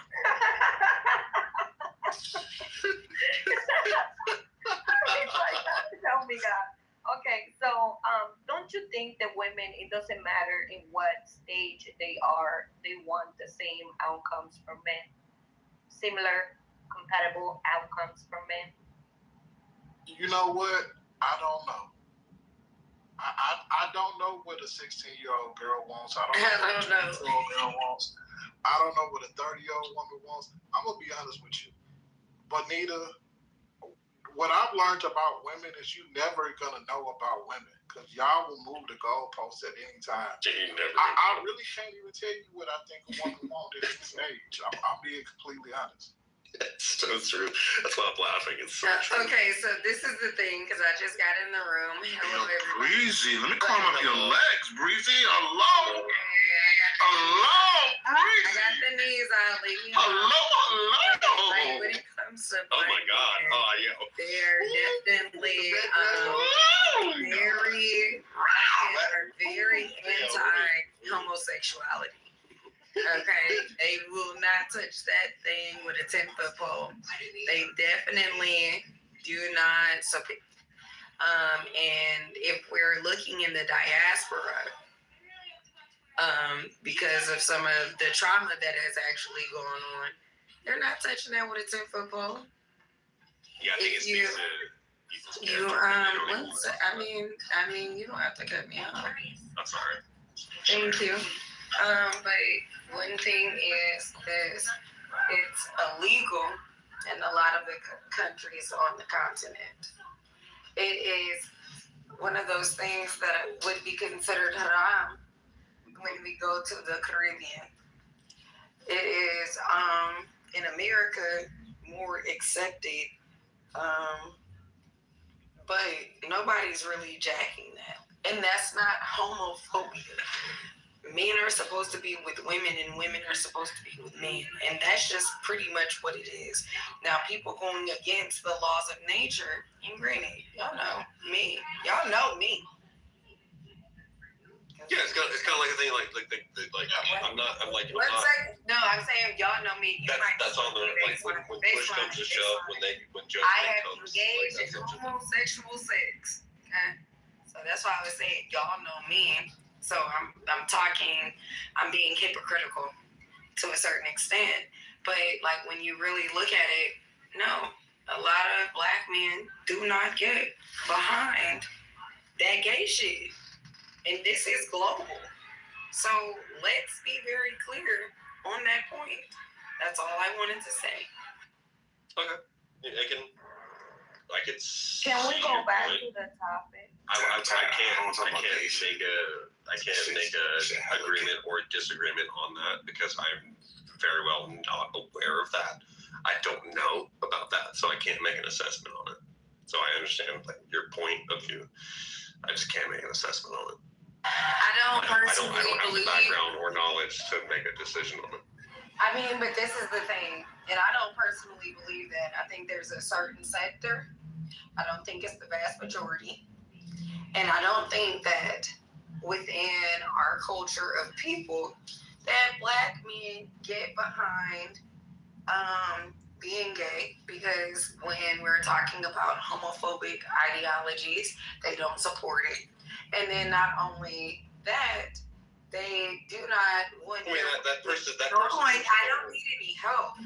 They do not want their women to participate in that type of activity as well. Okay, like hot take. Like what? So what would be the definition of like sagging your pants? What's the original definition of like sagging your pants? This is the whole thing. Hot take. I know it's going to be uncomfortable. Okay, well, good. So sagging your pants. I'm glad that you have that hot take. So now I can answer your question. So hot take, like, and this is just an opinion. Don't kill me. I don't think that people have the ideology that sagging their pants is anything more than a fashion trend. It does not. Originally created. Can I just finish? I don't need any help. Okay, yeah, I'm sorry. Yeah, I don't need any help. I don't think that that denotes on your sexual orientation. What that more so denotes to is maybe a fashionality issue of you think that this is cool, like, or this is a look. That doesn't make you like a man or like a woman or like a, can I just nigga? God damn, I don't even want to talk to nobody. God damn. Just trying to thought out. No, I get it. Okay, well, help me finish my thought, please. I just want to get to the predicate. So, I think that one of these things, are you? Okay, you don't want me to be kind to you. So, like, I think that... Breezy, I think he sucked a white dick before. I do want you to yell at me. It kind of, like, turns me on. Okay, well, I'm not into that. If you want to be a glutton for punishment, good luck. Anyways, I think that when we're talking about this, We're talking about like maybe a predictive programming, a fashion statement of this is cool, but that doesn't automatically make you gay or want to be with another man. That doesn't even make any sense. So like even for us to jump from A to Z, that because you don't have a belt on that you're gay is crazy. Did you drink the Kool-Aid or not? I never said that. That's all. That was my. I never said that. I respect the response, but. Okay, so I have a question real quick. Yeah, I kicked his ass. That wasn't me. Go ahead, Luke. But I have a question. Okay, so this is, I don't know what y'all was going, because I actually didn't have a problem with him unless he said something crazy before when I was not listening. But I was curious, Rashawn, and I don't know if JP said anything. How come when you're not talking about somebody that's considered quote unquote gay to you, I don't know if that was you, JP, or it was just Rashawn. I heard another man's voice come off the mic. Or something that's considered, I guess whatever words you use for gay as well. But you guys bring it up recently. Like a lot of times you guys are like asking questions, but no one said anything about it being something or no one whatever. But then when a black woman like brings it up, you guys are like all so appalled and offended. Is there a reason for that? Is there like a relationship problem? Or I wasn't offended at all. Who was I offended by? Like when someone calls you that, or like, it's not even a question, it's like they just call you that, or they call you sassy, they call you whatever. People get like appalled and upset, but then when you guys go to someone else, it's like, we're just supposed to sit there and listen to it. So I'm just curious, is there something going on there? But are you talking about like? How do you figure out somebody's sexual orientation based off of Hang on, busy. Is that what we're talking about? I just like, I look at. I'm gonna say this one last time. I had asked him his sexual orientation because I was kind of suspect on his wording that he wasn't like straight. So I didn't want to sit here and talk about gay shit for 20 minutes. I was just asking because if he had said he wasn't straight, then I was gonna say this is a heterosexual conversation. I don't think you're qualified to speak on it. That's all it was. But it would be one question. You asked multiple. So how is that wasn't trying to what? I asked multiple for him. People doing a bedroom-based Crazy Matrix. Crazy Matrix. I was just asking for him to clarify. That's it. That's all. I don't even want to talk about this shit anymore. But now you don't want to talk about it. But when I want to talk about it, now you don't want to talk about it. No, because it was just like a. The reason why I was bringing that up is because one of the reasons why men are exiting the dating market is because other men are doing that. I'm not gonna lie, like I can see why it's frustrating and irritating to be around other men when they're trying to get to know someone or trying to have a conversation with someone and they do weird stuff like that. I can see why they wouldn't want to be in the quote unquote dating market. They're just actually around women they're actually dating instead of just being in the market. So I can see that that's one of the reasons why, honestly, it's weird how people have to make everything like a weapon as to be, gay or whatever, which is weird, number one. But number two is like you're asking questions when, like he said multiple times, he's not. You kept asking, and we're supposed to be talking about men exiting the dating market. It doesn't say anything about what the sexuality is. They could just literally put a blanket statement out there, and he didn't say anything that was saying it was the same sex. So like stuff like that is weird. No, he okay. I think a person reserves the right to exit the dating market if they're not having their way. Okay, listen. The reason. Hang on, Breezy, real quick. I just want to respond. Listen, when people use ambiguous wording as a straight man, I'm very clear. Like, I don't use words like partner or people. I'll say my girl, my bitch, my whatever. Like, we're very clear. So when he's saying, like, kind of dancing around, directly addressing that he's dealing with women, I have to ask questions.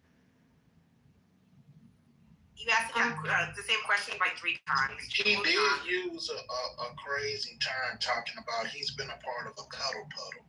He didn't want to expound on what a cuddle puddle is. What the fuck is a cuddle puddle? That's not okay. And there's a couple more. There's a couple more words he used as well. Like you're gonna use the room for good karma, not bad karma. He used a couple words as well. It wasn't just that. Let's put it together, guys. If you really want a definition, it's like you guys definitely have said it in rooms, even if it's considered crude or whatever. You guys have said, I've laid the puddle, or I've laid the puddle before. Like, what are we talking about? You cuddle in your puddle. Like, what is he talking about? This is crazy. It's not hard. What? That's a new. I never heard those words before. Yeah. This is interesting. Yeah, I'm trying to understand. It's literally in the wording. Question. What the fuck is that? Yeah, I never heard that. So hold on, let me get this straight. So the woman squirts, and then both parties lay in the squirt. Is that No. what you're trying to? No.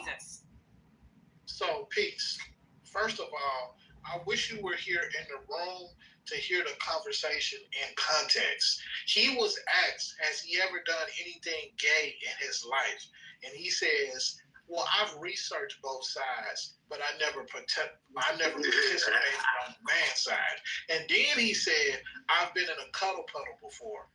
So I got the definition right here. A cuddle puddle is communal, often platonic gathering where people or sometimes pets lie together in a cozy, close-knit group, typically on a pile of pillows and blankets. What's your dog? Festivals.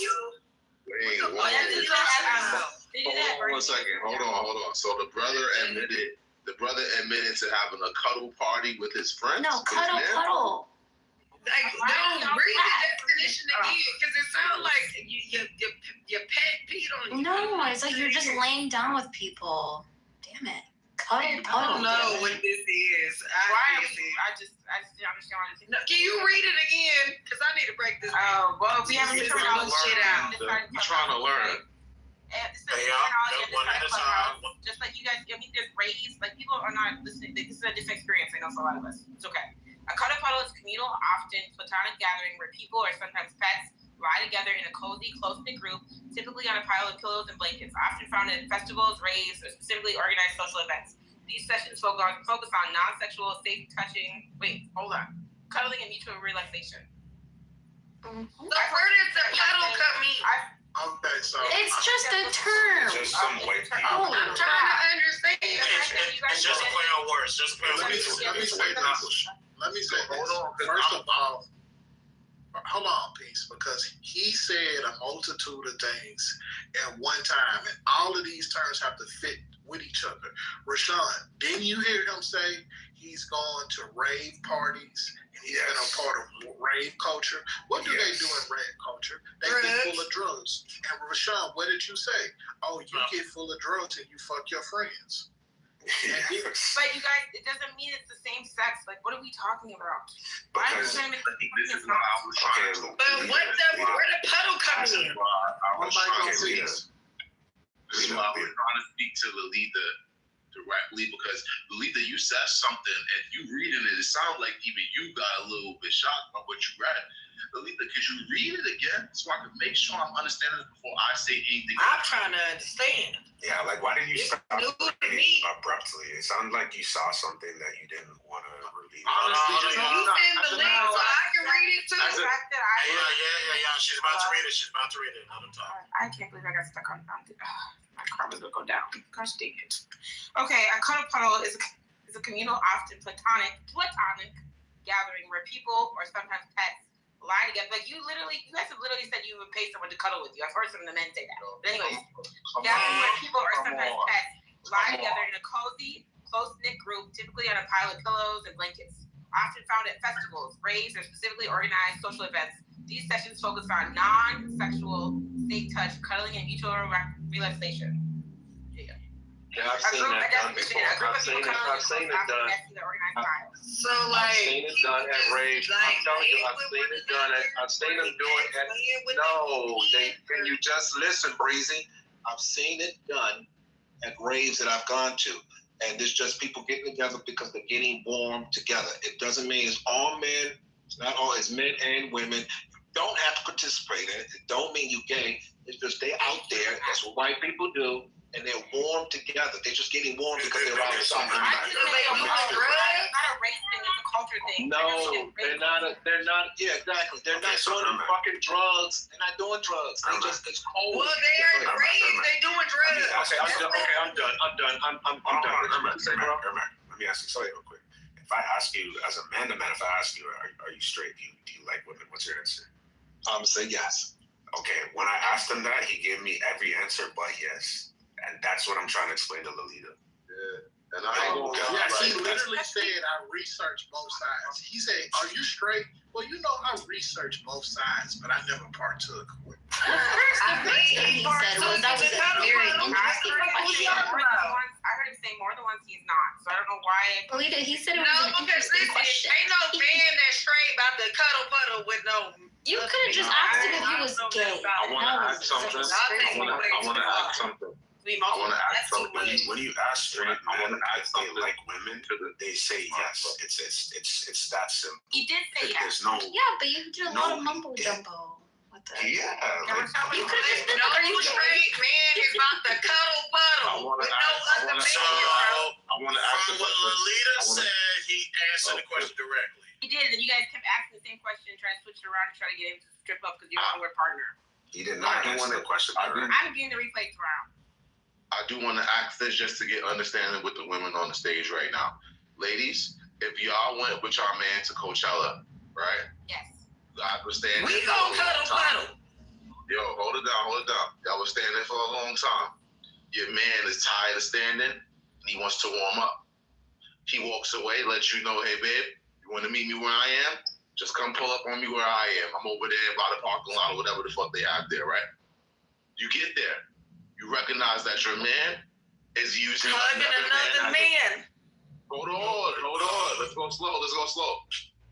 You realize your man is using one man as a pillow, using a woman as an armrest. You know what I'm saying? Because like I said, it's not all men, but Lolita, he has a man as his pillow, and it says mutual consensual touching, but not sexual.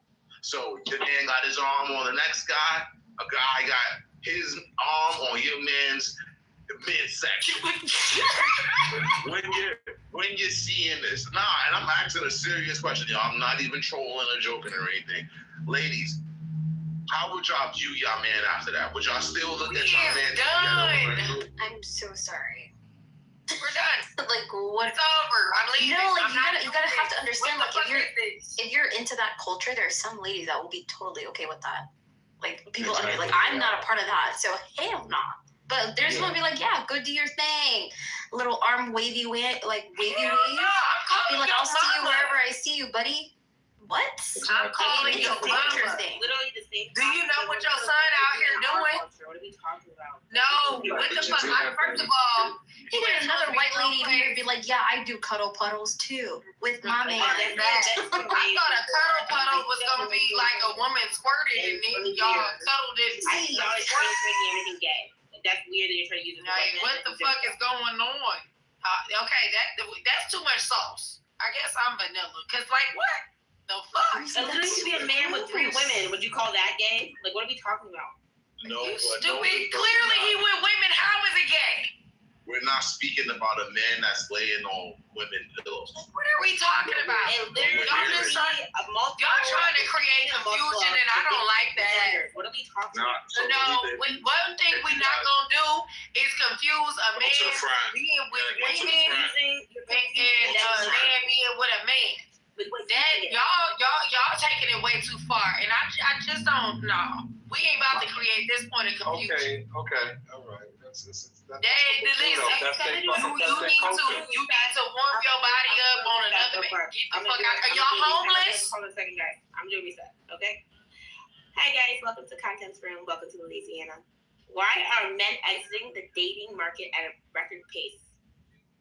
I would like to speak. I would like to just go ahead and just be complete. I know you heard that deep ass voice before you started speaking.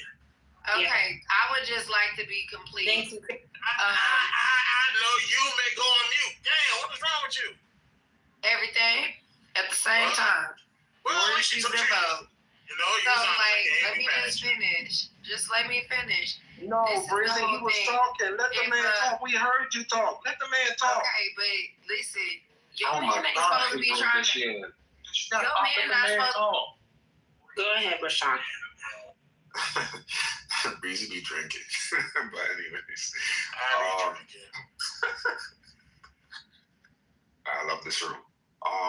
Yeah, I think there's a difference in cultural expectations on the genders, and I think it's causing like long-term incompatibility. So I think like we're society's conditioning women to be selfish, me. What can this person do for me, make my life better? And then it's conditioning men to be selfless you know, sacrifice, make other people happy, fuck what you want. And then I think men are kind of seeing that's not really conducive to, you know, their individual success, and then, you know, they're not really getting what they want out of it. So then they kind of start playing the selfish game, and then society gets mad and tries to reprimand men for playing the same selfish game that women are playing. Because when we can't both be selfish, one person has to be selfless, and it has to be you because you're the man. And that's some women call that patriarchy.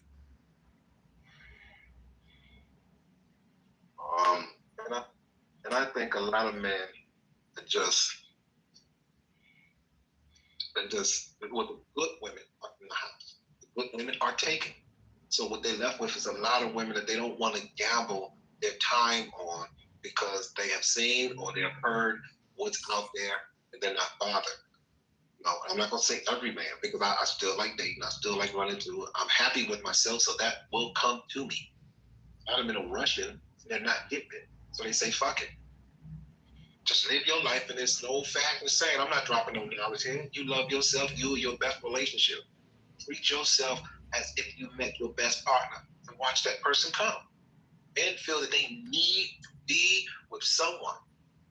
And that's what they do. They're going over abroad, spending money on a woman just to say, look, treat me like this. And they don't have to. Just let it happen. It's all right. It's going to come. So I think they get bored. And they're like, these women ain't nothing. And a lot of women are looking at Superman and still looking at Clark Kent. That's right there. So they just fucking tired of it. But stop looking. Stop looking. It'll come. I think the reason why men are exiting the dating market is because they're not getting what they want. So they're being quitters, taking their ball and going home. That's why I believe men are leaving the dating pool, because they're not truly getting the results that they want. What do I hear men say? Yeah, this is an exit. I'm preventing cars from coming in. Peace. I know. Yeah, any cars that's coming this way, I backed up. I think you don't know you're on mute. Peace, do you think that's a good or bad thing? Can you answer in a full question, bro? No, it's all good. I don't know. Somebody mute him.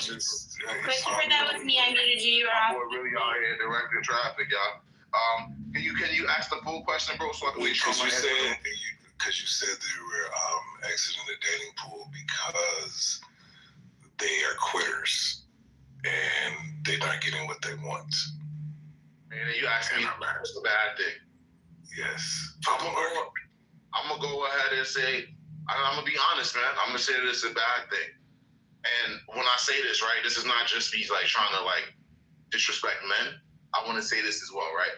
There's women that have quit on the dating pool because they genuinely think that guy's not coming. So they acting like assholes and showing their ass and shit. And I think that that's bad.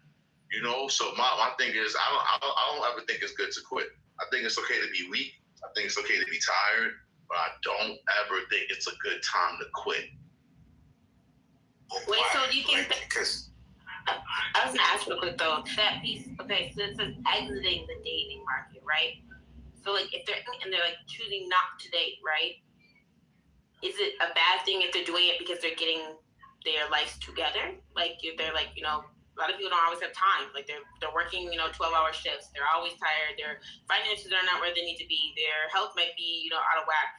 Those are bad things to exit the dating market. I think all those things that you're naming mean something to women, but not to men in all respects. Tell me how you think. Yeah, I don't meet men that be like, well, my finances are down and I'm really depressed with life, so I'm just good on women right now. I don't really meet too many men that say things like that. I also meet women that say things like that. I'm just not in the mood for a man. But I never really hear men say, well, you know what? Like, I'm just depressed and I don't really want women right now. Let's talk about wanting, though, piece, right? I'm not saying wanting, right? So it's like the people who are complaining, right? They're complaining about the women charging them too much, or like them having to spend all this type of money. Wouldn't that like be a better thing than having to like complain about it afterwards? Wouldn't that be preventative measures instead of like having to do the work afterwards? I don't know. I'm gonna say this again. If men were genuinely having their way in a dating pool, they would never leave it. I I want you to understand that. If men were able to get what they desired out of this pool, they would never leave. So I agree. You know, the only way a man's gonna leave the dating pool is if he's not getting what he wants. So I agree. So why are they not getting it though? Is my point, guys. I know no one's gonna admit it out loud because you guys have pride. I'll admit it out loud. I said it in the comments. A lot of men are losers. Most men in today's time are losers. Rather than what makes them a loser? That's what I want. I want to answer that. I want to ask you after. Peace. We'll go. No problem, brother. What makes them a loser is the quitting mindset, the mindset of defeat. If you genuinely already believe that all of these women got 7 kids and all of these women are fucked up people and rude, you already are counting yourself out, which makes you a loser. And you gotta respect that, brother. I think that, to your point, I think you gotta add stuff to that though. I think losers, when you say about that mindset, it's a mindset in their daily life, with or without women. Yeah. Like as far as their careers, their life, they'll start something and not finish it. When you say they're quitters, so it's like quitting on women is not the only thing they quit on. They quit on they self. They and most men, they are. You say losers. I just say a lot of people are more socially awkward than ever before. They don't have any emotional intelligence or social awareness sometimes. So, they're just out of it. And we all hide behind these apps and things like that. And you can say some shit on here that most people don't really say in person. And they'll be afraid to say, especially the women. So I 100% agree with you, brother. But watch this. I could tell that you're taller than the average man. True or false? How can you tell that? By the PCR, right? Are you? Or are you like 5 feet? I'm 6'6". Thank you. Okay, I'm pretty sure. All right, now, I also can tell that women love talking to you when you hear things like, oh, I love your voice. Do you hear that about women? Damn. Okay, now, here's the third question, bro. Here's the third question. Do you feel bad? Like if you're in a club where beautiful women are and there's men, and some men are afraid to approach these women because they think that the women are gonna say no, while you and this motherfucker walking up and down saying hi to every woman because you don't have that level of defeat in your heart. Do you feel bad for that, man? Yes or no? That's why I asked, is it a good or a bad thing? Because it's better for you. Is if a person intelligent and smart and all that stuff, well, why do you care these niggas get out the dating pool? There's more women for you to choose from. Yeah, peace. I didn't say it, y'all. I didn't say it. He said it. My bad. But this is peace. I'm not because my question to you, I guess, would be like, why? For one, I don't necessarily think they're quitting on women. I think they're just quitting on like the monogamous structure, like long term, like marriage and things like that. Like, Rashad, and they don't have the wherewithal though. Like, but hold on. To you, what you saying? Hang on. Yeah, I think they're just kind of quitting on the monogamous thing, right? In terms of like dating, like marriage and things. I don't think they're quitting on women. I think they're still getting with women, but they're just like saying fuck the whole, But also, if they're not getting what they want out of the market and whatnot, why continue to like? It's like, would you still go to work every day? Good question. Remember, Sean, I understand it. Let me answer it. Like, would you go to work every day if you're not getting paid? Yeah, I'm not saying this. Like, I'm just to be clear. I want to answer it, Sean. I work out, so I'm not saying this as like an incel. I get my fair share of women. I just want to state that. But go ahead. So here's my thing that we need to understand as men, and men before understand this. Whatever I am not good enough for today, if I work hard at it, I will be more than great at it. There's not one thing in this world that I think I can't do if I put my mind to it. And please, Rashawn, hear me out. I'm not saying I could get in the ring with Floyd Mayweather and beat him up. I'm not saying delusional things, Rashawn. What I'm saying is it's okay to recognize where you are in the dating pool as a man. I think all men need to do this. We need to recognize whether or not women really want us. We need to know these things. And when we find these things out, it doesn't mean, okay, since American women don't want me, I'm going to go to Switzerland. It means figure out why these women don't want you. Figure out what about you that you can change to become more attractive to the sex that you're trying to attract. These are the things, and mind you, it's not even just a man thing. This is a woman thing as well. There's a lot of women that's pushing 260, talking about men don't like peace. But that's when I say these men need to exit the market and focus on themselves. You say. So when you start talking about educating yourself, you start talking about going to the gym, working out, you let off certain endorphins and things like that people can smell on your ass. Go to the gym. Oh my fucking God. I agree. So I would like to speak to you, LA. As you read, as you gain knowledge and things like that, things you just start to attract. Like when you were saying like going into a club or to a place of a bunch of women, I'm not the guy that goes in every woman's face though. I'm not that kind of person. Like I'm too big to do that for real. Facts. Okay, so because tall niggas, they see us because when we walk into a room, they pay attention to us. So if we're hollering at every single girl we find attractive, we're gonna look like super thirsty. Yeah, okay. So I have a question with this though, because this is very interesting. I like the fact that I can listen to y'all talk. It's like we're in the barbershop for a second. But with that being said, right? Is it peace? How you? Because that's what I was speaking to. I know when a man says it, sometimes you guys only hear what the man says, because you're a man. But if that's the case, are these people supposed to stop dating and do these things, or you're saying, well, you're still dating a woman? Question. I'm saying stop dating and focus on the. This is my one disagreement, right? And without me, I was gonna ask the question for him, but I'm gonna just be real on this. For a man that doesn't have game and doesn't have swag and doesn't have confidence, he's not going to get better by going in the corner and going on YouTube or going on Grok or going on Google or reading books and figuring out, okay, what's the best way to approach women? That's not gonna make him better. It's not. Even with women in all respects, right? When a woman is not being chosen and shit, and she needs to fix something, she's not gonna get better by going into a corner or just going around women and talking to women. That's not gonna make her better. What's actually gonna make her better is her actually doing it in practice.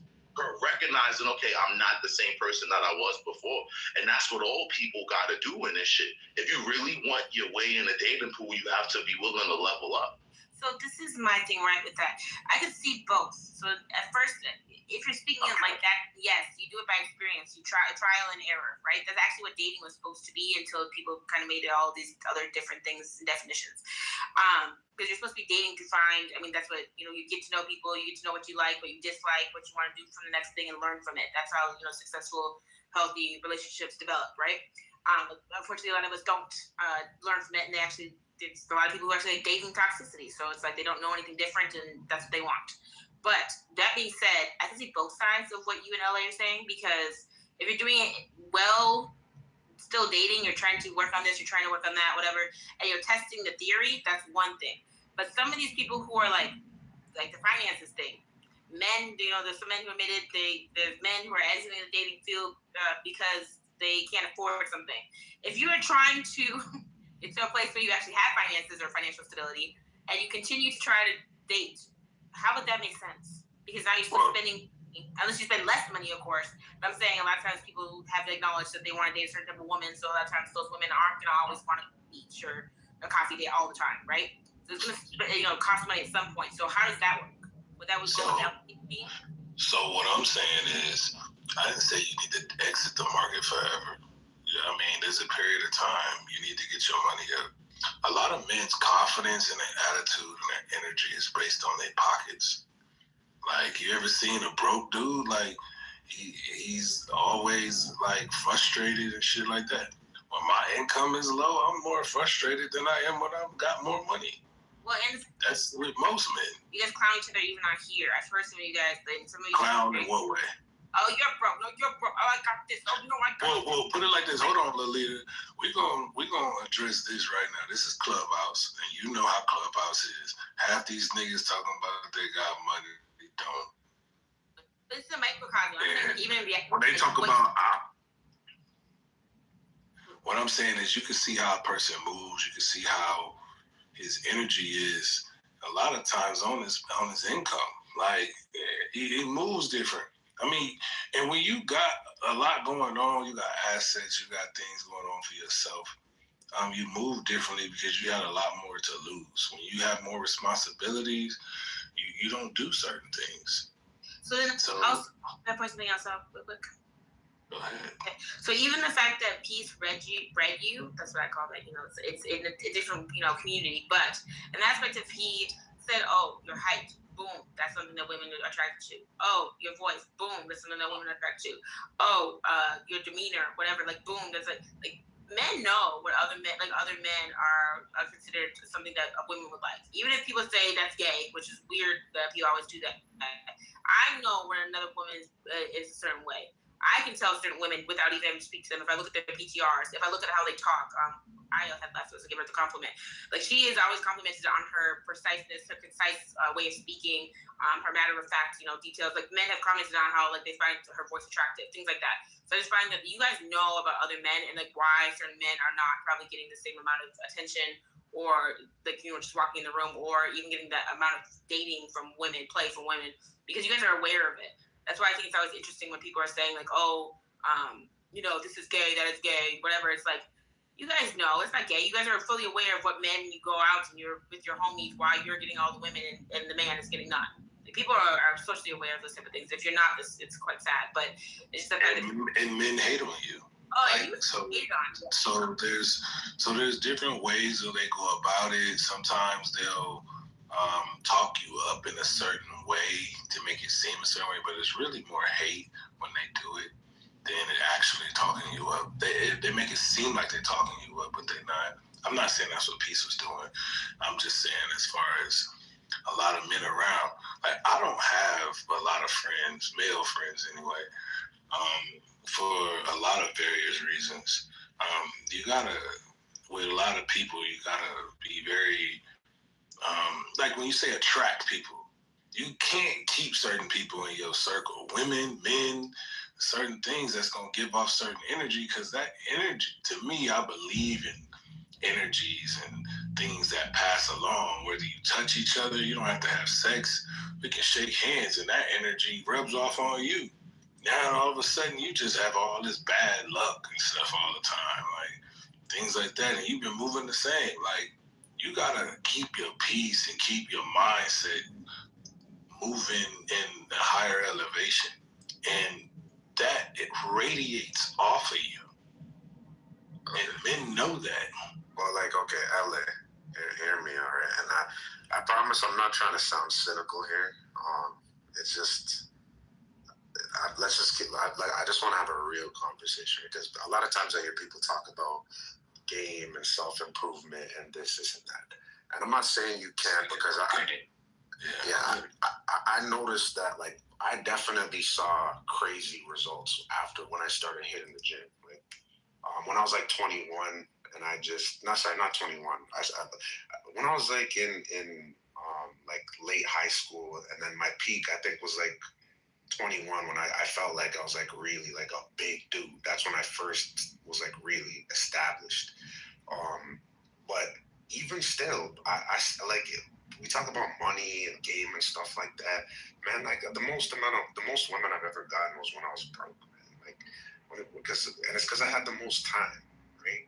But I do think the game is rigged, because I think like there's just certain like women will look at like me, you, or whoever else.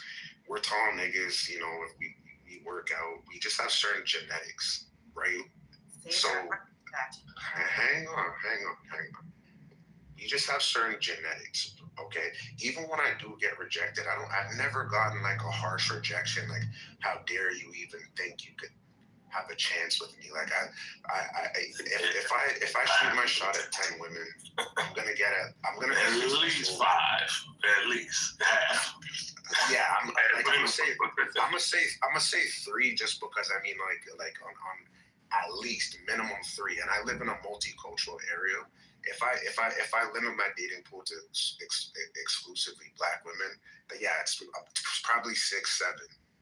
You get what I'm saying? So I think like the game, like I inherited my father's genetics, and there's some people who just don't have that. So for people who their potential is limited, I don't really blame them for just saying like bowing out. But like you said before, it's like it's why are people complaining? It's like it's more women for you. You get what I'm saying? But Rayshon, I got women when I was broke too, but was it the women you wanted? No, I was going to speak to what Rashawn was speaking to. So I was wondering if the men ever noticed about each other or about themselves. No, hold on, Lolita. Let me ask. I'm trying to get an answer. Was it always the women you wanted? So I've never, broke or not, had a problem finding a woman.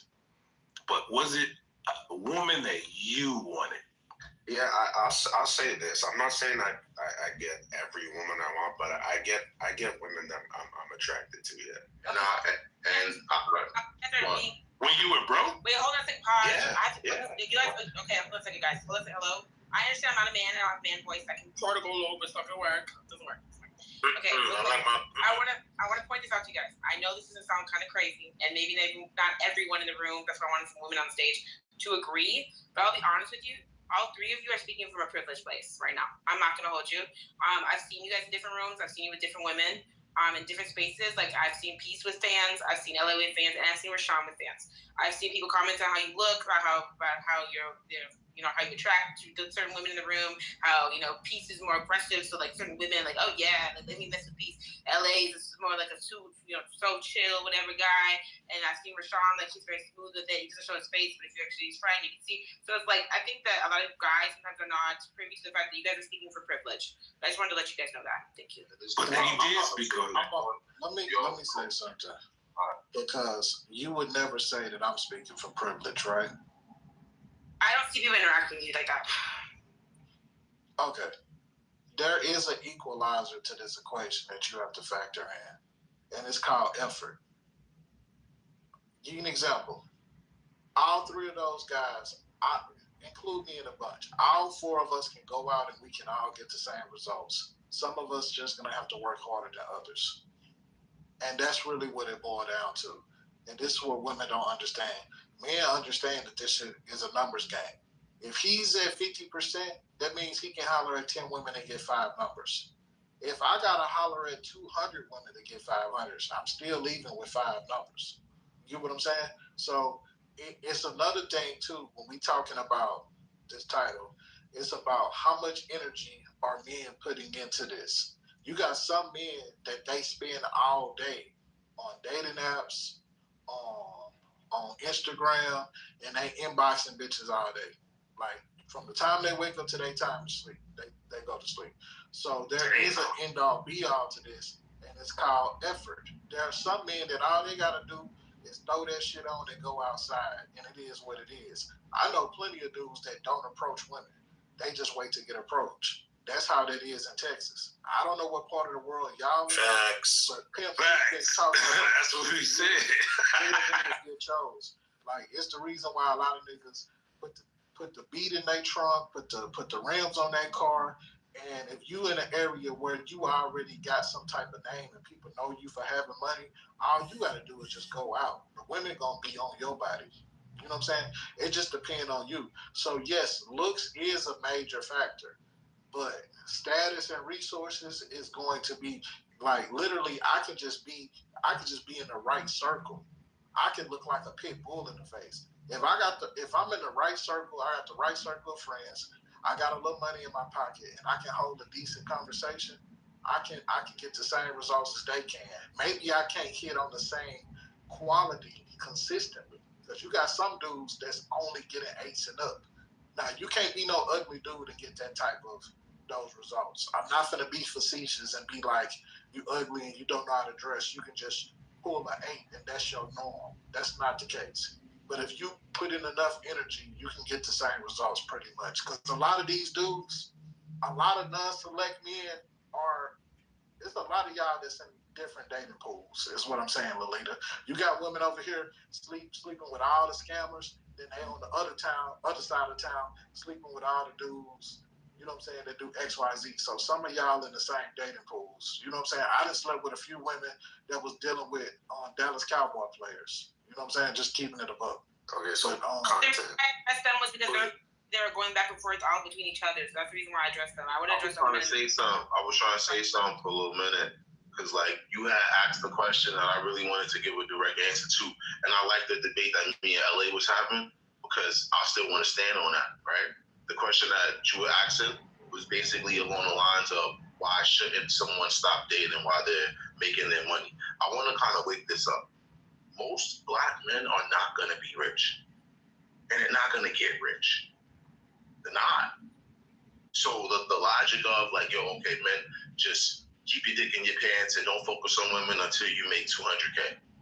Like that's not really realistic, you know. So once again, right, as I was saying, a man needs to recognize where he is in a dating pool, how he's being treated by women, why he's being treated by women that way. Fix it. And keep going. And I also want to fix this too, because I actually agree with you, LA, because you are kind of saying something that I agree with there to it.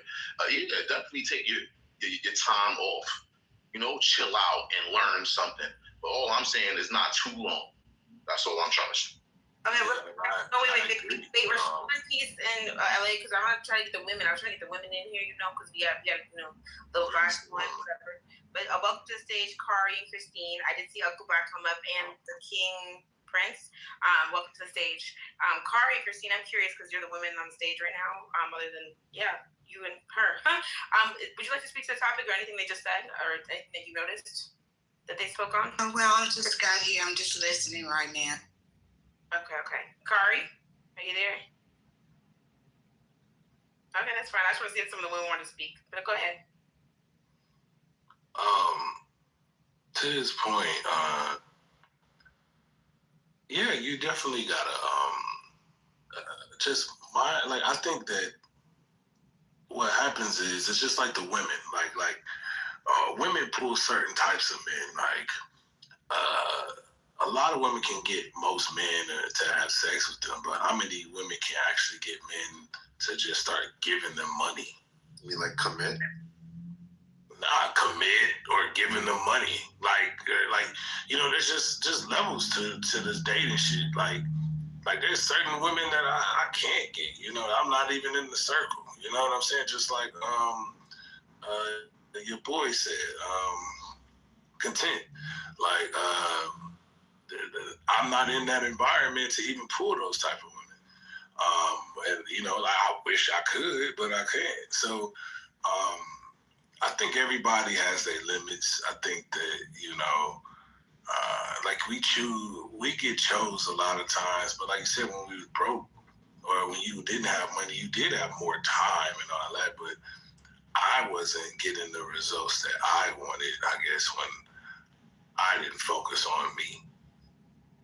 When I was focusing on women all the time, like he said, the way you get treated is so different when you don't have it than when you do. Okay, so I don't care how good you look.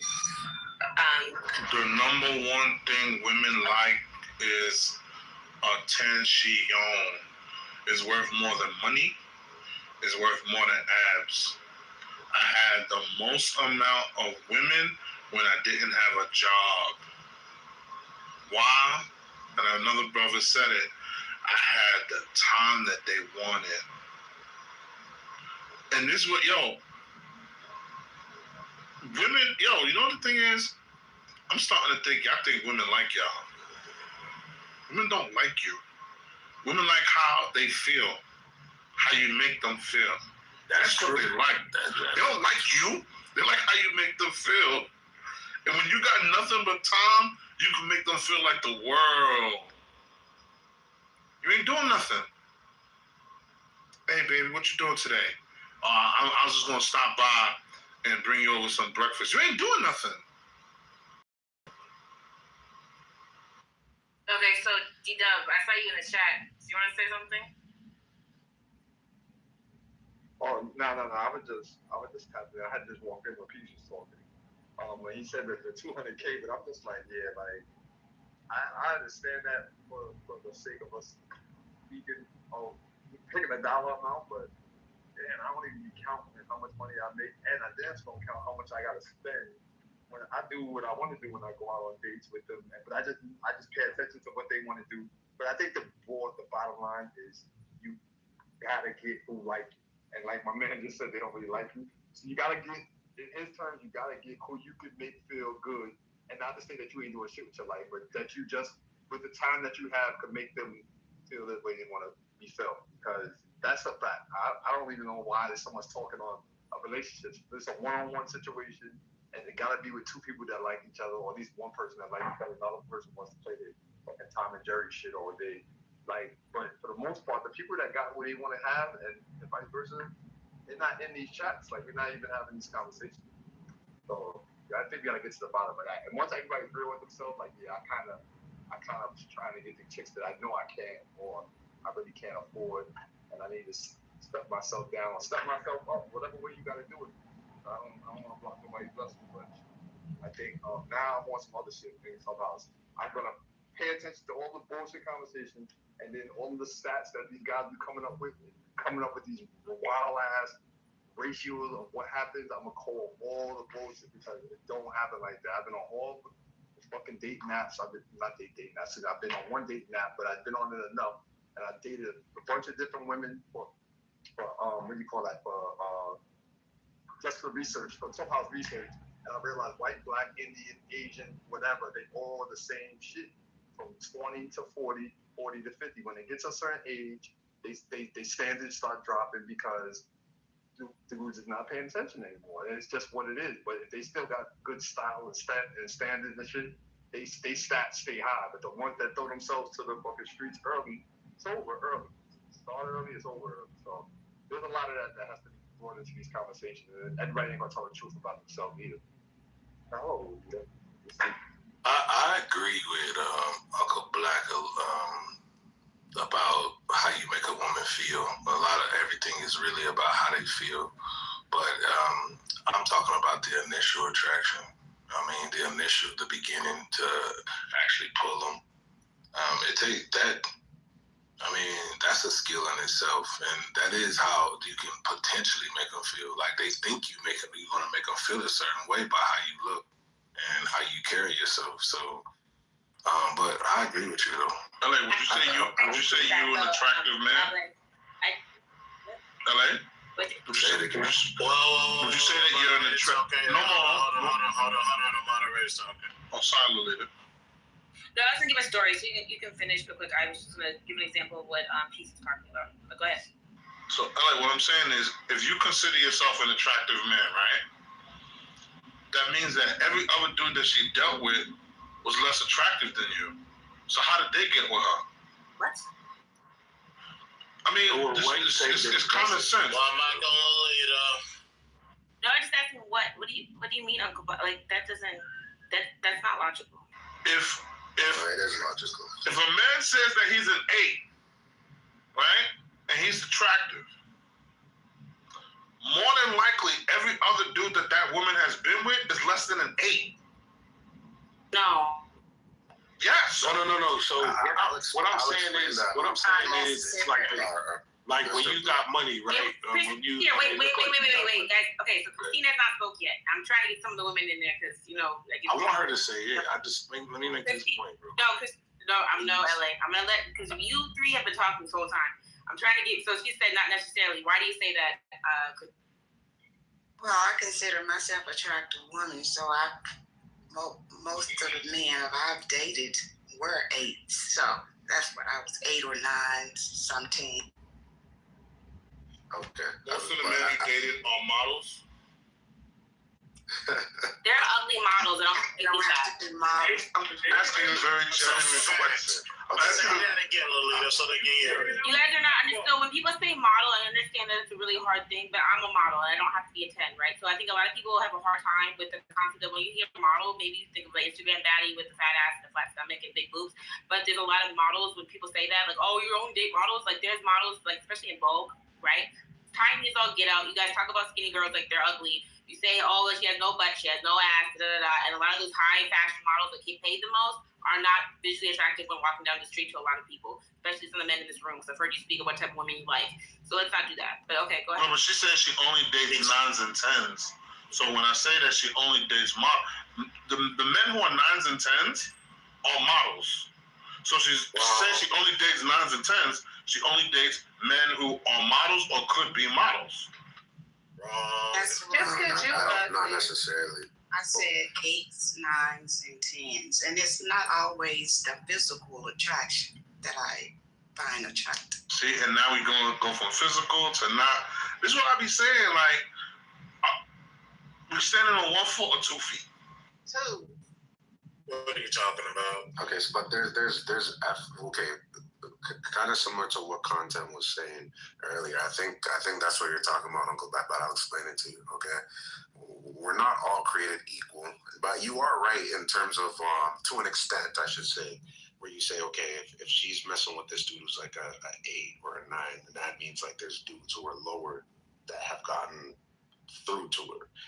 Fair enough, but the effort is what matters, because one dude got like the kind of treatment where, you know, I'm not saying specifically her, so I don't want her to take offense to this, but there's probably like, usually in this situation, there's one dude who can literally maybe not even communicate with her all week, and then Saturday night at 2 a.m. he just hits her up and gets her. And then the other dude, he got through, but he had to, you know, do the whole song and dance and jump through hoops and buy flowers and actually put in effort just to get the same result.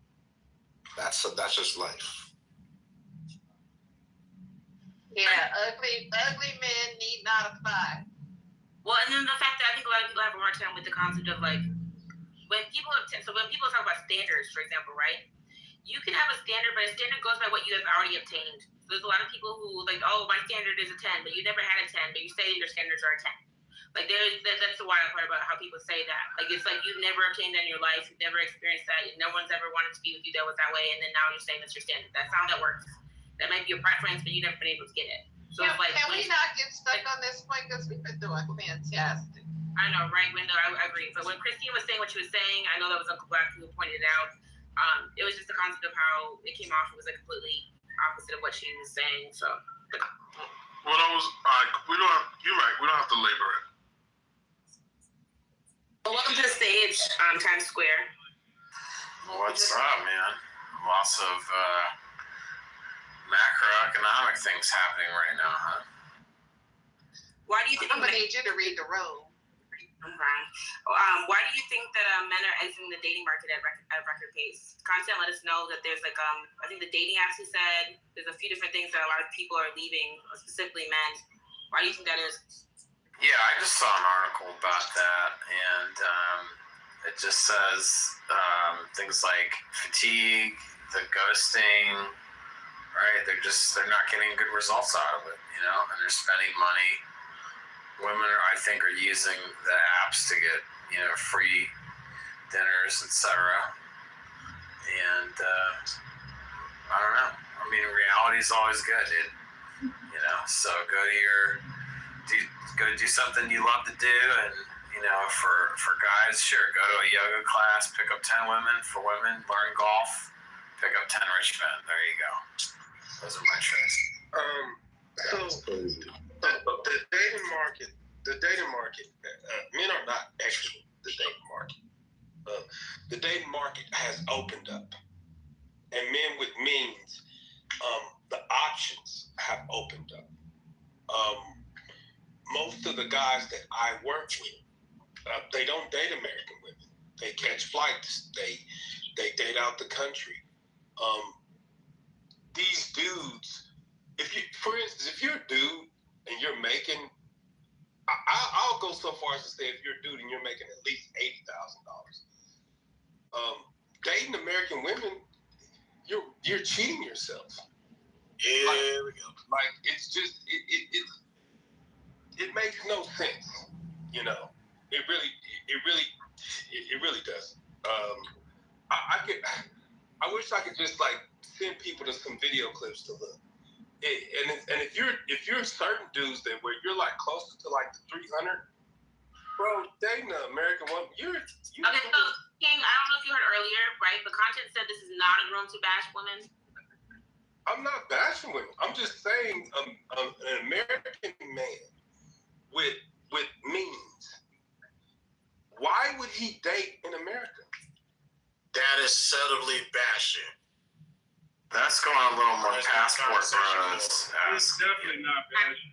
No, I don't mind the passport bro rhetoric, but you can have that without throwing underhanded shots at women. We can do that. Let me ask you. And that would mean American market. Men are exiting the American market too. Are you trying to suggest that there are no women in America worth dating and marrying? I'm not saying that. So men, when you say something like why wouldn't you date? Why would you date here? You're basically saying you can't find what you're looking here, right? Well, so a man said this before. He said men do numbers game, right? So, and that's what men have did. Men do the numbers. And now they're getting more. Dude, I got homeboys that got houses out there. Like, bro, dudes is it's over. And if you like, a lot of dudes are getting closer to where they're gonna retire. What would you want to do? Retire in America? And I just don't get it. Like, I don't see the benefit of it. I'm gonna tell you this, bro. Hey, y'all. I just spent. Okay. How you doing, Maya? I just spent 5 days in Santo Domingo, right? But and some of the most beautiful women in the world there. But I would be lying to say it is impossible to find a woman worth marrying in the United States. And I think when we make these broad blanket statements, it just comes off the wrong way. Like, I would make an argument that you hate women based on what you said. And that's simply because listen to me, because the issue is there are a lot of men who don't like where they sit in a dating pool. See, the men at the top of the totem pole here, they're at the top of the totem pole everywhere. See, men have to go out the country to feel like they're at the top of the totem pole, because they can rule supreme in third world countries. See, they don't have that same effect when they go to Europe, right? They can do what they want to do in the Caribbean. They can do that shit in Asia. You know what I'm saying? And you can get these women and you can rule over them because their lives cost very little to maintain. But when you're talking about going to European countries, you're just another fly on the wall, just like in America. So I just think it's a little disingenuous, and we got to stop shitting on our own women here in America. Is all I'm saying, bro.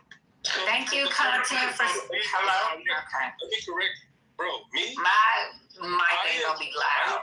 Content. So after this King Myers to go, because we've been waiting for some women to come in. Well, I just wanted to say this. When I talk about me, like later on this year, I'm on my way to Zurich, and after that, I'm on my way to Germany. I myself, I wouldn't go to a Santo Domingo. I wouldn't go to Colombia. I wouldn't go to Thailand. And in America, I had an A-select wife. I had a wife that had it all. You know what I'm saying? So I've always been at the top. When I introduce myself and tell a person who I am and what I do, it's a wrap from right there. But I'm just being honest, bro. I go. Bro, you don't have to explain yourself to this dude. They have better products other places for a better price. That's what it boils down to.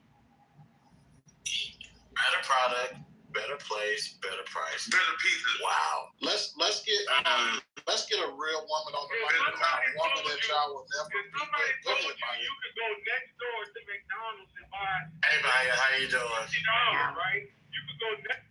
I know you hear the mod speaking, and I definitely know you hear a woman speaking after content opened the floor for her. A man talking, you supposed to. No. It's okay, y'all. I'm meal prepping. Look, I'm meal prepping it. I'm cutting up some meat. So I forgot even what I was gonna say. So let them go ahead and go. I'll say this. I think if you want somebody to treat you the way that you want to, then you also have to be that. And that is no matter what country where you at. So if you talking shit about the people that you come from, then I don't think you can go to another country and still maintain that same frame of mind. It's not gonna work, because all you're gonna do is pollute that country that you in, and then it's not gonna be the same thing. It might be good for now, but it's not gonna be good for later. Let me go do what I gotta do. If I remember what I was gonna say, I thank y'all and I respect if y'all give me the mic. Thank you. Thank you, Maya. I want to hear from his art because, bro, I'm gonna just tell you this. I don't feel the need that we gotta put our sisters down. Like, we don't have to do both. You don't have to put black women down to exalt. Shit for the last 60 years? You talking about them same women? Oh, wow. You know what, bro? You got it, bro. You talking about the same black women who've been going to Jamaica and all these other countries getting fucked, and now niggas is going out the country and enjoying themselves, and it's a problem? Those same women? Where do you go have fun? But are we going to answer research on? Like I was saying, if somebody told you you could go next door to McDonald's and get a Big Mac for $50, but if you drove across town, you could go to the steakhouse and get a tomahawk for $20, which one you doing? I like the car analogies better than the food analogies, because McDonald's. Can someone present a rational response to the topic, or we want to just sound like losers? Let's be real. Are these going to just be losers? Talk like losers, or they want to actually answer the question? I'm gonna tell you why I can never take that position. I had an amazing mother. My first example of a black woman is amazing. Do I think it's some problematic women? Of course I do. Do I think it's some women that ain't shit? Of course I do. But it's just as many white women that ain't shit either. Like, y'all want to focus on black women just being this big problem. How about we just call a spade and you can't get the woman that you actually want? So you want to beat up on the sisters that don't make the cut. There's plenty of good women out here. I've talked to them. Now, am I saying that women overseas are more submissive? Yes. Am I saying that women overseas, you could probably get a better deal than over here? Yes. But I can say that without shitting on black women at the same time. Like, if y'all want to go overseas to go overseas. Don't go overseas saying that, well, it ain't no good women here, because there's plenty of good women here. It's plenty. So you telling me if Beyonce broke up with Jay-Z today and she beating down your door trying to get with you, you finna say, no, fuck you, I'm going overseas. Y'all gotta stop with the cap, my nigga. Y'all just stop, bro. So content. My position has nothing to do with any of that. If it's a good black woman, my position is about an Americanization.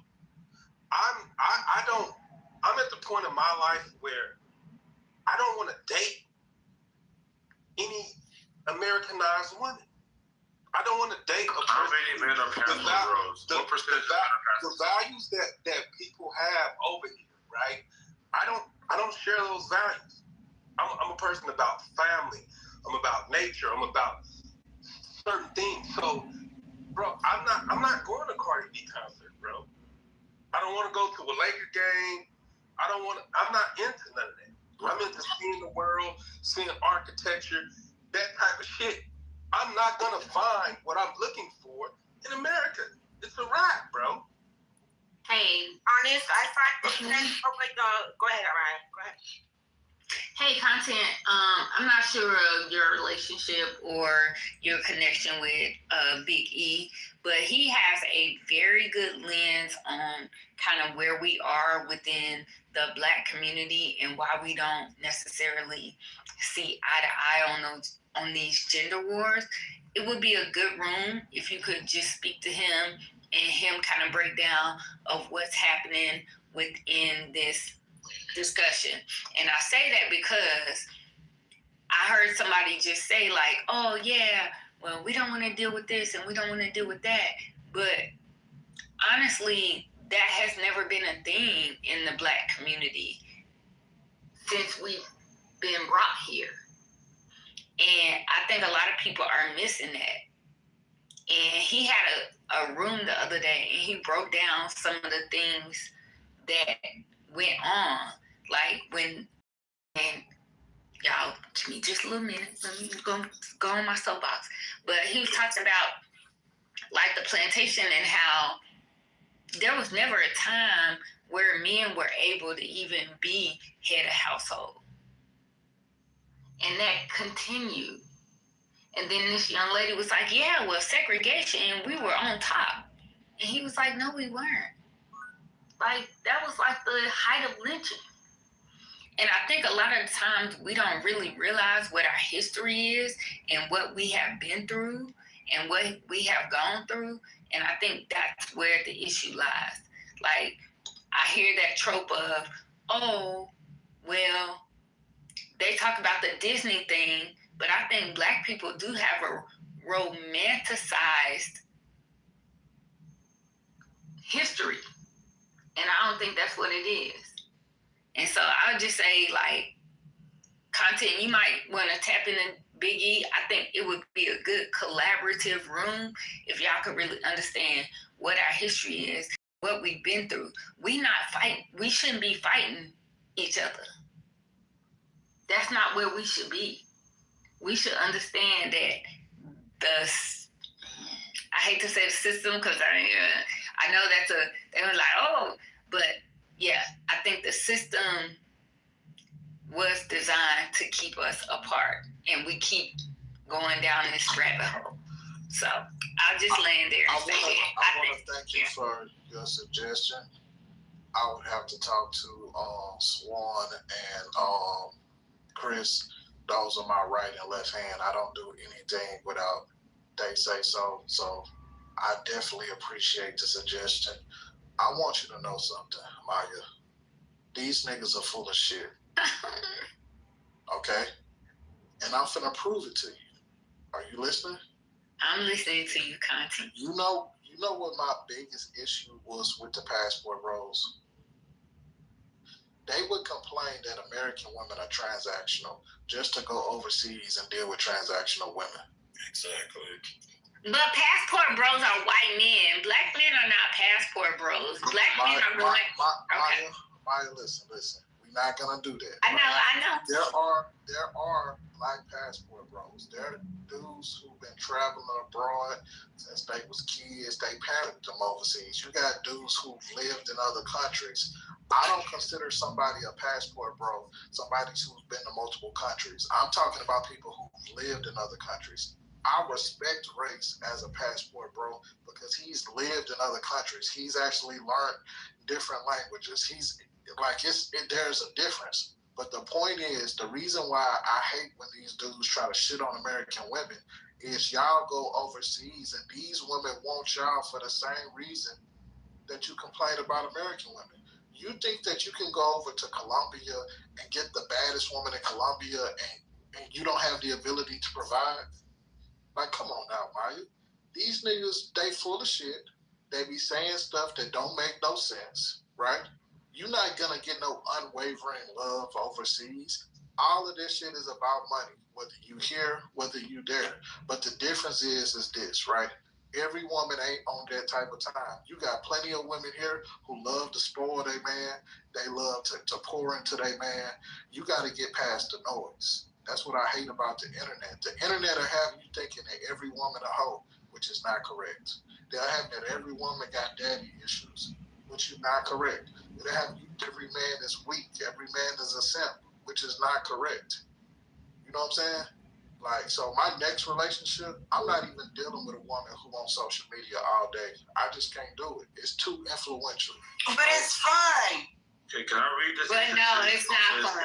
And I agree with you, content. And I think that you shouldn't deal with a woman, especially if she wants to be on social media. Because there are plenty of women that will not be on social media. Just the same way there are plenty of men who understand that Black American women ain't the worst women in the world. And I think you just have to be in those social circles. Oh my gosh. Like, can we not just like... No, guys. Y'all know I'm going to do it. No, Ma, you're good. I'm just like, can we not respond to this dude? Can we not respond to this guy? Like, can we move on, please? Because like... we're going to move on. I'm going to give it to you guys. Here's the thing.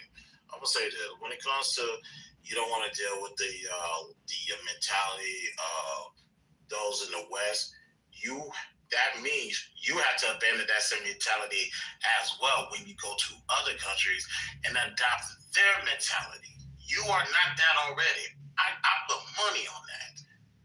So if you go to Colombia, you have to adopt the Colombian mentality. You go to Thailand, you got to adopt the Thailand mentality. Stay away from Africa because you're not ready to be held accountable by an African woman. You hearing this from a Nigerian. You're not ready for that. You will get your ass whooped by literally the whole entire family. So if you're going to leave the West, if you're going to leave the West, you have to.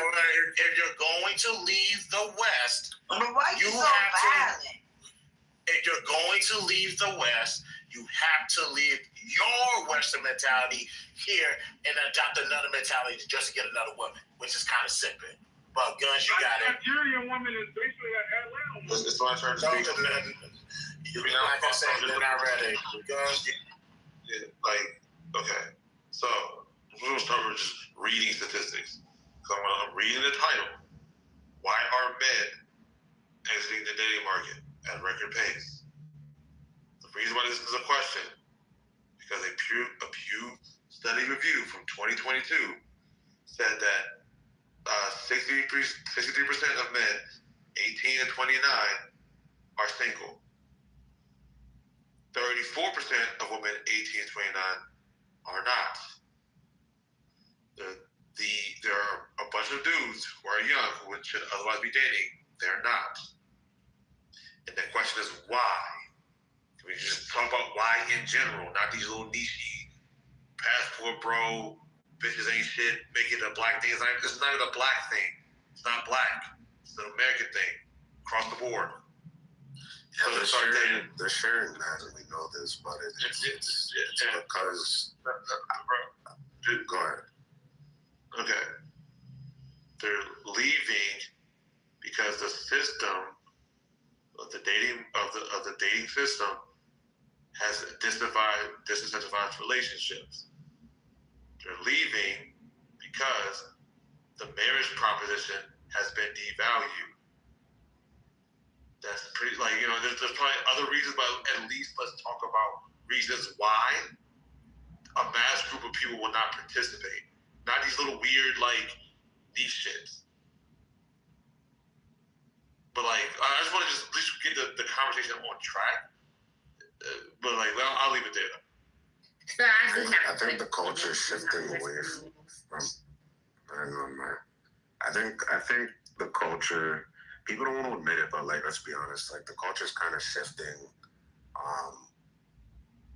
I'm not gonna say away from monogamy in terms of poly is becoming the new standard, but people aren't practicing monogamy in their day-to-day dating. They just want monogamy as an end result, but they're not practicing monogamous behaviors that would lead to a monogamous outcome. If that makes sense. And how did you quantify that? No. How did you quantify that? What studies are you referring to?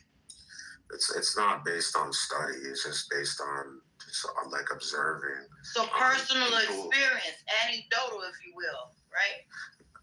I wouldn't even necessarily say anecdotal. It's just the current culture. When we talk about percentages, what would you say the percentage of women on, let's just say even in your state, How many have you encountered? I don't have percentages like that. I don't have percentages. How many women have you encountered? How many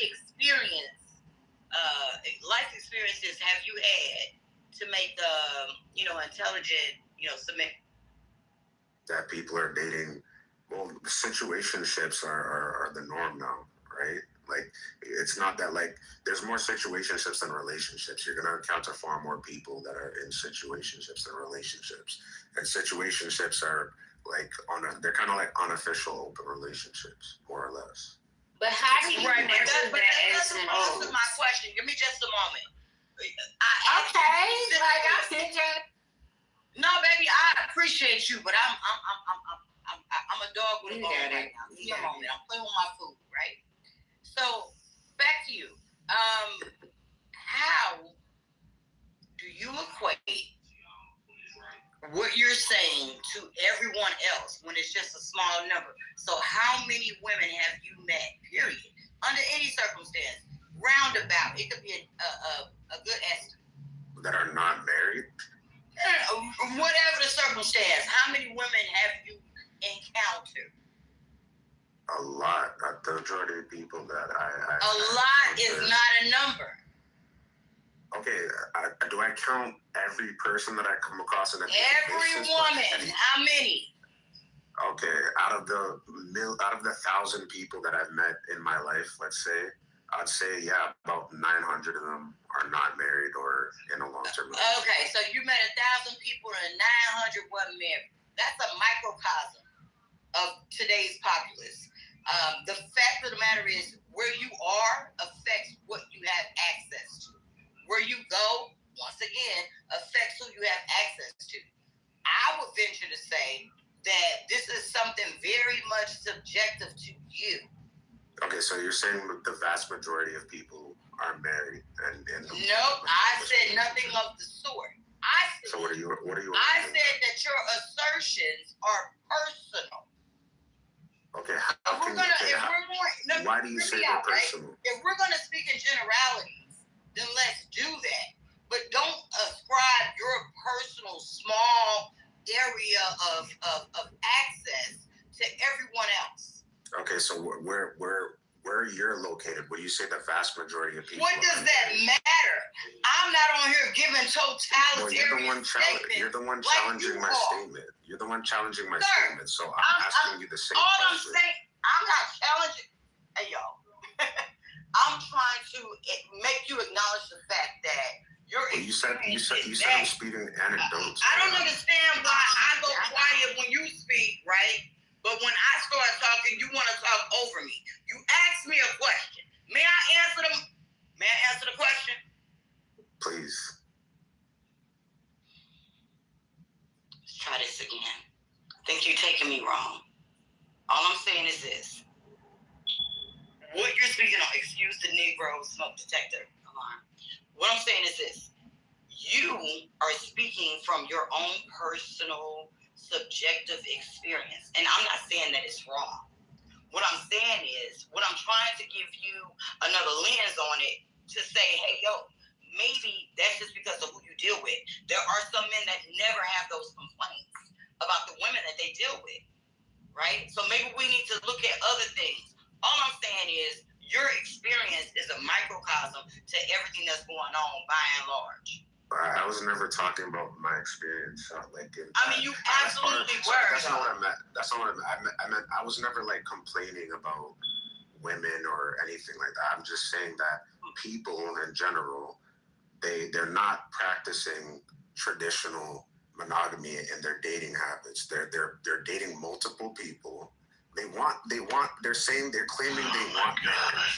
You gotta wrap it up, baby. We gotta move this shit around. Yeah. They're claiming they want marriage. I'm off it. Hey, Pockets. Cool. Yes. They're claiming they want marriage, but they're not practicing, monogamous dating. They're not. Who is they? The men or the women? Both. Mm-hmm. And where are you in this spectrum? I date monogamously. So you're not married either? No. Oh, okay. Good. Okay. I wanted to answer the question. I don't know what the fuck I just walked into, but How y'all doing tonight? Why are men exiting the dating market at record pace?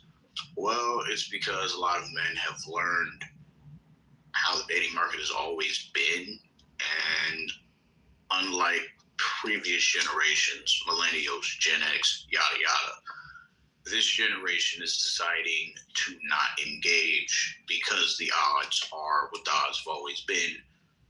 A smaller amount of men actually reproduce and get married, while the vast majority does not.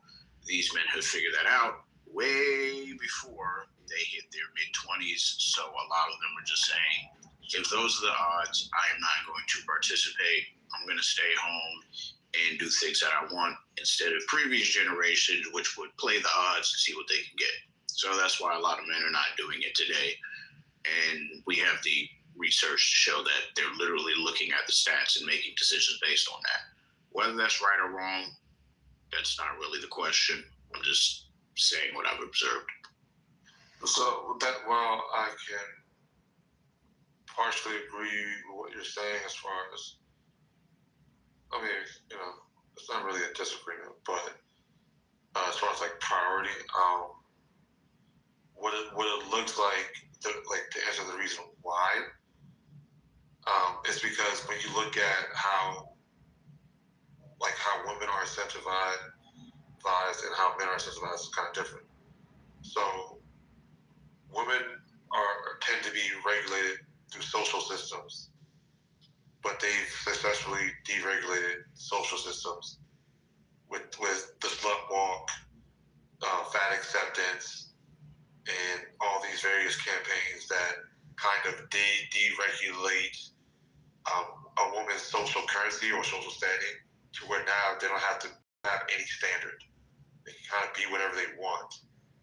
So there's no incentive or guardrails that say, hey, you know, you need to preserve yourself and be suitable for a wife. They got rid of that. Men are more like reward incentivized. So it's more like, these are all like psychological studies and shit like that. And you guys want to, you know, you guys can look it up. But men are more, you know, are more reward-based incentivized. So they like to gamify things. That's why guys say things like, oh, it's a numbers game. And if you do, they try to build systems, algorithms, and they gamify things because they are reward-driven. If I do this work, then I'll get this result. But because women have deregulated, you know, themselves, they're not like pawns in a game. They can't be gamified in that way. So what's ended up happening is, you know, to Isaac's point, is that women without no guardrails are going to just, in large, go for the same guy. So that's what's being reflected in all these little dating kind of apps, and anywhere where you can measure, you know, base selection, you can, you know, see that happening. So women are going for the guys, and then the men are just silently quitting. I know it may not look like it because you have people like on this app who are kind of, you know, whining all day under that.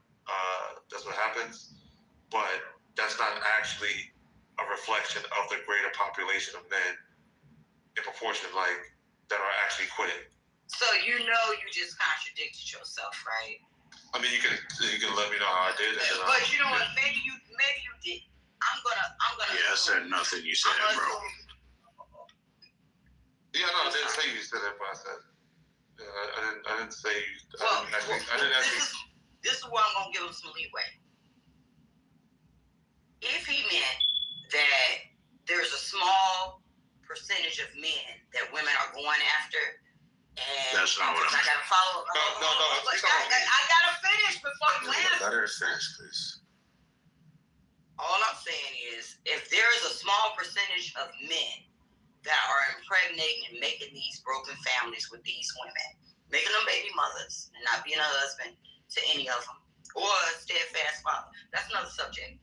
So if he was saying that, then he's absolutely right. But if he was saying that, you know, the majority of men that have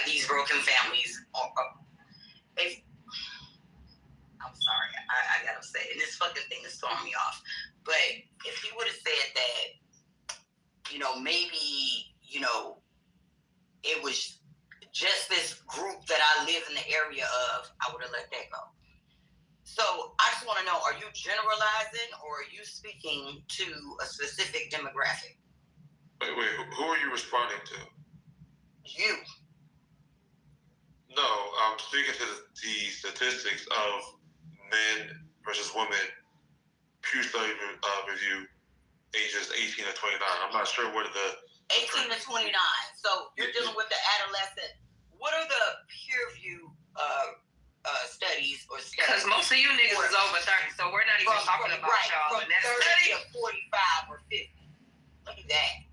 Because to be honest, who does this apply to? Not they all last. It does not apply to this. Raise your hand in this room if you're under 30. Anybody? Anybody. Oh, okay. That study ain't about your ass, gun. So the relevance of it all, and I get you trying to tie it in because if they young doing this shit, that's one thing. But if we're gonna deal in the real, we got to talk about our own demographic. Oh wait, how do we do this? Okay, so we do this thing. Wait. We do this thing where we get annoyed when people censor themselves, but then we want to make it a general conversation. No, I don't feel like. So like, wait, hold on. Danielle, give me a minute. Danielle, please. I never said you centered yourself, or I don't know if I centered myself. I thought we were talking. Like, I thought we was having a dialogue. I'm really not even tripping on what you're saying. I just want you to look at the quantification based on the population of even the state that you live in. That's all I'm saying. No, I'm talking about. And when we look at the grand scheme of things, as opposed to what we can see in front of our face, it's different. That's all I was trying to say. I meant no disrespect. I wasn't trying to undermine you or nothing. But I'm on mute. No, I mean, go ahead.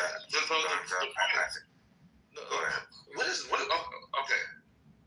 So I mean, I guess I'm not gonna put what Danielle's saying on you, Swan. So I'm gonna just ignore what she was talking about. No, go ahead and say whatever you want to say. Yeah. No, because like my whole point is this: that I just answered the room title. It was a general question, so I wanted to give the most general kind of analysis on it, where it's not just focused on my personal disposition. So I looked at the title and I looked up, okay, talking about the West and the whole country, this is a massive thing. If across the whole country from 18 to 29, which are prime dating ages, are there not like just twice as many dudes that are single than are women? Yeah. Like that tells you this is like and it's the majority of men are single. Like that is like an epidemic. This is not some little. What is? No, you're right. Okay, Rashawn, what like? Okay, so go ahead, bro. You want to? Yeah.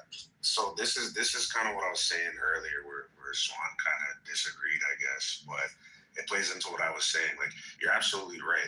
There's a huge, like, how does it make sense that majority of men are single and the majority of women aren't? There's a huge imbalance, but you had kind of said something about women abandoning like the old, I guess, like structures or institutions or something like that. I think that's because of birth control. I literally said nothing of the sort, but go ahead. Well, you attacked what I said earlier. That's why I said that when I said people want monogamous outcomes. But I think it's due to birth control, and then that triggered the sexual revolution, and which kind of led to like the modern day debacle that we have. So it was kind of more, I guess, like linear, like there's no birth control, so you kind of have to pick very carefully who you give your body to. Whereas because of birth control now, it's you're gonna have like a lot of women kind of finding like the same men attractive and kind of sharing their bodies with that same group of men. So, but where do y'all get that from? Okay, like, so I got one more question. Go ahead, Swan. Go ahead, do your thing. know. No. Real quick. What do those men look like? Who is the minute percentage that is fucking all the bitches that you don't have access to? I have access. Okay, No. Don't dignify it. I just want to know who these niggas are so I can be on the lookout. Yeah, I'm letting you know. Like, some people would probably say, like, categorize, me or like people who are like above 6 foot. But 6 foot, so look a they 6 certain way. feet. Okay, give me more. The average married man is 5'10". Like I get I'll get complimented on my appearance, for example. Some dudes don't Tell us who these niggas is making all these big mamas so we can be on the lookout. It's not just the tall dudes. Tall dudes ain't the only ones with kids. So please, you giving tall dudes a bad rap. Come up with some type of factual evidence. It's dudes who women find attractive. Right, but that could be, depending on who Let's you allow- we see plenty of let's ugly allow- women. I'm so fucking confused. What the fuck is Please he allow talking people about? to finish their sentence. May I redirect the question? Okay, go there. All right, once again, I want to know what this percentage of men that are making the baby mothers, I want to know what their aesthetics are, what they look like. Tell me that. Okay, so in speaking, in terms of like what's common. Are you actually gonna attempt to answer that question? I can. I don't understand why you're interfering. Okay, so this is just from what I see in terms of what's promoted in America in the media. It's usually like the men who resemble the archetypes of either like a rapper, an athlete, or some form of entertainer. So they don't necessarily have to be tall, but like I said, they're gonna have the qualities or attributes of rapper, athlete, entertainer. Are you some tall? Yes, I am. Okay, so tall. Give us some. Nigga, what? Okay. Can we go to content, please? Because this is dumb. So Rashad, yeah. I need you to back down, bro. Just back down, bro. And you gotta stop falling for the bait, bro. The fact that you attempted to answer that question is insane. But let's let it run. I don't understand. No, because you driving him to make a bigger fool of himself, and it's just at this point it's funny. There's no. I agree with content. There's no stigma of what the men look like that are turning these women into baby mamas. It's not based on how they look. It's their mentality and other things. So the fact that he even attempted to answer that shit, and now I got to question the validity of his IQ. But we got new speakers on the stage. Simp Lord, Wild Boy, Bruce, Isaac. I want to give y'all an opportunity to speak if y'all haven't spoken. Honestly, the reason why I think most of these women are not single and most of the men are single is married men. Men like Simp Lord. You never know. He might have a side chick on this side of town, that side of town. You know what I'm saying? It happens. You know what I'm saying? But I'm going to pass the mic to the stage. You know what, content? Honestly, I think that's a better deal for someone. If I'm being honest, it's a better deal. When it's time for you to have problems, you go deal with your wife. But they get to do all the fun shit. Because let's be clear, y'all don't treat side women like side women no more. Y'all take them on dates. Y'all take them on trips. Y'all tell them all y'all fucking. You know what? Y'all do all of those things. Bruce, are you okay? Do you have to Bruce, you gotta relax. Do you have to this is what I'm talking about. Bruce. This is what I'm talking about. Bruce gonna go to impulse control. Look, damn, I forgot what I was talking about. I'm sorry. Hold on. Don't do that to Bruce. Don't do that to Bruce. He cut me off, content. So that's fucked up, content. It's okay for him to cut me off. He's high value. Go ahead, Bruce. Go ahead. He ain't high value. He ain't got no impulse control. He low value. The nigga low value. Wow. Okay. See, this is why I'm single, content, and to be honest with you, she just said it pretty much, and what she did. Like, dude, I got 3 baby mamas, dude. I got 3 children. Nobody give a fuck. Low value. There you go. Thank you. But this is why I'm single, and I feel like a lot of men need. You single because you really? I see. There you go. You single because of that. But let me tell you. You can't explain. Yeah. That's why you single. Okay. Yeah. You're done. You gonna put me down? No, I ain't gonna say it no more. My friend just told me not to. No more. It's no more. No, I shut yourself down, Bruce. Okay. Bruce, I'm gonna be honest with you, bro. I think that they intimidated by you, but keep going. Ain't nobody intimidated by that. They Three times over, baby daddy. Nobody's intimidated by that. No. Yeah. Let's hear more from him. What else is?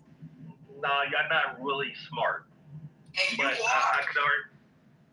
Okay. He won't start enough not to be your husband. All right. You know what? I've said enough. I know you ain't no day trader. I'm a talent manager. Okay. So you're HR?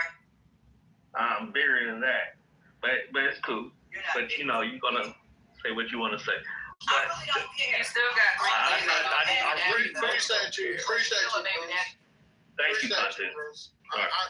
It's always a pleasure hearing you speak, brother. I know that sometimes these women get triggered when real men come on the stage. Does anybody else want to speak? Lev? How do y'all know what a real man is when most of y'all ain't never seen you one?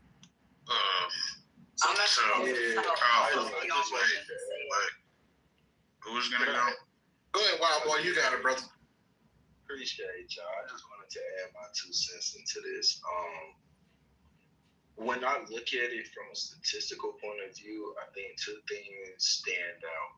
52% of black men are single and childless over the age of 30.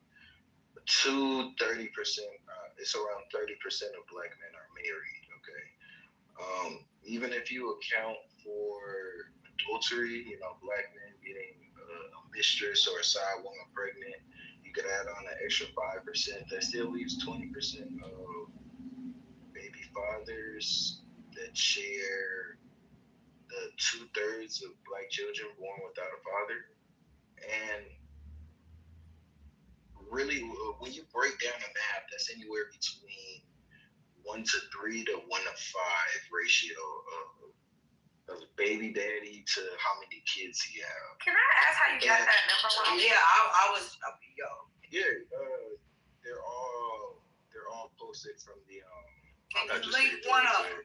Can you link I got one? you. So I know you said like 30-something% of black men are married, right? It's like 68% of women that have kids, right? Yes, so that would be half of the kids are to married people.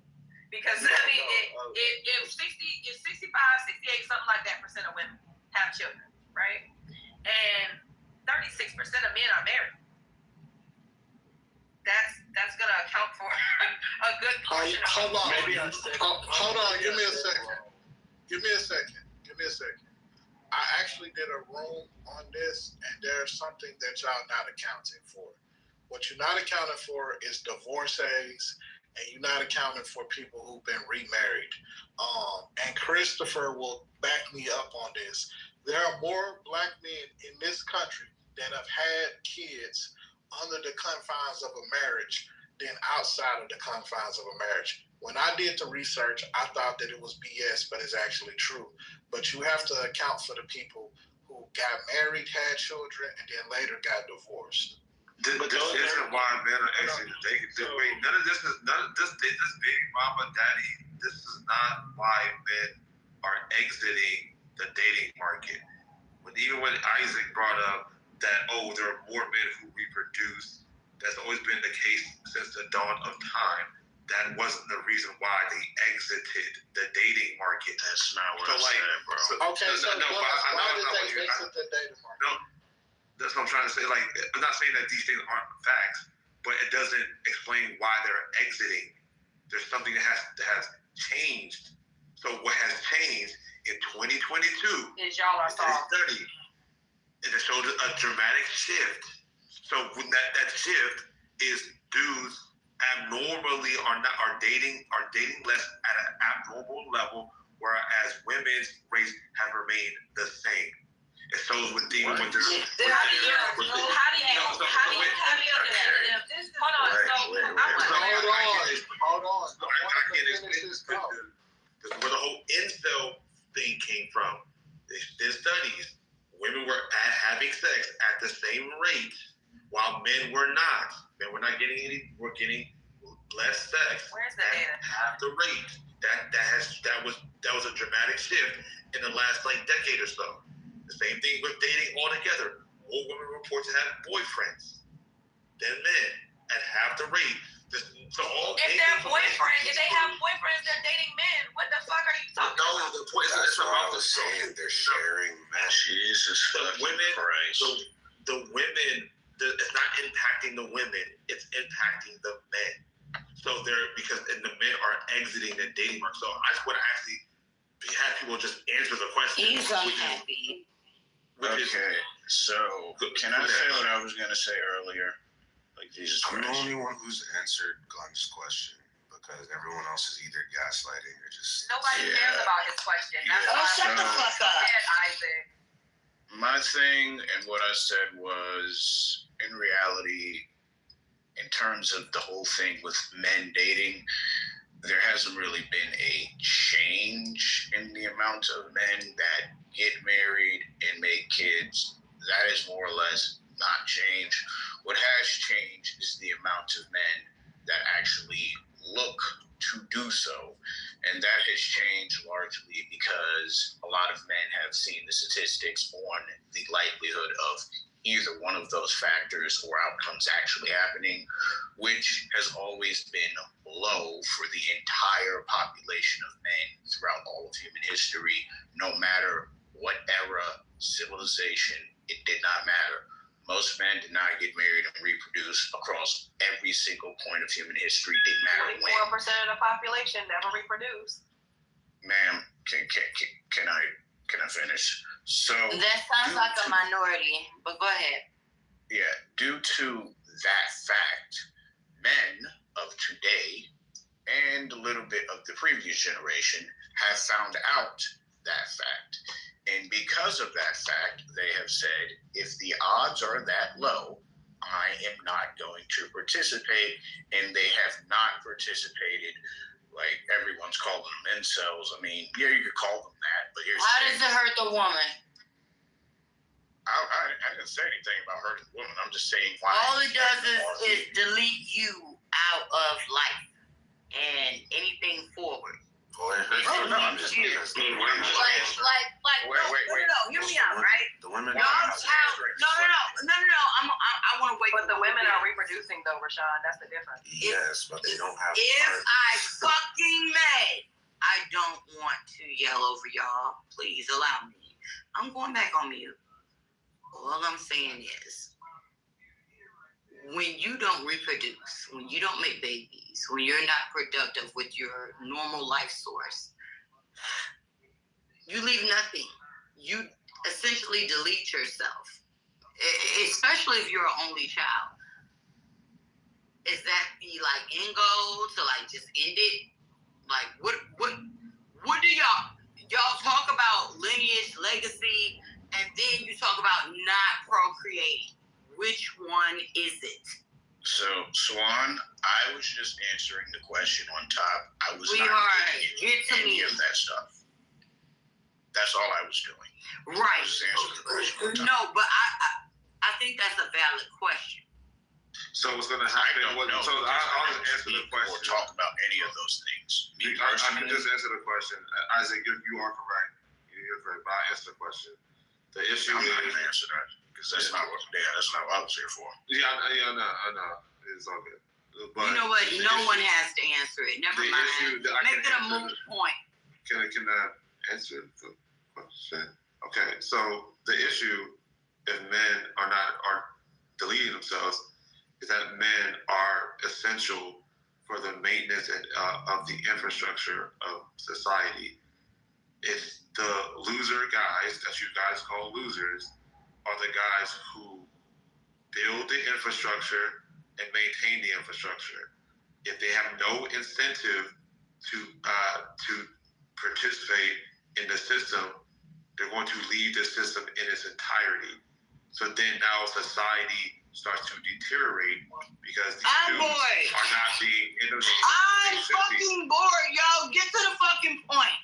There is no point, Swan. The point is, the point is fucking bloviating, yo. Like, shut up. Swan, look, the point is this, can you read it right? Like, do you know how to read it right? No. motherfucker. No, I can't spell that. Can you let me know how to do that? So, guys, this is the reason why men are leaving the dating market, because we got to deal with these angry women like Swan and Danielle.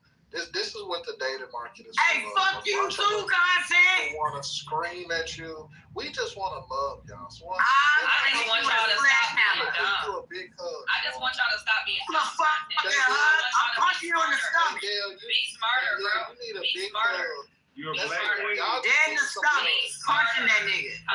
Like, it would behoove y'all to just be smarter. If you were smarter, it would not be that bad. But here's the thing, right? Gun sounds dumb. You know why? Because here's the reality. Women are going to still have kids, and those kids are going to be boys and girls. So we're still going to have the men to fill up the fucking market, okay?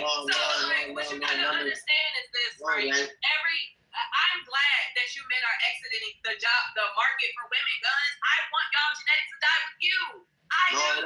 So me personally, I'm glad that the vast majority of y'all don't have kids, because we don't need that bloodline carrying on. We need the strong to survive, and the rest of y'all need. And you pussy niggas like wayside. What are we doing?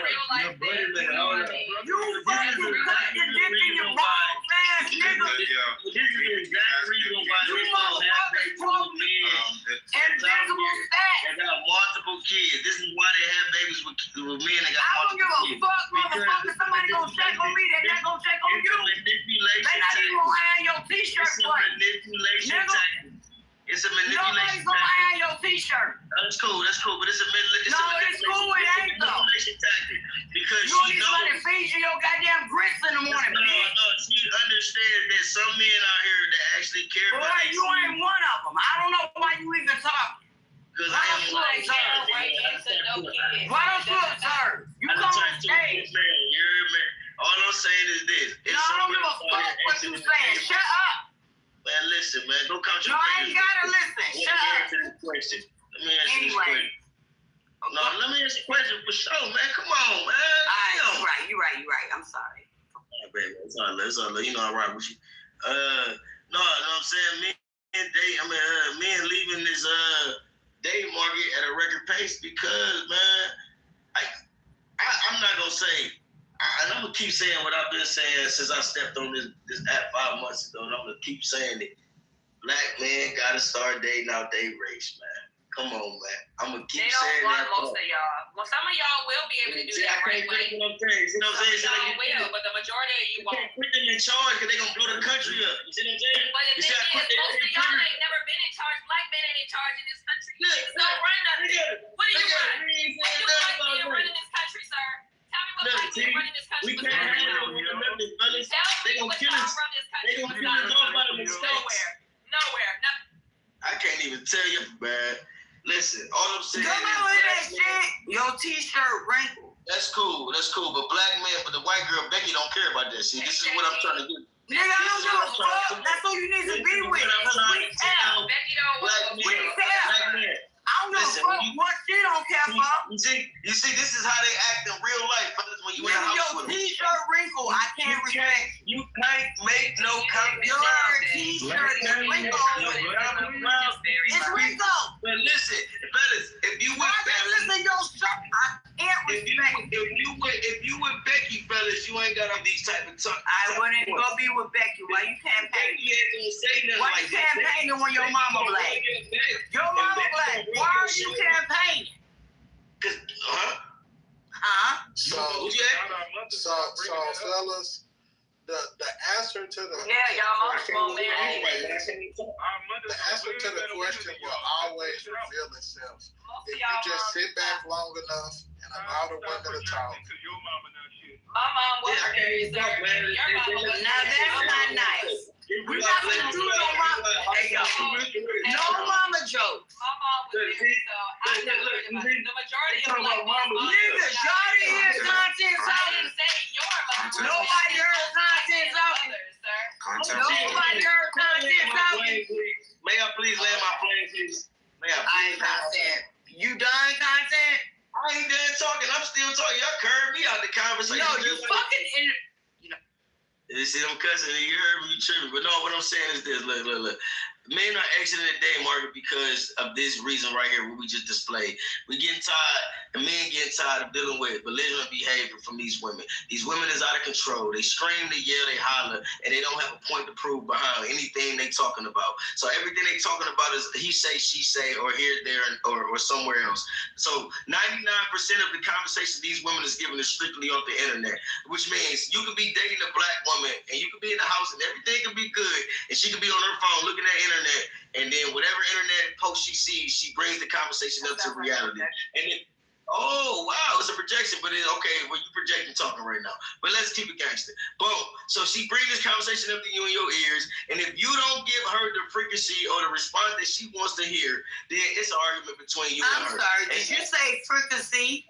Frequency, which means her energy. Which means her energy. Her energy is very low. She's at a low vibration. She vibrates very low. You said frequency. Very low vibration. Frequency. I misheard you. I'm sorry. See, now these women that's talking is the women that your girl gonna call and they gonna hype. No, I didn't understand. That's why I asked. I'm not. I enunciate your words when you speak. All I'm saying is this, fellas. The reason why. I'm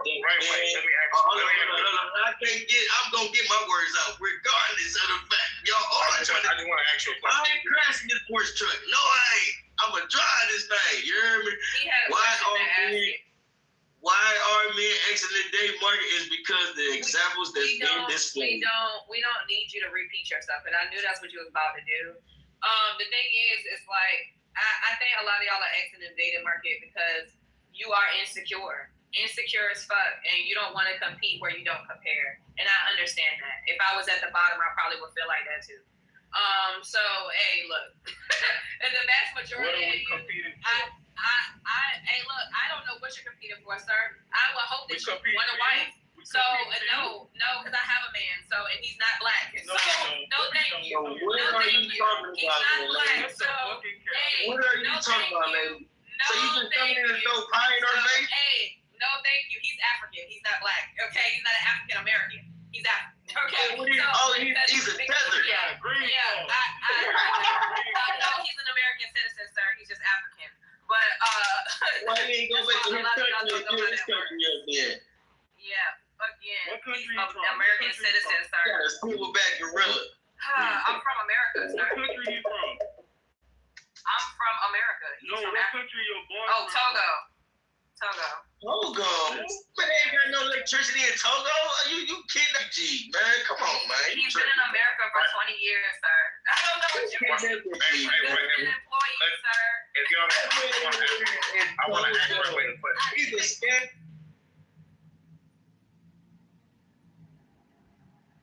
Y'all gotta stop with these scamming people, man. Y'all let these scamming people. Click on the link at the top. We finna get all of this shit off our chest. It's gonna be no holds bars. Don't click on the link if you ain't ready for what's gonna happen. So click on the link up top. We just finna have some therapy. So y'all click on the link up top. I'm finna close this room down. It's gonna get crazy over there, Sam.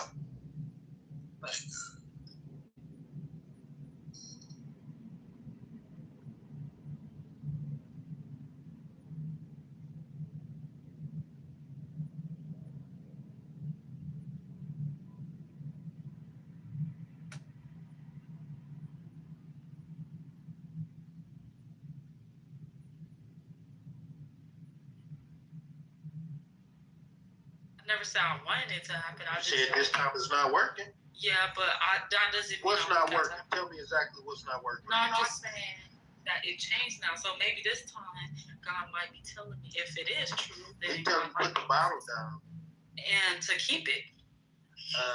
The way you was drinking, I don't know if that's a good idea. But who am I? I'm going to stop drinking if I need to. Who the fuck is you? You're absolutely right. Who are you? Who am I? Because when I find out, put the bottle down. The bottle is not that serious. No, it's not. Well, I couldn't tell when that serious. You've been drinking every day. No, I was drinking a couple days. I've been on here, but not every day. It was nigga, you learn every day this week. No, it was certain other days. It wasn't every day. LA, you drink every day. No, it was certain days. You drank certain yesterday? Other days. Oh no, you drank the day before. Did you drink the whole weekend? No, I didn't. That's how I know you don't. Yeah, you was going on. Just talking. She could have been going on to the point that she found out that she's pregnant. She's not gonna do that shit. Long story short. What's the point? What are you talking about? If you want me to give me no green bean, then don't pin me in this room. I haven't found out yet. It's just. You know you don't get a green bean in here. You be kicking everybody out the room. I haven't found out yet. Y'all don't even They be just in your room like that. What are you talking about? Then why you want a green bean? She was pregnant like what? 4 months? Cause I'm hurt. Bro, that was a long time ago. No, give me Not a long time ago. That was like. Yes, it was. Cause I got rid of that shit. Oh no, kicked me out of the room. Yeah, I didn't tell you that. He just kicked me down like less than 45 minutes ago. Bro, this time I'ma just change my mind and say fuck it. No, nigga had a baby. Because I'm like that could be all of our 2 weeks South late. here. Don't you have no That's Down all syndrome, of our baby. South Don't listen to this old bitch. Don't listen That's to that all old bitch. No, cause I'm finna go. Don't listen to this bitch. That's all of our You're like a motherfucker. You already kind of a little bit have a fucking baby. You're going to have the baby. Y'all don't have respect for your motherfucking You're going to be a Fuck Miss I Baby. don't invite me. Why should motherfucking You're not mouth? finna give me no bean. I don't care. Miracle, what are you talking about?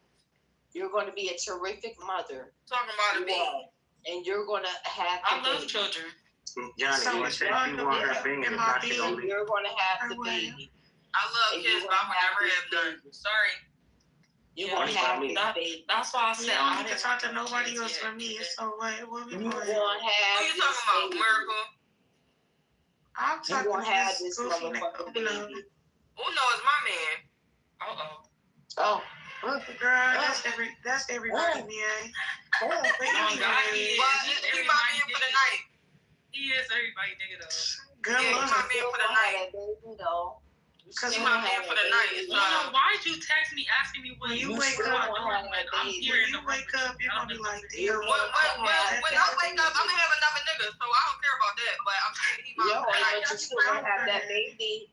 And you're still going to have that baby. You're still going to have that baby. Damn. I'm talking about Damn, don't nobody Please stop talking about me. I don't want him to talking about a baby. You ain't even got no fucking. That child. don't nobody wants you to split that. That fucking child. He only mine for the night. You Hey, can come on, have LA. him tomorrow, though. We about to leave, LA. You can definitely Not for have him the night. tomorrow. That's crazy. LA, we about He to only, get- I ain't gonna lie, they Thanks say for stuff. that, is that true, like, posters only come out at nighttime? Because I feel you, though, like, oh, Yeah, once the daytime come up, time to switch the nigga up. No, she not. She ain't switching nothing up. You gotta get work with the other nigga. She gonna have that baby. She's gonna have the baby. I'm crying. Not a fun Uno is the night You crawler. lady, man. She's going to have the child. Uno is the night crawler. He come out at nighttime. I come out at nighttime. He come out at nighttime. He the night Yeah, you man. said that's your nigga. So what? Why are you telling us about him? Don't Just say for the night, nothing. just for the Regardless, night. you're having the baby.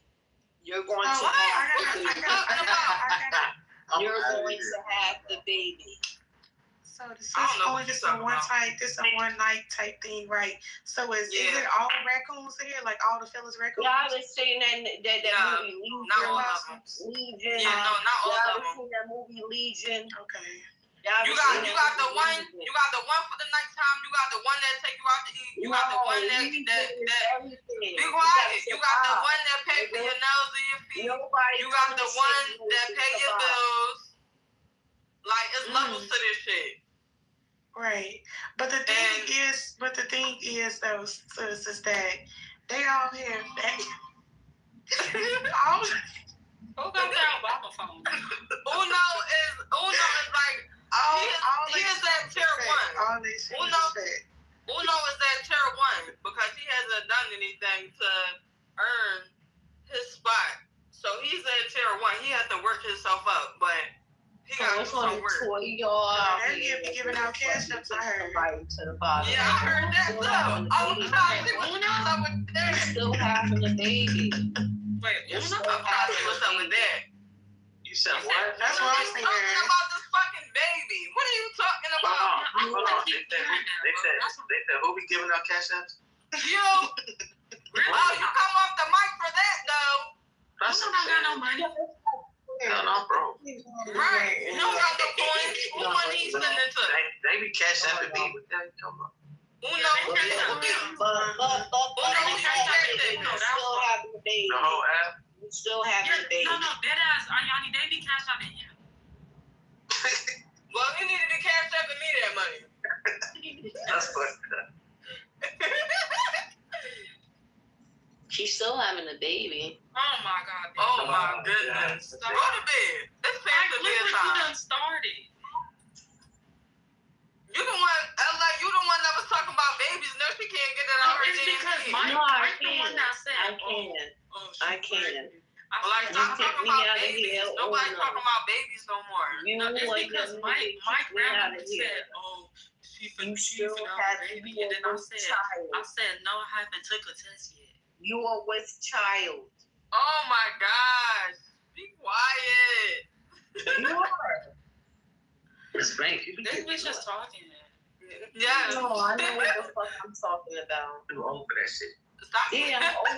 I'm too old for that shit. Yes, you absolutely right. And I'm an old bitch talking about she pregnant. Hey. Hey, who just sent me a cash app? Ain't nobody send you no motherfucking cash app. Cash app. My shit just went ding ding. 50. Well, you need to cash app. Shout out to my homegirl. They cash that dude right now. I love y'all. Y'all talking. You need to cash app that to me. I need to have some shit right now. Hold on. I need to take my phone bill. It's crazy though, cause this is why Uno is on tier 1. Hey, Yanni, my bad. Hey, you know some crazy shit just happened to me right now. Hey, you know what? What happened? Hey, my PO just knocked at the door. Oh my God! That's too close to the. That's too close to the KKK. What's going on? Hey, listen. Hell no, cuz this came to. My lawyer knocked at the door early. Hey, but my shit together though. Hey, my shit together though. What happened? Like, what he say? Nah, he just did a checkup. Cuz did it late night though. I didn't know who that was. My lawyer came at the door early. It was my PO, nigga. My mama. Hey, look, hey, Yanni, I miss you, baby. He's so cute. I missed her, man. Oh, my mama, I missed her.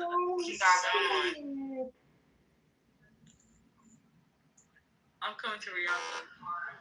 Hey, who said they come to Riyadh? They better be, hey, Yanni, it better be. That's what LA said.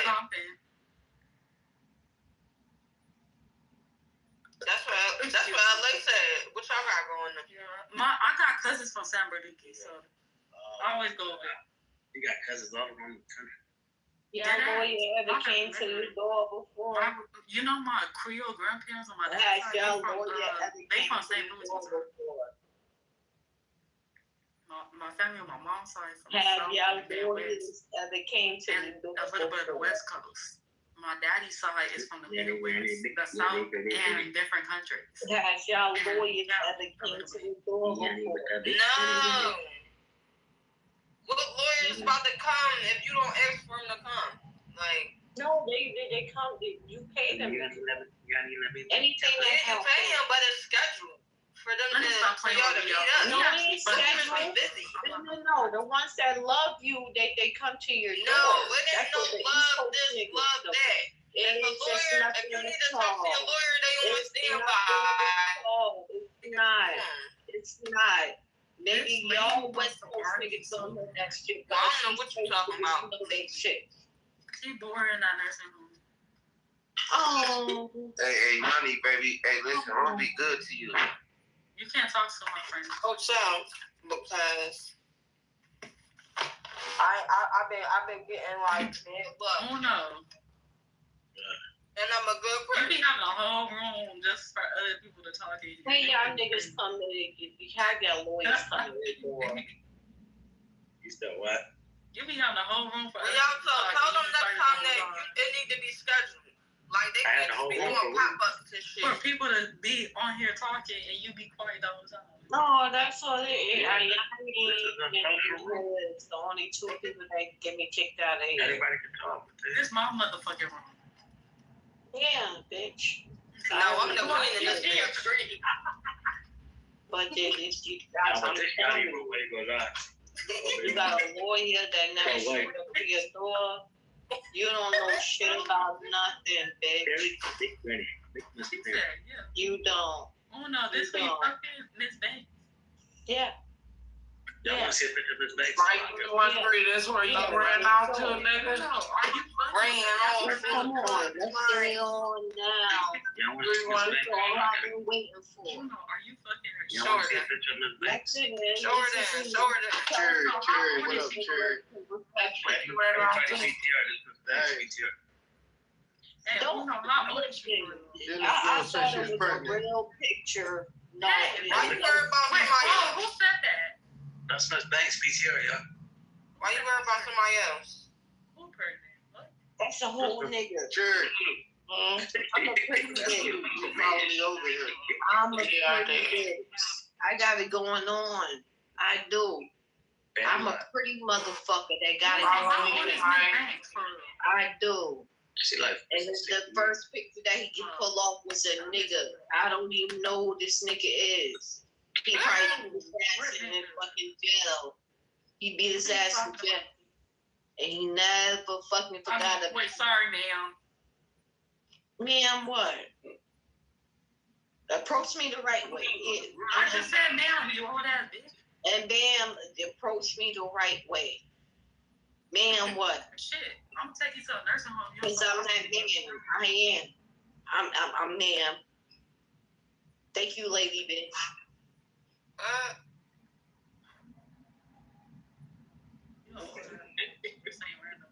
Yeah, old ass. I'm a old jacked that pussy off the Skywalker. And that's the next thing I truly love is saying. I think you retarded in real life. You are. Yeah, she played with her coochie, the Skywalker. So what? If I fuck the nigga, so what? Jack your coochie out. So what? So what if I sit there and pull on your pussy for Skywalker? So what? So what? And none. And what was you drinking? Taco Maca? And what else? What else? That's all you. That's the best of the. They said you be peeing when you peeing. Who is Watts? Watts gang. I'm gonna add their ass. Who is that? Me. That's I think that's what's her name? Ask who the Banks are. I'm going to bed. Okay. Ask who the Banks are and who Johnsons are. Yeah, it's Diamond. Ask who them Banks and Johnsons are. You're so traumatized. You're scared. I'm traumatized. Bitch, I ain't talking to you. Anyways, hey, like your picture. Like your picture. They don't come off the mic. Oh, that's weird. Never mind. That's Let's take my ad back. They too scared. They scare me out of motherfuckers like y'all. They too scare me out of motherfuckers like y'all. Hey, oh bitch, shut the fuck up. No, you shut the fuck up, nigga. All you do is fucking X me out of here. That's all you can do. That's all you can do. You don't see the name like it's X me out of here. He said where you from. What? Talk. Hello? Extract where you from. You muffled or something. Are you connected to your speaker or something? Extract where you from. Hold on, we can't hear him. I'm about to say, all y'all talking, shut the fuck up. Hey, Wes, what's up, man? How you doing? Why it sound you like you got your microphone in your butt? That's why I was asking, is he connected to Bluetooth or something? Yeah, I'm on Bluetooth. Okay, yeah, because when that happens, we can really hear. Oh, that's that nigga Crash Out, man. This nigga played too. Oh, you're a Crash Out? Hello? Are you crash out? I can't hear. I can't hear you. What'd you say? No, I ain't crash out. Oh, okay. Okay, boo. I don't even know who Crash Out is. I was just asking. I'm my own person. Okay, boo. So you grew up in Watts? That's cool. That's what's up. Okay. Yeah. It's nice. What part of Watts you from? From the 92nd song. Oh, you from where one of my cousins lived. Okay. 9 dudes, bitches. Okay. No, I grew up on 92nd Street. Like you always talk about your cousins. I know. She always got a lot of cousins. Cousin from Delaware, cousin from Hong Kong. My sister's in Virginia. She got a cousin. You could have run like a. She could have run like a hula hoop. Cause what the hell? That's because my family have moved around and grew up in. You could say from the. God damn. It's just the only place I don't have family from is the East Coast. Not that I know of it. You said he was from Virginia. No, I said my sister, my dad's kid. But you didn't know. You just said they from the East Coast, but you just said Virginia. I said my family on my mom's side is from the Midwest, the South, and barely any of us is out here. But I associate with my family more in the South. I don't associate with you. Know I'm raised here, but what's wrong with that? What's wrong with that? I don't got family out here like that. My family's all over the other side of the United States. Yeah, so what's wrong with that? Nothing, bro.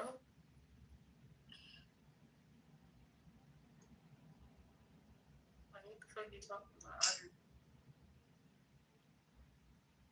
You said that shit. I ain't saying nothing. I just asked you what you said. That's all I said. Ask yourself a question. Yeah, I asked myself, wait, what part of Virginia? I don't know. Yeah, I have to ask my dad. You don't, where all the Navy people, where they at? Bro, I just said I don't know. My dad knows that. So why would you even mention it then? Because my sister's out there. What are you talking about? You shouldn't say nothing about that. Bitch, I can say whatever the fuck I want to on the damn telephone. No. Kick her ass. No. Kick her ass. No, you can't. Stop instigating. That bitch will fall anyways. Oh no, you setting her up for failure. Hey, Watch, you got a girlfriend? You don't say your sentence. So far. Watch, you got a girlfriend? You new to the app? You said yes or no? Huh?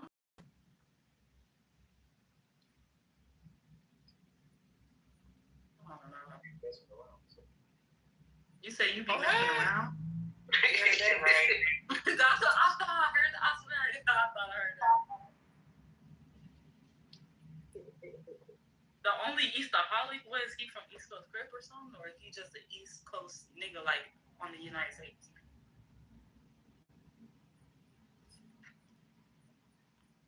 Who knows? He don't know. The Easter Holly just came in and left. Yeah, is he from the east side of LA County, or is he just like from the East Coast? A nigga from Milwaukee or some shit. Then why the fuck it just says Easter Holly? I don't know. That's been his name for years. I think he's from like Milwaukee. The east side of Milwaukee, like what? I'm getting out of here. I got it yet. Milwaukee. Who the fuck I'm not? So the bitch Milwaukee, I need my butts, Benji based skirts and Milwaukee butts. The Frosty is. Get your hands off me, bitch.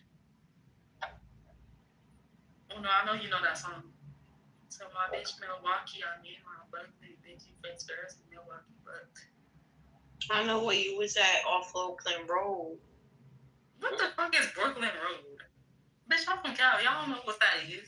I said Even though I lived in say Brooklyn. I didn't say Brooklyn. I mean, I've been in different states, but not lived. My bad. I lived in. That's the only state I lived outside of California. Like Yanni PTR look good, but I'm about to live in different states and rent. it's not coming to see you. I need something. I'm gonna move to different states every year. You should. Yeah, I know I'm saying. You should. Yeah. Mm-hmm. That's great to do. That's excellent to do.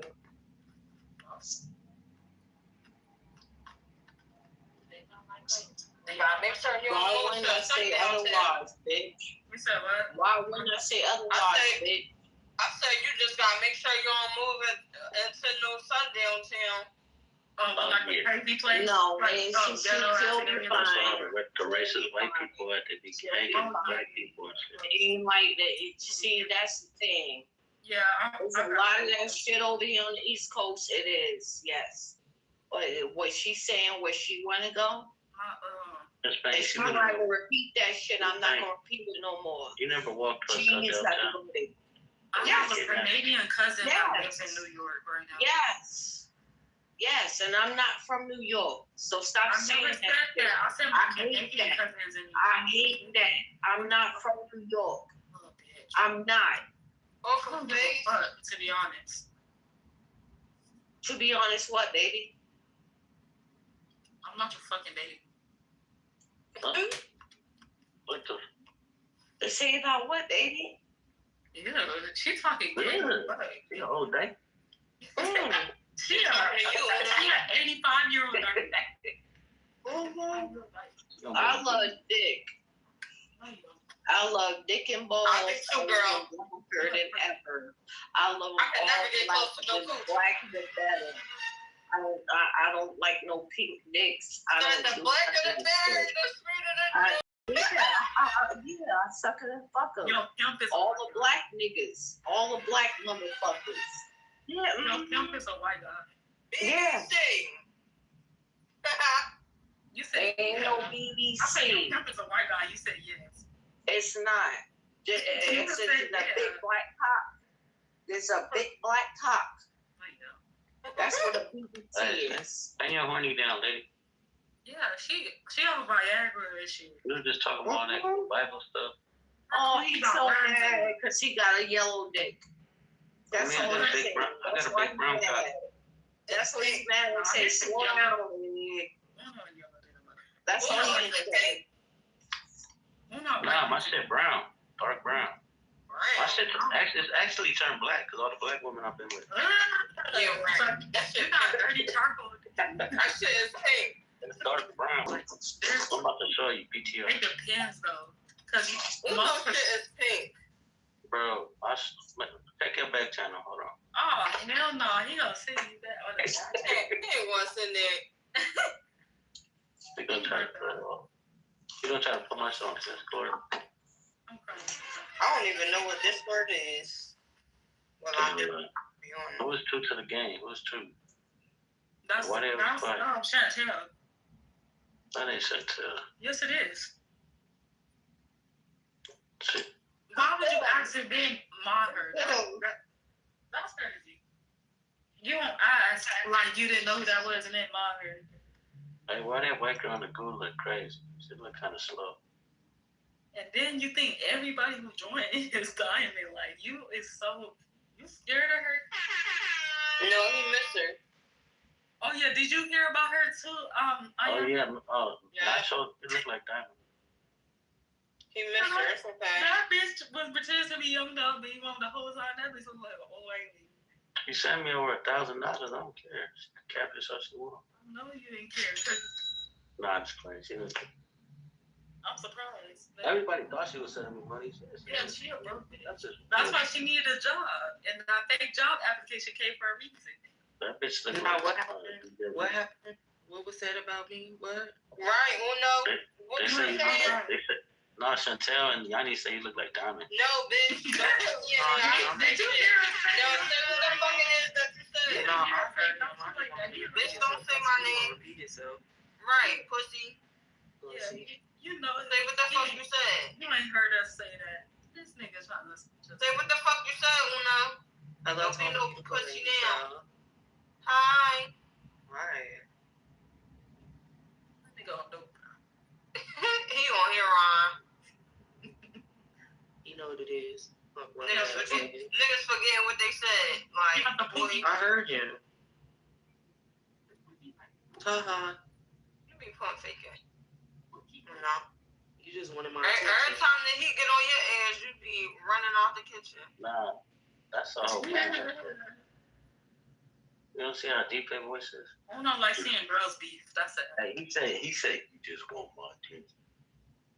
Who said that? That's a tranny. Uno one of them known as TV bitches that be fighting. No, not yours. Dollar Sign is a tranny. My cousin, one of my cousins from Compton, she be on that show, Bad Fighting. She be fighting on that show, man. What's her name? I don't know what name to use on there, but I'm pretty sure it's probably Diamond. But I don't know if you use that. I don't know what name she uses on the because my cousin just posted the video. Tranny be out here tripping. This shit gotta stop.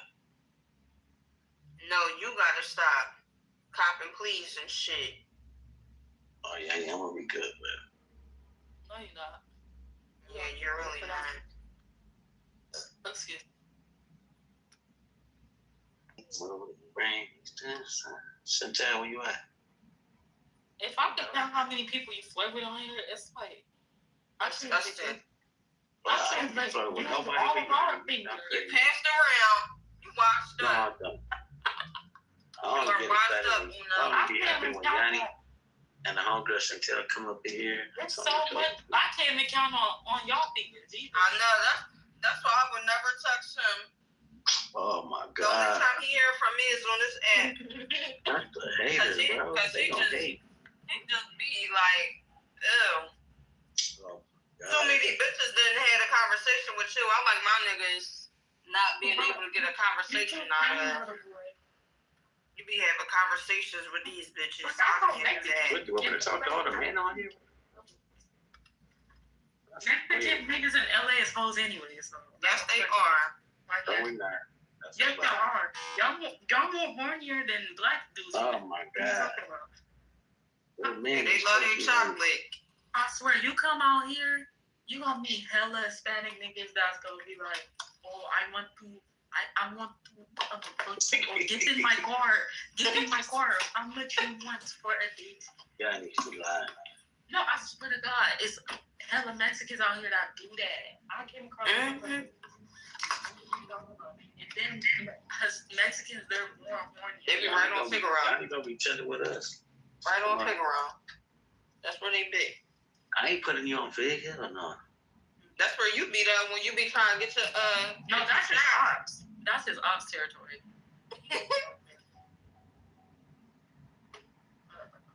That's where my boyfriend stay. Well, not my boyfriend, but yeah, that's where he stay. Oh my God. No, not my boyfriend anymore. 1 week you your boyfriend, next week he's not your boyfriend, next week he's your boyfriend. No. Okay, you heard I ain't talked to him in a while, so what are you talking about? It's only been like a week and a half.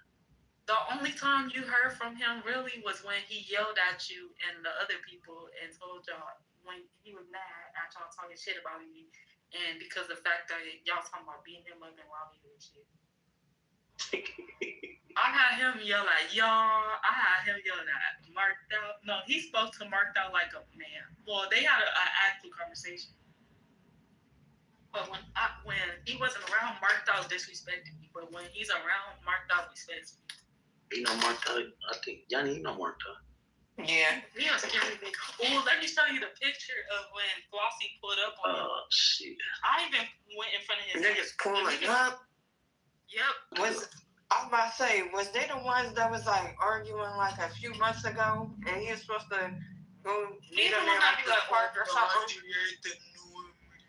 He was supposed to meet him in like this park or something.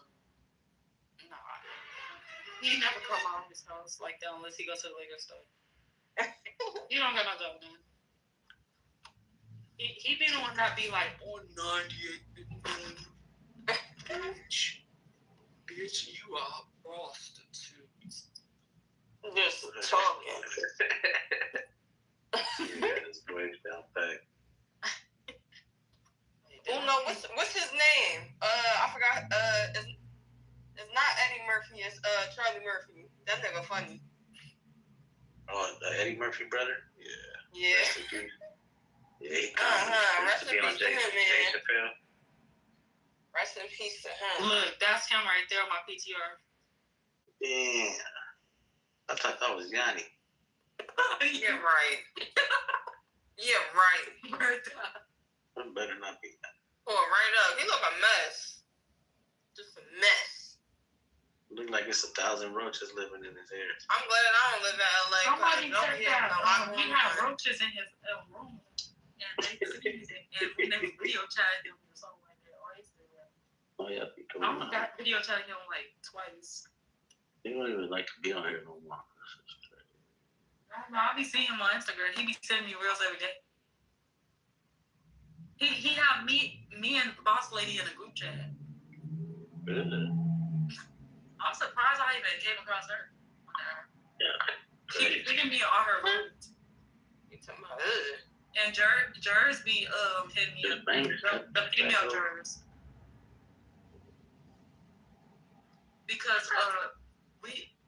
Because the female Jers, she know that since I'm turning 25 next week. And she like, yeah, let's take a shot, girl. And I'll be like, hell yeah. But I be missing her. Oh, yeah, she wasn't here earlier. She had bought a bottle and she came out. Oh, yeah, she hit me up. Did she ask about it? Where that girl go? She's like, I want to drink. I love her ass. I think I'm gonna have to exchange socials with her. Why you like my friends, bro? Get your own friends. I think I'm about to exchange socials with her, and then when I come to the East Coast, we'll link up for sure. Cause I want to Low, the one that's my mom age. Oh no, you want to see all my homegirls. Because no, I talked to Jazzo on iMessage and on Facebook. She got me on Facebook. She even posted me on Facebook. Good. For my birthday. Cause I put the countdown for my birthday like the other week, but I mean now the countdown should be like 4 days now, but she had posted a picture of me. She like, oh my baby, or whatever, and I was like, thank you, girl. And then I think my mom seen it, and she's like, who this? That's a girl on Clubhouse that I'm cool with.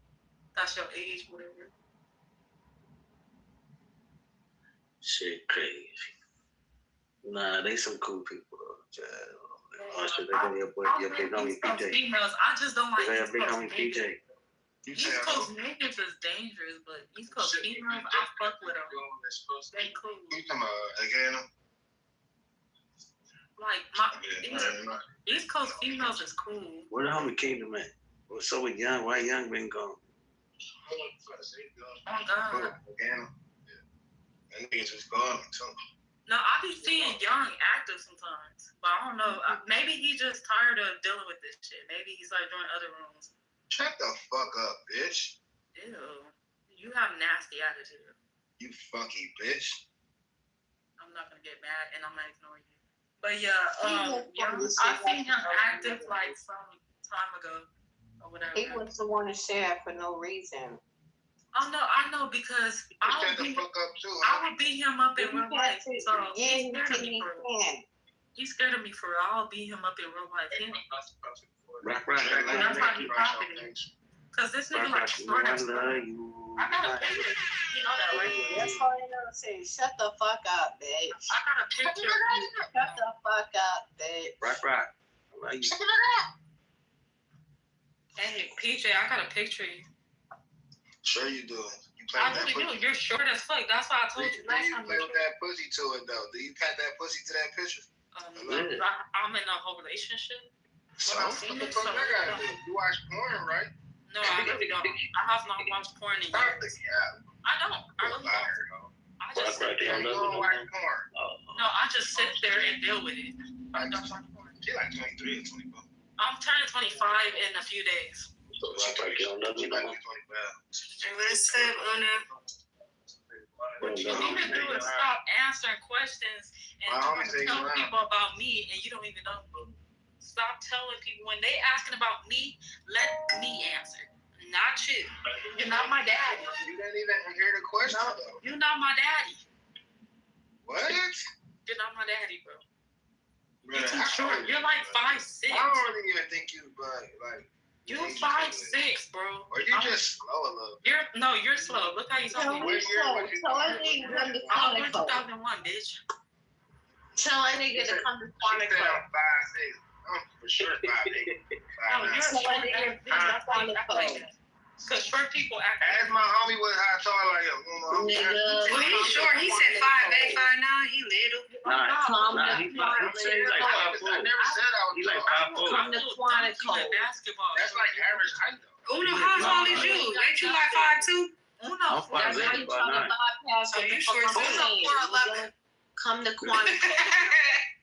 Come to Quantico. Uno 4'11". I'm taller than everybody in this room. Don't speak about me. You a whole hoe out here. You a whole hoe. Everybody's shorter than you. You a whole hoe. You ain't got nothing. We're the batch of tall niggas. Why's all short niggas in here? You ain't never had shit. You ain't never gonna be shit. You not. That nigga won't come out here. I'm not even short. I'm 5'2". I invite you to Quantico. You said how tall you is, LA? I'm 5'2". I'm tall. I invite you Tiny. to Quantico. Yeah, awesome little Oompa Loompas. Rock a little Oompa Loompa. I'll beat your Oompa Loompa. Cause we short and can beat y'all like punches. Yes, you short for a nigga. So I'm used to niggas at 6'4". I gotta jump and hit me. I can't. I gotta jump and Well, no, you gotta swing fast because you little. All the men I dated is over. And Uno is short as us. He is. Oh, good. That ain't got no height to him. You could literally take Uno hat off his head and run. Yeah. I know I for sure can. Mexicans are soft. Damn.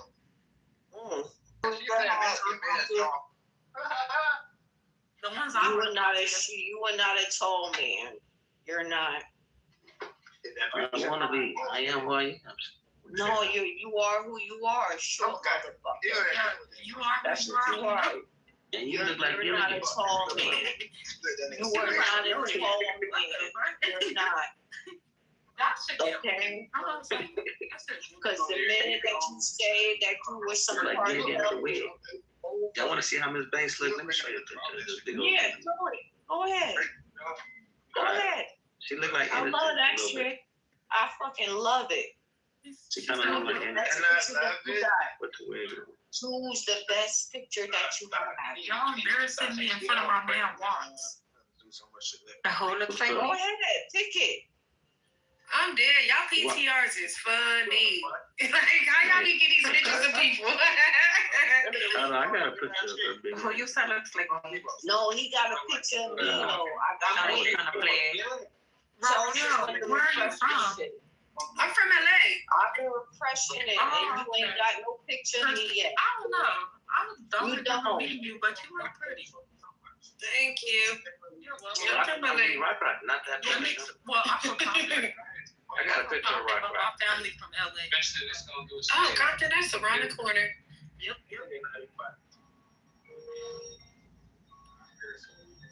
Y'all want to see a picture of Rock? PTR. Who is Rock? Raquel. That's what you're on me. Oh, I thought you talking about my name. Okay. No, he said me first. I was waiting for That's not that. your name. Look Be a fan, Rock in my Be a PTR. fan. You got me fucked up. Who the fuck is that? That's somebody hunting. He ain't saying nothing. I'm crying. That's an auntie. Who is that? I heard us talking. Who, me? Why he said that was me? Put the picture up. You look like my auntie. Put the other picture of that. With the headpiece on and everything. She is that bitch. She is. Let me zoom in at the bottom pictures. You look like Kitover. She's so pretty. Watch. Go ahead. Watch. You do something else. Do something else. Hit us. Hey, once you mentioned. But you chose one of the best pictures of me and within the past year. Go downstairs and get it. And I look. Drop dead gorgeous. Baby, you don't look good. I got all the shit going on. Niggas You look like little mama in my PPR. No, it doesn't. I look good. Take out my I'm good. That another way, Neil. I'm drop dead gorgeous special. I am. What the I'm heck? too sober for this. Oh no, I need to take a shot. You chose the best picture that I would I'll make you need a drink. Oh my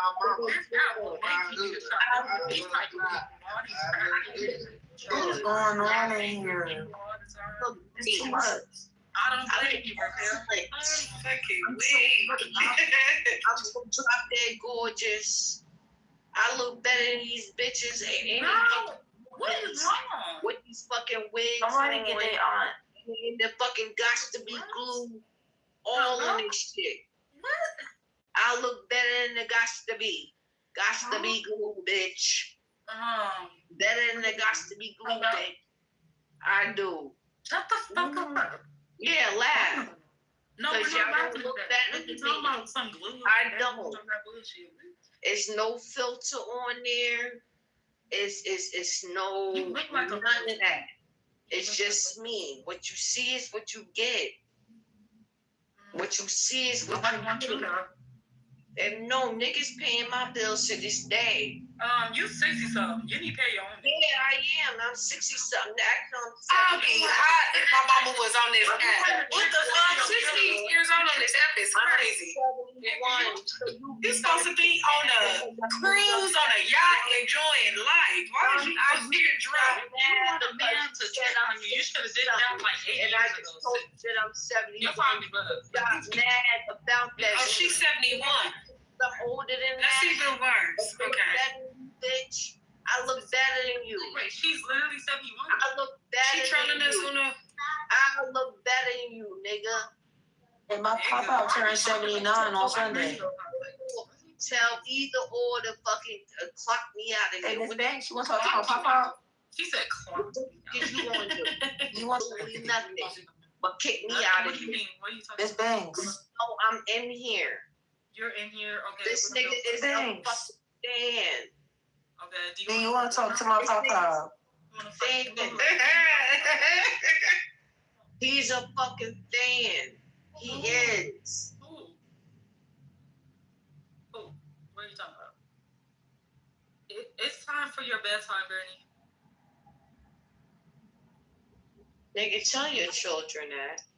I don't got nothing to do with that. Miss Banks, What? you want to talk to my pop-out? He turned 79 on Sunday. Talk to who? My pop-out. Talk to who? My pop-out. Yeah, pop-out. He turned 79 on Sunday. Yeah, put your papa on here.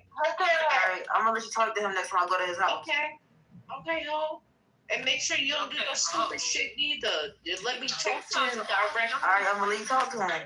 No, don't say no stupid shit or you thinking that you funny or anything because you're Wait, not. what? I can't do that. I can't do that around him. You don't play No, games. you can't do that around here. You absolutely You can't.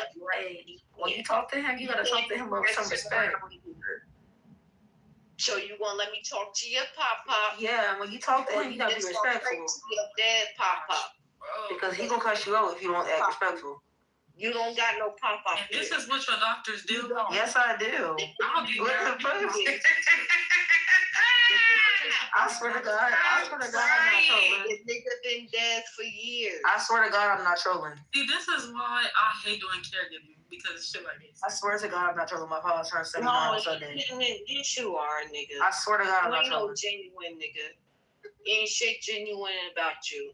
All right, so Sunday, I'm gonna see if I want to go see my papa for his birthday, so you can talk to him. You don't know how to speak with I don't know why you think I'm playing. That's what you are, nigga.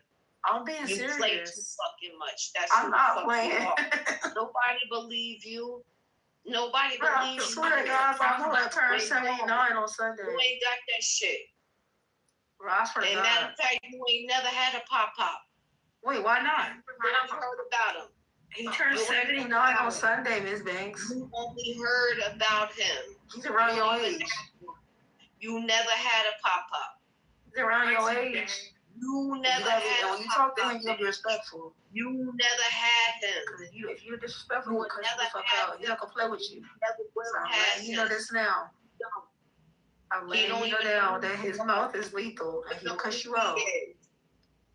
You don't even know who he is. I'm gonna ask my girl tonight if we gonna go see him Sunday. But you try to do some stupid shit and it fucking backfires. When I get off work, I'm gonna ask my grandma to go see him on Sunday. This Banks what? This Banks you on your high. I smell Taco Bell everywhere. Miss Banks what? I don't know why she think I'm playing. I'm dead ass serious. What time you doing? You ain't got no pop-pop. It's late. Why don't I? I know it's late. You never had one. Why do you think I'm playing with you? I'm so serious. No, I don't want you to play with me. You can never. I'm not playing with you because he really gonna talk to you. He gonna talk. If you cuss like that in front of him, he gonna cuss you out. You's a skis ass bitch. They ain't got shit going on for yourself, but to say something about your fucking pop-pop. Yeah, you ain't no better. You talking about your own fucking pop-up. You ain't shit. You not. You a skis ass bitch. You're a old ass, wrinkled down. You a skeezer. You're a skeezer. What's the problem, Miss Banks? You're a skeezer. Put him on here too. I'm gonna let him talk to her. Miss Banks, she's gotta be on here on Sunday. I'm gonna ask my grandma. Her pussy clean too. Her pussy dirty. And then there's gonna be that's gonna be content when he cuts you. She ain't gonna do shit. You've been licking my balls. That's gonna be the content. She said this lady better vote. Nigga, you not doing that shit good enough. I like my shit enough. What you want? You come up and you put both of them shits in your mouth like you've been doing. 1 minute she cool, next she turned it. She jealous. You don't. No, my pop-up really gonna talk to her on Sunday if she on here. No, your pop-up is not here. You ain't even. Wait, why isn't he not? Bro, he's about to turn 79. You never had one. He's turning 79 on Sunday. I swear to God. Your pop-up is never here. He was Bro, never he here. is ever living right now. He was never here with you. He was never here with you. I cannot wait for him to talk to you, honey. It's gonna be funny. Yeah. You can't talk to nobody. I cannot wait for this. No, you can't talk to nobody but yourself. After that, you really gonna be content. No, they content where? I'm content now. We're cursing all y'all niggas out on here. I'm the content now. He said she up the floor. I'm the light for the room. And who gave me a fucking bean? No, you've been on here for 6 years with the same bullshit. Nigga, I ain't even been know I was on here when you was on. No, I hasn't. You talking about 6 years, nigga. You've been on here longer. I've been on here 3 I just know about you. I never. I'm gonna let him talk to you. I swear to God. I never have. So don't sit there and fucking lie and say some stupid shit. I ain't never been on here for no fucking 6 years. Oh, you been on here? I have not, bitch. I have. What's wrong with her? Whose grandma is this? That's only the fish organism you got. Who is this? Bro, I'm blatantly trying to put you onto my papa. He's single. You said I was on here for 6 years. I'm blatantly trying to put you on papa. He's single. Nobody find your pussy? Yeah. He's single, bro. I don't need you for nobody. And he got some money. Suck that nigga dick yourself. And he got some money. So better stop. Suck that nigga and lick his balls yourself. Hey, he got some money to use for you, Banks. Lick that nigga in his Gucci sweat. He got some money for you. What money? He got some money. He ain't broke. What money, bitch? She don't want no money.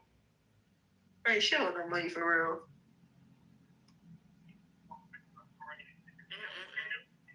I'm trying to put her on, bro. She trying to play. Bitch, you a whole out here. Wait, why? Because of my name? Because of my name? You a whole out here. Yeah, she eligible. You a whole out here. You ain't got shit going on for yourself. What you got going on? Wait, how can you say that my pop-up is your age and he's not on here? So what I tell you? You a multiple baby mom. You on here and you don't got shit going on. Your niggas don't even fucking want you. So anytime that they gotta come into your little shoebox ass apartment, is they turning you over. And after that they fucking leaving.